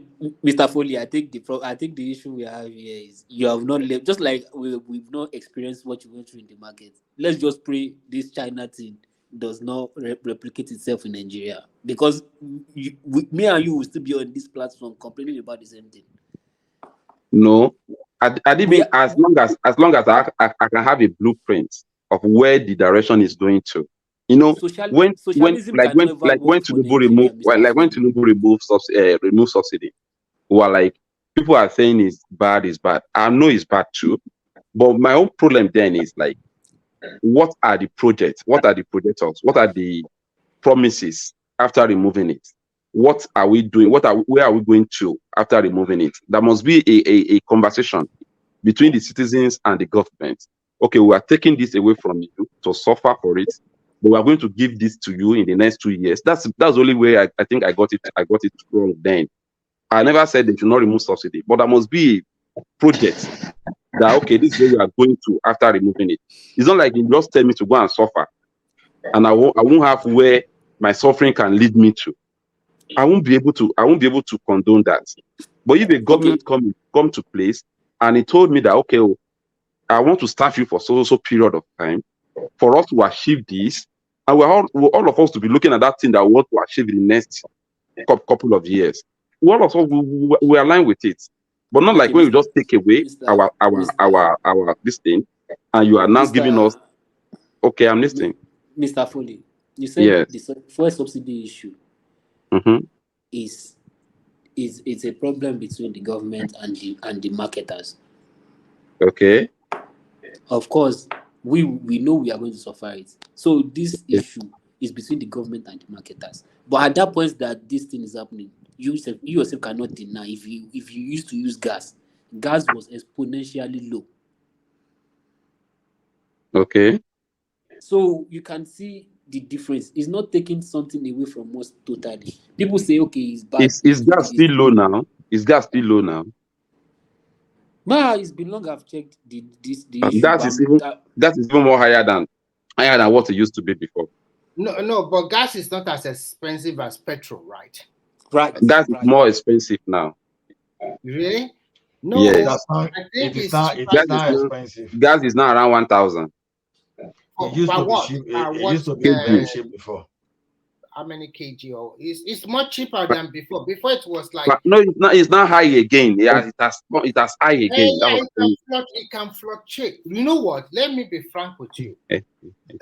Nigerian can get better if the people also want it to get better, and people are ready to sacrifice more. I will be frank with you. The rest of the world are also in a serious mess. Everywhere in the world. Look at US. Is it not US is saying they are trying to pass a bill to prevent the government from shutting down? Every country, because the effect of the post-COVID, or what do you call it, is a big deal. So every country is in a mess, and Nigeria included. And you cannot compare Nigeria that was not planned for with that monumental corruption that has spanned over 4 decades or more than that. And you expect it to change overnight. And I don't understand Nigeria. You people shouted there is a huge corruption on subsidy. They removed the subsidy. Of course, we know we'll suffer for it initially. But as it goes on, it will be fine. In 1999, a starter pack was sold for 33,000 naira. I'm talking about a SIM card, a SIM, and a Nokia 3310. Wish 99. Wish 99. Sorry, 2000. Yeah, 2000 plus. Don't know about 2001. 2001. I want 2001. It was sold for 33,000 naira. Today, and a SIM pack that time, because I supply Nigerian bills, a lot of them. A SIM pack that time was 10,000 naira. Sorry, Remy, did you just say 3,000 naira? 10,000 naira for one SIM pack. Oh, okay. I thought you said 3,000 because I bought my own. 10,000 naira. But now a SIM is as free as 500 naira, even below that time. It's even free, sir. You have to register. So Rome was not built in a day. It will take time if Nigerian people want their country to develop. And I always continue to give example of Lagos State. It's really a pace setter, to be frank. What you have in that Lagos, if you go to some European country, you don't see it there. But you people, you don't appreciate what you have. You continue to compare and contrast every time, like the people. Sorry. When you guys are speaking like this, Are you, how long have you, when last have you come to Lagos? I was in Nigeria in January this year. I was in Mr. Foley, I'm Nigeria in in Lagos. January this year. Mr. Foley, I'm in Lagos. You are in Lagos. Yes, I was in Lagos. I was also in Abeokuta. So, what do you want to ask again? Mr. Foley, I'm in Lagos currently. Okay. Do you have you ever come out when there is raining in Lagos State? When there is raining in Lagos right, State. right. No, I live in Lagos with that my issue. grandma for like 3 or 4 years. But is that mainland? Is that a mainland issue or an island issue? Okay, and I will now ask you this: Okay. if I want to set a standard for Lagos, yes, okay, with what Lagos is getting, with what Lagos is bringing in, I will set a standard of somewhere like Hawaii for Lagos. Like what? In America, somewhere like Hawaii in America, one of the biggest cities, that's supposed to be one of the biggest cities in the world. You can never compare Lagos State to Hawaii, bro. Mr. Foley, they are not the same terrain. I'm just telling you now. If I want to tell you, if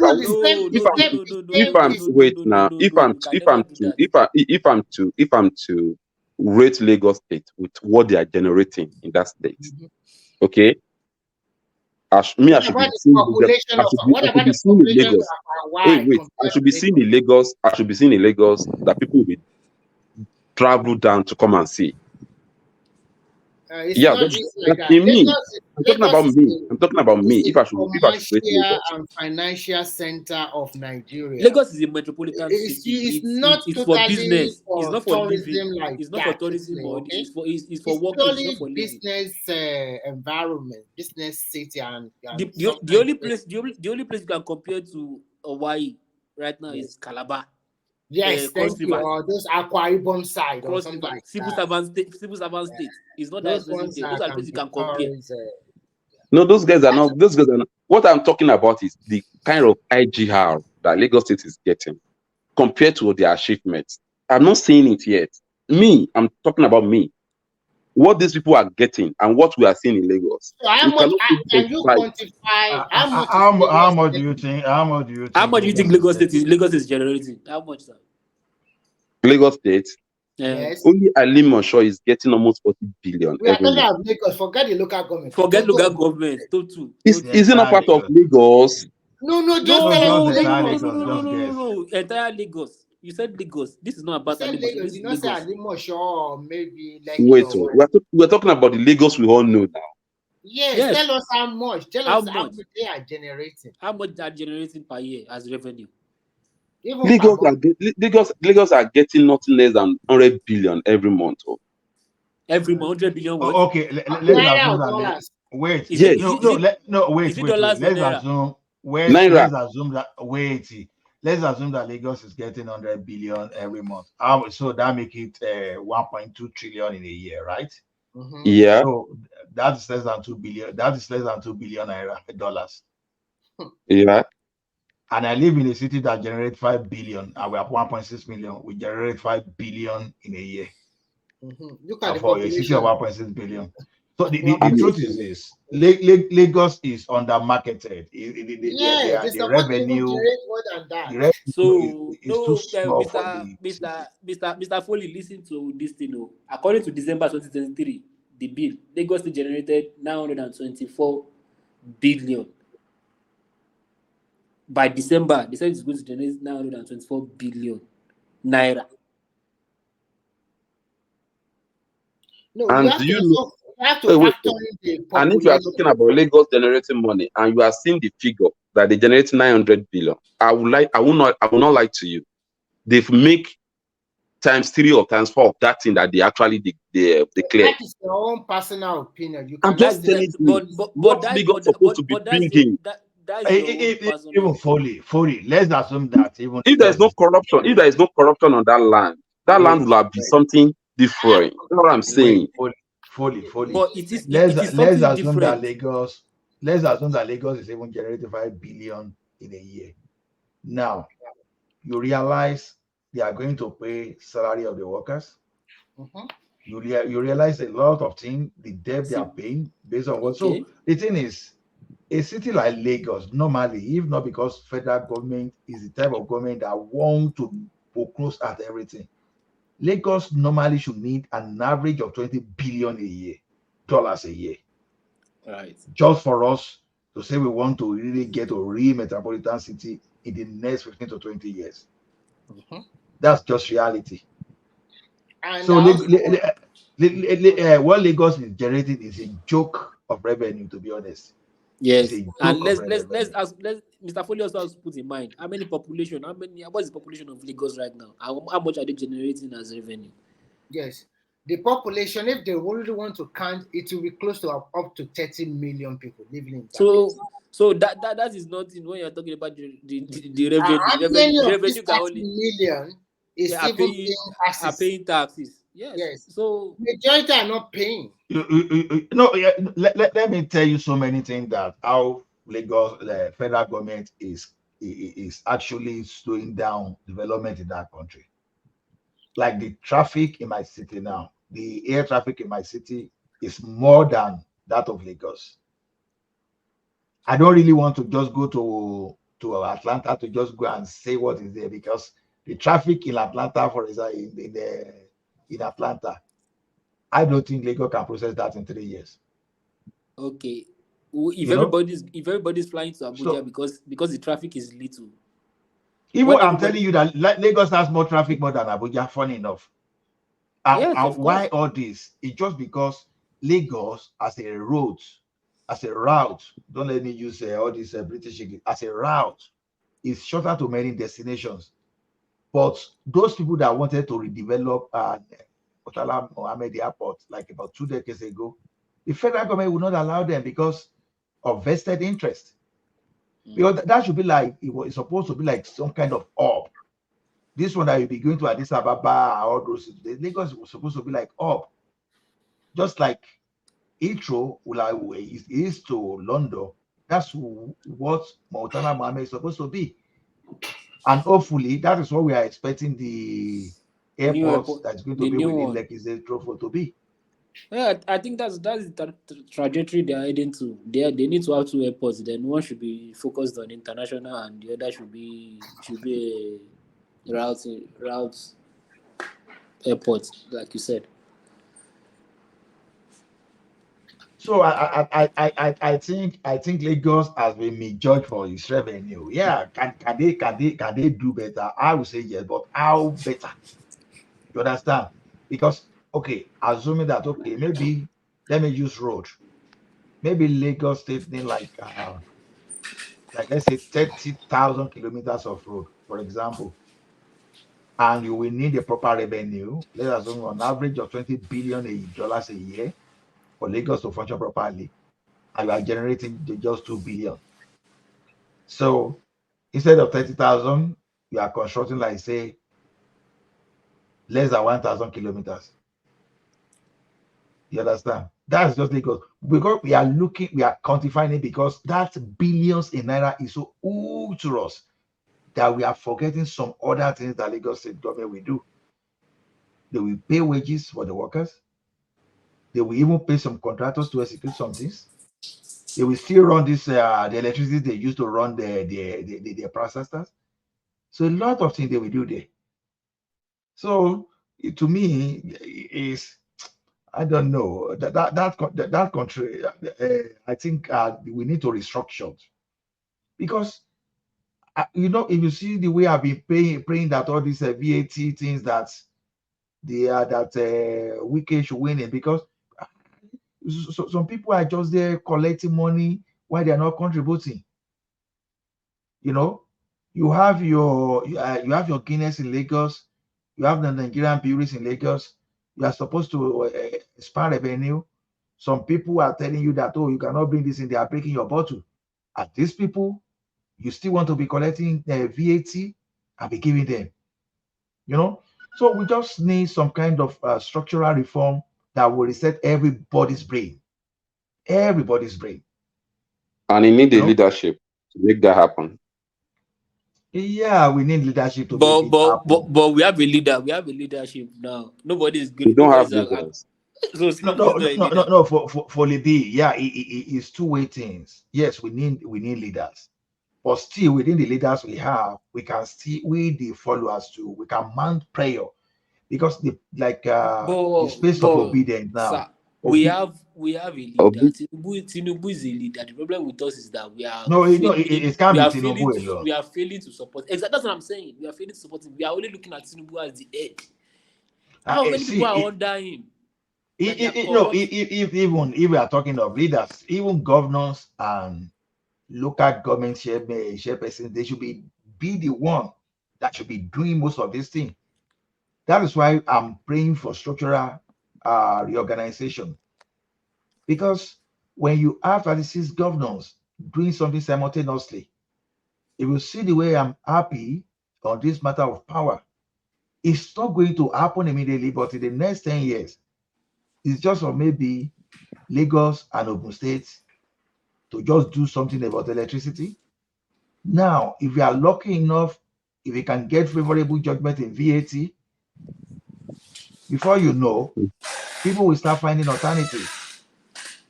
Because the little one that Lagos has achieved, we've seen so many people coming to understudy. Soludo on his own went to Lagos to understudy.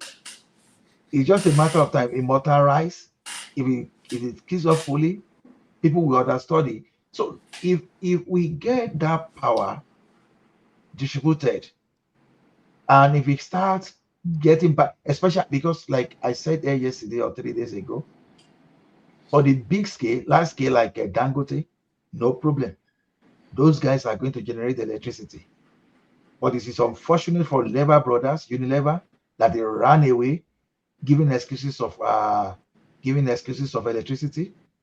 Very unfortunate for Dunlop, that ran away, giving excuses of electricity. But if we can get electricity, if the medium and small scale start coming up, see, medium scale, small scale, I'm talking about, average people like us, we can set up a tire manufacturing factory. We can set up like small textile. We can we can set up like brick. I mean that when I say brick, the serious brick, not the kind of a graduate that some brick building factory are doing today. We can do little things. We can set up ties industry. In those days, we used to have average people like us that used to run plastic industry, tomato paste, a lot of things we can do.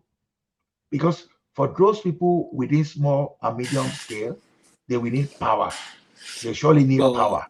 But Mr. Ola, yes, sir. This thing, I appreciate what you're saying, but what you're telling us is we can do. Yes, we know we can do. But in this economy, nobody's ready to do anything. We have a consumer population. Consume society.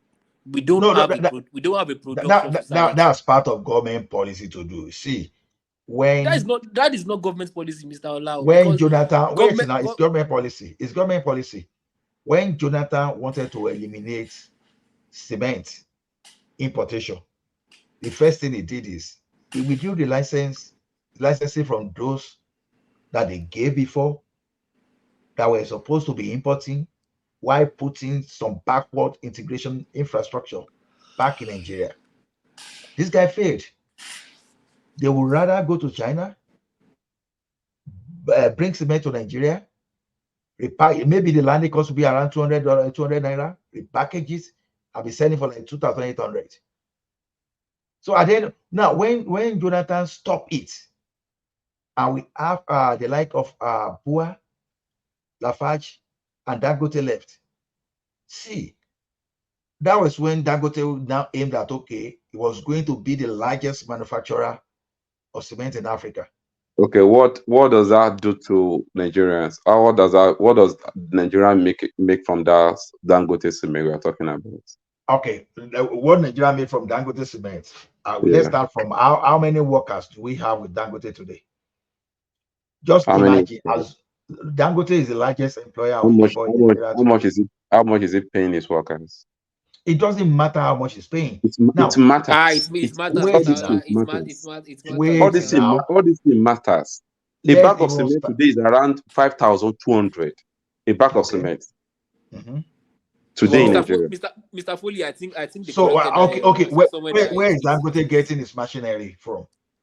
Machinery. What he is the has it in machinery? Nigeria. The All those machinery is machines in that Nigeria. using in the factory. Where is he getting it from? He's getting it in dollars. You understand? Is he buying the machine every day? Oh, there will be maintenance for sure.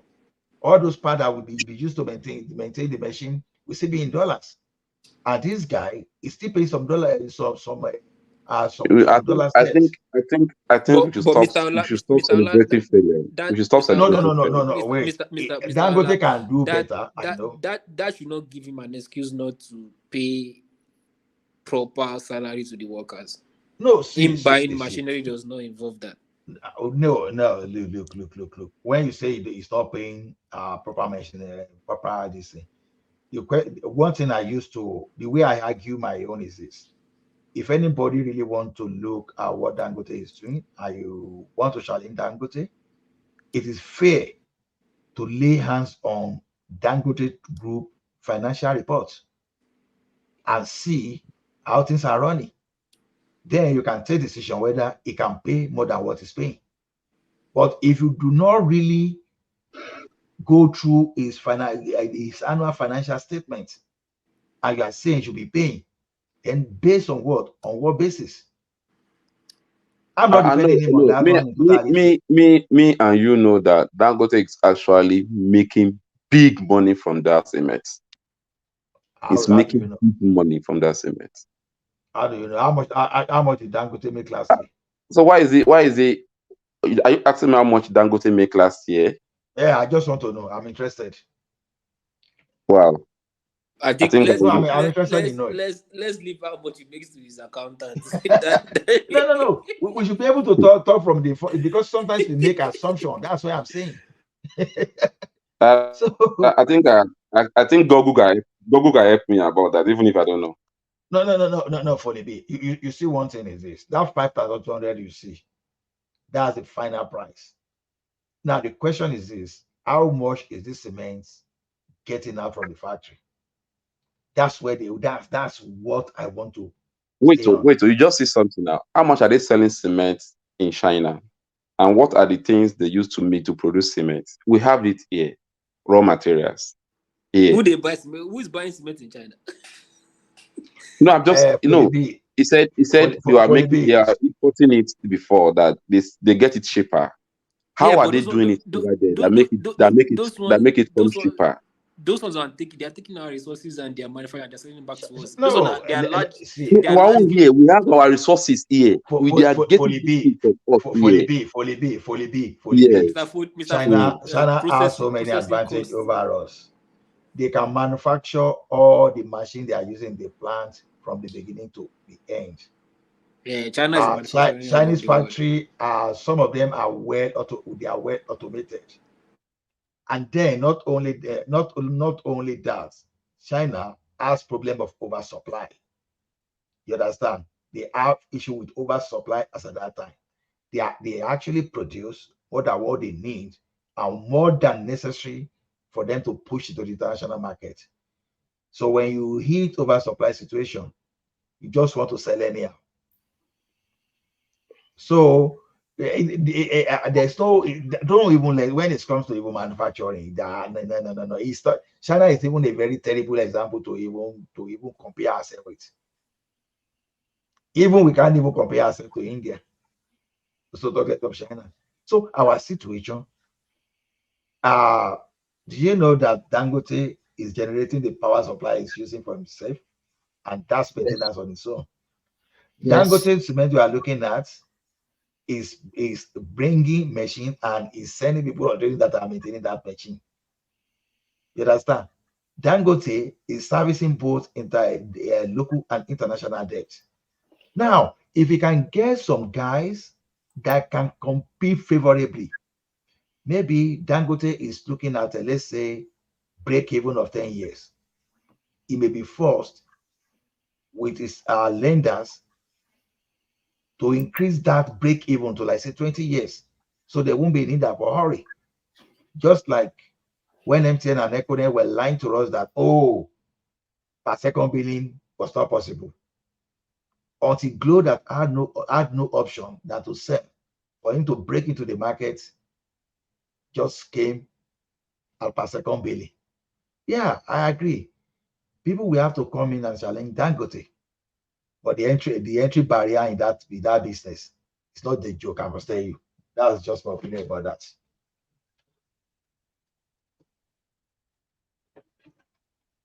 Everybody don't go. Thomas, if you like, everybody don't go. So what I'm saying is, any business that have a competitive with Dangote cannot do well in that field. Dangote is only using its monopoly marketing to extort Nigeria. Well, there's any other business Dangote have a competitive. You can't like say yes. that. BUA cement just crashed the price of cement to 3,500 yesterday. You can't say it's totally BUA. What do you call it? BUA cement in Nigeria. It crashed the price of cement to 3,500. And that is competition we are talking about. You cannot say Dangote is. And do you now know? Sorry, do you now know? Dangote is now promising Nigeria now to drop his own to 2.8 by December. Yeah, we wait to December. So what happened before? Before now and December, BUA can also crash it more further. So what now happened before? That I'm talking about monopoly here. The problem I know. Are you not a businessman? If you are a businessman, you maximize. Any business you are doing that you are killing people, you are not doing business, you are being wicked. This is wickedness. Don't count anything as business. I'm a business person. I will never do that. No, you cannot totally blame them, because you have to look at their cost of production also. Because what now is that cost? Is that cost reduced now? I don't know. That's the question. The reason why you there was a monopoly. There was a monopoly somewhere. Why you will crash your price is that when you are not selling at what you used to sell, the quantity you used to sell, that means you are losing money. So you don't have a choice than to drop price to increase your sales. Let me even tell you for being about it's a small ideology. So people are not building house again in Nigeria. Dangote is no more selling. No, they are building, but they will not build as usual. I said this guy is using monopoly over Nigerian. That is why he's making his money. He's monopolizing Nigerian. No, I don't agree. Sometimes, no, yes, let's assume that it's even monopolizing. But I just want to tell you, sometimes the price of cement you see does not reflect what is coming out from the factory. That 3,200 you are talking about now, that someone says is going to crash it to 3,200. It is possible that it was coming out of the factory for far less than 3,200. No. Along the line, I'm just assuming. I'm not saying that. I have friends that are into cement that they pick from the factory direct. The margin between factory and wholesale and the retailers is around 200, 300 naira. Are you sure? I'm telling you, I'm into telecom. And I know what MTN give us recharge card. I know how much we sell. There is nothing, there is no margin from the factory in these things. It's a price from the market from the factory that will determine the market in town. Because sometimes my feeling is the amount lost because this thing when you transport to some regional area, because the amount you find in Ekiti now may be different from the amount you find in Mowe. What these people do is this: they will they'll have their depot in each state, yes. Okay, where people normally go to go and buy. There's only few people who still willing to do this, to stress themselves to go and buy from the factory. They are the ones that are still paying to the factory. They already have their depot everywhere. They have people that have their license to bring it to that depot. Okay, so I'm not sure these people have issue of distance when it comes to price of cement. Cement, these people are just being wicked. Just take it like that. Okay. If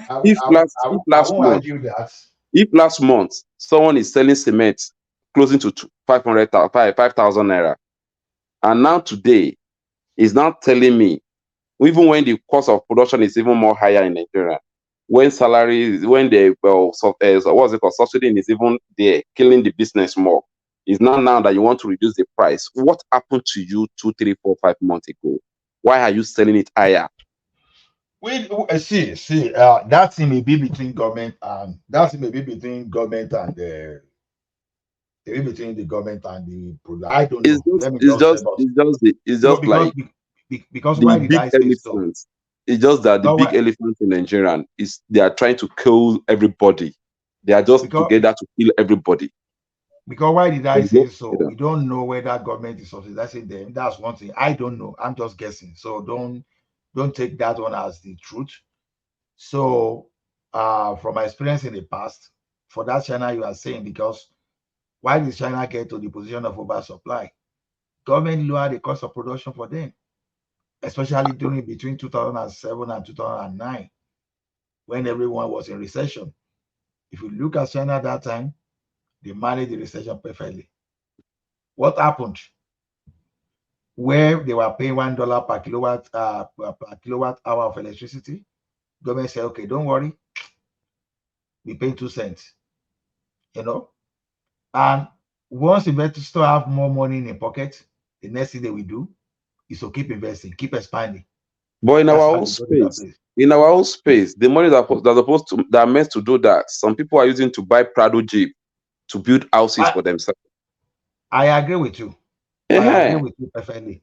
But the thing is this. But the thing about Nigeria is, to me, I will not care more. It's not as if people should not care. Don't get me wrong. But then I will not care much personally. This is personal choice. As long as governments can provide enabling environment. What do I mean by enabling environment?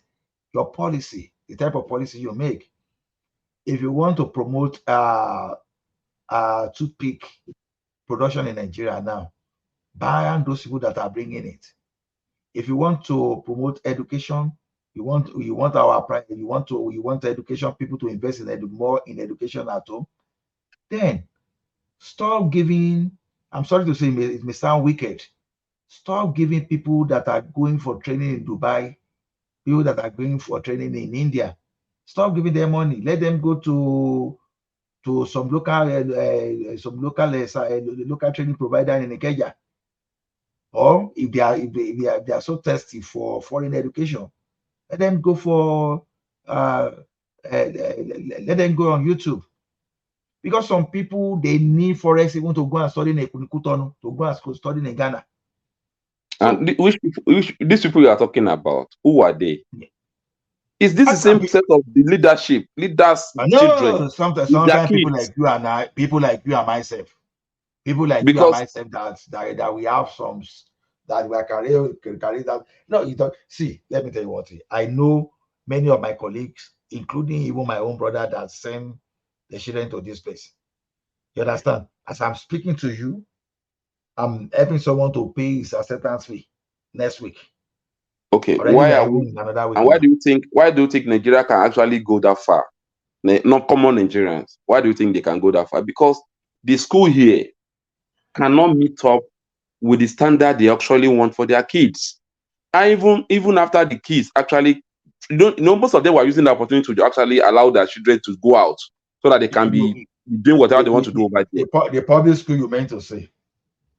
The public school. Yeah, the public school. Yes, the public school.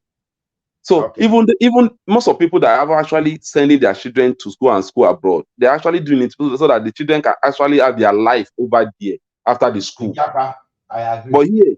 But here, when after you spend the whole money for your children here, it will still come and meet you on your 3-seater couch to be sleeping with you.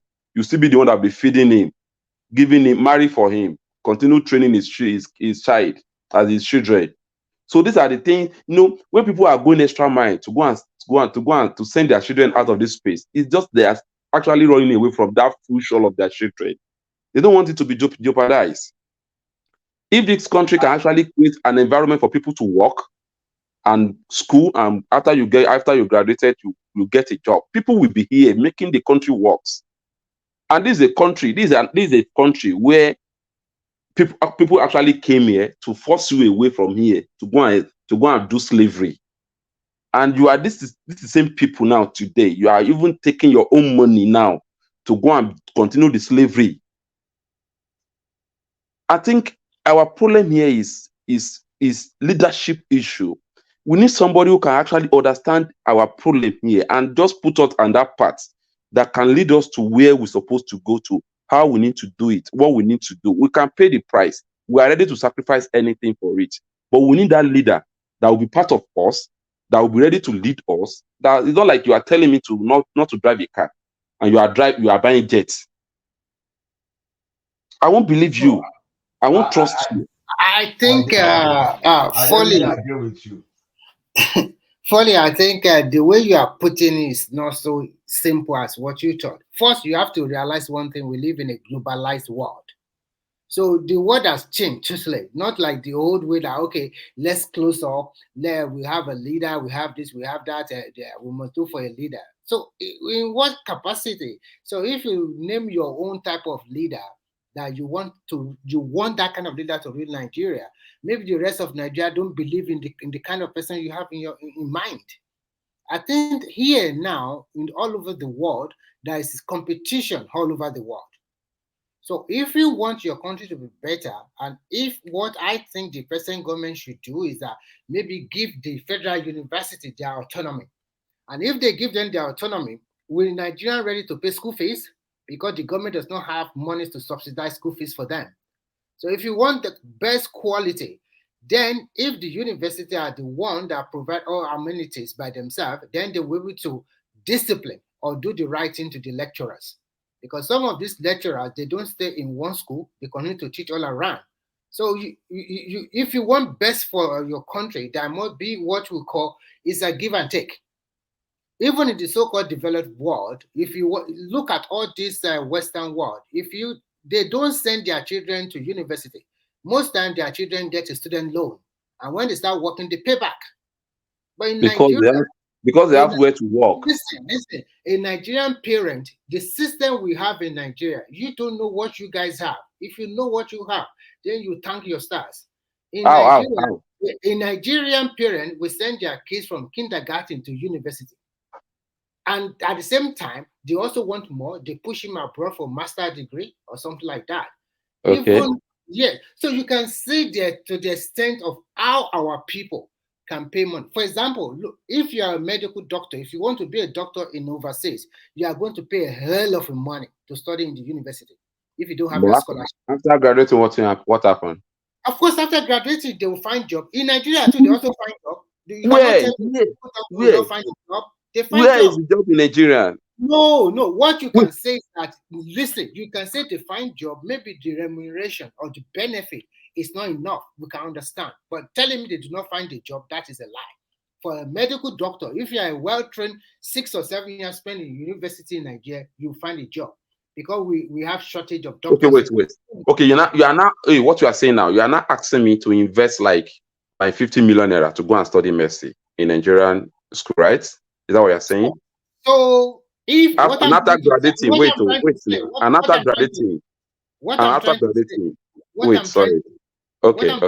is this: if they give the university autonomous, that means if they give them, that means they will charge tuition fee.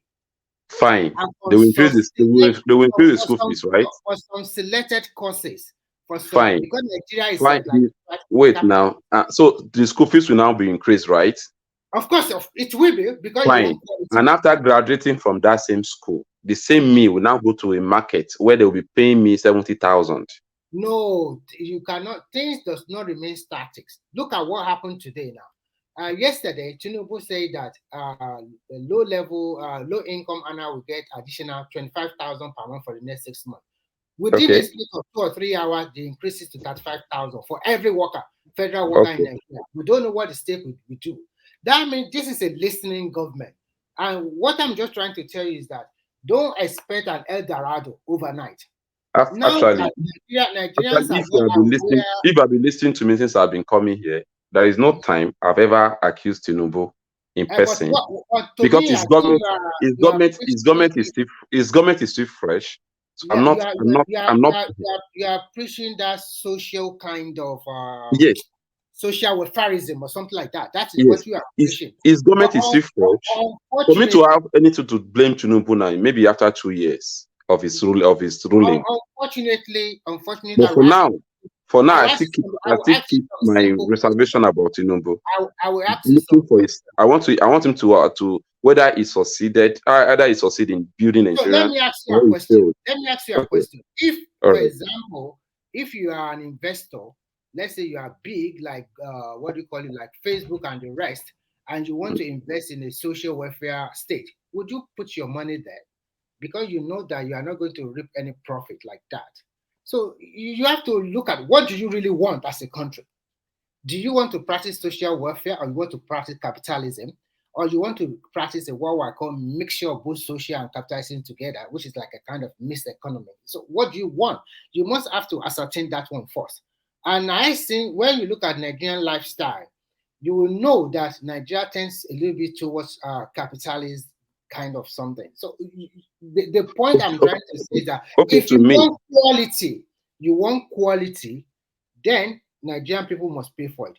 Everybody, I don't know whether you are still in Nigeria. I totally agree with you. If you want quality, Nigeria people must pay for it.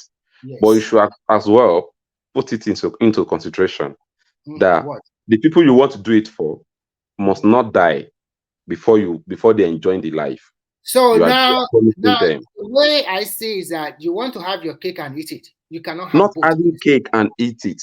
People can still be managing their life in an average way. So in a nutshell, people can still be enjoying the system a little, so what and still be hoping for better of their country. But today, people are as in the kind of suffering in Nigeria today is, if you know how many people that will test us in a day to just beg you for something to fill themselves, you will understand that this country is, people are actually, even business are closing up in Nigeria. Let me tell you, people actually grow their society. When people are happy doing what they are doing with their country, the country will progress. But in a situation whereby the country, people are not even finding anything to do, they are all jobless, they are all tired of the system. They're not even the only people that go out in Nigeria are the criminals who know that I'm going to office to go and change one signature to make one money. They are the ones that were happy with the system. The people that are supposed to drive the economy you are talking about, they were sleeping on their bed. They're not doing anything again, because like me now, like before I used to go out, go and at least either I have something to do outside, I will take my car, go and do whatever I want to do. At times maybe you get for some connection, you get some information that can actually help you.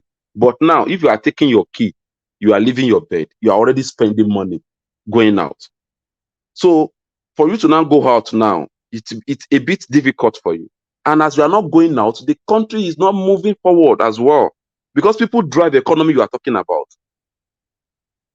People supposed to be driving your economy that you are talking about, and these people are tired. They are not even willing to do anything again because they are frustrated. Because after the whole stress they put in place, the system did not even pay them. They can't even make their way out of the system. So which program are you talking about that people should pay price? People cannot pay price as their own detriment of. To me, I think you are still looking at it from the pessimistic angle, and I will tell you why. First, there is a subsidy removal. The price of petrol went up. There must be a spiral effect on the wherever that will happen in Nigeria, and a country that was not well planned for so many decades. And then we are not even generating revenue as we used to generate revenue before. Mind you, even the crude oil that we really rely on, they are phasing it out in Western Europe, in the Western world. They are resorting to electric vehicle. So you must bear with people. As you are complaining that nowadays you don't take your car out, some people are also making money.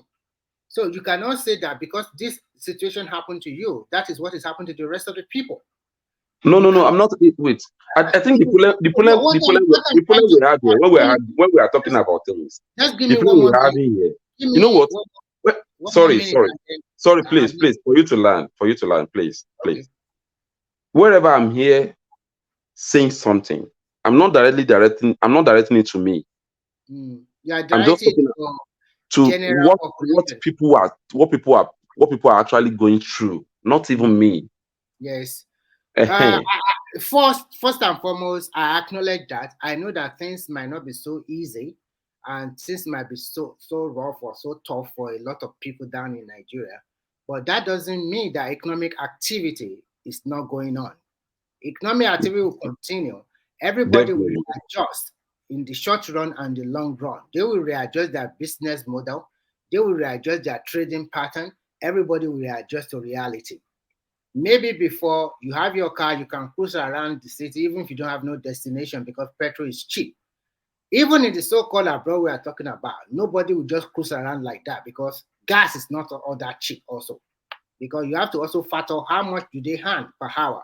It's also depending on their profession, but you have to look at the minimum wage, and it's different from country to country.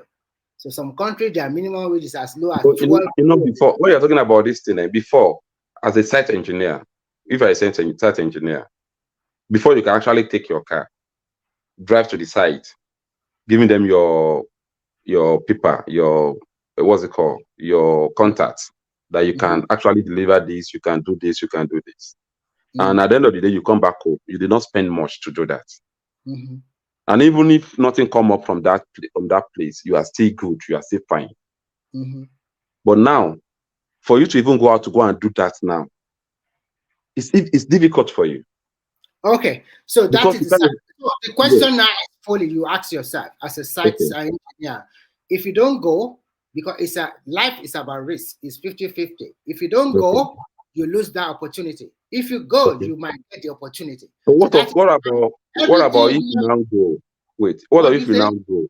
If you now go today, tomorrow you don't have the finance. You don't have the finance to finance yourself again today again.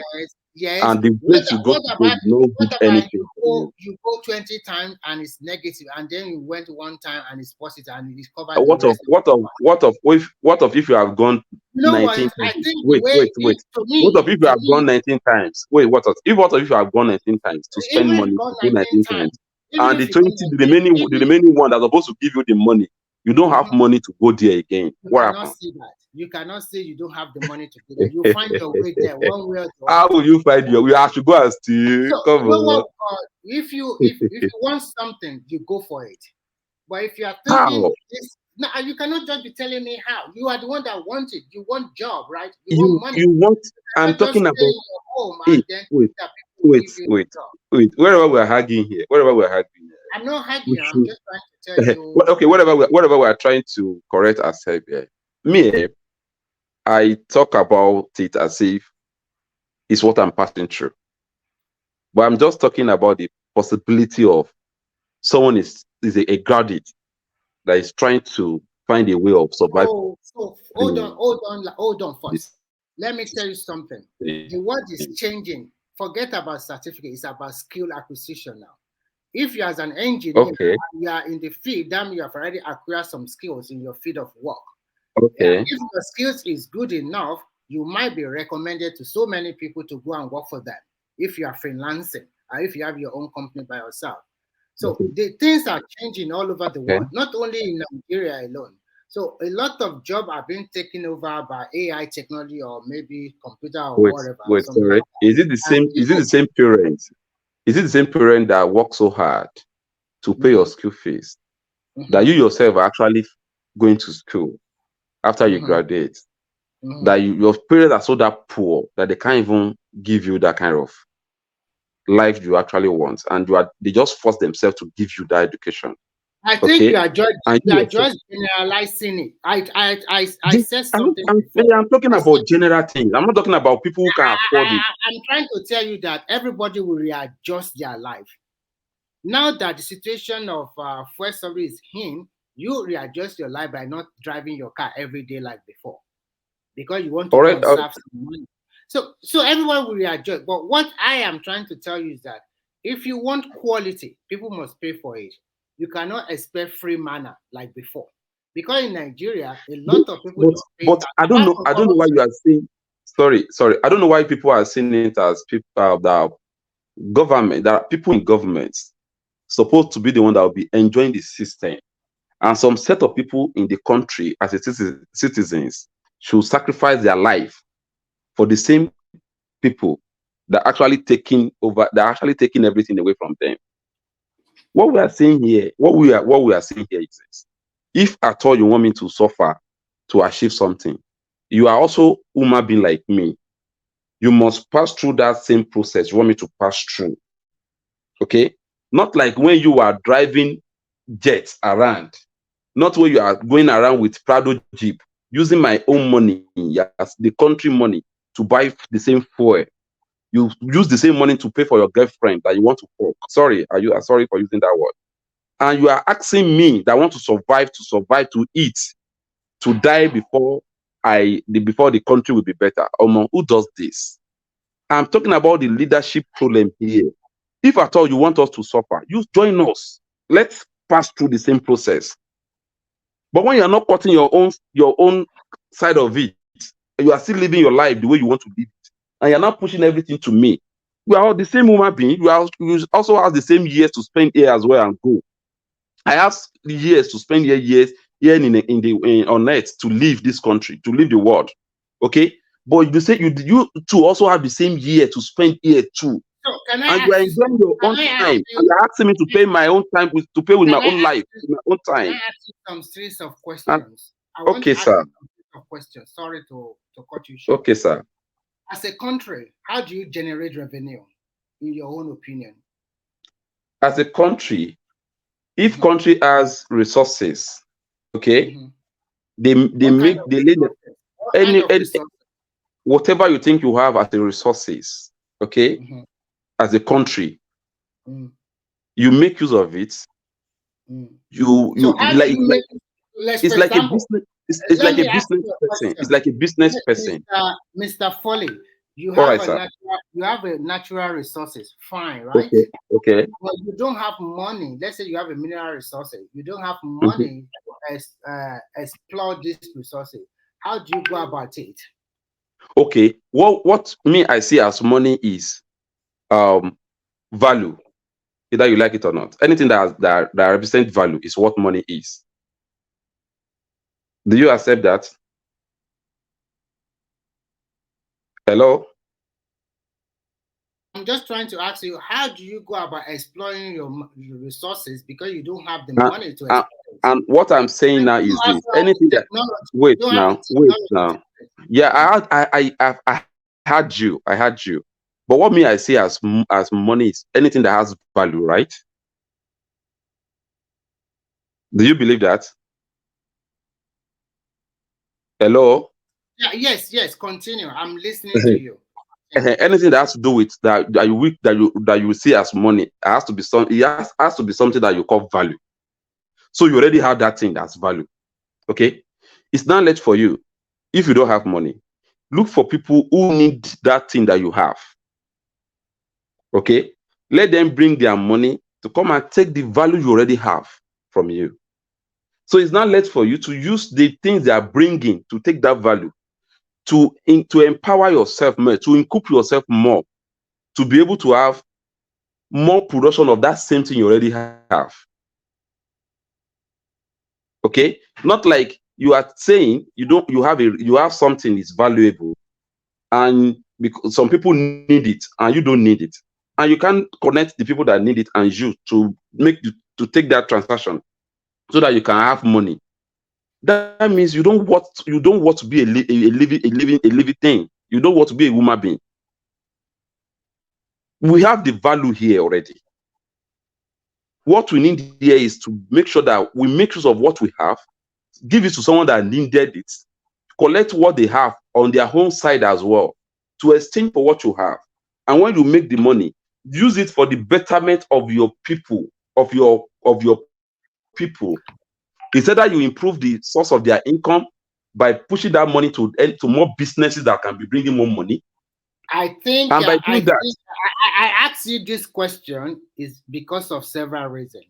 When Nigeria got independence, and luckily for us, we all those regions they have what do you call it? the kind of thing they do. Like in the West, they have their cocoa, and then in the East, they have the palm oil and the rubber, and the North, they have the groundnut, and they focus on it. Yes. Yes. And then when they discovered oil, you can see that they do not have the technology or where to go about it. Investors come in. Okay. And when investors come in, investor will not just come into your country and say, okay, I just want to help you. I'm not going to make any profit. I'm not going to make my own money. So what you are discussing, the way you have been talking for a long time now is about social welfareism, which I think is not suit a country like Nigeria anymore. Okay. Because the reason why I said is very simple. I'm looking at you, you want good quality, but you want it at a cheaper price. You want the government, no, let me finish my thought, then you can come in. You want the government to provide everything without knowing that in most of these developed countries, the private sector play a bigger role, even more than the government. The government is just a regulatory body. That's what they do most time. Everything is in the hand of the private sector. That is why they are capitalist oriented. So, and that is why, and then the country, the people of that country, they are patriotic enough to make laws that will suit the benefit of the people. And I mentioned before that an average Nigerian or black men are greedy or selfish. If the people that make the law, at least they cut across different parties in Nigeria, they have the interest of the citizen in hand, then they would think about what can they do to help the citizen. So in that line, then we can start talking about maybe unemployment support for old people, some stipend for that, they are doing it, but there's still corruption in it, which is always, no matter what you do in that country, there will be some people who want to sabotage it, and there will be some people who think this is my time to make money. The orientation is totally terrible from childhood now. When we were growing up, the orientation was good, I will not lie. They always teach us that to be patriotic, and they always teach us that to respect our country. I do not see, most of my classmates are from the Southeast, and we all went to school in the Southwest. But now it's a totally different ball game. In Nigeria today, as you are complaining that, oh, things are difficult, I admit, some people are also making their money. Because as a good business person or a resource person, you have to look out for opportunity when it is very messy. I always say something. When the road is muddy and dusty, that is where the money is. And that is your country, Nigeria.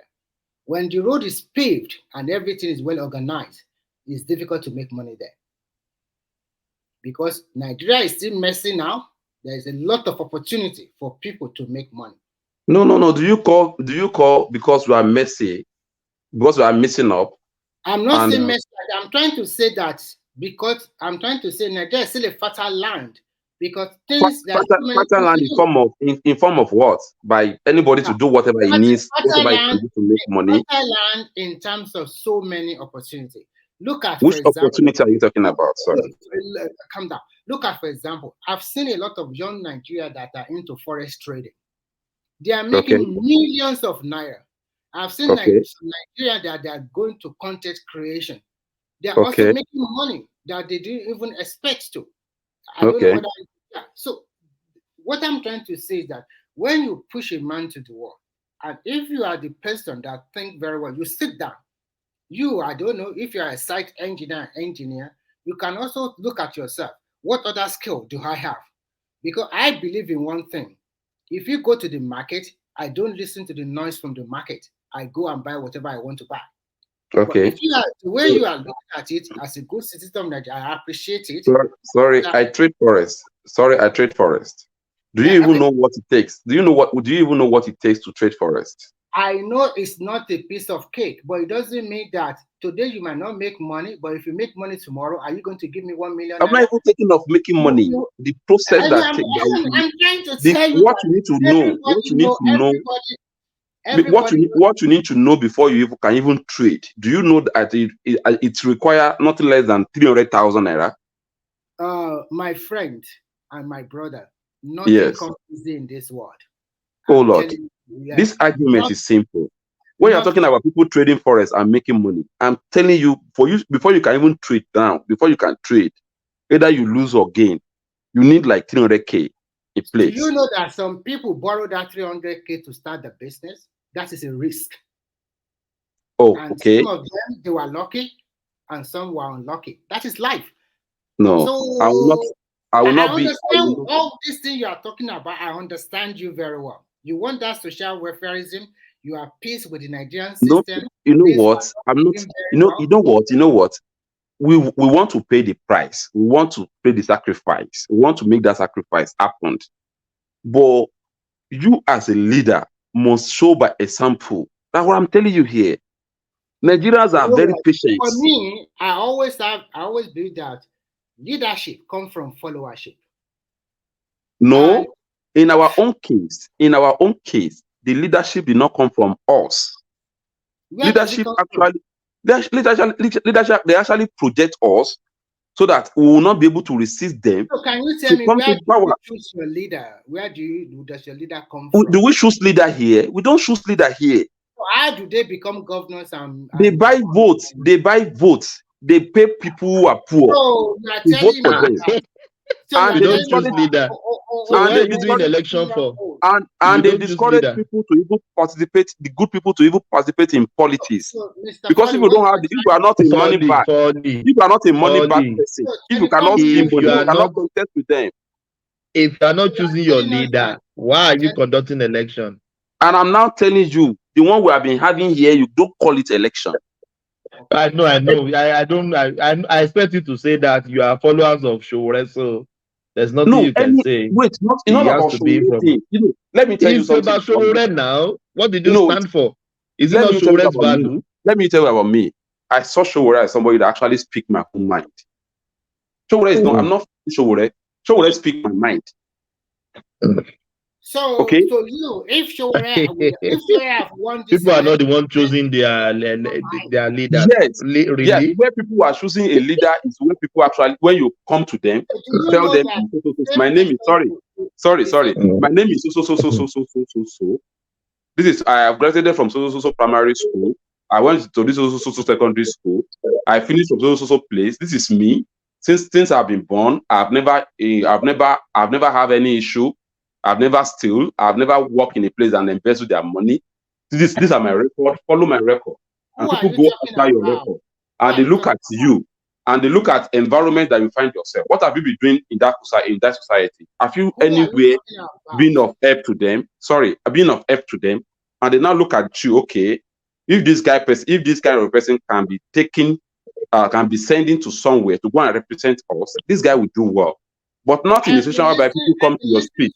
Now, I know you are a bias because you prefer Showore, right? I'm not biased. Hey, you know what? When we are saying all this thing, stop making this thing look like Showore. It's not Showore thing. No, let me ask you it's the Showore thing. Let me ask you. It's not Showore thing. It's not Showore thing. If Showore have been declared the winner of this last presidential election, that means they did not buy any vote, right? It will not be. It will not be declared. It will not be declared. People have to vote for him. If he had won, what would you think would happen? If anything that will make someone like Showore to win the election, that means the system has changed completely. You know what? One thing you people don't know, I always laugh because this Showore you are talking about also gained the system, and I will tell you how he gained the system. Okay. He came up with his Sahara reporter trying to get himself as a investigative journalist or journalist or whatever happened. But it's also on record that some people also tried to do that. You understand? No. So many of those kind of stuff. You know what? Okay. Now, hold on.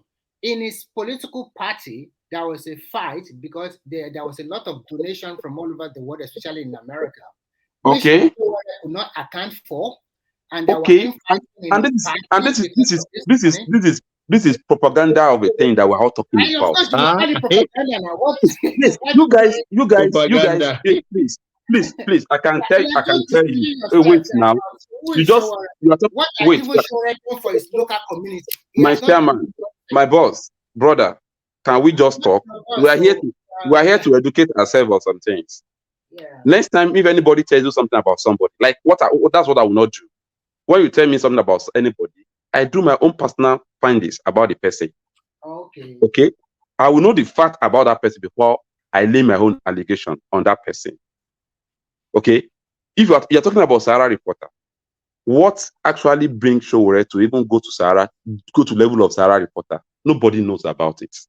Okay. This guy fought with what's it called, military, government for like how many years? Who told you? Are we not the same in Nigeria? Which government did you fight for? He fled to America. No. Oh, come on. Nigeria has their democracy before Showore travel out of this country. You know Showore what? travel. If you are talking Showore travel 1999.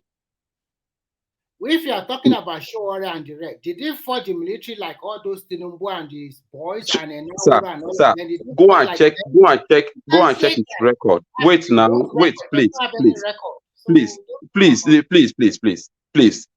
We are here to actually expose ourselves. Anybody that you don't just come here and just tell us somebody is this, and without telling you. Let's give it to Showore. At least Showore try within that space. So within that space, in his investigative reporting. No. Before the Sahara reporter, go and check his profile. Remy, he was among those people who mounted pressure on the military. So in his own capacity, so we can give it to him. So there are many of them comparing him to the rest, but telling him no. It doesn't matter within his own capacity. I also protest.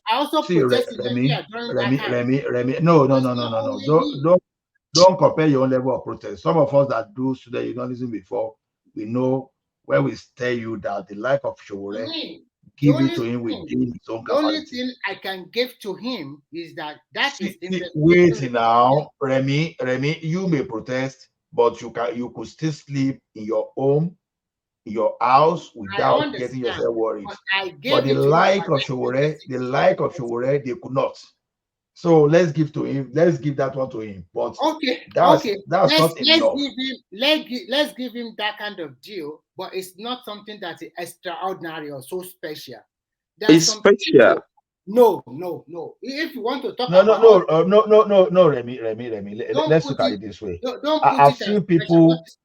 I've listened to people that say Femi Falana should shut up, that he didn't do anything. I've seen people say Soyinka should do this thing.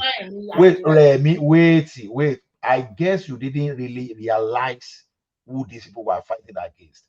Do you know what is meant, for example, to put the like of Gani Fawemi and Femi Falana in a prison whereby there was no light for several months? Do you know? Wait now. Do you know the health risk they put Showore into before he left the country? So the thing is this: they even poisoned him. It was poisoned. So the thing is, we should still appreciate those people. Those people that didn't flee that time, we know what happened to them. Kudirat Abiola, we know our powerful Rewani. So many people, Baba. See, we are talking of when is it Omeka or who is this the Directorate of Military Intelligence that people would just disappear on the street. Baba, see, it wasn't funny in those days. Let's just be realistic. For people, even if like just come out and just call on Abacha. And mind you, he's not even following. He's not even a follower. He's a leader in that movement. He's organizing the movement. Which movement? The anti-military government is leading. Yes, he's leading it. I will give him some credit, but please don't put him in the same category as some other people. He tried. You cannot put him beside Gani Fawemi. You cannot even put him beside Tinubu. Do you know our problem here? When Gani Fawemi was alive, people don't even see him as if he's doing anything as well. No, not me. I'm just telling you. This Gani Fawemi of a thing actually came. That Gani Fawemi came. He did his own best. Does not mean people will not come after him to do their own best as well. So are you trying to tell me that Showore had performed Gani Fawemi in defeat of activism or against? Showore is still alive. and he's still doing it. So you don't know what he can What's still he do. doing now? What special thing has he been doing for the last 8 years or 10 years? Okay, can we just Remy?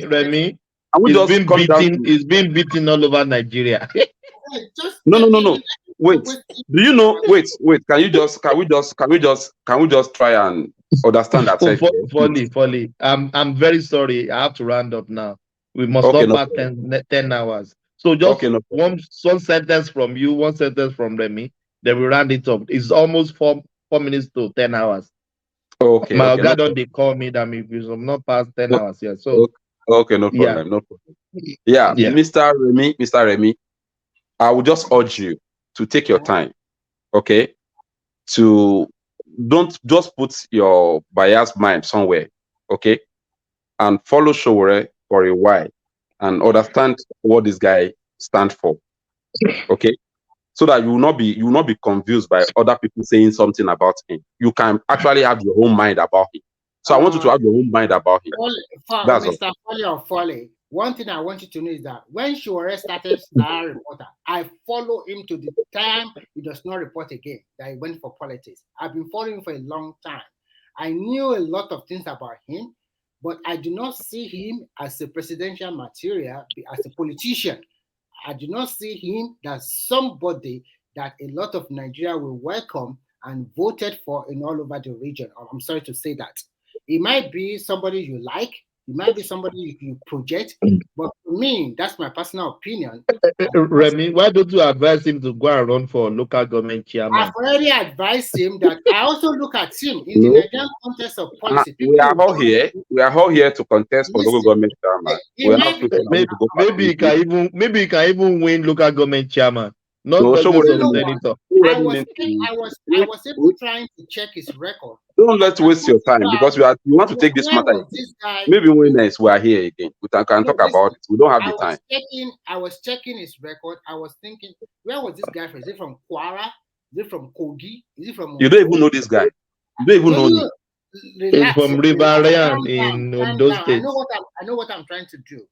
I'm trying to check him from the grassroots because in Nigerian politics or political environment, people must know you from your ward. From your ward, what has he done for his local community? Where exactly? And that's why I said. That's why I said you should follow him. Showore has been doing scholarship since 2005 for his people. Guys, we have to shut down. You do this another day. 2020, 2005, 205. Thank you. We have to shut down. Remy, thank you. Please, Daddy, thank you. Ola, thank you. Thank you, everyone. Yeah. That's another day, another dollar. As what my Roy say. Thank you so much. See you. Carry the conversation in the comment section. See you. Thank you, guys. Yeah. The global per capita of the world is about $10.7, when we mean $10,700. But within the Commonwealth family, it is just 3,000. The global per capita of the world is about $10.7, when we mean $10,700. But within the Commonwealth family, it is just 3,000.